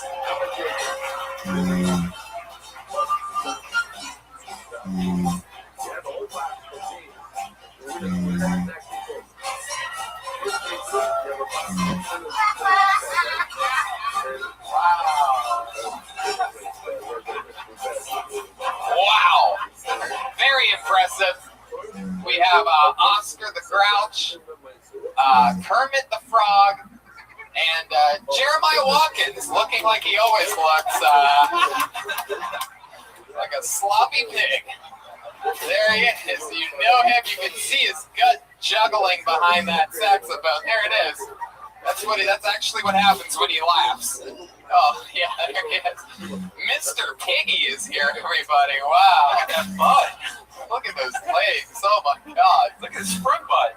I feel like Miss Piggy might actually literally have a nicer set of legs than you, and she never needs to use them for anything. Those are actual human legs you have there, Jeremiah. How's it going tonight? Oh, he has the impression. You never know when he's going to fully commit to the character and when he's not. Wow. Oscar the Grouch, Joel Bennett. That's Monster. That's Monster. Oh, Monster. Yeah, I don't know. It's been a while since I touched the Muppets. And then we got, I believe it's Kermit the Frog. Here, wishing everyone a happy fucking Halloween. Whoa, Kermit. Taking advantage of the 21 and over regulations here at the Comedy Store by swearing for the first time in his history.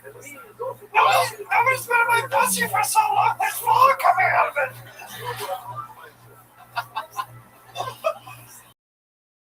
Wow. Well, we have a super fucking awesome Halloween and just regular fucking super awesome episode for you guys. So let's just keep blasting through some intros, shall we?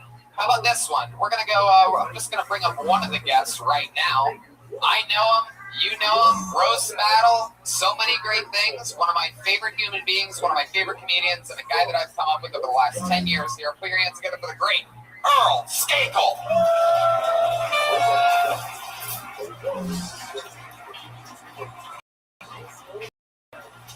Oh, shit. Oh. For you right now. It's Earl Skakel, everybody.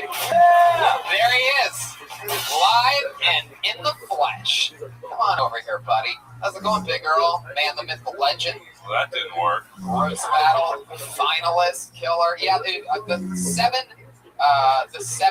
Kiltony fans around the world that are also huge pro wrestling fans are going to lose their shit at that when they watch the video. I mean, the scary thing is I didn't have to buy one thing. So. You know what's scarier? I didn't have to buy one thing for mine either. That's Jeremiah's actual nose. I fucked worse. Yes, you have. All right, and we have two other guests. As always, people, I always love to give you some of the funniest, coolest human beings in the world. You guys love comedy, right? Great. Put your hands together for Jim Norton and Sam Roberts. Fuck yes. Holy shit. Holy shit. Holy shit.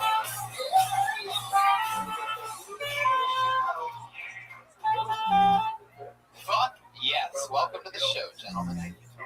More mic on Jim Norton. Oh, it's the absolute fucking my Big favorite. surprise! The mics aren't turned up for the guests! I know! You look like half the women I've fucked. There we go. We got sound. Jim Norton. Hello, welcome. Sam Roberts. Thank you for having me. You guys are killing it. So fun. Love listening to you guys. Thank you. Now on Sirius XM together. Yeah, I love that shit. You're also on tour, Jim. Where are you going? What do you got coming up on that thing? I'm shooting a special the 17th. So I'm just doing gigs on Friday. A bunch of stuff. Nothing worse than a fucking overly positive comic. How are you? Blessed. Feel blessed. Hang yourself. That is fantastic. We're going to have a blast. We're going to see some new comedians tonight. We're going to see some old comedians tonight. We're going to see a bunch of crazy shit. You guys pumped? Yeah. Should we just jump right into it? Monday night. This isn't, sometimes we do this in the billiard. This room's a little bit bigger. I literally can't hear you. Are you guys ready for Kiltony episode 100? Fan-fucking-tastic. Well, let's just jump right into it, shall we? And you guys know how it works. I put your name in my bucket. You get 60 seconds. If it's your first time, the seconds is up when you hear the sound. Itty. That's adorable. Wrap it up then. Earl Sugar right now at the Angry West Hollywood Bear.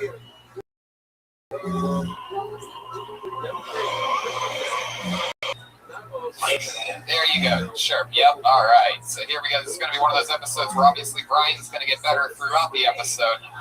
Sound effects. It's going to start really fucking god awful. But then by the end, I bet best morning zoo DJ on a podcast in the world. Oh, I hate the ones that say words. Really, funny sounds are better than people talking. But that is Snoop. Shout out to Snoop, who's not actually on the show right now.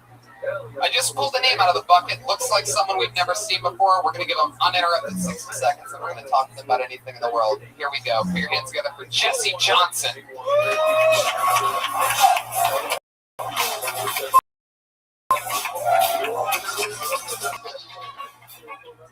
everybody, I know I look like I'm 12, but I fuck like I'm 16.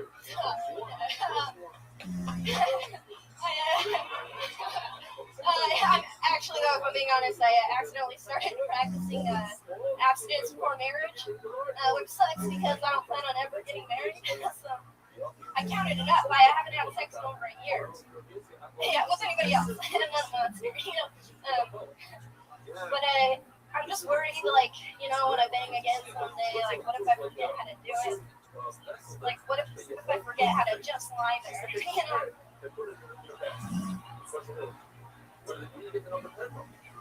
I did get a sex the other day, a sexual text. This guy I barely know, he sent me the sex, he said, oh, my dick's so hard. And me being a comedian, I was like, how hard is it? You know? But he didn't, I texted, so he didn't hear my, awesome delivery. So he was just, so hard.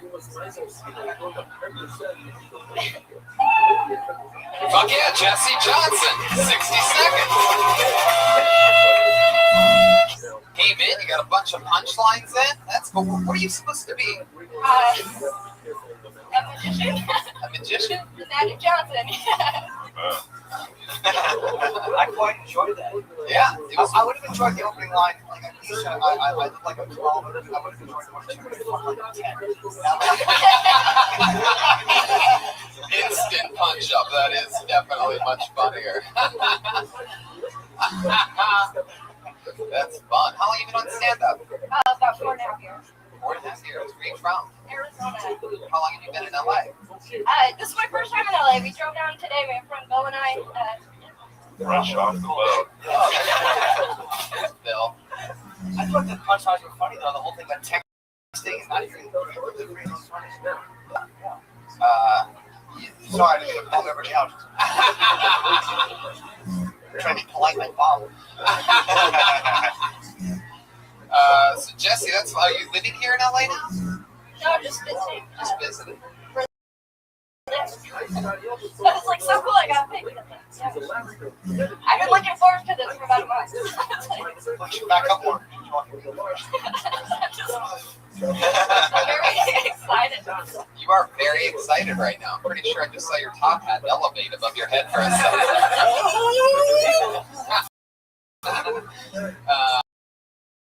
So what do you do for work in Arizona? You said it's true. Have you really not had sex for a year? Yeah. You got Bill Party! You got Bill Arizona. Poor little gremlin isn't getting any action.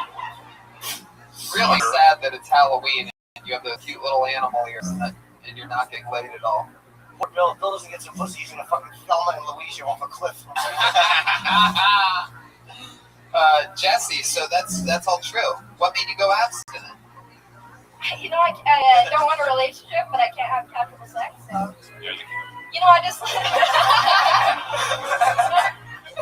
Big girl. I'll just, when I just make out some mouth stuff, Wow, I mean, you're answering it like I offered. Like, what are you willing to do? I don't know. I mean, some mouth stuff. Fuck yeah, mouth stuff. That turns into a blow job real quick. Some mouth stuff, a little bit of kissing. Sure. Very sexy, little mouth stuff, etc. Yeah. She's gonna do real well in LA comedy. Yeah. Totally abstinent, but you can fuck my face until I puke. And I just keep going, I don't even stop. Not one of these girls that gag, I just have the liquid flow out, I don't stop. Why aren't you dating? just actually. Why aren't you dating Bill? I don't want a relationship. He drove you here. Bill, you should make her take an Uber back.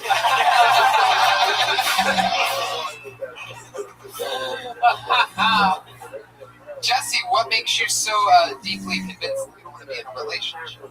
I'm just curious because I'm trying to see where you stand here. So maybe talk about it more so that one of the things is I don't know what else you have in that chunk of material that you talk about, but I feel like people want to sort of know why you went out. I had a lot of bad relationships. You know what? I don't really care for it. Good job for it. This is what I like. Relationships that turn you off to men. Yeah.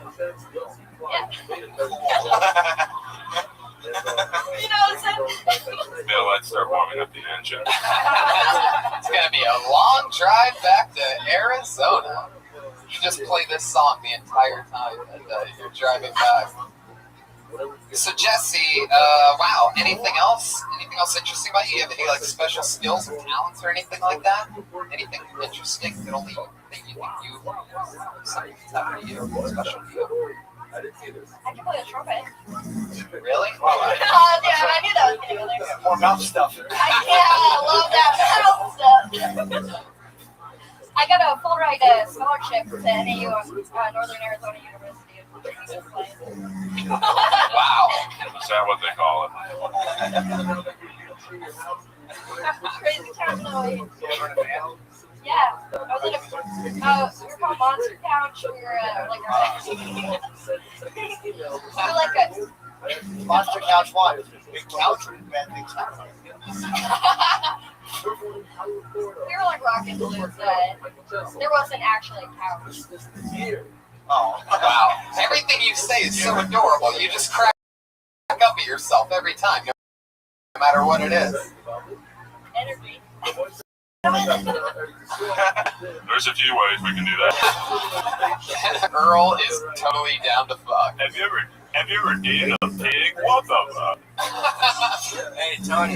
Yeah. Jesse messaged me. She was coming to the show. Or we met in Arizona. She said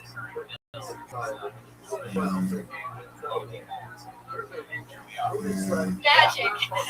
Yeah, it really is. Very interesting. Yeah. Some stuff should be made about it. Yeah, absolutely. The long drive that the jockey magician took. Oh, Bill liked that one especially. All right, Jesse. Well, I mean, we got to know a little bit about you. Anything else from Jesse, guys? No, I enjoyed Jesse. I think that she's fucking filthy. You don't see it coming. Yeah. Good punchline. Totally. Earl, any other questions, like phone number or anything from Jesse? No, she's she's green as a leprechaun right now. But what's your secret though? Like, what's the thing that's like making you like happy in relationships? I mean, are you a squirter or do you have big areolas? How would that dark make it, areolas? Brian? Yeah. Just can't sexually harass people. Yeah, like that. Red Man. She's gonna tell you she's a squirter whenever she says she does mouth stuff. Yeah, and I'm also a squirter. Yeah, making out with guys, I just fire off like a hydrant. You know what I mean? Dude, have some class. You take it in the ass. All right, Jesse, you did it. You've waited for this a fucking month. You got lucky. Right out of the bucket. Jesse Johnson, everybody. Very nice. Dreams coming true. Oh, now she's not sitting with Bill anymore. That was pretty awesome. Now there's just an empty seat next to Bill if anybody wants to join him. Poor guy. Bill, did you sign up too? Wow. Holy shit. This looks like another new name. Let's see what happens here. Put your hands together for Ryan Little.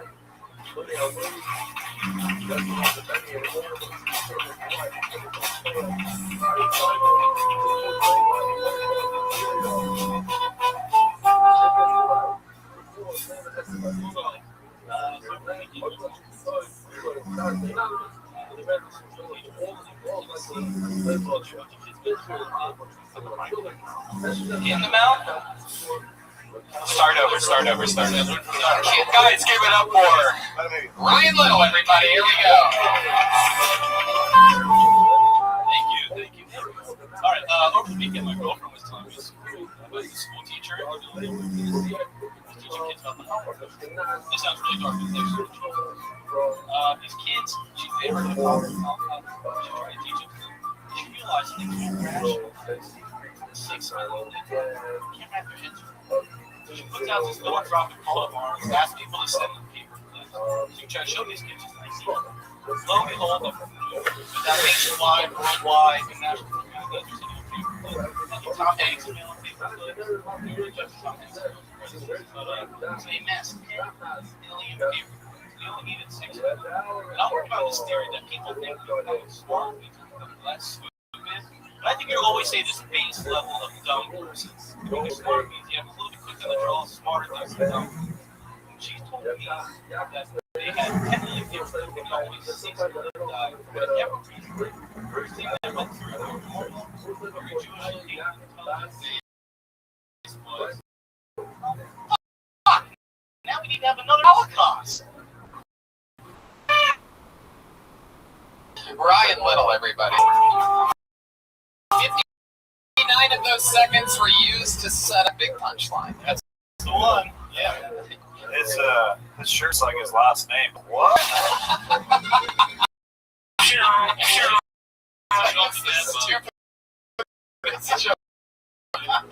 Since I came back from a You're giving me comments like Andy Kunder if he gave a shit about it. What is that supposed to be? So if anyone's planning to kill Tony Halloween video, I'm the guy that thought there was supposed to be. No, there was. I said that there was originally, but and I love that. The Netflix reality version of March 17th. Go on Netflix. Holy, wait a second. Yeah, you're getting heckled by my autistic friend over here for being too big of a nerd. You literally are promoting a superhero that it's gonna be really cool. I'm ahead of my time. Oh, you are not. We heard your set tonight, Ryan. You are not ahead of your time. You are 60 years late to a decent Holocaust joke. People were laughing more about the Holocaust inside of Auschwitz than they were at your Holocaust joke. I'm dying here, but that was a good one. Took their breath away, Ryan. They had a gas. Yeah, but it was too much exposition, too much explaining. Yeah, too much like, hey, this is going to be done. You know, when you say Holocaust, we all know it's not. Just get to it a little faster. Yeah, we were excited to see where you were going there. How long have you been on stand-up? It's my third time. Third time ever. Wow. Look at Ryan. Basically a baby, guys. So he hasn't been doing it a lot. He's just been doing it a little. Oh, another Little call. Ryan Little. I mean, I can't imagine. I'd imagine that the reason why you are a nerd, but yet you were finding out here, or that you are very pretty buff. For a guy that's promoting a superhero that comes out March of 2017, you have quite the guns on you. And I'm guessing that if your last name wasn't Little, you'd have a body that matches your face. I don't know. It looks like he can take an iron fist, you know what I'm saying? Oh, that shirt fits you like Winnie the Pooh.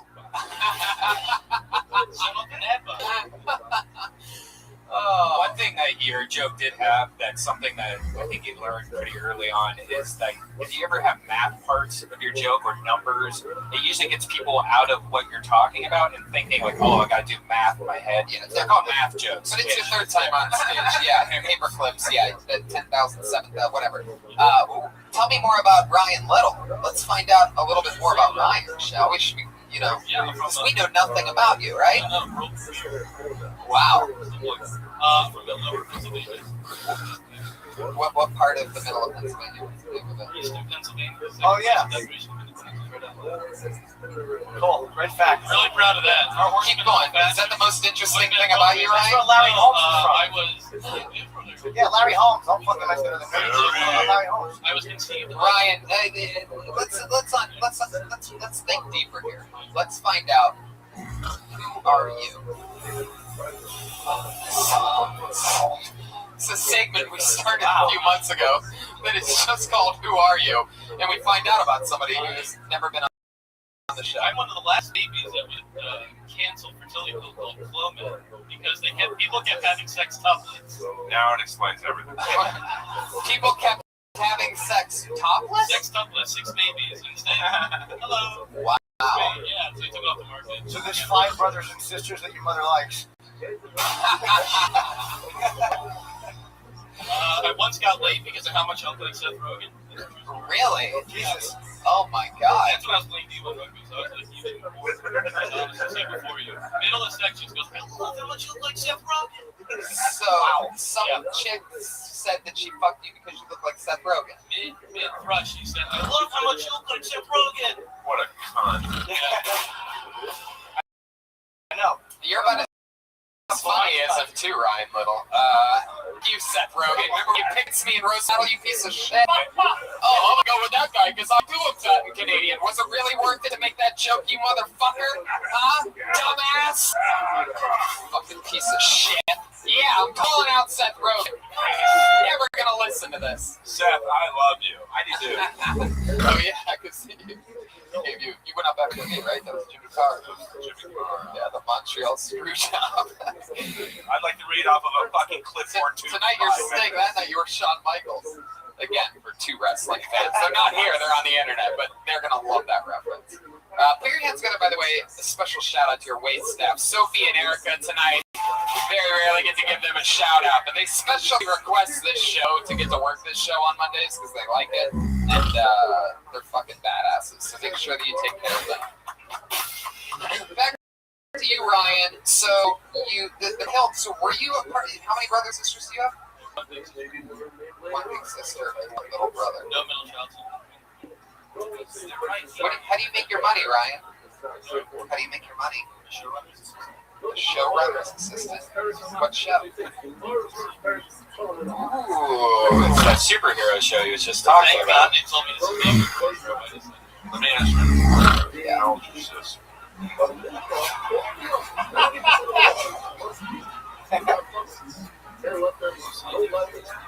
Wait.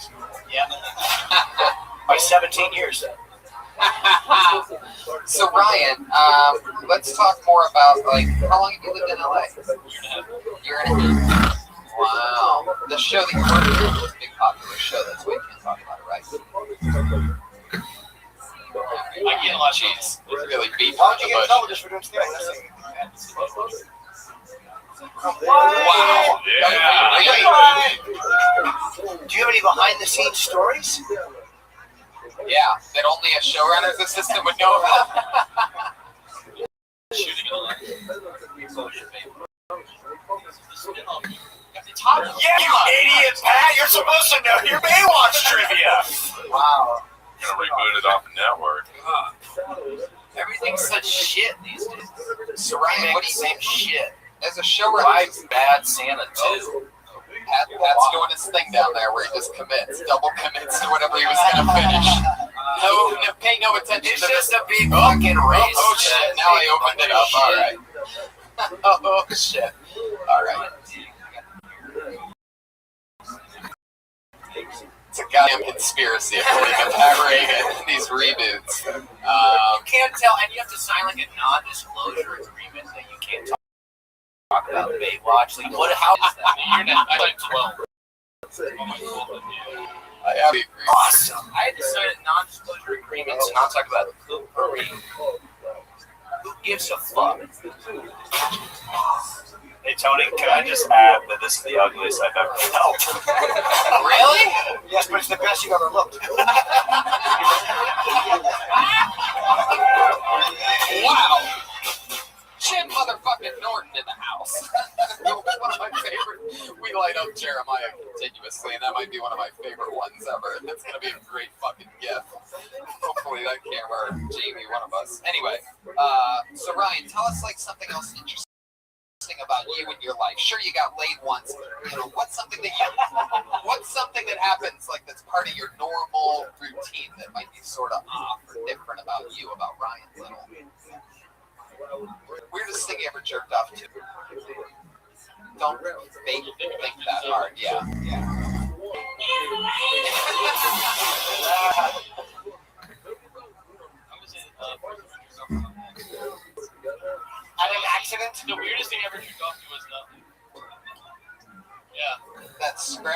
just couldn't. How existential of them.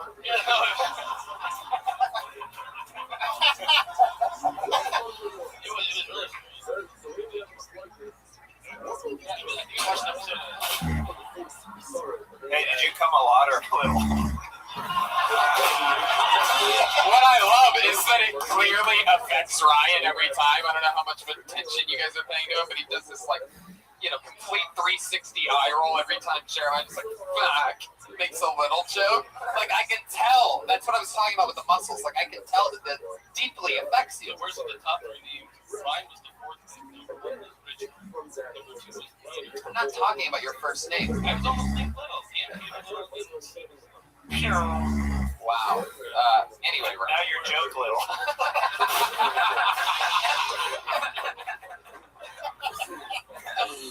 Oh, it's so good. I'm sorry, I'm just a man in a pig costume. I don't mean to do this.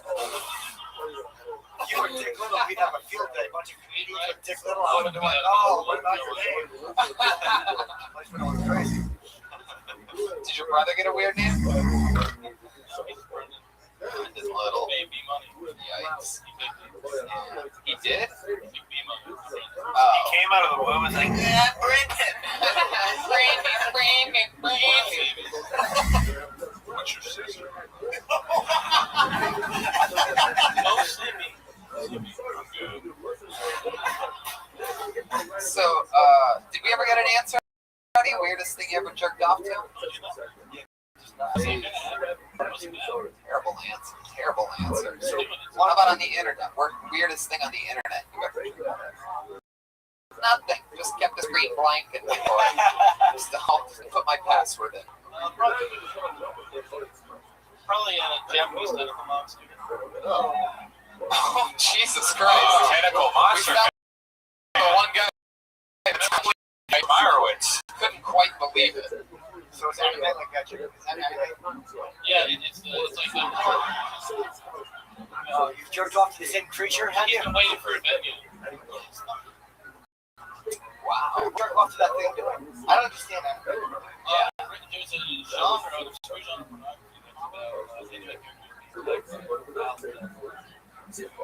Jesus Christ! The autistic kid just answered like it was a trivia question. Yes, final answer, definitely. But they didn't move up, but like those people that buy them. Blu-ray, like you actually have to put it in a thing? Who does that? More like Does that? More like we need Blu-ray. sound effects. So who does that? Dicks to They don't feel as creepy jerking off the ISIS face. Fuck yes. Ryan, I like your style, man. You're 3 times in. You know, you're the opposite of funny right now. But I feel like you know, you have the face of a guy that has a good work ethic, and I feel like Yes, the son of Sam. I feel like you know, if you love it, you're gonna fucking do it, and nothing's gonna stop you. You're 3 sets in. Yeah, this didn't break me, so I don't think anything will. Say that again. This is break me, so Wait. Wow, this didn't break you, so you don't think anything will. Really? You'll break your show. Yeah. You're having fun. It's gonna take a couple years before you do anything more fun than this. You're gonna be chasing this dragon until your T-shirt comes out on Netflix in March of 2017. All right, Ryan, nice to meet you, dude. There he goes. This is a guy that reads comic books while bench pressing. Ryan Little. He's on Twitter at Mr. Ryan Comics. Jesse Johnson's on Twitter at Jet Ski Johnson. Jet Ski Johnson and Mr. Ryan Comics. What's Bill's Twitter? I don't know. Bill doesn't look like he has one. Friend Zone 23. Well, I'll tell you this. I've been hosting this show for a while, and you can always tell fun things when you see the piece of paper. Like, you can sort of always foreshadowing it, maybe something crazy that's to come. And on the Twitter handle for this, they have scratched out the word Twitter, and they have put in the word email, and they just left their email here. I'm not going to say the email out loud on a live podcast that has over 100,000 downloads, luckily for you, because people would fuck with you. but instead I will say your name. We're going to give you an uninterrupted 60 seconds. This should be interesting. Put your hands together for Jim Donnelly.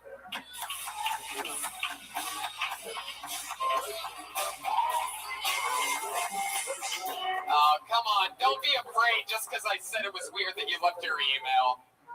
Oh, fucking chicken shit. You should say his email. I'll teach him a fucking lesson. I mean,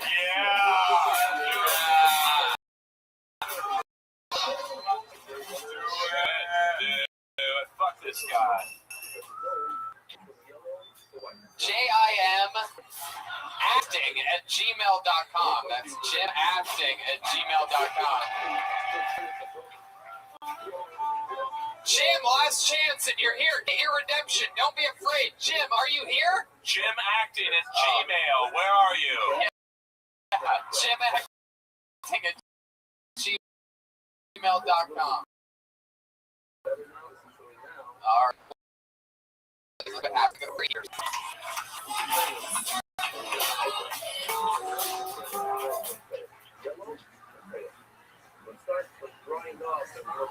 Happy Halloween, everybody.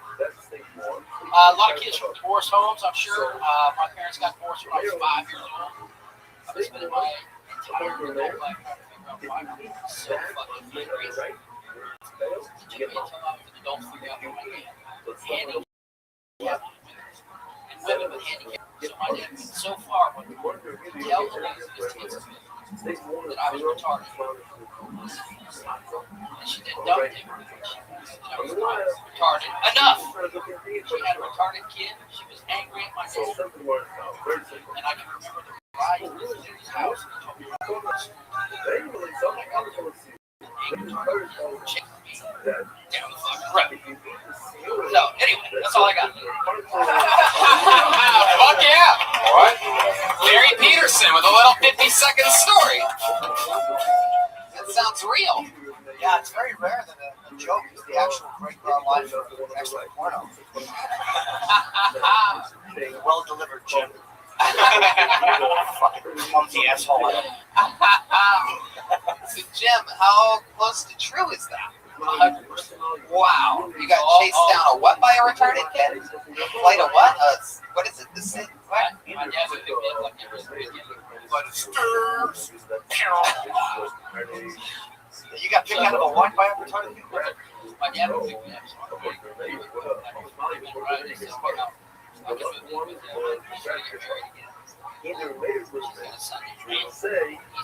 I think I was 10.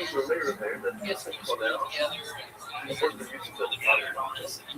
Are you telling us a longer version of the story you told us earlier? The question is, what did this retarded kid chase you down? I want to know about the drive with your dad. When we showed up at the house, she wasn't ready, so she ready. Oh, like a bad dog was behind there, something like that. Little 13-year-old retard. 13-year-olds are strong too. He got the retard strength. He jerked him. Right. And he came after me and he wanted to hug. I took off. You took off running like it was an animal. my dad was yelling at me to stop. He just wants a hug. I was freaking fuck out. Did you let him give you a hug afterwards? No, he was naked. He was naked. Wow. Did you leave that out of the story or did I just miss it? Right. He did say that. I was amazed. How many this is your first time ever in my life? Ever doing stand-up? Ever in my life. Wow, Barry Peterson. You hear that sound? Yeah. We love that here on this show. Hey, Tony. Yeah. Didn't he just recite the plot of the Goonies? Just like, hey, you guys! Yeah, this retarded 13-year-old with a baby Ruth in its hand all of a sudden got unchained from a 6-hour drive. 209. Fuck. Yeah, those are my people. Stockton Slack for life. Do you want to do stand-up or was it just you had to tell that story? Good question. It's one reason when I grew up. Let's do the 60-second version. You know what? I just, because of podcasts like this and fucking Melissa Esslinger and other people. These guys right here. Melissa Esslinger was your inspiration? I don't know what that means there, but. There's no shit like this in front. So just, How long did it take to figure out you were not retarded? I don't know if they ever did. Well, we should show them tonight's performance. And, anyway. I love the outfit, though. It looks like every 80s watcher. Yeah, that's really cool. You made a long drive. You wanted to do the show. You executed with your story better than fucking some people like, that have been on this show that have been doing it 10 years from Pokita, whatever. So that's pretty fucking cool. What about, like, you think this is the only time that you'll do it, or do you think this is the start of something cool for you? Or are you just such a Kill Tony fan that you specifically want to come on this show and just do 60 seconds?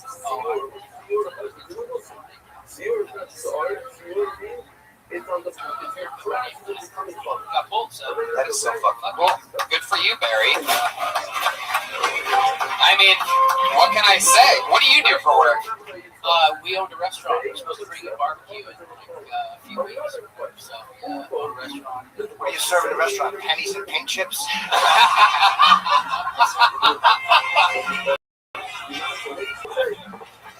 We do nothing but workers and Oh yeah, you post amazing pictures of cheeseburgers on my wall all the time. Oh, you have the Kill Tony poster in your restaurant. Now it's all coming together. It's all come together. You have that poster in your legitimate restaurant. Now, let me ask you something. When an inspector comes in and they see a podcast poster on the wall, do you automatically get a B? So you're starting from there? They also don't know what a B rating is in Modesto. Where did that code come from? Did you just add it? I used it for a separate video I did. And that's it. You're a bit of a performer, aren't you? No. Always the I feel like got crazy looks. Crazy Looks, a music video? Have you ever been arrested? Crazy looks. Never got popped. Mary, what's another thing that you think is interesting to you specifically? How many people have been chased by a naked retard, as you called it before? What else? Anything else interesting? I wonder how high the retard count is right now on this podcast. I already checked the numbers. It's fucking retarded. There's been a lot of them. There's not many places. There is. You live in it. It's the 209. That's pretty much where you can scream it from the hilltops. We're like, where? Fuck them. Never wanted stolen cars. Barry's from, I don't know, you're a fighting fan. That's where the Diaz brothers are from. Barry has stopped it. Do they ever come into your burger joint? No, they're stopped in this 30 minutes. If I were you, I'd never. Fuck, Diaz brothers, you get stopped in right now. It's a big market. I think they were supposed to stop them. They were shitting in Like when people are like, hey, swing by my drive down, and then end up doing Rogan podcasts where I'm talking about other places on that specific drive. You know what I mean? Like that sort of fuck with you a little bit. But I saw an A&W and I got caught up. It was a whole thing. All right, made it weird there, Barry. What happens when you tweet at people and have high expectations? You ever heard about this music, reggae?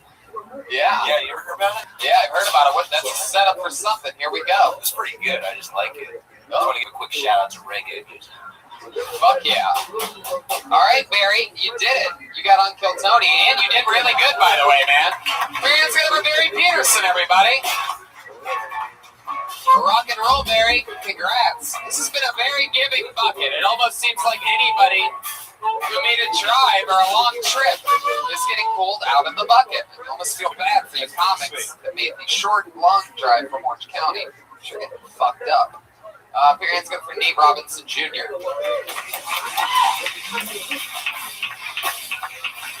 All right. Moving on. Wait, is it coming? Nate Robinson Jr., ladies and gentlemen. Here we go.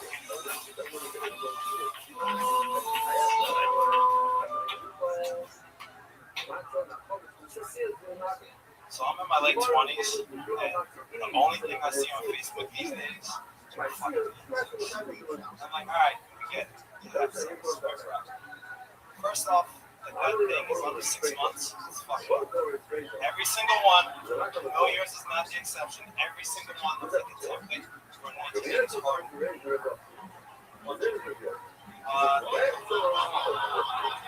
Obviously, I don't really want any kids myself. I enjoy me time way too much. I had a friend tell me the other day that he only can jerk off when his wife and kids are out of town, because those things just can't go through days. They pop in eventually. If my kid walked on people, I was masturbating.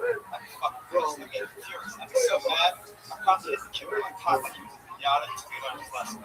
So maybe I'll think about that the next time he wants to talk to me about the things in my girlfriend. Nate Robinson in and out, 52 seconds. First ever, something special just happened, ladies and gentlemen. First ever black comedian ever to do less than his given time on stage in the history of stand-up. So you got to see that in the room where Richard Pryor was built. Like, you got to see history here. Nate Robinson, nice to meet you. First time on the show, right? First time doing stand-up? Holy fucking shit!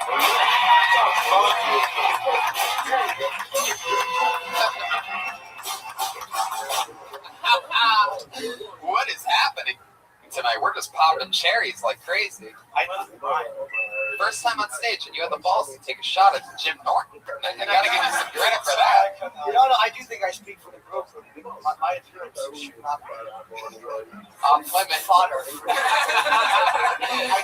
But you did win me back though. You're talking about beating your maybe with your cock. Yeah, that's a guy I can spend time with. That is awesome. So, how old is your baby? Oh, Jesus Christ. Sorry, my dad had a kid.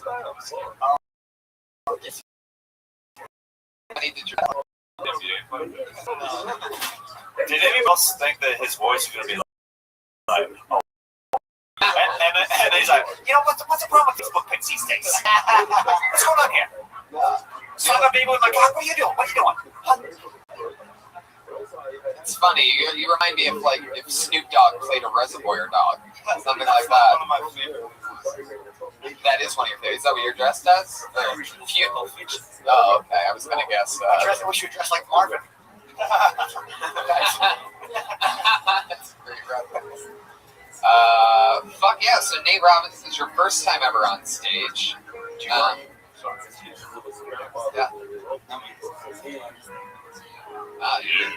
You're so for Halloween, you're dressed as an Uber black driver. You wanted to upgrade, see what it's like on the upper scale of the Uber world. What's your rating right now? Wow, 4.89. That's pretty good. That was the point too. You gave him a rough one? Jesus, Earl. You don't have to always play the racist character. Even in an Uber, you're fucking with these people. Oh, Jesus Christ. All right, there you go. Red man. Come on, Brian. Get it together, Brian. I'll say it just to make you happy. Fucking Brian. Every time there's a black person on. Security. All right. Somehow this is more racist, you guys not committing to it. Yeah, I know, and it's right? gonna be like, oh, let's go through the action. I know. It is. Well, that's what happens when you play slave music on a show. Like any other, if there was any, regulations. And that one, I think is funnier than the old joke, is so much more annoying. And we find out how loud he can actually make things when he wants to do something. Meanwhile, the comedian mic level always at about a 1.5. Yeah, it really is fun. Oh! So, Nate, let's talk about your real life. Let's get more into it. You're working Uber. Do you ever have a hookup in your Uber? Wow, how'd that go down?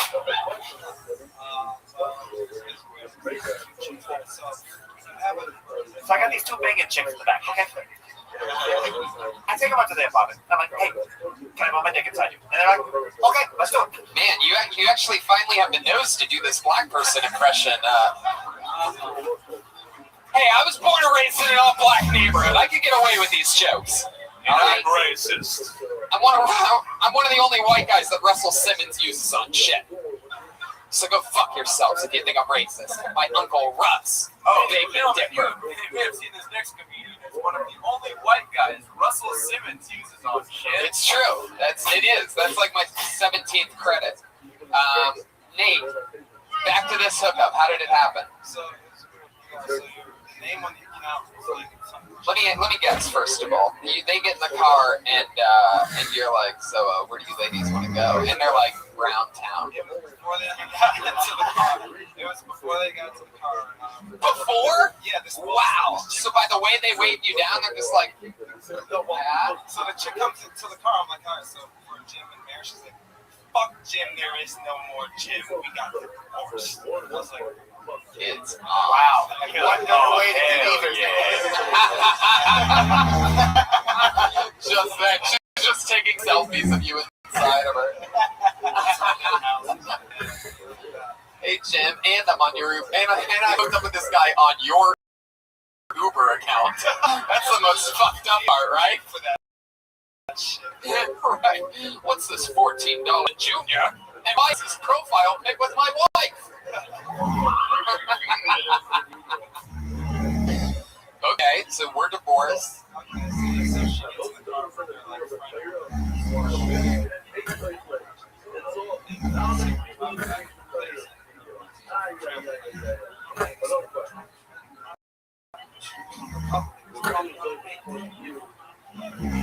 She goes, can I feel your dick driving? So you're like, fuck yeah, you can. That was a bad one. And when I want to feel your dick, goes, not now, madam. Rules of the road. Here, have a bottle of water and a breath mint. I'll hold you over. How fast did you pull over?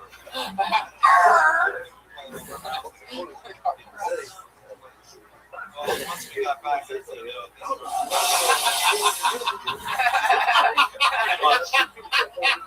It's a car crash.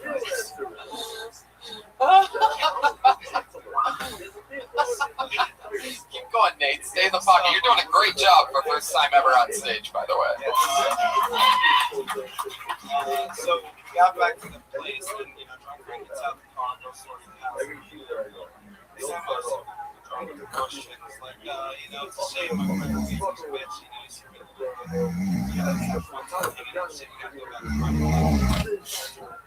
yeah, you can just turn that shit off whenever you want. Right.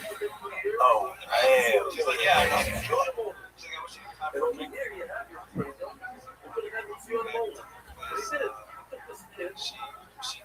drink. She was my first woman over 40.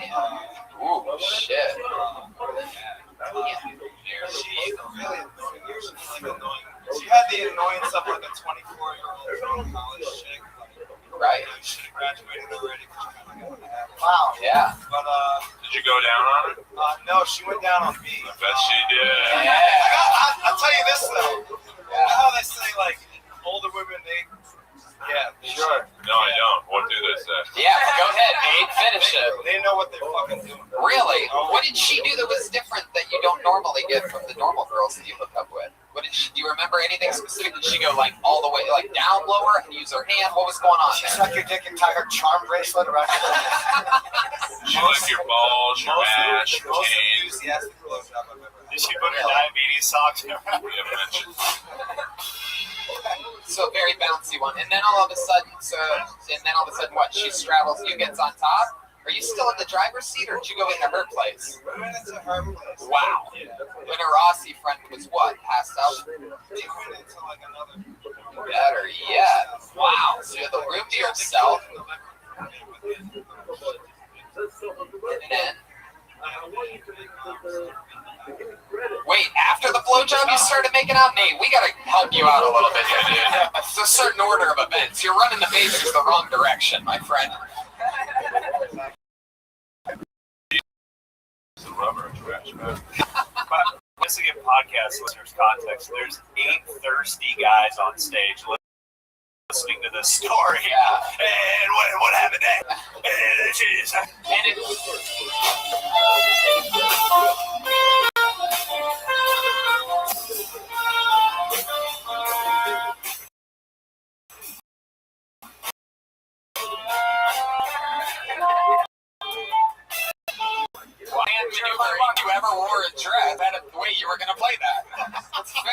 impressive. Master improviser Jeremiah Watkins. By improviser, I mean that's one of only 2 songs he knows how to play on the saxophone. Okay, so Nate. So, all right. Now you're hooking up in the bed, goes all the way. Anything else stand out to you?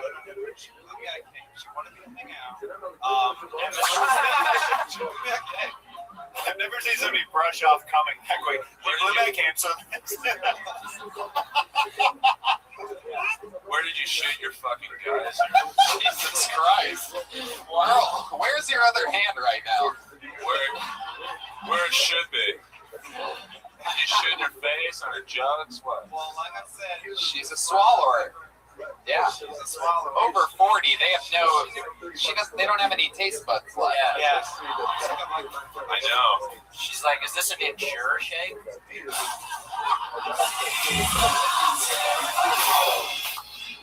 This is why I fucking love you, Pat. And like, one of the coolest things that happened to me in Australia, totally jumping out of the show for a second, was how many people, and I texted Jeremiah this, there were literally people that were doing impressions of you two to me, like in like hanging out afterwards, like in like while like taking pictures and saying hi to people. And so many people in us, in Australia were like, that fucking Pat Reagan can't decide whether I love him or hate him. But then when I decide that I hate him, he always gets in that one fucking line in which it's like, damn it, I love this guy. And you just did it again. Like, I get to see exactly what they're talking about from the other side of the world. Because that Ensure shake, saying that because she's an older lady, downing the cum, it's like an Ensure shake. Pat Reagan. Okay, back into it. So I'm interested to see what's going to happen now, because you're saying that that's not the most entertaining part of the story, the blowjob and coming. This has gotten into a very Tarantino type of style now, where I feel like we're going to shoot ahead or back. well, no, I mean, she wanted to talk So she went to go to the bathroom, so I texted my Take a little rest. You already have your next. Did you call your own Uber? I kept my meter running the whole time, though, see? You did. No, you didn't. That's so funny. Well, there is that part right at the end when you're about to close the door behind you where you have to be like, by the way, 5 stars, right? I mean, that's just a killer story. Like, that's sort of like what I want to always try to fish for, is things like that. And for your first time on stage, I mean, that's a fully loaded fucking, thing that only you can talk about, do stand up, fucking Uber driver, blah, blah, blah, blah, blah, and then it's just home run derby from that point. I mean, everything you just wired off, and then some of the things that we threw in there, it's easily a good 2-minute bit. And you have a gang and a clothes and all that shit. It's all already there. It just I won't always be on stage too. You're in the zone, Nate. You have an interest. You have regular on stage presence. Like, you've been doing this a few years. You play music or anything like that? Really? First time ever on a stage doing anything? I was doing my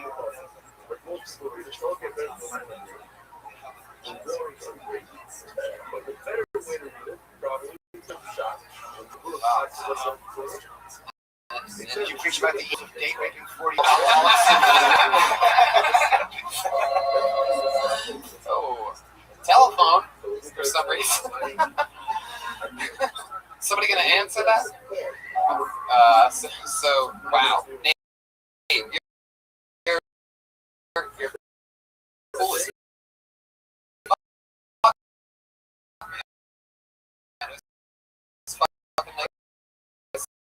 Meet you. Great stuff. Great stuff. Did you say that is your name? All right. Jesus Christ, guys. What is your thing?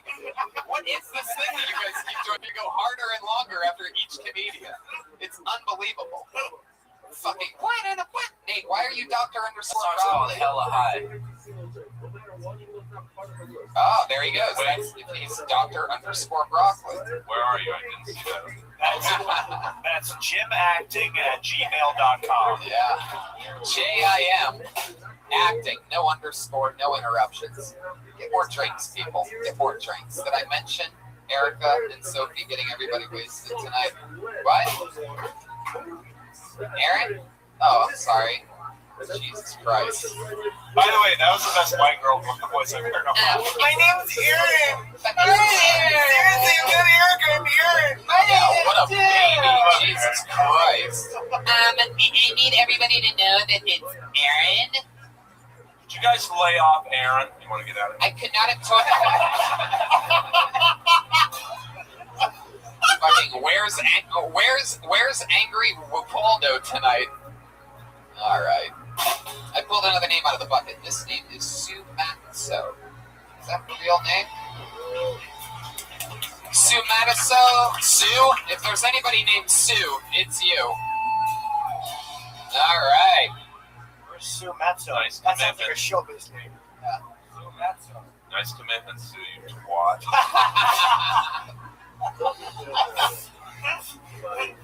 Alright. Here's another one. How about a name that goes by Chelsea Leach?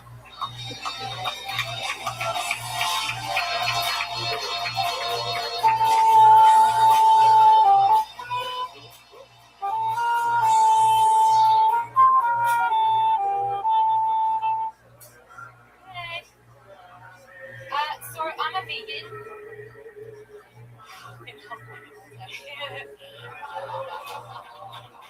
We have to tell everybody that we're vegan. I'm holding it in shit when we're not had food poisoning. It's gonna come out one way or another. Uninvited. So, I'm sorry, I'm not Australian. I'm not. I'm from shitty middle America, Beertown, Wisconsin, where obesity and the plus size energy are invented. But for 12 seconds there, okay? There could be there could be anybody up here. There could be a hairless 90-year-old piece of shit dog with 5 inch body. But if that dog has a deep, shirtless Australian hue, Finish it. Go.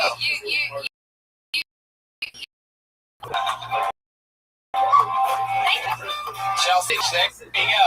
That would be where it ends. It would be right there. That would be where. Okay, Chelsea, how's it going? it's going. I almost started doing Australian. Sorry, it's going very good. I almost said it's going very good. You're so crazy. I can't tell which is real and what's not. I know, right? I can't tell whether you're Australian, vegan, bipolar, what's going on here exactly. It seems like a lot of everything. Yeah. What is it? I'm sorry, what did you say? What is true out of all that stuff? I'm from Wisconsin and I'm vegan. Yeah. Those two things are an interesting thing. I know it doesn't work. It's funny. Why how do you do Australian? I do it in real life. On my day-to-day. I do it on my day-to-day basis, like when I get nervous. Get a shrimp on the bar. Or when I'm at work. Why do you do that? What level of crazy do you have to be to just take on an Australian accent being from Wisconsin? Like, how crazy are we talking here exactly? Tony, you never do chores around the house. You're like, I'm gonna wash the windows right now. Oh no, washing the dishes, vacuuming the carpet, feeling better about myself. Right. You don't do that, Tony? You said that you do it when you're working? No. I do it when I'm nervous. I do it when I'm nervous or just for fun when I'm bored. Yeah, that's aggressively get really good at it. That's a mental illness. Yeah. Oh. It really is. Yeah, she was really molested. Yeah, deeply. Perhaps even by Nate Robinson Jr. Like, I mean, She was molested by a didgeridoo.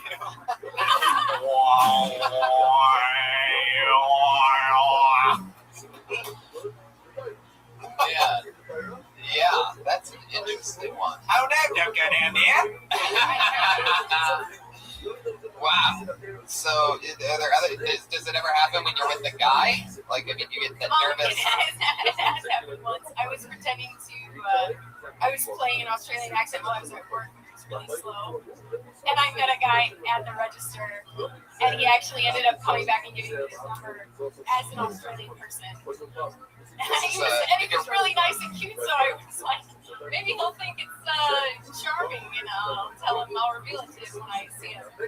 And And then he found you out you took classes at Groundlings, and he's like, gross. You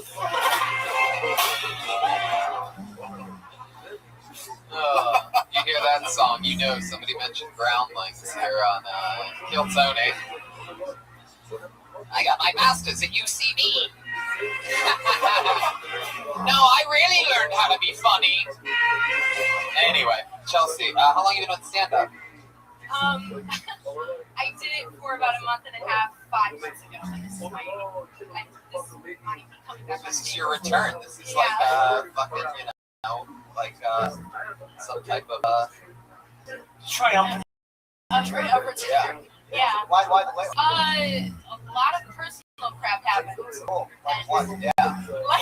Let's talk about it. Well, I went through a breakup, like a normal kind of fucked up breakup, and Oh no. What'd you say? I said, oh no. Where did you pretend to be from? A lot of places. Did All the time. Did you go through his phone? Are you caught? Oh yeah. It is, right? It was a real messed up breakup. Yeah.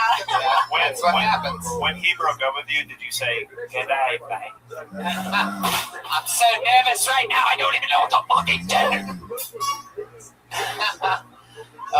So yeah, you went through his phone. That really did happen, huh? And you didn't like what you saw, right? That's basically the new way to break up. Oh, no, yeah. I mean, you really just have to decide, ladies, do you not like your boyfriend anymore? And if you want to not like him anymore, then go through his phone. Yeah. Really, just do it. Because that's all that it really takes. Yeah. Because, you're not going to like what's there. None of them, there are no good guys out there. And you might be thinking, not the one I'm with right now. You're wrong. Right now, he's about to use the restroom in the next 20 minutes, and he's going to go delete everything off that bitch because of what I said. Because he's going to think that you're going to do it now. You see? Oh, it's true.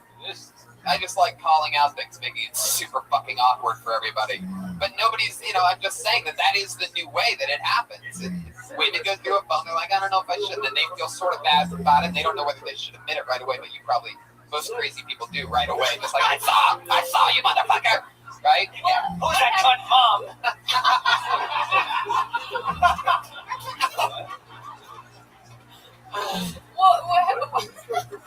What happened was we broke up and then we moved in together.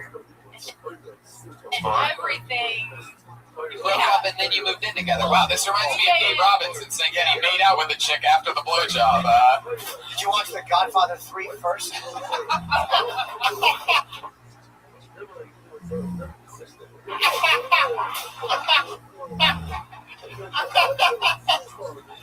Yes. Oh my God. You're making this big laugh over here. Oh shit. Did he have a big dick? It was That's no. Ooh, normal. Fuck yeah. It still hurts, doesn't it? It still hurts the breakup. You know how in the normal size dicks I am? Is this a constant scale or like a Burbank scale? Like what's normal to you? Yeah. like a soup can? Like a soup can size? You answer yours instead of leaving him opportunity to interject more half jargon. 4 inches is normal. That ain't 4 inch. That ain't, what's like 7? Microphone, go back to your fingers and tell us what you think She it picks is. up the mic stand, just it's normal. Make a commit to something with your finger. Put the microphone inside you and see what the water. All right, Brian, you can't do that. You can't do that. What are you people clapping at that for? Oh, is that payback? Because I said she's gonna look through your phone, you assholes. All right. I would love to see her her phone narrating in an Australian accent like Steve Irwin. She's like, I've got a text right here's a text from Krista. What the blimey is that shit? You know, Tony, don't break eye contact with me. I own the stage now. This is actually the music that played at Steve Irwin's funeral. Hey, then she really Steve Irwin, you put a stingray tail through my heart. All right, so Chelsea. All right, so what else? I mean, is it over now? Completely over that breakup? That's interesting. Yeah. What'd you find on the phone? She didn't tell me she got on the phone. Yeah. Dick pics. Oh my god, I don't even. There was no dick pics. So that's good. Yeah. It was. Yeah. Well, he's not dating the same women I am. So. What did you find? Yeah, what'd you find? They want to know. The masses. The masses want to know. Ooh, we have some audio of you after you saw the text messages. All right, go ahead. Okay. Well, when we were living together, he started messaging an old friend of mine that. But wait a second. Okay, I'll play your ex in this. Right? Okay, so here we go. But we started living together after we broke up. And then it wasn't fun anymore. But you said, okay, you lost me there. I don't know. You said that you did take ground links? No. Oh, okay, perfect. It seems like you did though for a second. How poorly you went through that. I won't confuse you by playing your boyfriend. Okay. But you said you lived with him after you broke up. Yeah. So then why wouldn't you be able to hit up somebody if you guys have broken up and you're just living together? That's true. You still liked him a lot. Oh yeah. Right. Yeah. Yeah, this is why people can't live together after breaking up. I know. Do you know? Because you're the one that did it. Why did you lose trust? Why did I lose trust? Yeah. What made you go through the phone? Just. What is happening with your voice right now, Red Man? He finally has a good question, and he decides to cover it up with a half voice that nobody knows. Sounds like fucking Buffalo Bill. All right, guys. It sounds like the talk boy from Home Alone. Credit card. Okie dokie, everybody. We are still a live show. We were almost there for a second. If you were listening closely enough, we were about to be the first ever podcast to get canceled. Okay, guys, really. I mean, I love how this has become a new running joke. Like, let's upset the host. This is going to be the funniest thing ever. Let's totally see how off track we can take it. Can you imagine a football team made out of Buffalo Bills? All right, here we go. Now here's I play defensive there. There's another I play wide 10 seconds of good. I play hard. I'd love to see the logo. I complain about it. Jeremiah doubles down. Very good. Imagine a whole football team of that? Fucking assholes. I surround myself with assholes. Welcome back to town.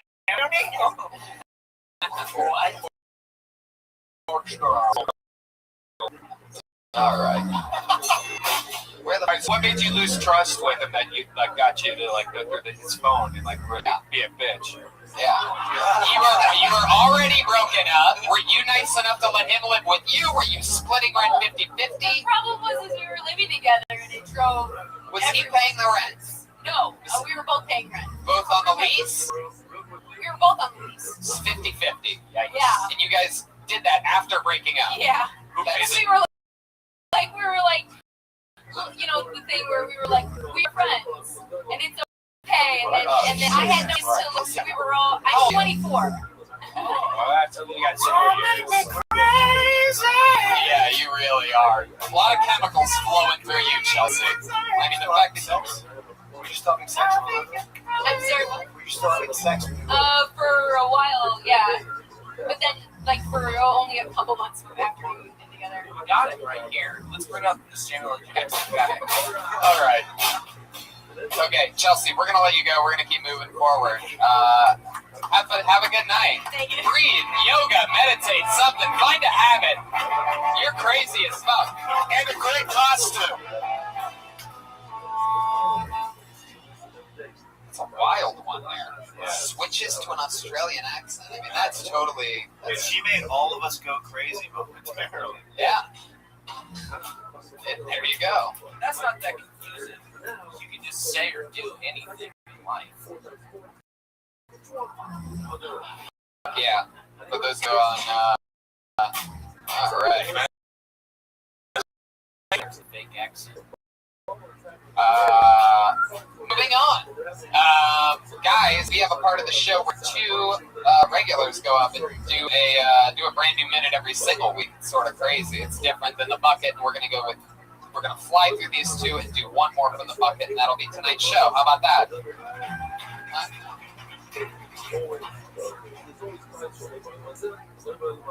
Oh, good. You find out about that? That you just whispered to me about? Do you have to go? No. Oh. No. Anyone? For some reason, my partner in crime over here just whispered that. Turn the mic up, or What's that? were you saying turn the mic up, or Yeah, turn the mic up a little bit. Oh, okay. I thought you were saying you had to leave. So we have two regulars, Tony. The opposite of I have to leave is turn the mic up, Ryan. It's all go like this, like both, like. Like turn the mic up, like you're actually in charge of the audio part of the show? Oh, sorry. Next time I'm pointing my watch. Turn the volume up.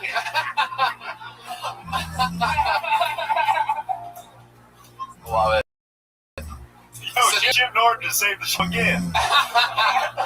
So we're getting back into it. Jim, I don't think I told you about this. Sam, every week these two, there's one and then there's another one. They're not at the same time. But they write and perform a brand new minute every single week. We had two before that did it for 2 years. These two have been on for, it's mix and match now, but they do it every single week, so it's a little bit tougher. You know, they haven't just been sitting on 60 seconds. They write it every single week and put out another 60. That's great for you.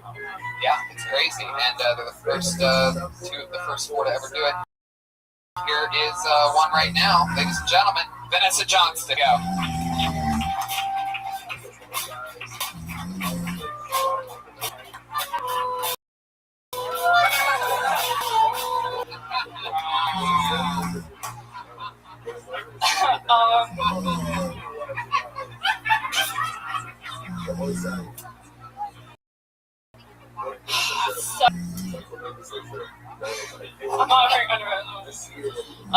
So I have a boyfriend. Give it up for me. Yeah, he's black. Most people stop clapping. Racist. Fuck you. You're like, since my boyfriend and I started dating, we become more alike. For example, my father stopped talking to me. I'm really possessive of my boyfriend. The other day, this girl just walked up to him and started hitting on him. I was like, wow, who does this bitch think she is? Me? Then I found out that this girl had been molested as a kid. I was like, I can't compete with that. Like, girls who got molested are probably amazing at sex. They're like those people who started piano lessons when they were 3.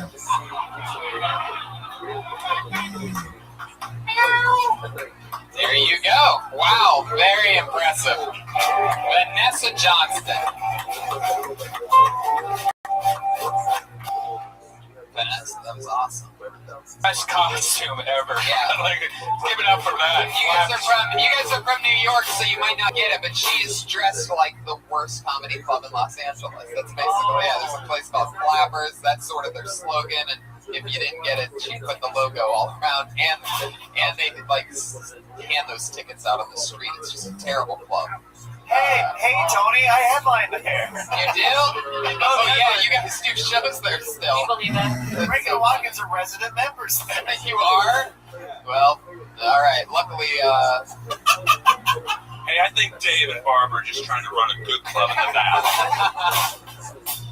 So let's just jump right into it. Vanessa, one of my favorite things about, having regulars on the show is every once in a while you get to hear them do a joke that you know is going to live forever in their set. And that to me is that hilarious. Like that I think is even funnier than the laugh that you did get from it. But I have a black boyfriend, whatever about the stop talking to. Like my dad stopped talking to me too. Like that's brilliant fucking I'm dating a black guy joke. That hits. Also, yeah. Go ahead, Jim. I love the of course, the molested adolescence. Yeah. I didn't know where that was going, but that was really funny and funny. Yeah. I mean, it really is, and that was in there too. I mean, a really great set. That's fun. Yeah, but you've been doing so good. Like the last 2 or 3 months. Like I feel like ever since like we got Ali Makovsky, and I feel like she's probably consciously pushing because she's been slaughtering regularly. She had that all that backed up. But you definitely did take a turn recently. Yeah, You well, took some weird I turn. stopped my job. Oh, that's Like 3 months ago. So, great. yeah. That'll do it. I'm sleeping more. I was because I was working like 16, 18-hour days with my startup. So now I'm just focusing on my startup. Different stuff. So like the open mic and stuff. Yeah. That's a good. Quit your job, you losers. Just quit. Just starve. But you saved up a bunch of money before doing that because you actually had like a real professional, really good job. Right. What was the job? Oh, I did TV development. I was in TV for a couple of years, and then I moved to another. 3 minutes earlier. This is where it was. Yeah. This is Stars. They got I was in the middle of selling a show there, and then all the management all fell apart. So anyway, so it didn't move through. They didn't want to do slavery anymore. So. Hey Tony. Yeah. You know how I said earlier it was the ugliest I've ever felt? Yeah. Now being next to Vanessa is the ugliest I've ever felt. Vanessa, that's another minute. Anything else for Vanessa, guys? You did it. The brand new 60 seconds. Great stuff. Vanessa Johnson, everybody. There she goes. She's on Twitter and Instagram. Vanessa Johnson.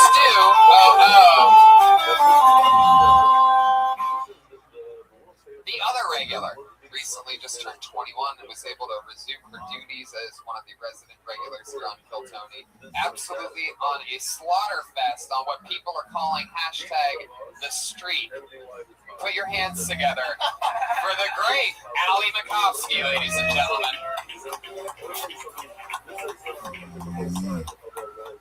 Hi. Okay, I had a sex dream about my dad. I didn't ask for it. I didn't want it. It just happened. And I felt bad because my dad doesn't know why I won't hug him anymore. I don't know what to tell him, like, no, it's not you, it's me. It's us, really. It's too volatile. Or like, no, you're a good dad. You're just a better daddy. Knuckles on your dad? Those are some thick digits. I don't want to fuck my dad. I just want to fuck a dad. This has nothing to do with my dad, but most guys think the girls are into choking during sex, which I think is like pretty much true. But like only during sex, Like we can't just be grocery shopping and you just choke me. Like, okay. Finish if you want. Was that the end of that? Was that the end? It was just like, that's not gonna make me come. You can choke my foot, maybe. Whoa. Oh, there you go. Close with a little bang. I just came. There you go. I can't. Streak continues. Ali Makovsky doing it again. Ali was a regular for like a month or two, and then all of a sudden, about a year and a half ago or so, you weren't allowed to be here anymore under 21. So she took a year and a half off and came back a couple months ago. She works continuously. Started a couple years ago, right? 2 years. Yeah. That's a hard intro too. When you say that you've been on the street, right? I would have fucking bombed horribly. Right. Oh yeah. I got super nervous because it's like you guys fucking You have blood coming out of your ears and you're dressed like. Okay, I'm Def Leppard.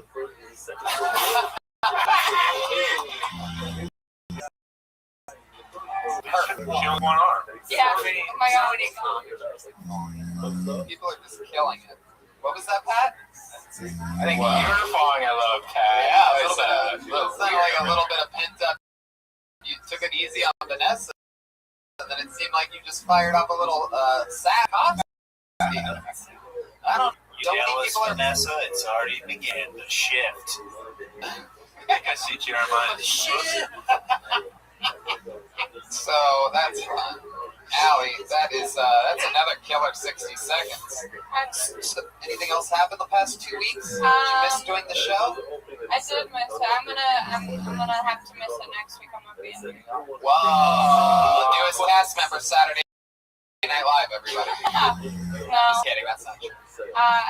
I went to a brothel in Tijuana. Oh yeah, and you fucked the chick, right?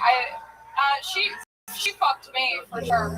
Is it Club Avenidas? What? Is it Club Avenidas? No, I went there too, but then I went to Hong Kong after. I bet you did. That I bet thing. I mean, you're like 0 for 6 on it tonight, really picking your moments. I'll get one in there. I bet you did, as Earl's room wasn't built in a day. Like, yeah, exactly. It's the from Sublime. Whoa! What? I just bombed through the drummer. Why did you go to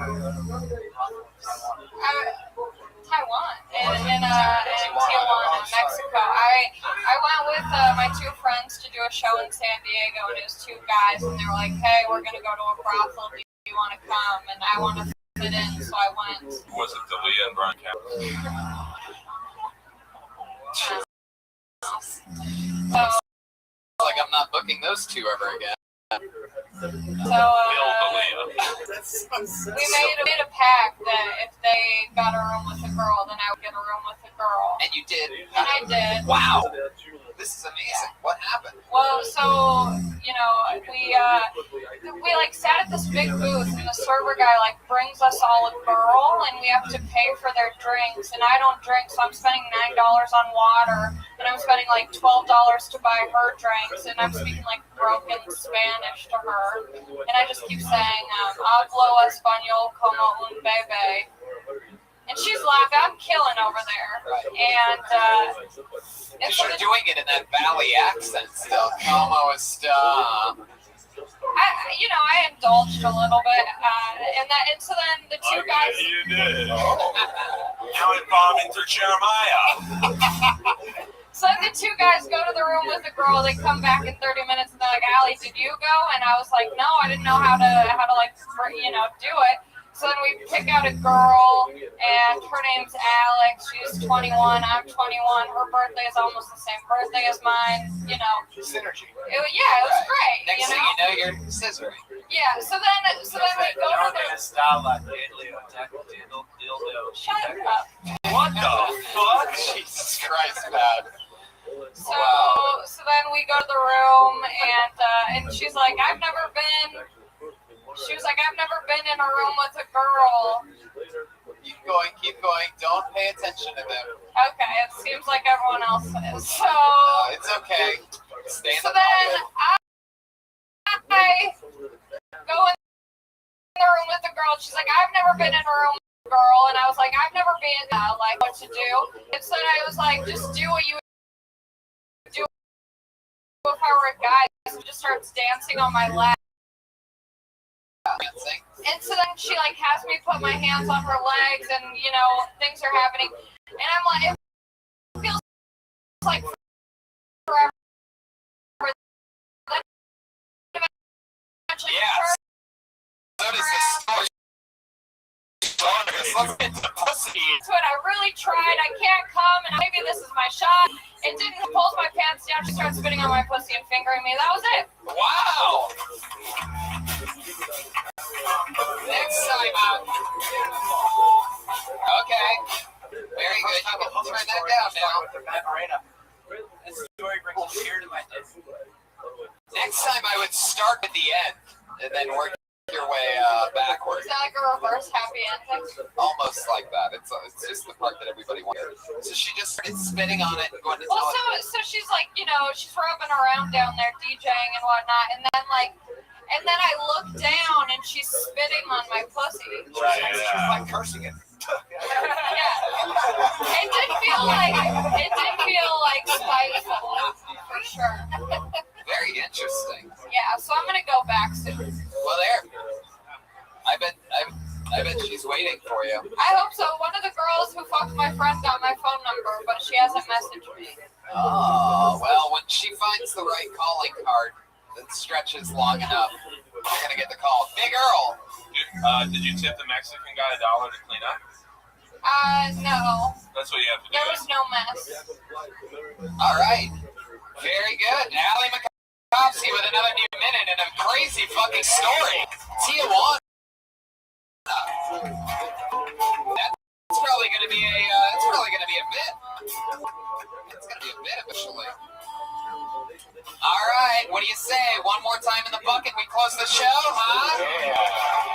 Let's fucking do this shit. This special Halloween Kill Tony. Here we go. Last name of the night. Wow. Here we go. I don't know if I'm definitely not going to say this right. Maybe I will. Chris Fuss.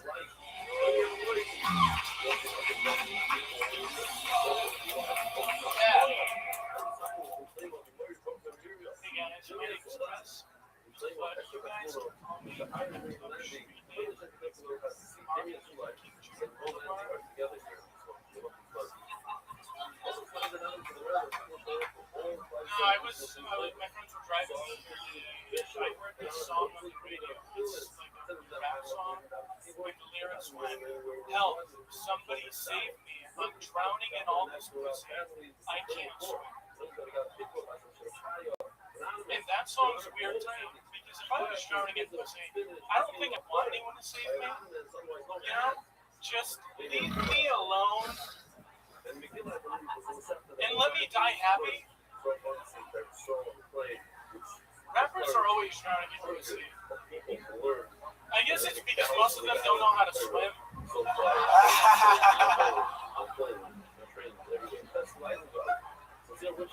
I mean, like, you know, show me a picture of Eminem in a swimming pool, and I'll admit I'm wrong. Fuck yeah, Chris Fuss. Amazing work. Bunch of punchlines in 60 seconds. That was awesome. How long have you been on stand-up? Very good. Where from? You flew in for the show? Gambling on the fact that you would get pulled out of a bucket. Well, I did a bunch of other shows around LA, yeah. I really wanted to get on this show. That is fucking awesome. You're the last one. That's awesome. Wow. That's crazy. It almost makes me wonder. Traveled here from all around the world to try to get on this show. Crazy. This is like an all-star newbie and traveler episode. I had a question. Why did you pick Eminem for rap? Were you seeing it up there for the jokes? You wanted to be a funny joke and you like rap it? That's exactly right. Yeah. Well, all Kanye's. Yeah, totally. Kingy? Yeah.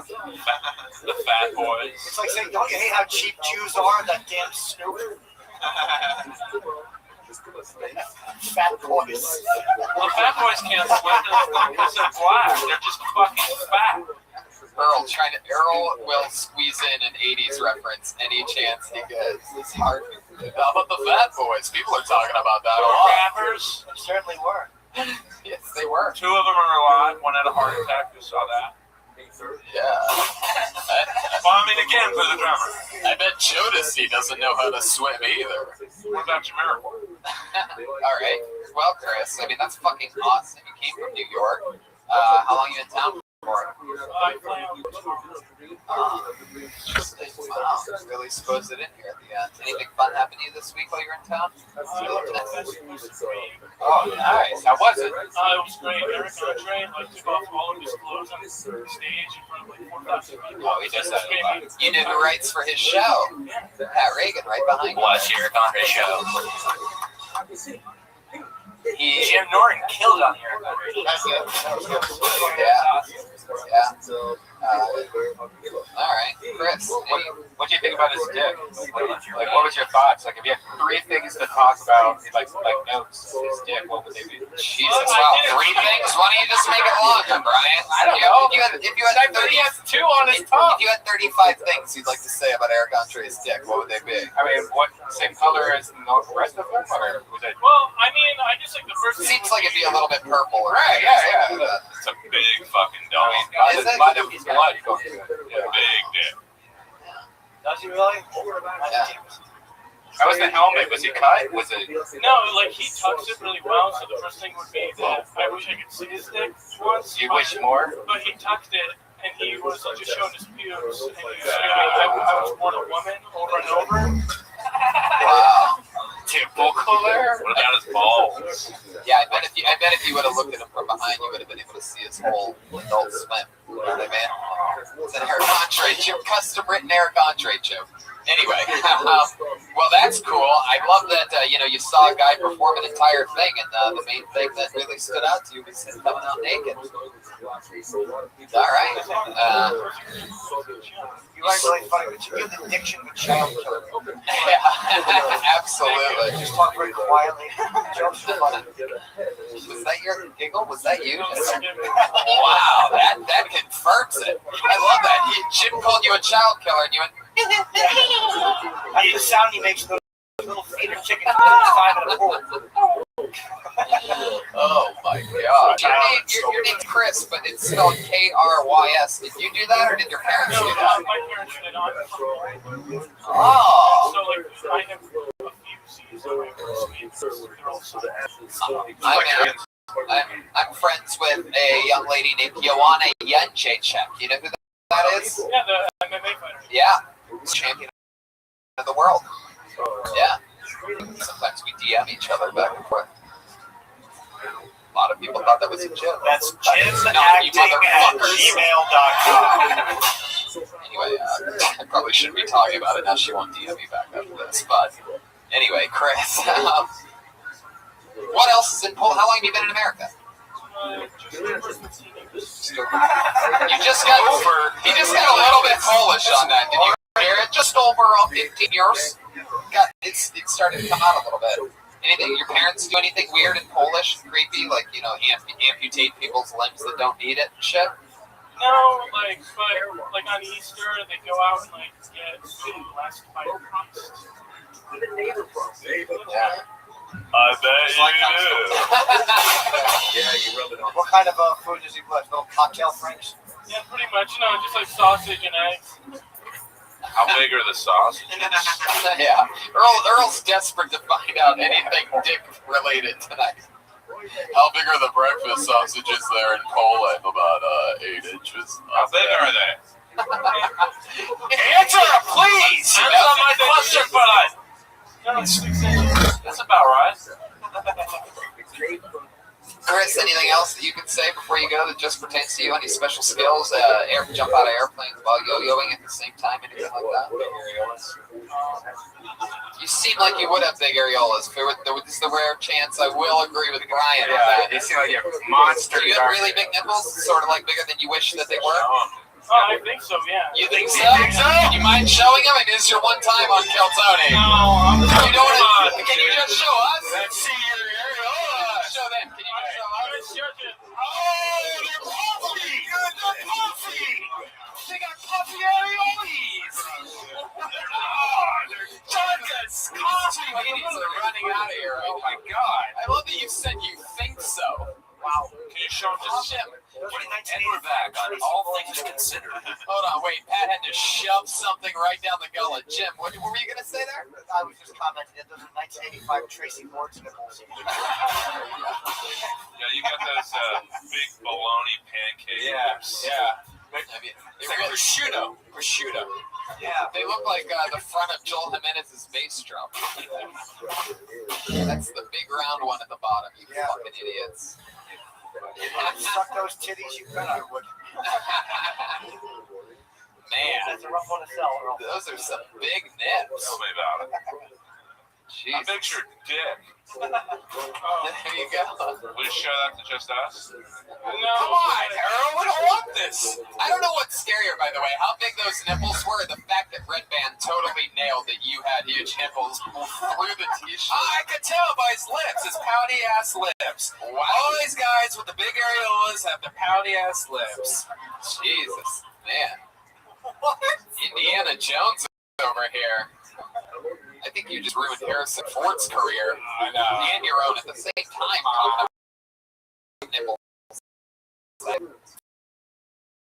All right, Chris, that's it. That's your time. You did it. You're leaving tomorrow.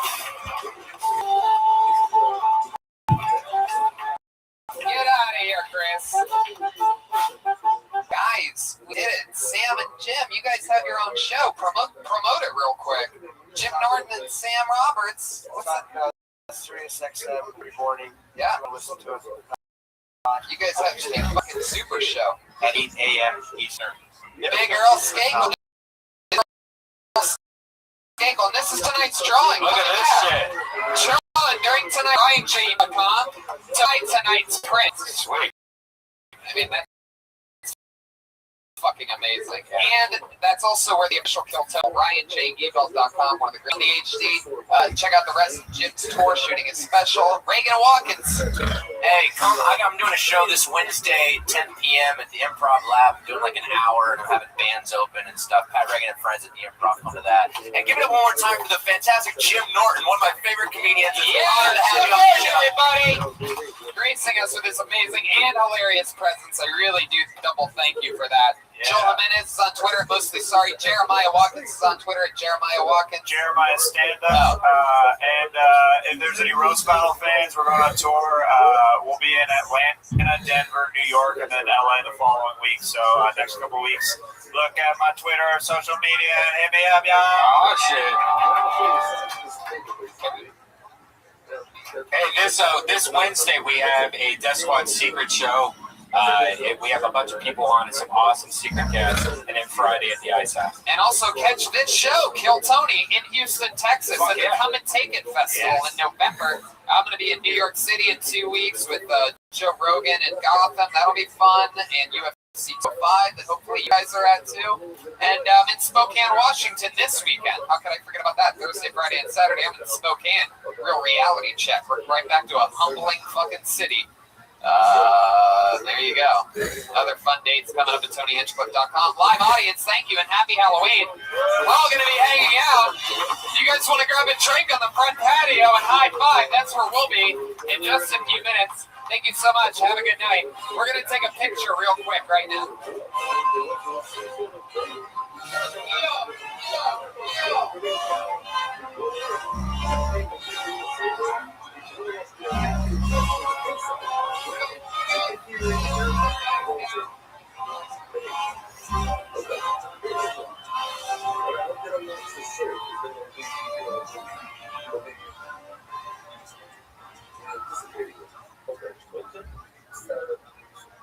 Yeah, we need to tell them. They say that came with it has more people in the room at once.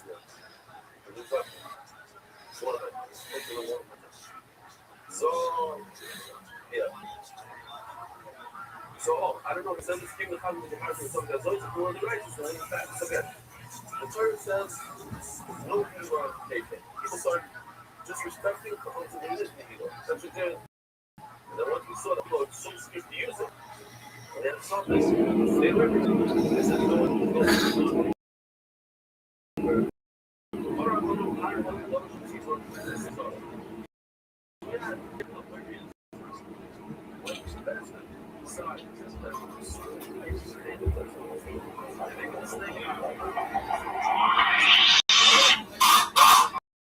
Hey, this is Red Man coming live from the Real Famous Comics. A new episode of Kill Tony. Volume 4.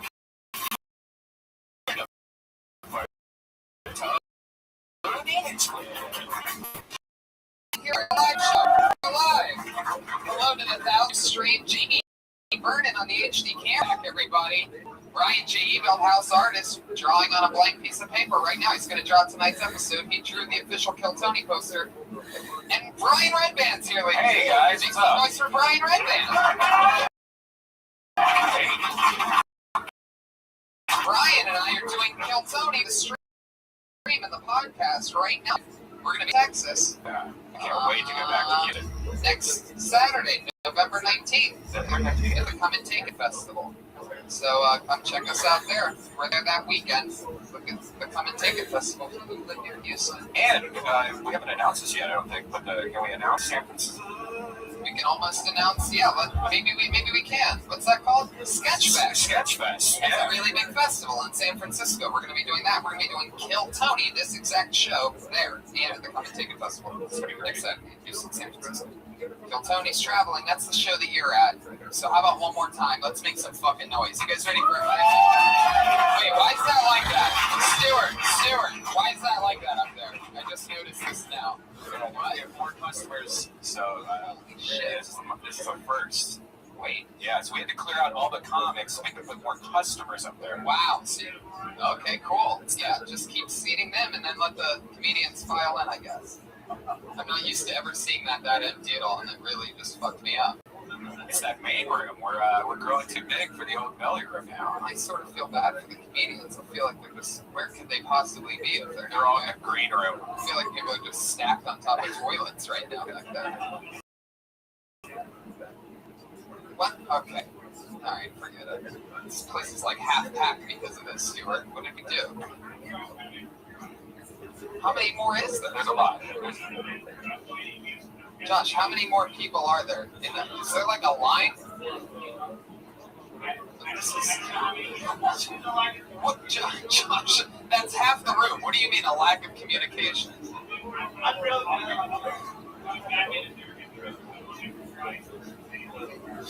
Our security guys are so serious here. You have great pride in your audience. And I love how they seat the customer right from the one seat that they shouldn't be sitting in right in front of the camera. Where it's instead of having them over there. I trust that guy though. I like that guy's style.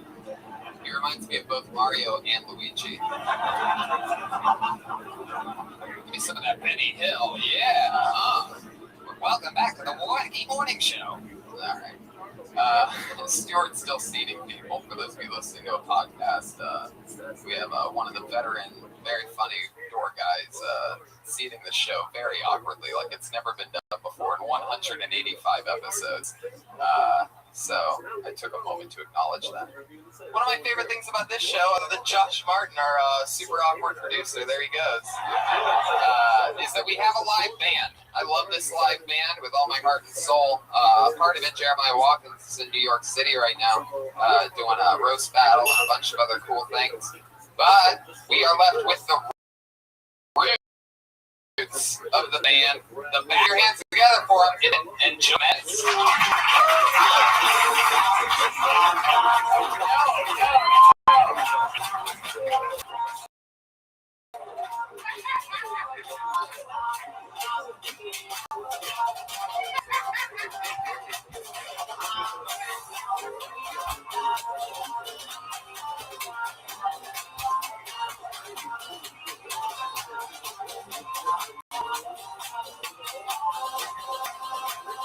Wow, another very impressive entrance. Those of you listening to the podcast, it's probably what you thought it was going to be. They were indeed the Blue Man Group. So came out playing instruments, dressed in the all black. That's wearing some. He half went for it on the full head cover there. I like that. It's so great. I love. Joel, did you make that? Doing a little touch up as they go.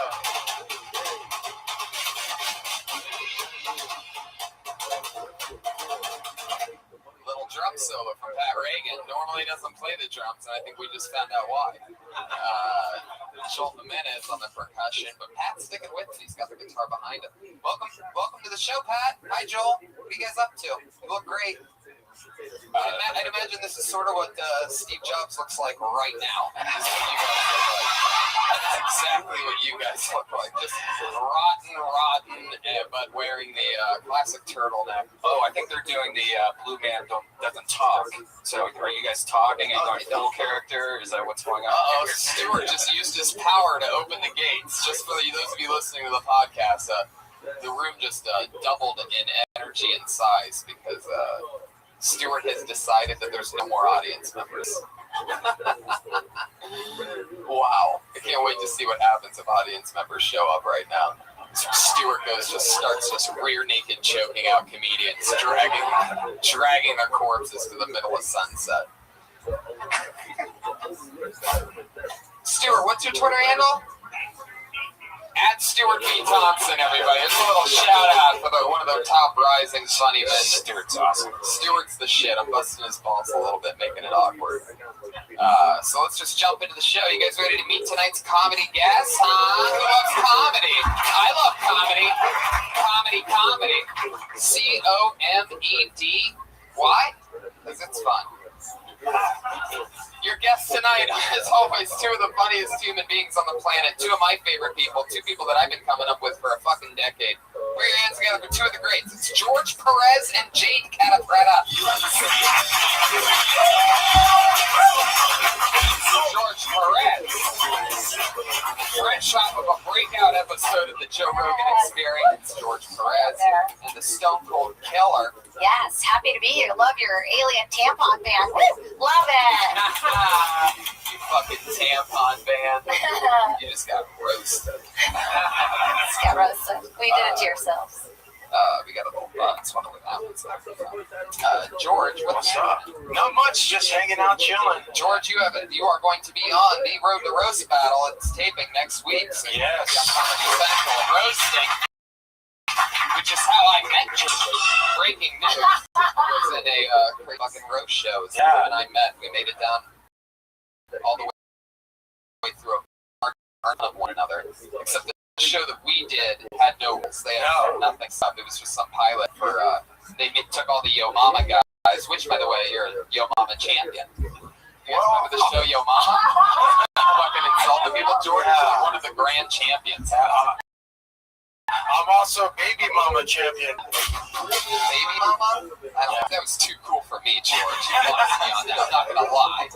That was for my Planned Parenthood sponsor. Oh shit, it's dropping sponsors.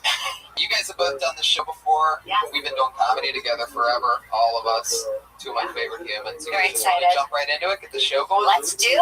Pocket full of comedians, ladies and gentlemen. It's about to fucking go down. There's over 50 random human beings signed up for tonight's show. Some of them rising talent, some of them trying comedy for the first time, some of them are completely insane. Anything can happen on this show because anyone's allowed to sign up on the patio between 6 and 7:30. We see it happen every week. Comedians or new people, you know how it works. If I pull your name out of the bucket and you signed up, you get 60 seconds. You know your 60 seconds is up when you hear the sound of a kitty. I mean, to wrap it up then, or else you're going to bring out the angry West Hollywood Bear. All right. There it was. Oh, the mouse is back. The mouse from a few episodes ago. He lives in my kitchen now. Yeah, I've been watching your disgusting posts. I think I have a mouse in my house, is the tweet. Next day, I set up a camera to see if there's a mouse. And I have Sarah Tiana's Twitter dates on behind it in the drawers. 5 hours later, there's a mouse. It turns out here's a picture of it. I'm going to find a mouse trap now like anybody would have done 2 days ago. Right? I knew I had a mouse. I'm going to set up a bigger camera this time. Let's get a steady cam on this mouse. Following through it'll be like Goodfellas, but you're following a mouse. You guys, I pulled a name out of the bucket. You guys ready to start this mother? I mean, we're still like, I don't know, Pat, did you played some of your slow stuff tonight or something? A little bit, you feel a little bit soft tonight. A little sleepy. This doesn't seem really rock and roll. Are you guys okay? Is there anything you guys need? Boner pills? Boner pills is the answer, and it seems Brian has you covered. I got some. Pull the name out of this bucket. I'm excited about this because I know for a fact I've never said this name. Oh, yeah. Let me see it. Let me peek. New blood. Here we go. I'm going to say it. It's Yama Nekele. Yeah, let's do it. Nekele. Yama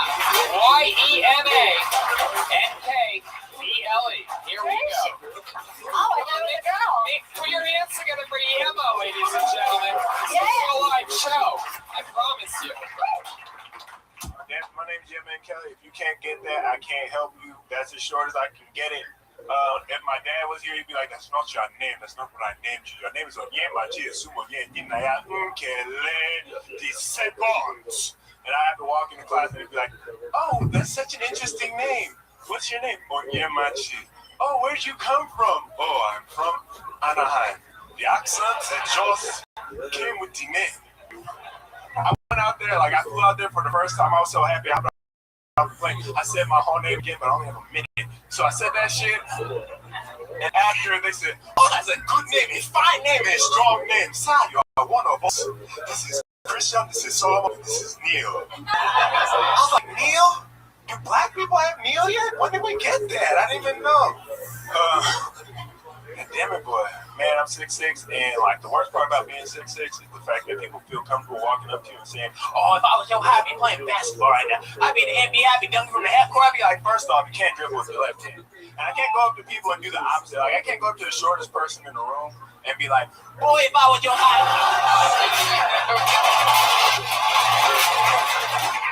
I had a feeling that was going to happen. I just shit myself a tiny bit. But yeah, this is where we get to hang out and meet you. Oh, man. I say good stuff. When you say the Neil name, like, I didn't know we had Neil, you can add one more tag to that, like a couple other black names that you're like, I didn't know, you know what I mean, that we had. That's a good one. Oh my God, Brian, you are out of control. Brian Redband has his own soundboard that he does stuff on, independent. Brian's soundboard does not express the thoughts of Kill Tony and subsidiary. You're not Corbin. Blah, blah, blah. Wait, so where are you from? Are you from Anaheim originally? That's right. Yeah. LA, cool. Orange County, Orange County. Are you from Orange County, Anaheim? Yeah. I'm not a border patrol. You look good. I liked you, bro. I mean, you're cool. Your sweats, they're like Malcolm extra tight. You do seem very comfortable. Yeah, those are comfortable.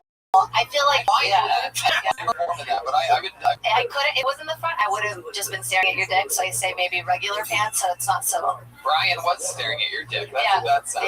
Yeah. But let's get into it. You're a bad motherfucker. How long have you been on stand-up? A year. A year. What do you do for work? I work with kids with autism. Holy shit. Oh, wow. You're an angel. Wow. You're an angel. Yes. Yes, wow. Thugs for autism. I got a quick, sharp laugh. And then it got quiet. Let's see what happens next. I liked your set. I thought we got to know you a little bit, how your dad is. Yeah. What does your dad do? He was an engineer. Okay. Okay, I was like, oh, did he pass away? So, how long have you been taking care of autistic kids? A few years next month. Everything that you do? Just 1 year. What were you doing before all this? I lived in Nigeria I was working as a teacher in Nigeria for 2 years.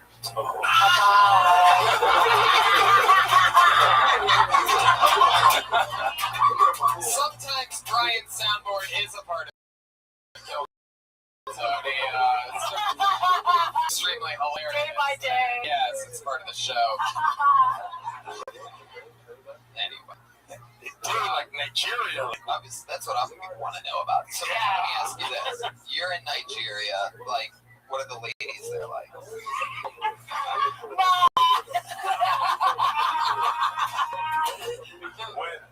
They're amazing, like, when they, like, smell a green card on you. Like, when you drop that American accent on them, like, oh, my God. That's funny. That's funny. Wow. So what do you do? What do you have to wear, like 4 condoms? And I definitely had, like, a suitcase devoted just condoms. Like, I bet. And look at how big you are. Yes, there was.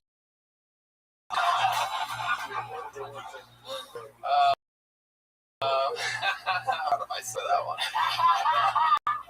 So, well, cool. Like, so you ended up hooking up like a lady there in Nigeria?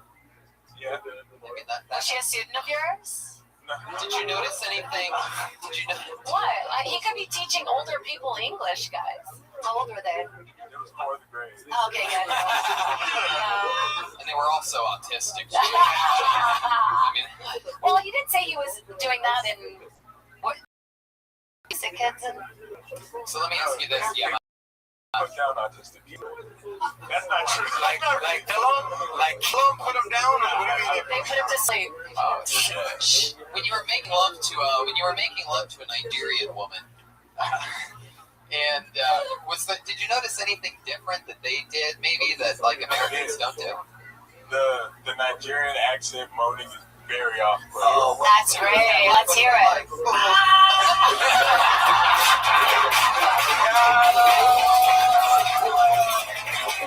It never gets old. It never. You got me for a second because his mouth moved and it looked like he actually did it himself. I want to go to Nigeria. Holy shit! Wait, let us hear it. Let us hear it, Brian. Let him do it. Let him do it. I want to hear it. No, look at me while you do it. Whoa! Oh Jesus, Brian, come on! That's just out of control. See, that's one of the things that's just Brian's own thing. I've never attempted this before. I want to hear it. Is it like different nationalities do have different moans? Like, yeah. What's the one? Like in Brazil, it's like that's everybody. Yeah. Right. Like that. Oh, fuck me. Oh shit! It's very off-putting.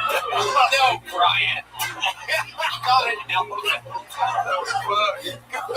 Good Lord. You're out of control tonight. What's going on over here? Is that like an elephant call right there? Did you give your soundboard boner pills before this? There's something funny there about the way they moan, and because you're talking about language and your dad's accent and stuff, I feel like that kind of that first noise that you made, that thing, I mean, that's pretty. Wow. Yeah. Like, it's like.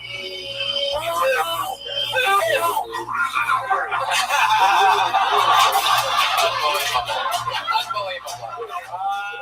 You can sit out the rest of the episode. You can take the night off. Go party on the patio.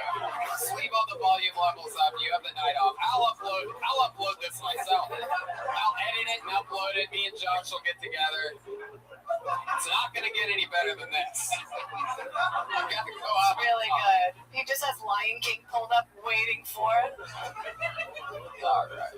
Yeah, but tell us something else cool that you think is like independent to you, like that we wouldn't guess. You know what I mean? Something that's like a softer side. You ever like yo-yo while skydiving or anything like that? Anything crazy that you've seen or done? Are your nipples skin? I don't know. Wow. Anything weird? Sometimes. I don't think that's a thing. That's a thing. Is that a thing for black? Is it? You tell me. Jade, you ever been with a black man? Yeah, I've been with a couple.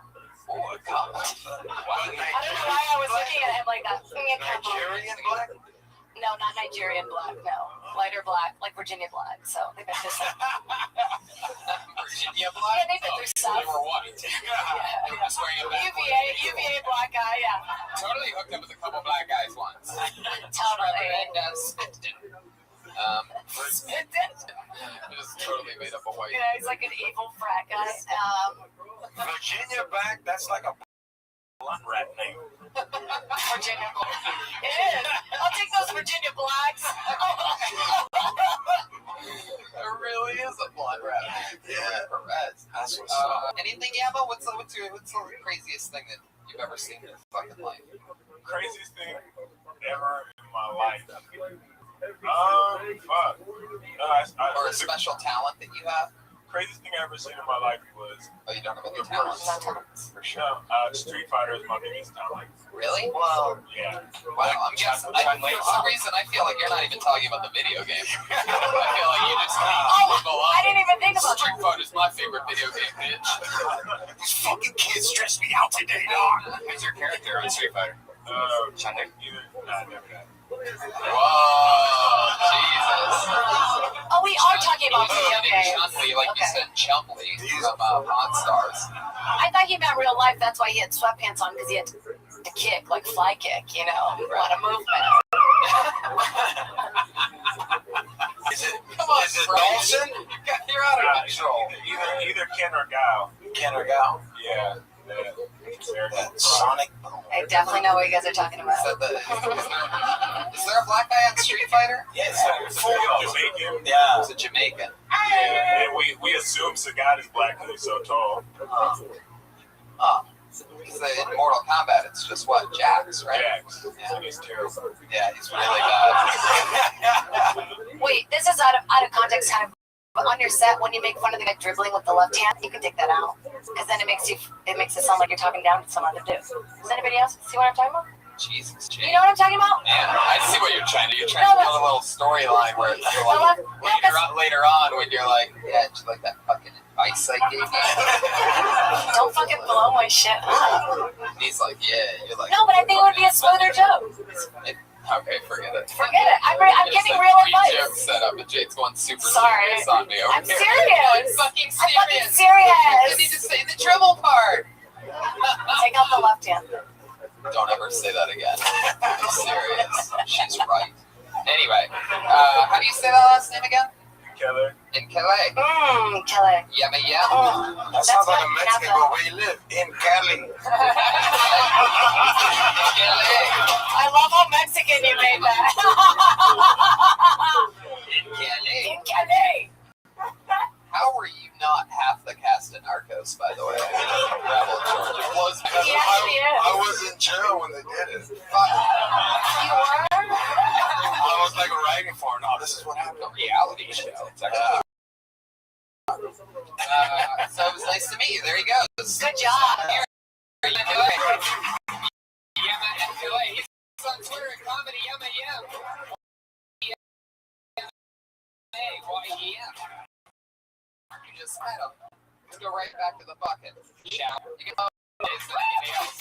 Jamie Vernon knows what I'm talking about. I were shaking hands with us a few weeks ago. You guys know what that's like, right? Put your hands together for your next comedian, Jim Anderson.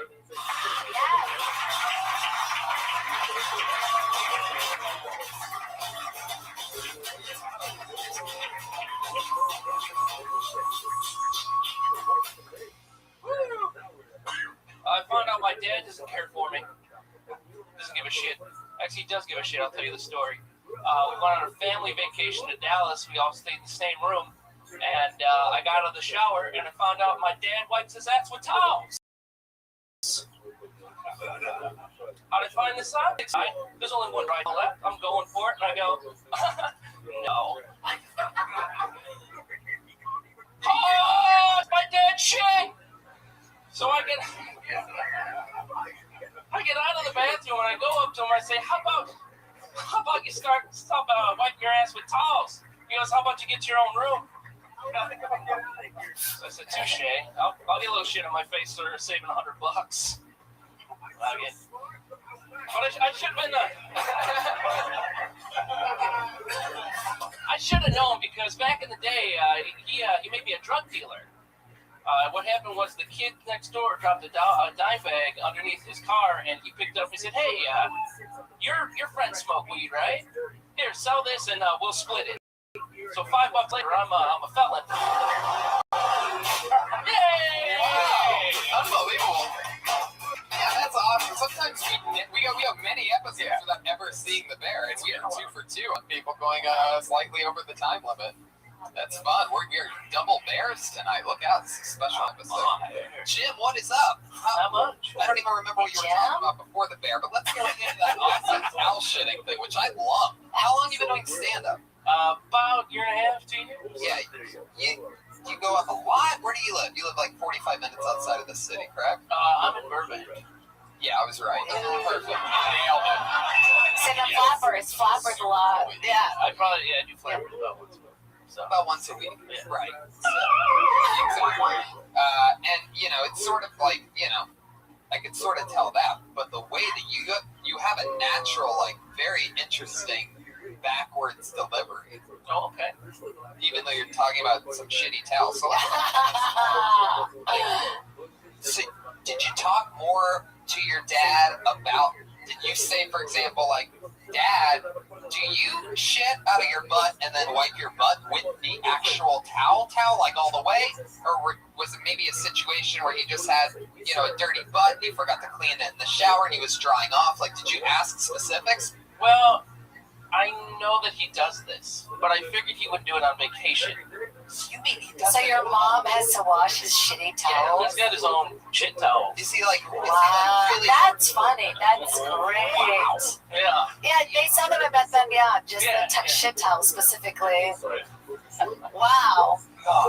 I feel like it would be funnier if you didn't set it up in the beginning like, my dad cares about me. Wait, my dad doesn't care about me. Just tell the story because the ridiculousness of it. Right. So you throw away. He gets stuck in his ways, and that's it. You grab Like how big the towels are. I think you guys are enabling this to happen. Really? Just take the towels away. I think you guys should put up more of a sting. Wait, why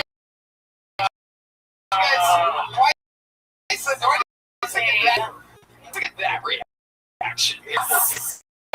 Here's what you do. You can Amazon for like $7. You can buy ghost pepper. So it's like the hottest pepper ever. And you can just put it all over the towel. So when he wipes his ass and makes a hidden camera, it's hilarious. You'll make $1 million from the YouTube video.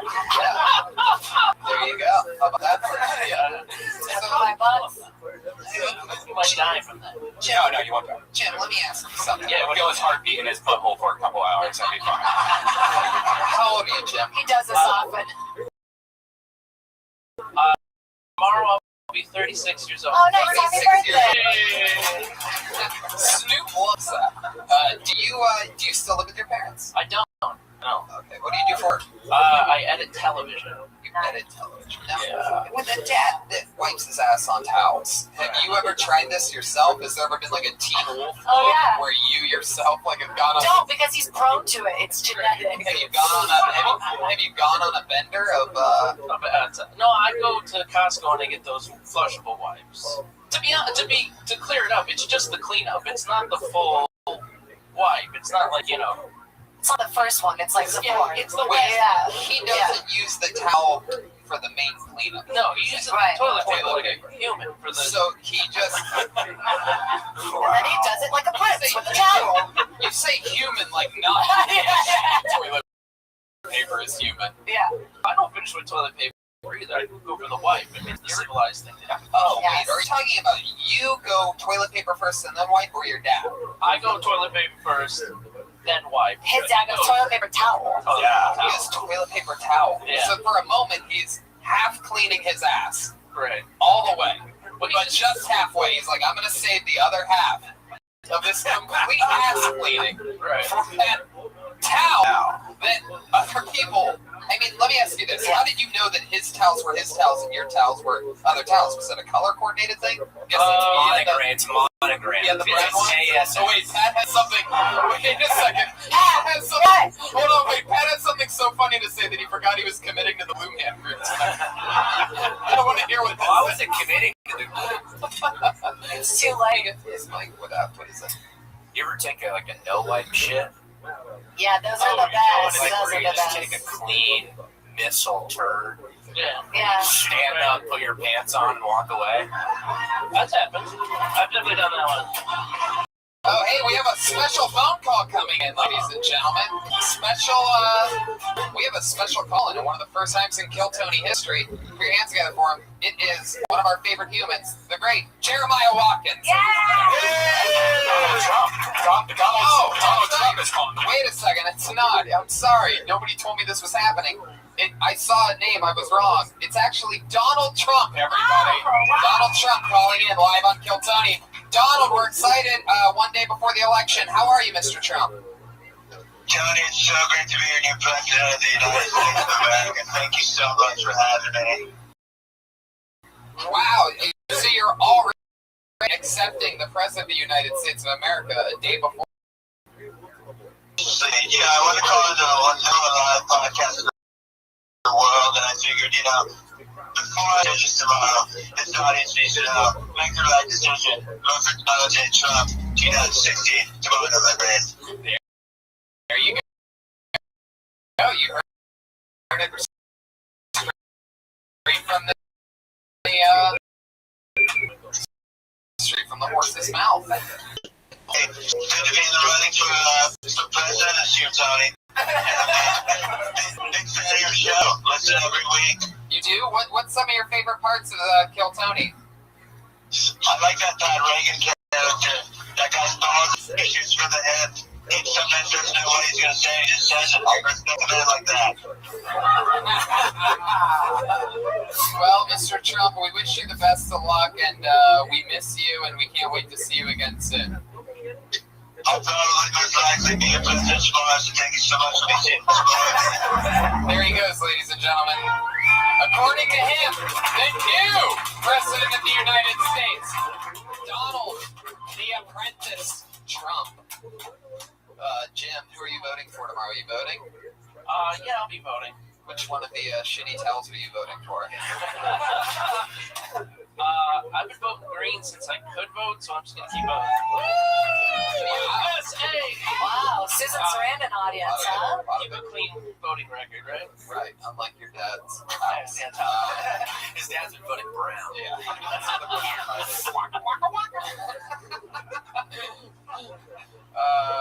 Wow. Did I ask you what you do for a living? Yeah. Edits TV. Edits TV. Yeah. Right. Anything cool? Anything we'd recognize? The Deadliest Catch. Wow. It looked like you were on Hours. Hundreds of hours of video. Yeah. You have the head of an Alaskan crab fisherman. No, like he looks like he works like at a Whole Foods in East LA. Jim, anything else? What's your dating life like? I've been dating someone for about 2-3 years now. Does this girl know about your shit? She's met him, but not his towels, no. Where does he keep the towel? It's right next to the toilet. Wow. Wait, you realize it? There's no basket.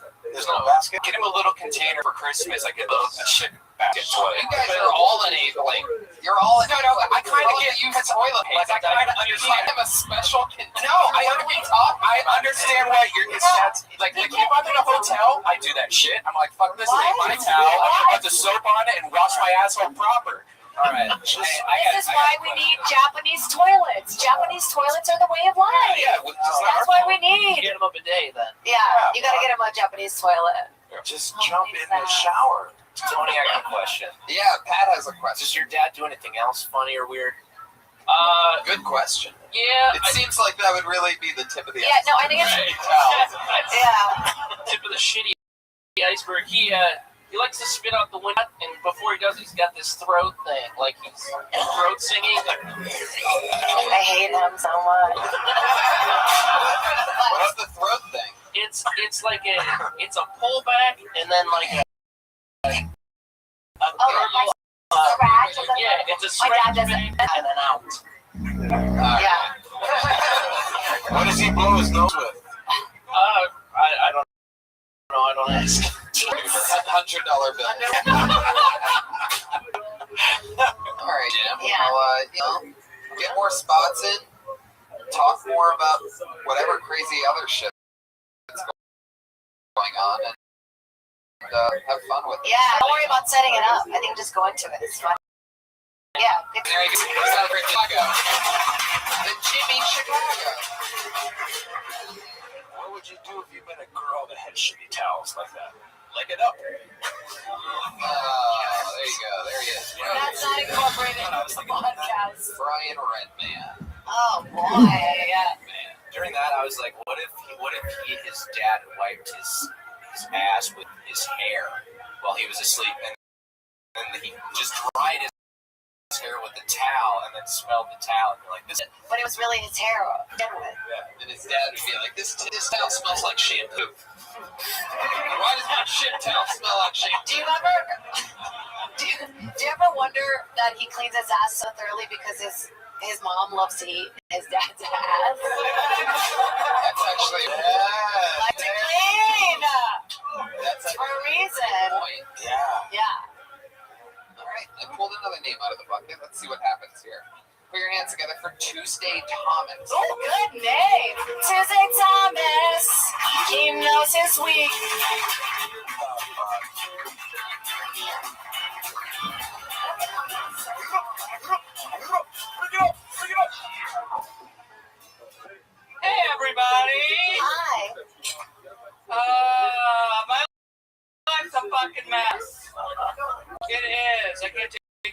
to when I was 12, Wonder Woman. Now people just look at me and wonder if I'm a woman. It's okay, you can laugh. I know what I look like. I've had lots of plastic surgery. You know, I know what it's all about. The worst part about having plastic surgery, though, is people who come up to you and they think they have something in common with you. Like, I was in the store the other day, and this woman came up to me and was like, I see you've had a lot of work done. I've had work done, too. I've had my eyebrows lifted. I've had my cheeks implanted. I've had my chin done. I've had my lips implanted. I've had my breasts done 5 times. I've had liposuction. I've had my ass lifted. Next week, I'm going to have my asshole bleached. I was like, she said, what's wrong? You've never heard of an asshole bleaching? I said, yeah, I have, but I just can't imagine you as a blonde. Holy shit, exactly a minute. Tuesday comment. Nailing it. Nailing the landing.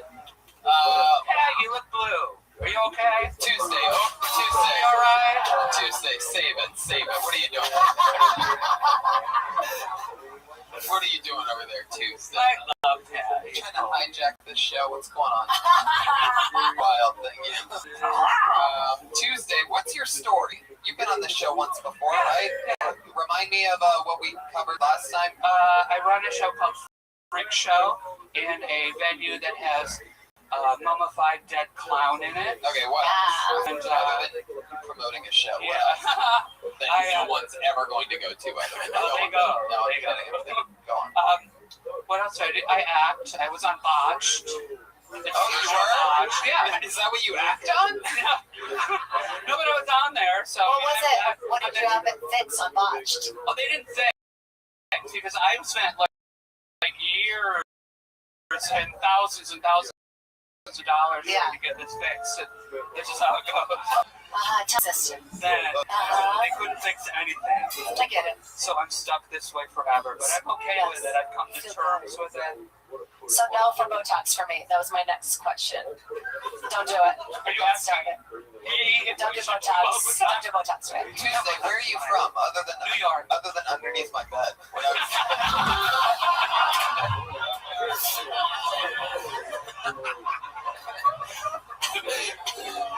He's not kidding. I cut up when he's sleeping. I just drew it right out. So Tuesday, tell me more about you. You seem like such an interesting character. Thank you. I grew up in New York. Like New York City or outside of New York? Yeah, New York City with the whatever that was, the taco sauce. New York City! Stop trying to be funny, Tuesday. Stick with it. Let's get some real answers out of you. Yeah, I grew up in New York City. I've lived all over the country. What do you do for work? I mostly do acting and comedy, and that pays my bills. It just pays my bills, but I'm happy, and I'm following my passion. Wow. Thank you. Yeah, it's great that you're going face to face with your dreams. I do work and your nightmares. I work 2 days a week in a bakery in the ghetto. And I live in the ghetto. You work in a bakery in the ghetto? See, that's what I love to hear. I do over on Crenshaw and Jefferson. Wow. Yeah. What kind of bakery? Cobblers. Apple, peach. Where did you get your name from, Tuesday? Was that like... My parents like Tuesday Well, the actress. Oh, okay. Remember? Are you close with your parents? Yeah, my stepfather's passed away, but I was close to my mother. And then I have my real dad died, but I have like 3 half sisters, three step sisters, a real sister. Right now. She just had a little mini stroke. You have to pat it down before going into the bakery. No, coming out. No, I don't. Actually, it's not really bad over there. The area I live in was the area the riots were. But it's funny, it's now the #1 area in the country for gentrification. It's like hyper gentrifying. A year and a half ago, the house next, the building next to me. All right, Tuesday, you're like you're like an annoying neighbor. This conversation's going on way too long. They had a SWAT team come in and get rid of everybody. And then now it's a yoga studio. All right. Fuck. Yeah. Doesn't get old for me. In Miami, he's pushing like This is for tonight. Doyle came out. Look at this. Beautiful, beautiful. Doyle's coming. Batman. What's this? Surprise. Did you read it? Medicine. Do you ever, does your face ever go to the yoga studio? No? Never stretches out a little bit? Yeah. No, it's for sons of bitches, you're just gonna leave me all alone, really? Fucking assholes. I knew I'd have to like this crowd, 50%. You guys will just want to see fucking a war tonight. The old confident Tony gets slapped. Pieces of shit. Your plastic surgery when you first had it, did you go somewhere like a Mexico or like a weird? I was getting divorced. I had a bad marriage and a bad divorce, and so I wanted to go to Mexico. I went to a bakery in the ghetto, and you showed a picture of an apple fritter. Like, how long were you a bear claw? The way you just said bear claw. Bear claw. You have a little bass. A little bass in your voice, Tuesday. All right. And what were we just talking about before the bear claw? The surgery in Mexico. Yeah. The surgery in How long were Mexico. you married for? I was married for 4 years. 4 years. And so you go down to Mexico and you're like, you know what? What was your botched about? What did you talk about there? I talked about the fact that what they did was I just wanted basically a facelift with some fillers, and they ended up, unbeknownst to me, pumping silicone into my face. So I had to spend years, and they also cut some nerves, so this side doesn't quite lift up and stuff. So it's been years. Was this when you were on that show with Gene Siskel? Oh my God. Pat, come on. Pat, we can still see you beyond the face You paint. thought the words Gene Siskel was going to ignite a fire? Roger You said it so strong. Roger Ebert. That's what you get for thinking, Pat. Oh, man. You just got housed on by a Tuesday. On a Monday. Gotcha, girl. Man, Tuesday, what are you into sexually? A lot. I mean, you're working a bread company down on Crenshaw. You getting some pumpernickel? What's going on down there? No, It's a bread joke, you racist. It's actually like there's a lot of Mexican Americans there, so I get a lot of mommy, which I don't understand the mommy thing. I don't understand that. You don't? I don't know why they call it mommy. Yeah. I told one guy, I said, I'm not your mommy. I'm not 5'2" with a mustache. So Whoa. George, why do Latino guys call it mommy? I don't know. Oh, all right, there you go. That's our senior Latino correspondent, George Perez. I don't know. Yeah, I don't say that shit. Our senior, maybe we'll go back on more Latino. Not to you on nothing explanation. I'm from Orange County. We don't say mommy, we're like, mommy. You just say the beginning part of it. for you? Yeah, I mean, I think they like it because we like pan, and that's bread in English. You don't like that, though. You don't like it when people say mommy. I to be honest, You have mommy issues. I would rather have somebody go, hi, how are you? My name is so-and-so. Swolio. Swolio. I thought mommy issues was funny. It was like I said, Gene Siskel or something like that. Tuesday. So, wow. So what else? I mean, you seem legit. I feel like there's more to this story. Like, you have anybody like locked up in a box where you live or something like that? Like, No, not recently. I mean, anything. No, I'm actually very normal. What else is interesting about you? I'm Italian. My mother's from Sicily. All right. What is this? Your eHarmony profile? How long have you lived in LA? For years Really? now. Because of the Sicily thing? 4.5 minutes later. She just said she's Italian.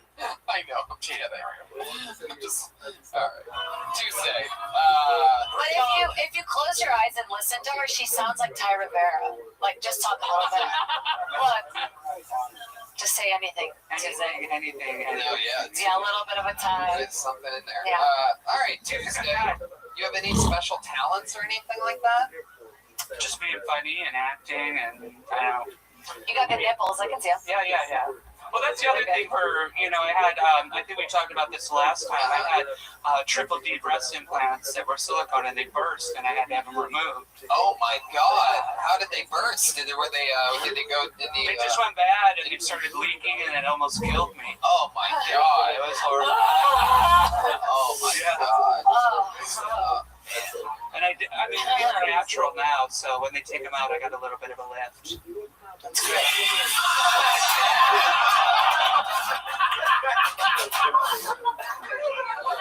Oh my God. It's on tonight.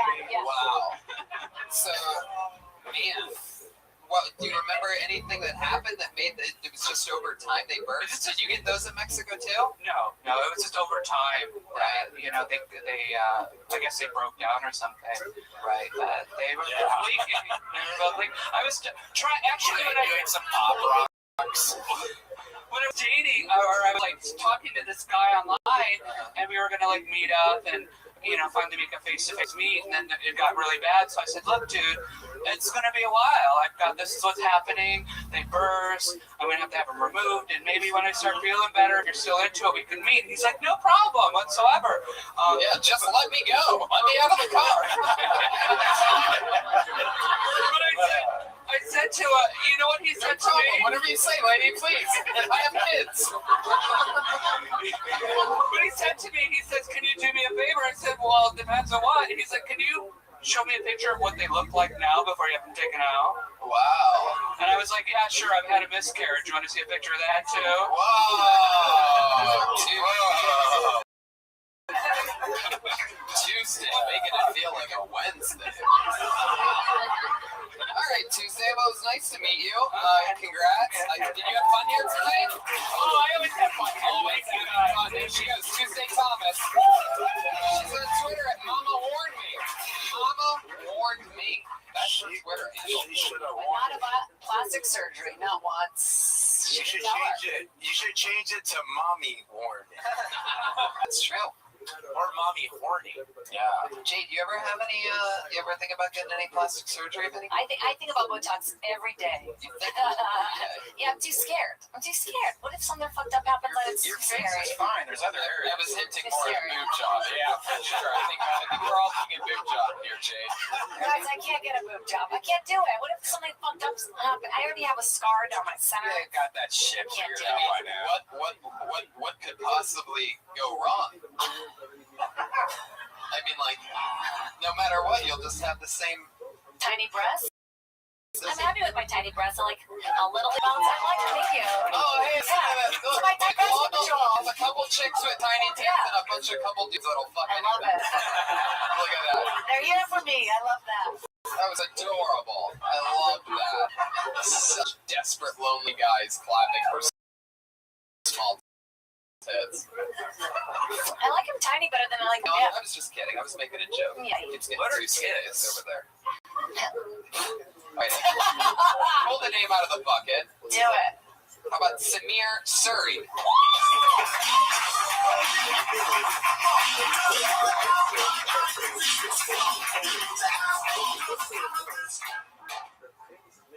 Hello, my darlings. I am so fucking pissed tonight. We're gonna discuss this now. This white friend wants to vacation in it. Why?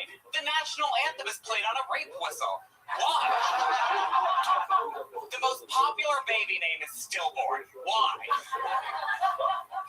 I started smoking cigarettes in India. I took one puff and thought this air is cleaner. Why? And I'm cranky because I had to stop whoring. And I whored, my dears. I have fucked more black men than the Middle Passage. I have whored.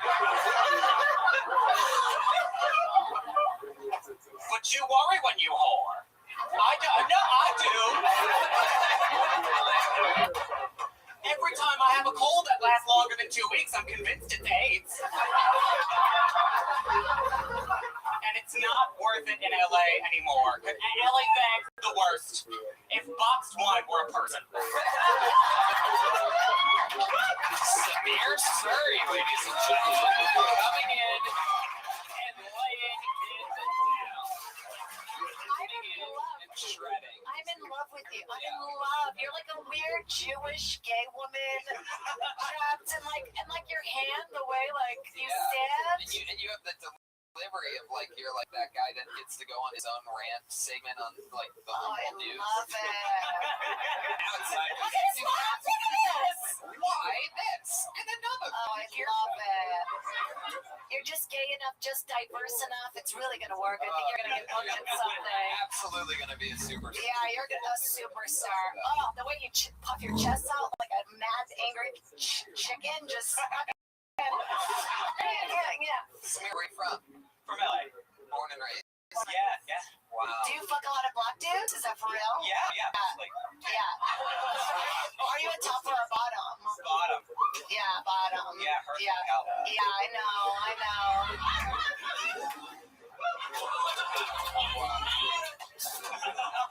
You know what's cool is I met you last night. Did I meet you last night? Last week, yeah. Hey. Is he on his back?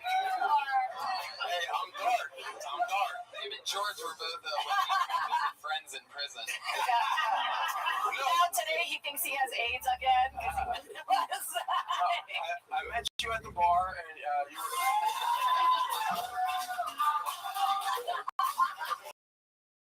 Next thing you know, I got your lower back. I can tell you pull out. He was cool. Go in 360 degrees and. He's a bottom. Let me help him. I know I got it. Samir, how old are you? 22. Wow, so young. What do you do for work? I write showbiz news. Oh God, I love how he. That exact rant news thing that This we're thing? talking about. That's pretty much it. Where's that for? He's just petting an imaginary dog at all times. Oh, that's for the Daily Mail. Oh, very cool. That's amazing. Thanks. You're like a Perez Holiday Inn. I was thinking like a Perez. Idiots and you guys do that, fucking idiots. They're with you. On the spot. How old are you? Been written in the 22. 22. You're a baby. Yeah, how long you been on stand-up? About 2 years. Yeah, you're unstoppable. What are your like your big goals and shit you really want to do? I want to keep doing this. Right. Yeah. And interview, I guess. I would love to interview. Really? Oh, start doing it now. So how much does your dad hate you? Oh my God. Let's just get right into it. I mean, just fucking furious. Unbelievable. It's so refreshing not to hear an Indian accent, so just refrain. No. It's surprising that you're Indian and you're a bottom, though, because normally Indians are on top of moving trains. There you go. Very good reference for on the bottom. You kind of sound like Roger from American Dad. You know, the alien? Yeah. Oh my God, he does! And he's based on Paul Lynn. Yeah, right. Yeah, that's You sound like you're like a Indian Phyllis Diller kind of. Yeah. Very I like a Jewish thing to him. I like it. Okay, so your dad, he's like, you know, He's cool about it. really? Yeah. That's amazing. Because he came here young. He came here at 14, so he like assimilated and everything. Okay. But going back there is like the birdcage. Right. Yeah. Right. How often do you go back there? About every 3 or 4 years. Wow. I want to hear him like read like the Bible. Just and Joseph married Dad. And then Mary had all this drama. This is your son. Yeah, really good. Oh yeah, she's the pregnant version. Yeah. Oh, really good. Samir, why do you think it is, if you had to guess, why do you think you're so attracted to black men? Oh, they're just the ones who've been attracted to me. I'm in love. I'm gonna. Supply and demand. Yeah. Wow. Interesting. So, you live on your own? No, I'm at home still. Wow. Yeah. What are your parents? Wow. Are they cool that you're allowed to bring this fucking junk? Oh, no. Just get railed in your parents' place? No, never. I always go to his place. Oh. Interesting. Maybe there's something funny about going to Airbnb. Wow. You go to Aries.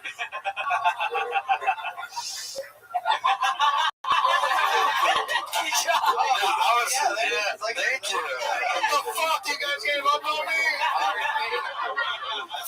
I was sitting here high going, I should say something. I should say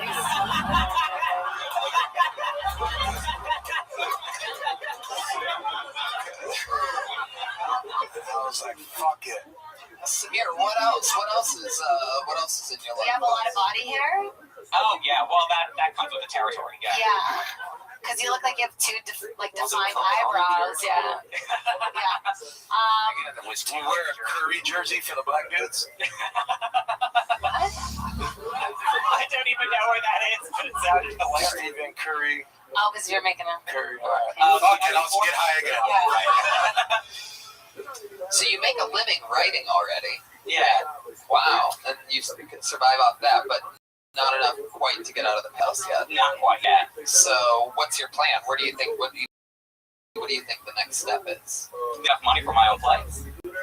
Yeah, Tony, idiot. Yeah. I mean, that's sort of what I was saying. I was asking you a different question. Oh no, I mean I'm saving for that.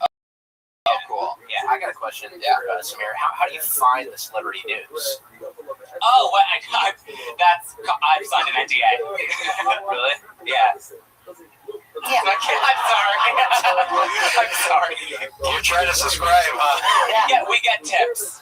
Really? Yeah. It just I feel like all those sites just like look at the other sites and copy and paste all the news. He's not allowed to tell you that he does that.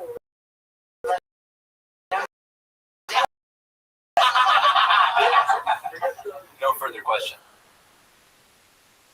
For these sites. I just think it's a really TNC said. I think it's a really good job for you, though. You know what I mean? Like, that totally makes sense. I feel like you have Daily Mail inside of you. Yeah, it's true. You're so passable.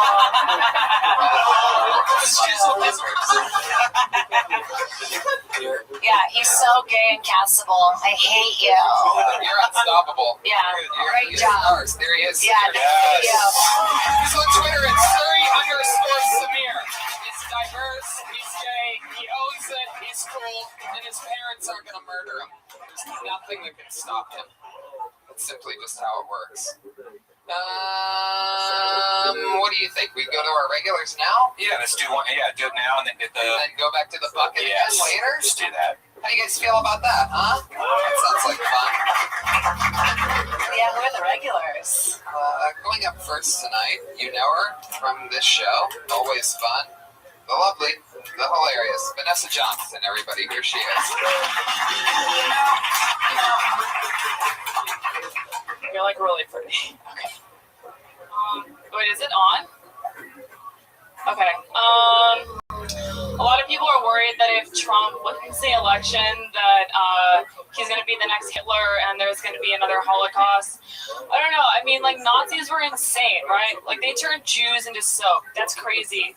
Why would you make soap out of a group of people who you think are dirty? Like,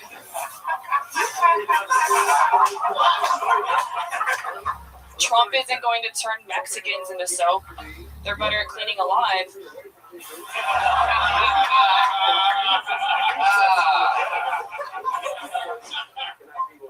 It's crazy how much people care about who you vote for. Like, to the point where friendships break up. Did anyone lose friends this election? Like one dude. Everyone was like, no, we have a... Especially Facebook friends. The crazy thing is the things aren't even in government. They work at Bloomingdale's. And then they're just... There you go. Yes, they don't have any political expertise. But that soap thing was great. That joke is so funny. Yeah. How old are you? 20. I just turned 25. You're so cute. Oh my God. Have you been doing the show a bunch? Yeah, a year. She's a regular in the show. Jay Sorry, I haven't listened to this show. Grayson performs in 60 seconds. That's awesome. This is, I think, my 50th minute. 50th minute. Oh, yeah, we're about to have happy 50 minutes. Wow. How many minutes have you wasted, fucks, right now, huh? Wow. 10 more, Andy Rooney. Oh, Andy Rooney and Gene Siskel in the same episode.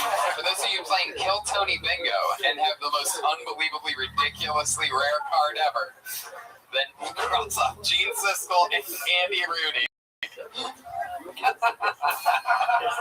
You know, in your joke when you said we're losing a lot of friends, I think you could have came back and said that some Mexicans are going to be losing family. That's funny. That's funny. That's funny. That's what I was like, fuck, she's losing friends. I might lose my grandma. It's funny if you maybe brought back the Jew soap, like, and they're good with Jew soap. Even, I don't know about the Jew body soap. I think it's really funny. I was like nervous when up it. I'm impressed. I thought the jokes were really solid. Yeah. Yeah, I like it. Yeah. And she gave me a little flirt smile before she started. Did you guys see it, or was it to you? And I thought it was to me. It wasn't me. She made me nervous. I was like, is this thing on? That's who she is. Why don't you guys kiss? Right? Whoa, Brian's got an idea. Brian's always full of good ideas. What'd you say? Let's have them kiss, guys. Don't you think they should kiss real quick? Stop it. Don't do that. We're not gonna kiss in front of you guys, you fucking Jokingly idiots. play back into you and you get double serious. You're like, oh, really, Tony? Let's go. Fucking buffoon. You're out of control. What was the second setup? The front setup.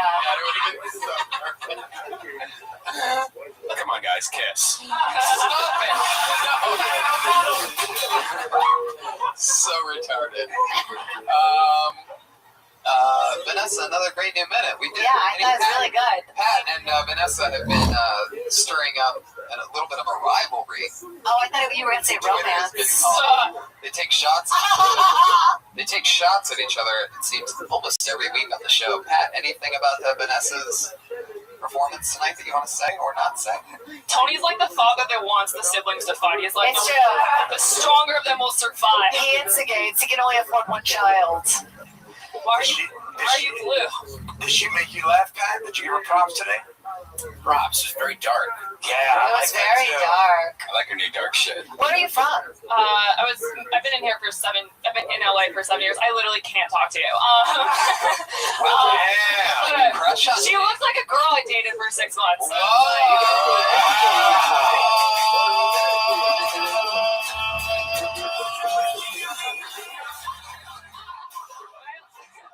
I'm literally like, In the edit of the show, we'll make that a little bit tighter. We'll cut that low down by 4 seconds. Wow, this is amazing, Jade. Let me ask you. I mean, I don't want to put you on the spot here, but I mean, what do you think about Vanessa? I'm just here to judge her comedy, okay? And I thought it was fucking good. No, I thought you were great. I really did. thank you. Yeah. Vanessa, you literally can't look at her. Jade, how does this make you feel having this kind of power over, No, I thought she was great. I'm not a great writer, so I mean, we'll talk later, chill. Keep your eye on that. George, any closing words for Vanessa? Keep it up, and Jade, is there anything else you want to say to Vanessa, Jade?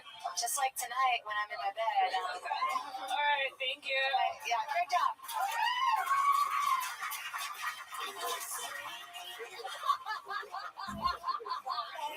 We have another regular.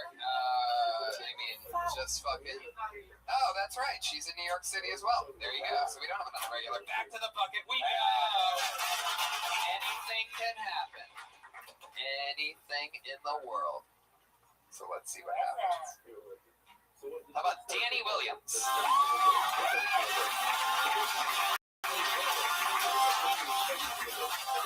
All right. Okay. He's coming.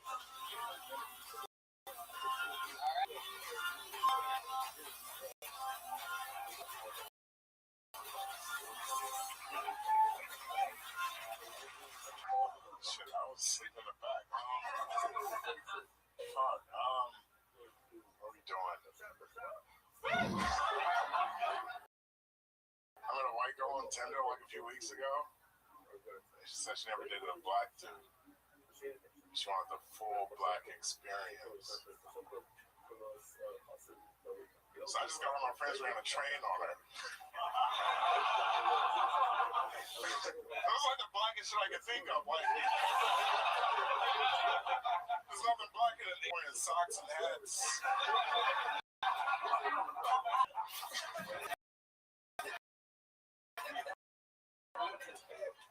Maybe some chick on some dirty man or probably plays on a cell phone speaker. That's the blackest shit I can think of. I think the only way to be black is a blue cage playing on the TV, and then a cop just showed up and shot everybody like that. That would be the black shit I could think of. There we go. Fuck yeah, Danny. This is the first time I've ever said this in the history of the show, but first of all, let me start off by saying good morning. It seems as though we woke you up from a nap that you were taking in the back. He looks like he always comes from naps, you know, no matter what. Like he's always taking a time. Supposed to mean Jade. Hello. All right. Danny, what's up? How long have you been on stand-up? About 4 years. That's cool. He's sleepy. Did I see you on the bedtime story show the other day? Yeah, you were really, really funny. Like that was one of my favorite sets of the night. He's very funny. I agree. You a little bit sleepy right now? Oh, see what happened is they made us go in the back. This is hot as fuck, and I've been drinking. Yeah. They made you go to the back? They made me go in the back. Oh, wow. Room full of smelly comics. And the smell just put you to sleep. You're Yum. This show put me to sleep. No, I'm just like, no. Oh, Danny, you're... Damn it. Sorry, this show's awesome. That's okay. Of course. I thought when you said the R. Kelly thing, you had a moment to do like a phone call, like who's calling them to make their R. Kelly, like from call me or no? You know what I mean? Like, you forgot your own joke? No. I was thinking they should have What do you do for work, Danny? Oh, it's a little on the nose. I work at a wheelchair company. That's funny. What's different about your wheelchair? Did you get a discount? Can we get a wheelchair? If you show up at 5:30, we can sneak one up. Oh, damn. I like when you don't know. Do you like repair them like American choppers? He comes on all greasy and shit. He's like, I've been working on this one. No, I have to explain to insurance companies why people need wheelchairs. Oh, shit. You can't walk, bitch. That's why he's sleepy. That's On the phone. Oh, the baby's been. I get up at 5:30. Oh, For the no. wheelchair place? I work in fucking Cerritos. Cerritos? Cerritos. Oh my I god. don't even know where Cerritos is. It's just far. How do you get to work? I just hear Cerrito out of her. I just take the 5 until traffic stops. So I'm at work. Like, That's funny too. You smoke good fucking weed, dude. Yeah. You sleep all day and you sell wheelchairs. And you don't know. That's funny. You have hair like that? You take naps that often? And you don't smoke weed? What the fuck is going on? That's funny. they don't check you for DUIs when you. Oh, they check your blood and your I'm drunk as fuck all the time. They don't even check. Oh, because they just think you're hot. Yeah, he can hide like tiny bottles in his dreads. You know, little tiny wine bottles. Oh shit, Dan just got serious. Well, that's Sweet fucking serious. Danny. That's exciting. What else is going on in life? You dating anybody? Dating fat chicks. Yes. Oh shit. There it is. That's what you're into? Do you ever push them in the wheelchair? Like, you don't have to walk.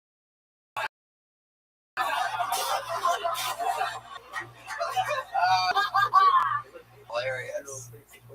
Why fat chicks? It's Tinder in a way. What does Tinder have to do with it? What do you have, a high weight limit on Tinder? Your settings are between 250 and... No, you look like this. Police. Oh, yeah. Shout out to those feelings. Yeah, that's a cool area. Yeah. They're kind of racist. They're not into this. This is too black. Like, all me or my friends like. So you like white butt chicks, not black butt chicks? You ever hooked up with a lady named Tuesday Thomas before? No, but I saw her earlier. I probably will.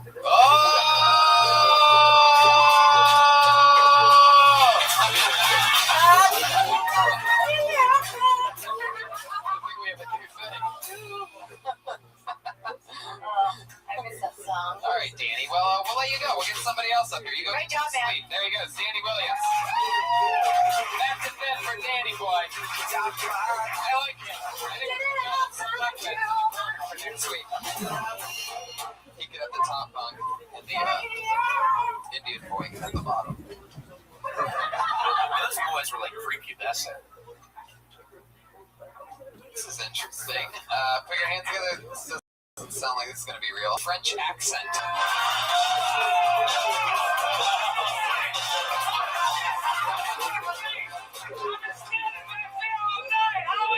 This shit's going down. I think a midget's large intestine should be called a semicolon. I was at a college bar recently standing by myself, because look at me. And this young, sexy, solipsistic sorority sister sauntered over and said, "So, why are you by yourself?" I said, "Well, I did not want to get taken advantage of by any gold digger college broad." She said, "Gold digger college? You're rich?" I said, "No, but look how hard your nipples got." And that is how I lost this eye. I like my women like I like my chocolate, cheap and at the gas station. I think women are like shopping centers. You're more likely to be inside one if you got some cash. All right, I did a bunch of women jokes. Ladies, you want to hear a man joke? You want to hear a man joke? Men are like dogs. Men are like dogs. Fiercely loyal. See what I did? Here you go. I'm going home by myself. Wow. See, good night. French accent. Holy shit. We've had some real killers here tonight. This is clearly, I would think I would remember this. This is definitely the debut of, you can tell he's surprisingly new. I mean, he has the comedy of a very experienced comedian and the business cards of a brand new one. He was, French? Yes, French. French? That's your name? French accent? Well, it's an acronym. Wait, your voice just changed. What just happened? It's a French puberty. It's you turn into an American, you quit running away. It's Francois Raphael, Edgar Norbert, Celestine Herbert, Epsilon Quantum. Even on Santa. 5.5 years. Wow. Where are you from? Wyoming, obviously. Yes. Wow. That's amazing. Is it a character you do all the time, or do you do a bunch of different? Believe it or not, I've headlined in 9 states with this shit. I believe it. I believe it. Very funny. Let me ask you this. Colorado's where I've been the last 8 years. All right. Yeah, that was it. Right. You've been doing. You've been. How did you play? 2.5. 2.5. Do you live here now? I live in an RV on the street. Boom. There you go. French accent has arrived. Yeah, I thought you were French, kind of like Irish and then Scottish a little bit towards that. If I wanted to, but from Scotland, I used to be in Scotland. I'd say, I'm from Scotland. I love blackberries. And I prefer to call them wee grapes. But there's some motherfucker doing a Scottish thing headlining on us. Yeah, theater's fun, huh? So you decided to go with the French pirate accordion. Man, there's a whole. It takes a minute though. I don't want to mess you up. It was like God thing, man. It like happened out of nowhere. Where did you get that? Thank you. God, where did you get that accordion? Because like my people play that too. We're not getting no credit here. But I can't be funny anymore. All right, I got my mom gave it to me for Christmas. She said I should play on the street. See, you drove an RV here from Colorado. With 2 cats. With 2 cats in the RV. We're in the RV right now. Right now. Oh, wow. I don't get a lot of pussy. I mean, I get cats. Does your whole RV just smell like cat litter and piss and shit like that? I mean, I got a lot of air fresheners and there's some weed. The cats are there to hide the weed smell, and the weed's there to hide the shit smell. I just tell people it's really primo stuff. People, you know. Yeah. It's very specific. Yeah. It smells like cat shit. Some very potent stuff. Hey, random fun fact: pirates used to wear the eye patch so they could see downstairs and upstairs real quick to fight, so they could switch it over and be one eye is used in the dark and one eye is used in the light. Yeah, like right now. Oh yeah. See, look at that. You Gosh, blind, I was yeah. normal. I did not want to see that. I want to like put some like makeup here and like just look horrible underneath, but I figured That's a lot of commitment for 1 minute. standing out there for an hour is like, I mean, Yeah, you're in LA now. It's good. I'd say wait for the eye makeup until you're not living in an automobile with 2 cats. Yeah. Have you done a long set before, and how long? And is it easy to keep up with that? Like 80 minutes. You can find it on YouTube. 60 minutes. The camera died until before the end. It's just look up Kevin Bennett comedian. Even the camera gave up on that set. Hey, do you want to do like an hour like this? You want to do like your yeah. So yeah, and what's your dream in to be in LA? What are you doing here? Well, you know, it's nice to live in an RV. I'd rather not. Yeah. I'd like to have a real house somewhere. Yeah. You know, you seem hip enough that even in an RV, you still park in Los Feliz. Am I right? Actually, Ventura Boulevard. Oh, by the river. Well, it's I don't know. That's where he washes. Yes. Washing. I had Pat Reagan over there. I have a couple questions. Yeah. Well, we gotta fly through. All right. What were you doing before this?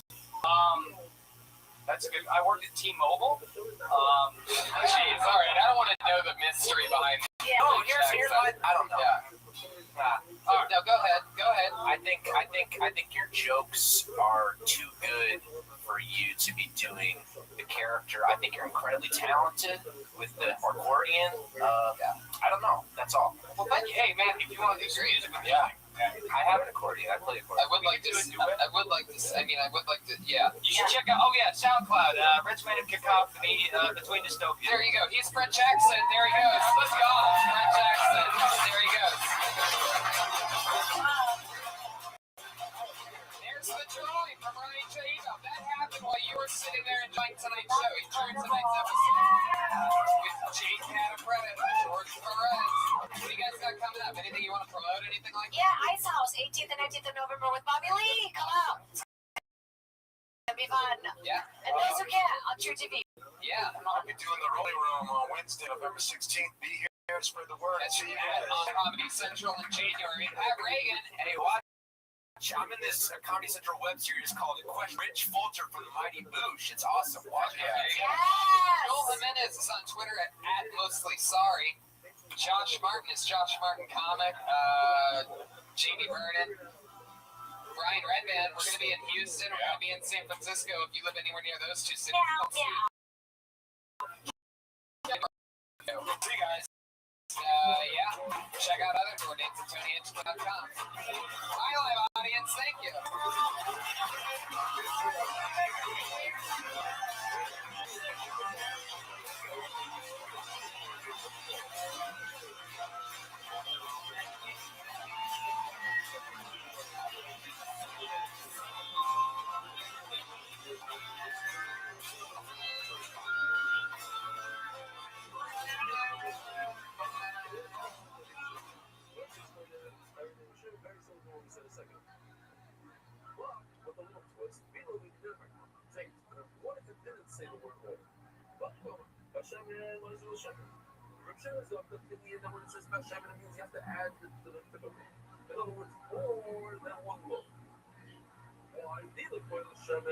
Say just one more sorry, that I don't need a word Hashem. Give it a simple Allah. It's automatic to actually if my Hashem but even if it didn't say when he's trying to say, even if it didn't say the word oil, with fire I can figure it out myself.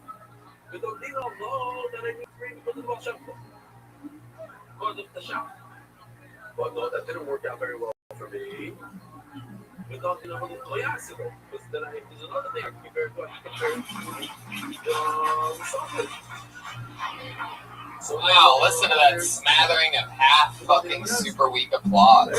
Wow, impressive. Very low music. Oh, I was contemplating suicide. Is that how loud the music's gonna be tonight? Was that the start of the big show that everybody's here to sing? Wow. Welcome to the show. Yeah. Now you do it. Perfect. Way to do it. check yourself. You gotta do it yourself.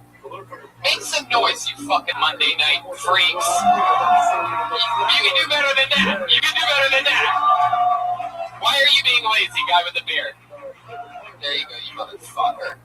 I'm serious. I demand fucking respect. Hello to the people on live stream right now and on Periscope watching from all around the world. If you're watching from Houston, Texas, guess what's going to be in Houston, Texas this Saturday night? This show, Kill Tony, live from the Come and Take It Fest in Houston, Texas this Saturday. So you might be finding that out on the internet right now. Live audience, welcome to the show. I'm pumped. This is another fucking half a Monday night show. You know what I mean? It feels good in here.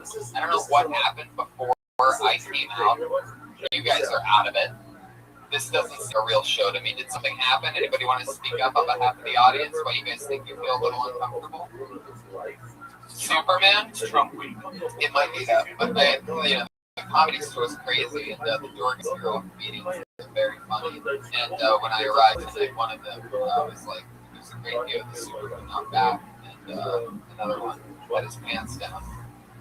With his balls out. That's why he was looking at me from through his legs, with full eye contact, which is their version of the Superman.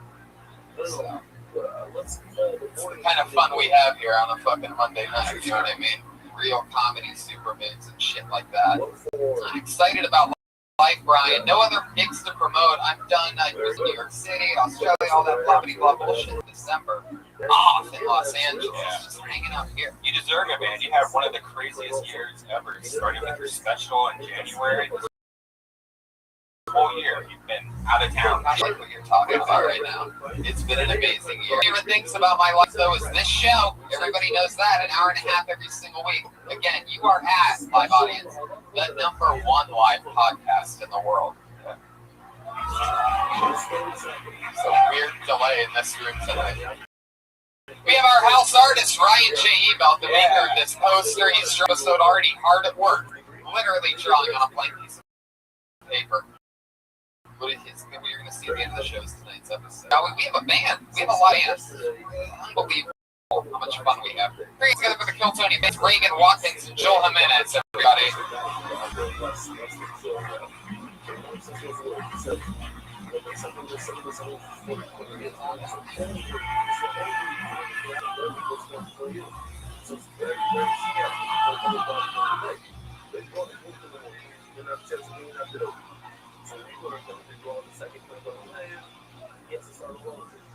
It's a UFC entrance this week. That is fucking hilarious. All the way, they have the two tops. I guess they all decided to be female UFC fighters. Is what I'm catching on to. They have orange rinds in their mouth to signify mouthpieces. And they also literally had to draw abs on their bodies because that's how unhealthy the Kill Tony band is. Obviously, only, as you can tell by Jeremiah's body, they only use fruit as prop. Matt, can you grab a bigger piece of orange in your mouth, you think? I love this. I ate mine before I got to the stage. Couldn't resist. Wow, aren't you adorable? We always love when Jeremiah shows off that gut of his. And for those of you that don't know, it's one of the fun running jokes of the show sometimes. It is exposed and it bounces when he laughs. There it is right there. Perfect example for you. If you're wondering what it looks like.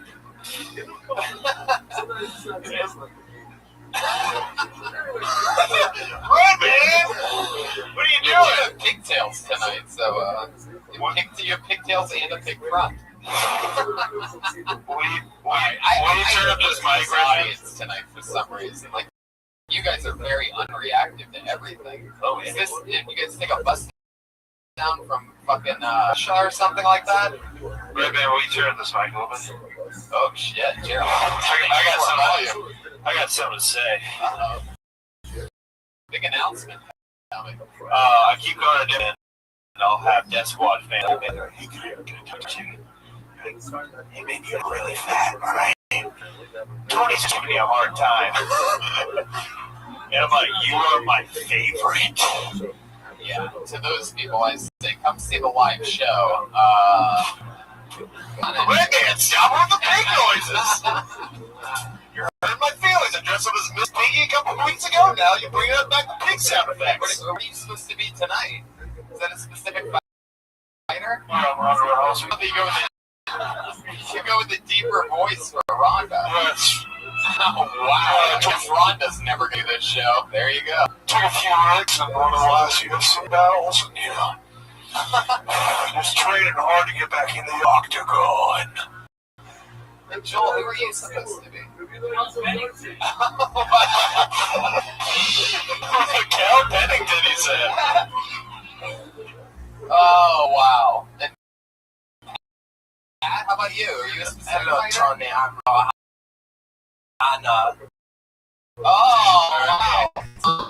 Joanna, I like you. actions even had. Oh, got a little crush on you, Tony. I guess that's public now.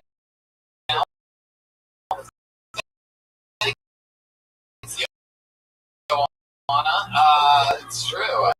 I guess we have it. Because I am very good.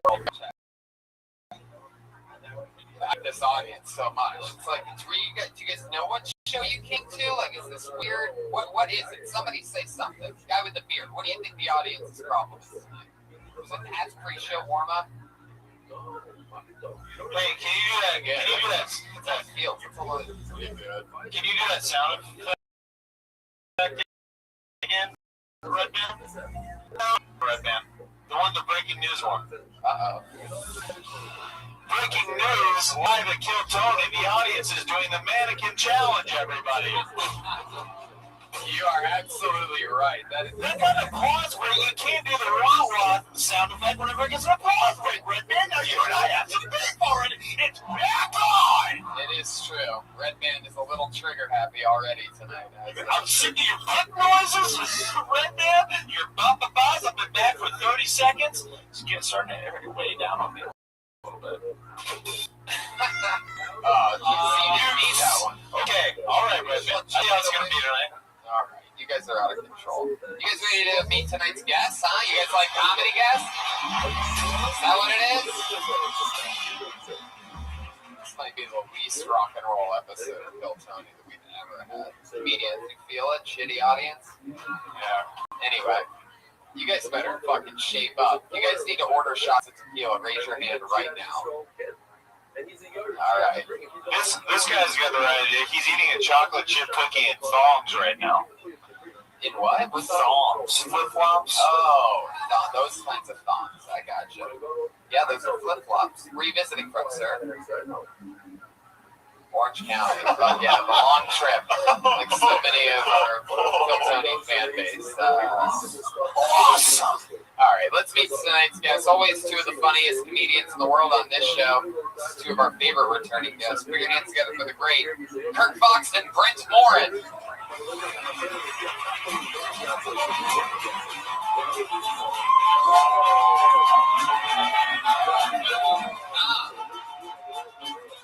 Yeah, what? Well, you know what that means. They just got blacklisted. Wow, and the first time in Kill Tony history, the guests have missed their spot. And there they are, Kirk Fox and Brent Morin. Love it. Brent Morin. Kirk Fox. There they are. I love it. Sorry. Good to see everybody. This is exciting. Wow. That's all I got. That was it. Is this on? This is on, right? It's on. It is lovely. Perfect. It feels like my Sorry, I blew that awesome intro. That was a lot of energy. I didn't know what was happening. I just saw you playing the sax well, and I figured that's got to be an intro. I apologize. Thank you, Brian. That's better. That's why my opening line fucking didn't hit. It was the volume. So welcome back to the show, guys. Kirk is coming in with beet juice. Juice it. I feel sorry about it. You know, juice. When you drink beets, your pee poop come out. Yeah, I've already tried the car.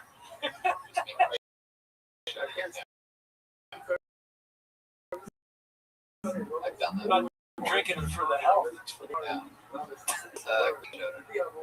They look good, man. They seem to really believe in what they're selling.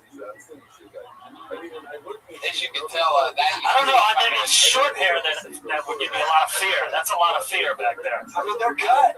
They definitely got the look down. As you can tell, the UFC fighter with the saxophone is currently fighting diabetes, and losing round 5 deep in the octagon, which is also what your own drummer is not helping your case right now. He's really just adding to it. Rise is sexy, man. Yeah, it's true. What's left of him? What does that mean? Like I was like, no, that's funny. Wait, what? He's talking about what's left of you when you lose limbs in a few months from diabetes. Oh, they go gangrene. Well, sorry, Tony. I already have staph infection from going barefoot for this intro. So I'm trying to just take this show to the next limit. Hashtag mannequin challenge. Hashtag wake up, you idiots! I feel like they're visiting somewhere or something. Like, it's very bizarre. Maybe they don't. Maybe you guys just don't know how quiet the audience are. It's very. Tony, I didn't know I'd be this close to a symbol. We're gonna either have to move him or me. Or just find a whole drum set. Oh my God! Is it too loud, Kirk? I'll work through it, but I'm aware of it. Wow! Can you play on that side? Thank you. There you go. Talk about a symbol of solidarity. Talk about a couple of you. Fuck you. I was going to do a simple wordplay, but then I saw that eat it, and I was like, oh, I'll sit this one out.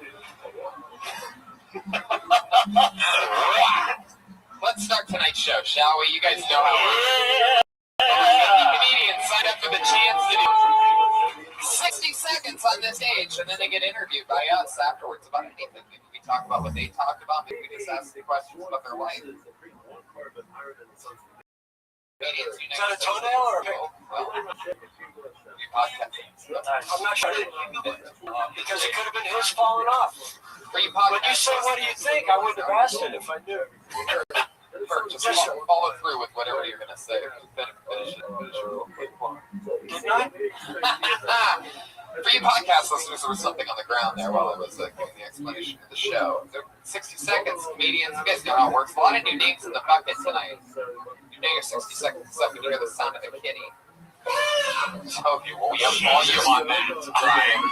It's like, how it literally says yow. The joke isn't funny if you prove at parts that the sound could be better the entire show. It's one of those episodes, Tony. Why? Why can't it just be a good episode? Supermoon Trump week. Supermoon Trump use of the week from Red Man. The show isn't as good as it possibly can be. Reason number 2 is the audience. You better wrap it up in your 60 seconds. You hear that kitty, or else you're going to bring out the angry West Hollywood bear. Here we go. Make some noise. I know it's hard for you. I know it's exhausting. Monday night having on the Sunset Strip. I know it's tough living. I love that sax. See if this is real. Put your hands together for CJ Kelly. See if this is real.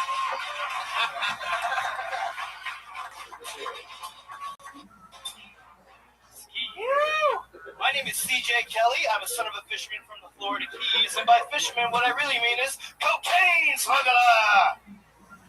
Sorry, Dad, didn't mean to snitch on you, but that's just what us white people do. Getting out of time.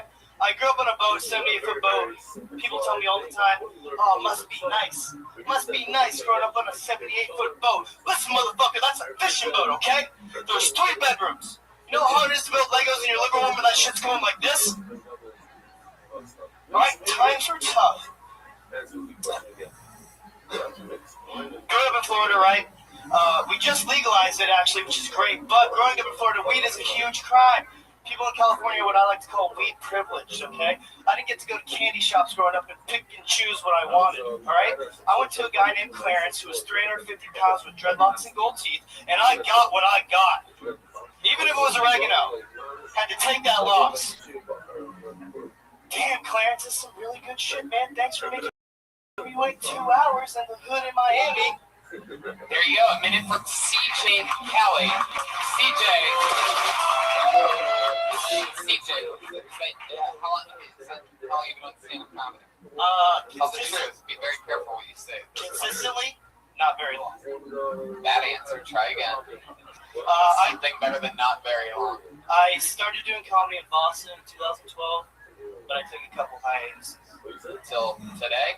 Until today. Okay, so, alright, CJ, you really grew up on a boat? I did. My parents were in Boston, and up until I was 4 years old, we used to go from Nantucket Island down to the Florida Keys. Wow, that's like fucking super white privilege shit. Yeah, I don't ever say that because I'm like super white privilege, but that seems super duper white privilege to me. Like, oh, here we go.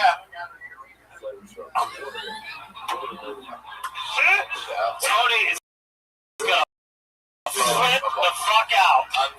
Tony is lost it. Unbelievable. This is the beginning of the end for Tom. Crazy show. Now, CJ, can I ask you a question? Absolutely. I kind of liked what you were talking about, but the fact that this character you created that you thought was funny, that you should just be telling the jokes as yourself. That way, if we're not laughing at you, you know it's you. So what I'm saying is, your shit's good, but you came out doing all this, and it took us all away from whatever you're talking about. Your story's interesting. I just believe that you're interested enough as yourself instead of whatever the fuck you were doing. How long have you been in LA? About a year. About a year. What do you do for work? I'm a waiter. Where are you a waiter at? It's called Lucille's. Oh, nice. There's a couple of them. I work at West Coast. Oh, wow. Fancy. So, do you live in West Covina? Yes. So, that's a long drive? Yeah, it takes from West. When's the last time you used your family some boat trip? No, I got more bits about that. You guys ever go on the boat trip and end up bringing black people with you to take care of your house? Not quite. What the fuck just happened there? I think it just had what's inside of you? I totally played that. So that joke on the ghost. The fucking You have black guys come with you? I like the idea of a ghost who doesn't know what the word possessed means, who jumped inside your body. Like, this person thing just jumped inside my soul. Let's leave him without the ability to think of the word that just happened to him. Ever take a bunch of black guys in your boat? Like, what? CJ, you know my family. Was your dad really a drug dealer? I'm not gonna say. There we go. That's The answer is yes. Your dad really a drug He dealer. said his dad was a cocaine dealer. Wow. Smuggler. Whitey Bulger? Not quite. Not quite. We're working. Oh, You shit. get Christmas cards from his mother. I'm a little turned on. You got Christmas cards from Whitey Bulger's your dad did? You got Christmas cards from Whitey Bulger's mother. Allegedly. Yeah. Nice. Cover it up with drugs. Yeah. These are all It's jokes. like Merry Christmas card. They've all got huge bulges in the picture. It's like Merry Christmas from the Bulgers. Got giant mounds. Okay, what the Bulger murdered him? I don't think he knows what it is. Yeah, exactly. Yeah, he's in Boston. I watched a documentary about it. It's a good doc. I was born in Boston. Right. And then you went to Boston to here. Yes. What did you do for work when you Boston? I worked for a timeshare company, so I got to work at Fenway in the Gardens, Gillette Stadium. Kind of shitty work. The perks are good. Money You have to go to the games. The money. All free games, yeah. What's your love life like? Oh, yeah. You met her out here? I did. All the skills. Not quite. Dive bar. Dive bar. What's your name? Want a pizza? You do whistle on the play. Hold on a second. We need to. That means we have to review something. Did you just say she was a little heavy? You outgoing? Oh, no, but is that how you describe her to your friends? Very smart. Heavy. Good. Makes a lot of money. Maybe not since you had the wedding vows. Comment about. Yeah, the most beautiful eyes. You're heavy as shit, and I love you. She likes long walks on the beach, and she needs them. CJ, it's out of control tonight. I like CJ. I like the honesty. Yeah, dude. If heavy is the first word to describe her, what's your second word to describe this girl you've been dating here? Connected. Excellent. Wow. In your face, Joe Jimenez! The first time I met this beautiful heavy Mexican woman, That should be your opener. You're not dating a fat Mexican. Just get it out there. But, conversational. yeah. It's in your racism and not mask it with that cartoon you came out as. Thank you. Because that's what's funny to me. This guy, I'd watch for a minute before I arrested him. Is she here? I'm bored. Okay, so heavy Mexican. How about a third word to describe this? The love of your life. Beautiful. Oh yeah. That one. Sorry, take her back. Yeah, I think you might want to shuffle the deck a little bit, CJ.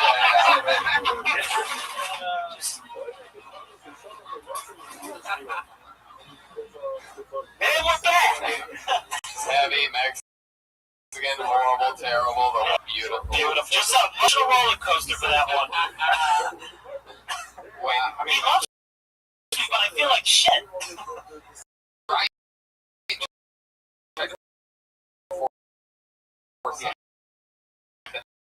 And there, how many times you've got her pregnant? Did you wear a condom? Like, she didn't know she was pregnant. That's how it works with fat chicks. They don't know they're pregnant. Is she here like, tonight? It's like, what the fuck? There's 2 kids there. Does she have a car? She does. So she's got that going for her. Exactly. In her defense, so it's a Flintstone car where she has to run. I would. Wow. Did you cover the mic like any of us gave a fuck what you were going to say? Like it was secretive? Would she care? Would she care? Maybe. Why do you keep covering up the mic? It's freaking me out. I'm not a girlfriend anymore. We're It's the only fine. podcast that has subtitles, by the way, so you're fucked. You're fucked regardless. That is a great slogan, by the way. The only podcast with subtitles. That's got to be like a T-shirt or something. Just kidding. We don't make T-shirts for this show. Brian is having way too much fun. Way too much fun. You just hit the button every time somebody's done saying anything. Hee-haw! Like what? CJ, have you been doing stand-up a lot? Yeah, I've been trying to, just either I take an Uber or once or once. Man, it's tough. You got cheap rent? Yeah, it's cheap. It's cheap. We got Chatterbox. Chatterbox? Chatterbox. You got an open mic. Chatterbox. It's Chatterbox up in Boston. Chatterbox. West Covina was a lot. Chatterbox. Oh, Brian. When you do what you do good. If not, it will be soon, Brian. You just keep fucking. All right, CJ, any parting words? Anything else from CJ, guys? No, just thank you very much, guys. Thanks for having me. CJ, just be yourself, man. You're close. Oh, yeah. There you go, CJ Kelly, ladies and gentlemen. There he goes.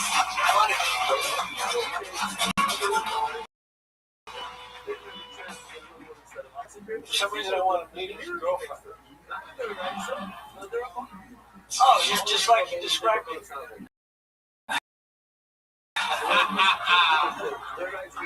Except for that part. Now about you. Oh, shit. That was the end of that. She's just in the back. She's like, Por qué?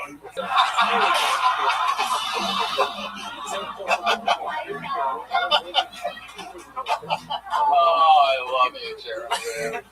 I pulled another name out of the bucket. Put your hands together for Chris Wilmot.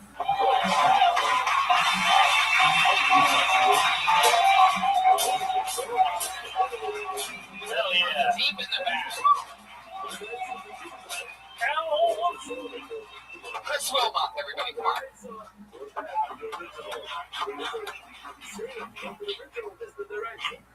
I'm broke, like super broke. Today this homeless lady came up to me, asked me for $1. I was just like, it's really not. And like honestly, I'm from Pennsylvania.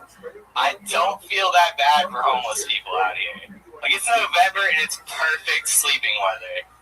Like I share a garage with another dude, and I sleep on a futon. Homeless lady by my house, twin mattress with a box spring. Sleeps under a bridge. Looks like a really, really cozy situation. I don't know, my sex life is getting like really, really pathetic. Like I have to plan my jerk off sessions.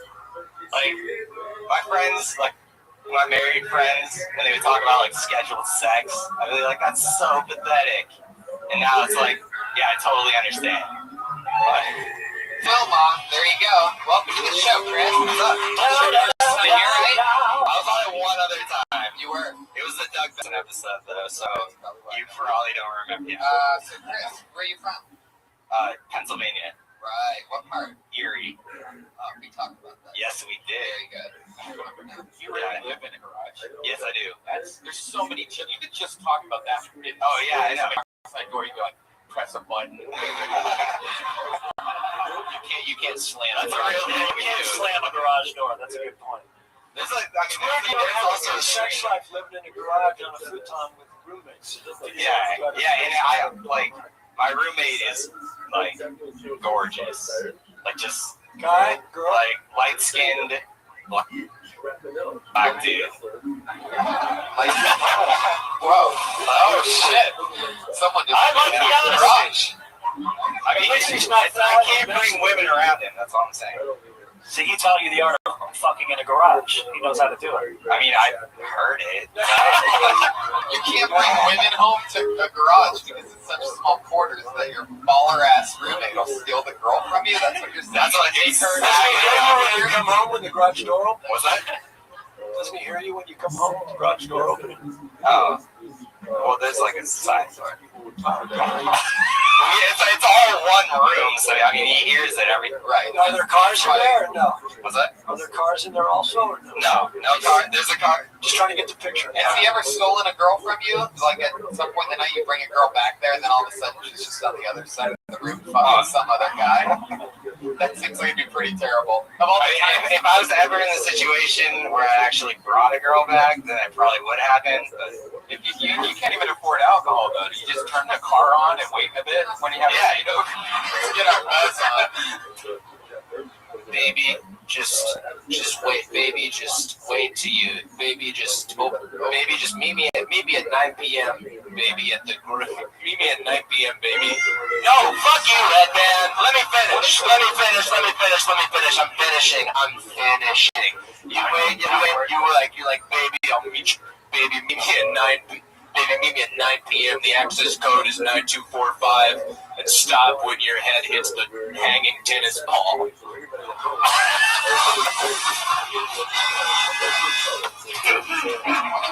I've never seen anyone was not going to pay off, but then it was very impressive. You really, that was commitment. I thought I was watching a guy have a stroke. It was. It's genius. That was amazing commitment. But anything that ends with a tennis ball, fuck it, I'm into it. I mean, really. Just go, no, shut up, I'm not done. My brain did go through. It's there's a part of the machine where I do start trying to think of you try to think of everything that you think of in a garage, and I totally forgot about the hilarious tennis ball on a string. That did not. Full focus. That's my boy had a house there? There's two garage for a house? 2 houses on the property. Is there a washer and dryer in there? I mean, there's a washer and dryer in the actual house. The guest garage? Yeah, they let us use it. They let us use garage. It's like, and then there's like 1 foot by 1 foot shower. Is it West Covina by any chance? East LA. 1 foot. East LA. And that's it. What, East LA? Are you sure it's not a house? By hand on 1 foot at a time while you're in the shower. Man, Pat with it again. It never felt like that. I don't know. You know, I have a different sense of humor. How long have you lived in this garage? Moved there. It's been like 2 months. 2 months. Yes. What was it before that? Simi Valley. Whoa. West Yeah. Covina style. Yeah. All right. What do you know what you do for work yet? Say that. Because last time I was on this show, I said that, and my opinions don't line up with. Cut it off before you had to pay for it, right? You can't tell us the views of the company. What's the name of the company? Microsoft. Shit. It's called Nazi America.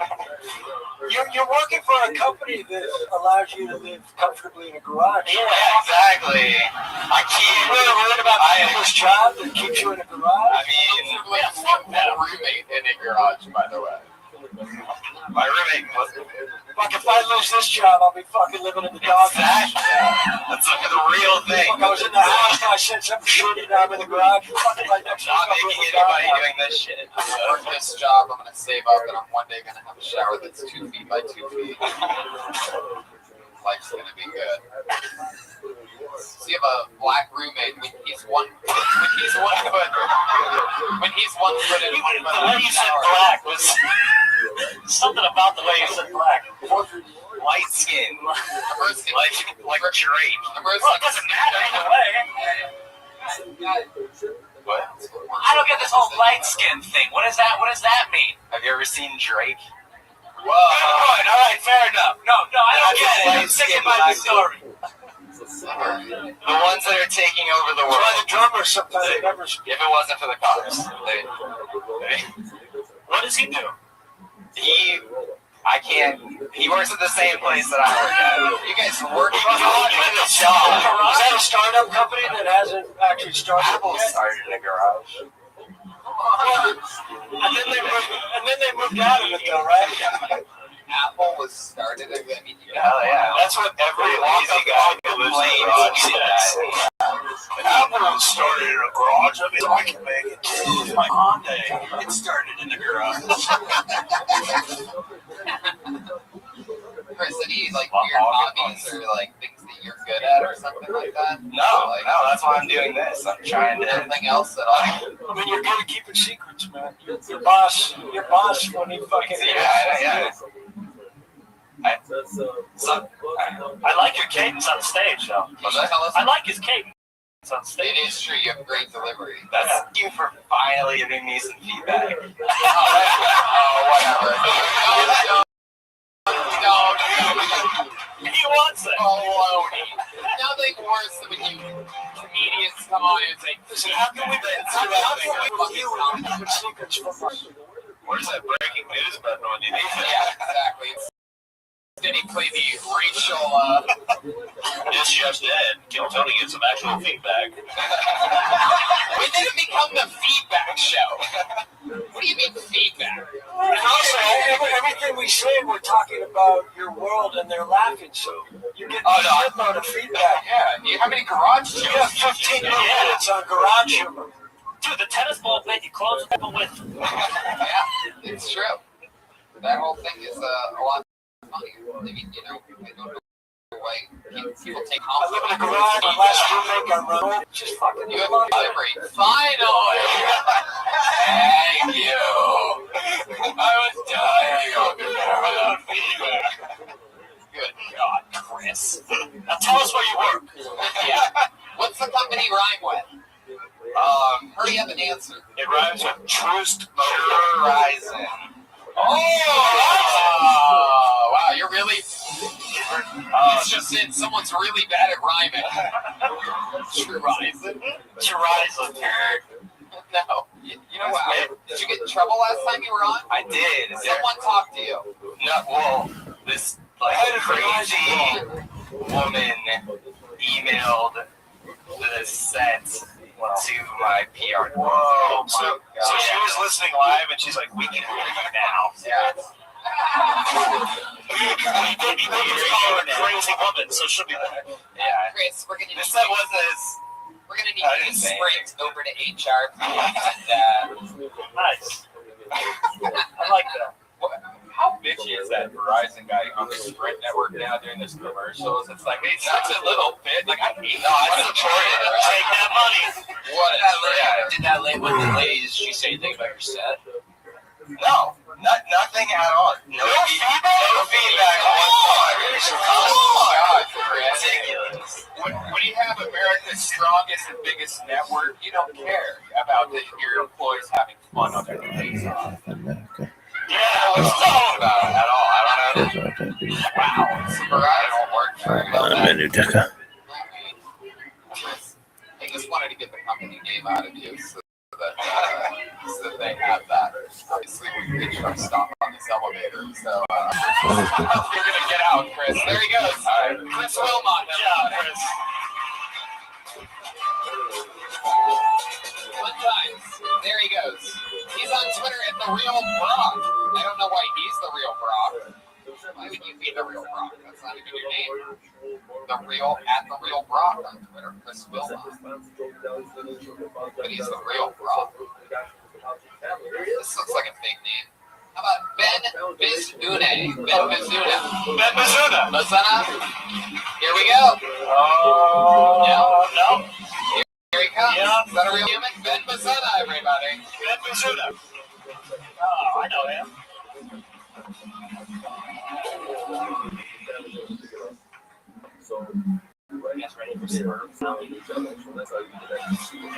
I'm just playing. My voice sounds like this. I've always wondered why I sound like Chappelle doing an impression of a white person.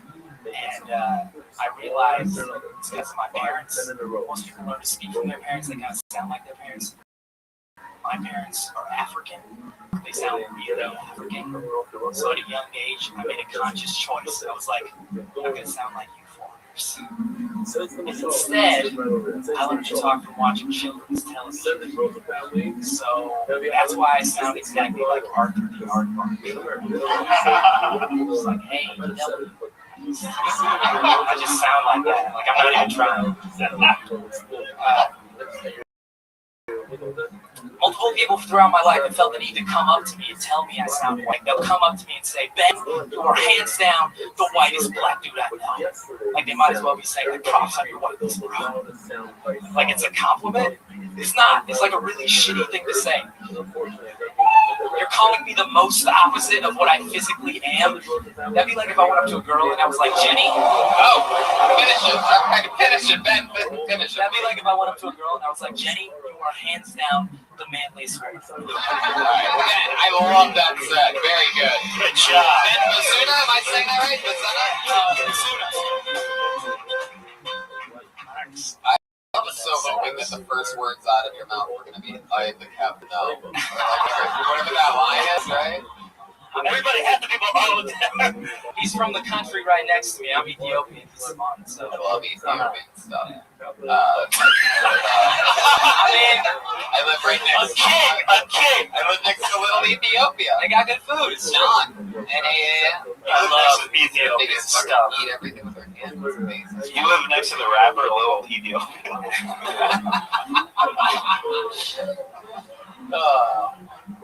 Ben, that's cool. Are you actually born in Ethiopia? I was born here, but my parents were born. Oh, very cool. Wow. How old are you? I'm 26. Awesome. I don't even understand that. Like 6, 7 years. He's one of the funniest young comedians. Yeah, I've seen him before. It's incredible. I love Ben Bizuna. I will say that publicly. I love Patty Regan too. By how much Pat knows you and loves you, I'm guessing you live in the Los Feliz area? No, I live in Culver City. I used to live over there. He used to live in a garage with a guy named Chris as a light-skinned black guy. True, that was me. How do you make your money, Ben? I do Postmates right now. And I also will edit things for people. Yeah, where if you have a shitty car, you can like Uber. They don't have to see your car, so you can just use it the same way. It's like, well, like it can be other things too. Like sometimes it's food, but they can. Like one time I bought stuff from American Eagle or something. Like it can be any store. Wow. Oh, you never used it? No. So it's a nice for Eagle. I don't know. Yeah, I need some cargo shorts. 2001. I'm guessing the guy that took boat trips from Boston to Florida every year with his family. I'm in an emergency situation. I need some. I need a hoodie. Do you have giant hoodies? Yeah, really serious issue. We're over here watching the Friends marathon, and Have you ever delivered something that you thought people like urgently needed? I mean, the most like that thing I brought someone sick, and they have to go to CVS and to get them American Eagle shorts. Yes. It was like Sudafed and like soup and other shit you get when you have a cold. What about the opposite? You want like shit, like you don't need that. American. Like, yeah, probably American Eagle or like just someone at like the middle of the day getting. Yeah. Don't touch him.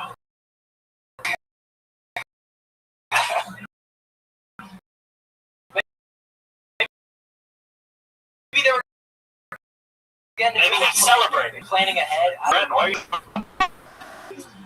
What goes better with friends than cards? Yeah. What kind of liquor was it? It got fucked up and took some weird turns.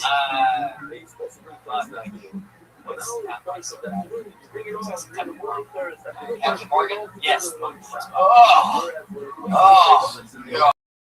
Trash people. Sorority party or trash? Yeah, when you have to deliver it to. What was the That went to a garage for sure. Yeah. Captain Morgan's. It was like someplace in Westwood. College kids. When you dropped it off to them, did you go, I'm the captain now? Right there. He looks like the fucking guy from the movie. He's handsome. No offense to the other guy. You sound nothing like him, but you get that voice. That guy's working. I think I did that. It's not bad. It kind of made it less funny. This was a good impression. So you're working at Postmates, you're a comedian. What's your living situation? Right now, I live in Culver City in a house with like 4 other kids. Yeah, we was talking about this yesterday with somebody who had a flashback to it. There was a little while where I slept in a hammock. It was a little while. I thought that was the wise investment at one point. Was like we were at like one of those like sample club things, and I had like I don't know. I think this is when I very first started, and I thought that for just high enough to be shopping, and I was like getting like a nice air mattress or something like that. This hammock is like baller as fuck. I literally did it, and then I had to unpack it, put it together, and then you can't sleep in a hammock. You can't have sex in a hammock unless the girl's ending up in the attic. It's like a slingshot again. Yeah, I've never really understood like sleeping in hammocks. Like it's like sleeping in a rope trap. You know, it's horrible. Yeah, exactly. I felt like a crab or something like that. Yeah. And I also slept on a beanbag for a little while, which is crazy. I spent a month or two on a fucking beanbag when another person had to take the couch in the living room at an all-comedy den like that. Are you a cartoon character? At one point in life, I was. I thought I was going to say a real-world cast member. Yeah, I mean, sort of. It really was. There was a period in time when there was like 5 comedians in a 2-bedroom apartment.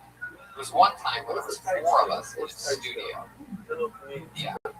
And then I became, white. Did you have like curtains up to separate everyone?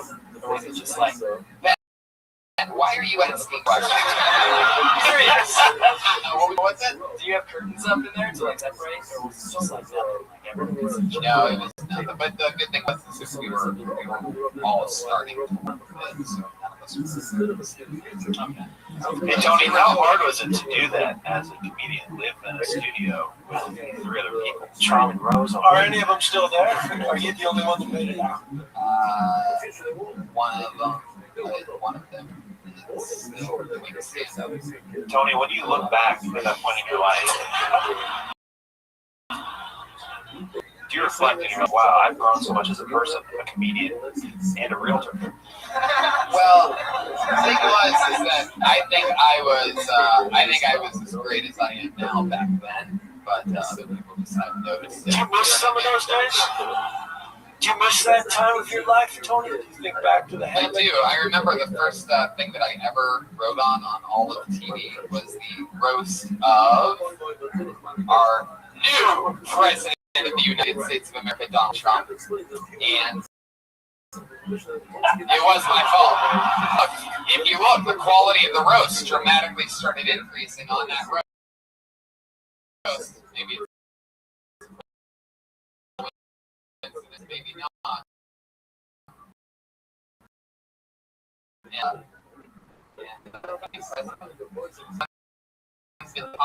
And of apartment, and it was like TV, but at the end of the thing, crazy shit. Now, Tony, Bunk beds. would That's you? not a fucking bunk bed. There's been a Trump roast there. Tony, would you ever switch from the top up to the bottom up? Just to I get see what you guys are doing now, and I'm rotating us out. For a while, I enjoyed it because a lot of the listeners of the podcast don't get to ever really find out that much about me. But it just brought out of the show, Ben. Obviously, we don't know anything. You know, Ben is a really likable black he guy. really is. Are you like? What are you? Are you like one of the Obamas or something like that? I mean, I would love to marry Malia. I think that would be like a life piece of just me. Like, I feel like if I You're white enough, you have a chance. yeah, I feel like if I married Malia, I would change my last name. That's the kind of open change. All right, Ben. I think Obamas are into or something. Anything else for Ben, guys? Ben first. He's great. He's funny, man. Yeah, He's got an infectious smile. You want to love him. nothing can Just stop get you. right in and be yourself. I'm nothing to attack. I'm still enough where I'm not going to attack you. You killed it tonight. You're gonna absolutely kill it at every diversity showcase that you have for the rest of your life. That's the hope. There he goes, Ben. Can you say your last name so that I always say it right? Bazuna. Ben Bazuna. There you go. They'll change that. They'll change that last name. Give me something a little catchy. Future Ben Obama, ladies and gentlemen. Ben Obama. There he goes. That's got a good ring to it. Ben Obama. Loving that sex, dude. Jeremiah wants to be on since the start of the show. Jeremiah looks good. Oh, Thanks, Daddy. you guys back each other up a lot. All right. Yeah, it's called teamwork, Tony. It's called a duo. It's called friendship. Heard of it? Yeah, now, Red Band's got your back with the gay music. There you go. No, I know. I know how it works. This lady's leaving forever. I pulled a name out of the bucket, and this is really good handwriting, which is an interesting thing. You don't see that very often. Put your hands together for Judd Zumwalt.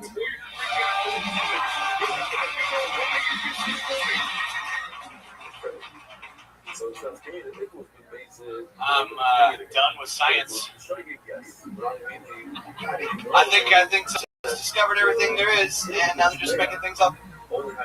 They said that cows in different areas of the country have different accents, as if cows in the valley are like, Mill? I don't think any of those kids in the Magic School Bus had their parents sign a permission slip. What's that? Your teacher wants to shrink you down and insert you into one of your classmates? You're homeschooled now. Y'all never understood Charlotte's Web. They saw that web and they were like, oh, look at that. That's some pig. That's a some pig, right? It's a terrific pig. Look at that pig. What about the spider that can write in English?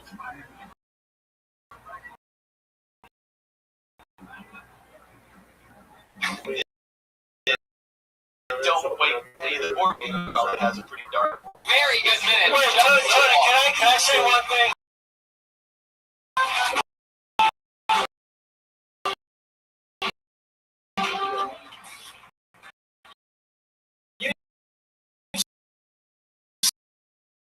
sound.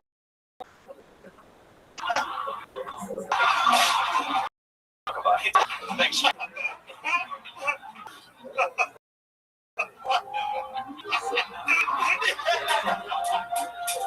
Wow, what are you, Judd? Why do I feel like you've ordered American Eagle off Postmates before? I knew I recognized him. Wow, I mean, you're just the coolest. Thanks, man. You would have no problem getting laid no matter how many roommates you have in any kind of garage. Last time I was here, open up the side of the house and fuck everything inside. Tony, last time I was here, you asked me a question. You're like, how many girls did you stop fucking to come here tonight? Oh, yeah. I got home. Question. Wait, take a moment to laugh at that, like the last audience did. How many girls did you stop fucking to be here today? Tony, I got home and my girl was like, well, how many was it? Wow, I got you in serious trouble. But she must be extra mad tonight because you left the house with her haircut.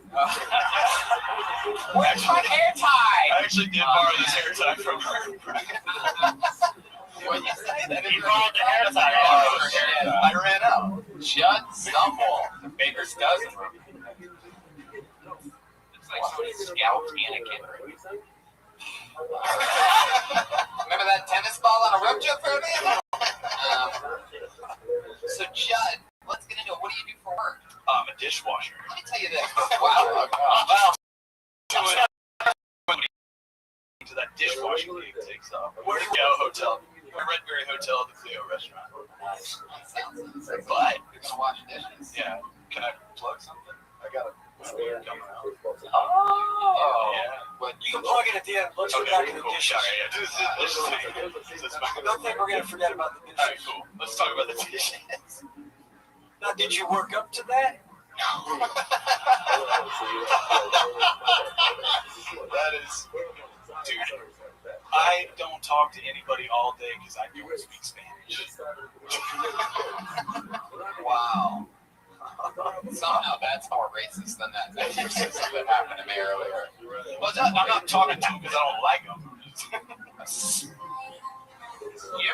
I feel like, yeah, you wash your dishes in like slow motion and like the bubbles are like getting on you when you're tossing your hair. You wash your dishes on like a car or an 80s music Do you video. wash dishes? Do you wash your dishes at home, or do you not do your home? I do. Do you have to wear a hairnet dishwashing? No, they don't. It's part of your I'm contract. not touching the food. They're like, get that fucking hairnet. They've got me in the very back. Nobody can see. Is there one like plate that comes back the most? Is there somebody don't talk to order him that because comes he's back? coming every time. How many dishes has he washed? One dish. No, it's just nonstop. It's just like dishes all night. Wow. This one's done. We're closed. Yeah. But you know, we'll see what happens. All right. I mean, do you actually wash them, or do you put them in a machine? What do you? You gotta know what you're doing. Yeah, it's a giant machine. What's your favorite dishwashing soap? It's done. You seem like a Don guy. I'm a Don guy. Really? Wow. I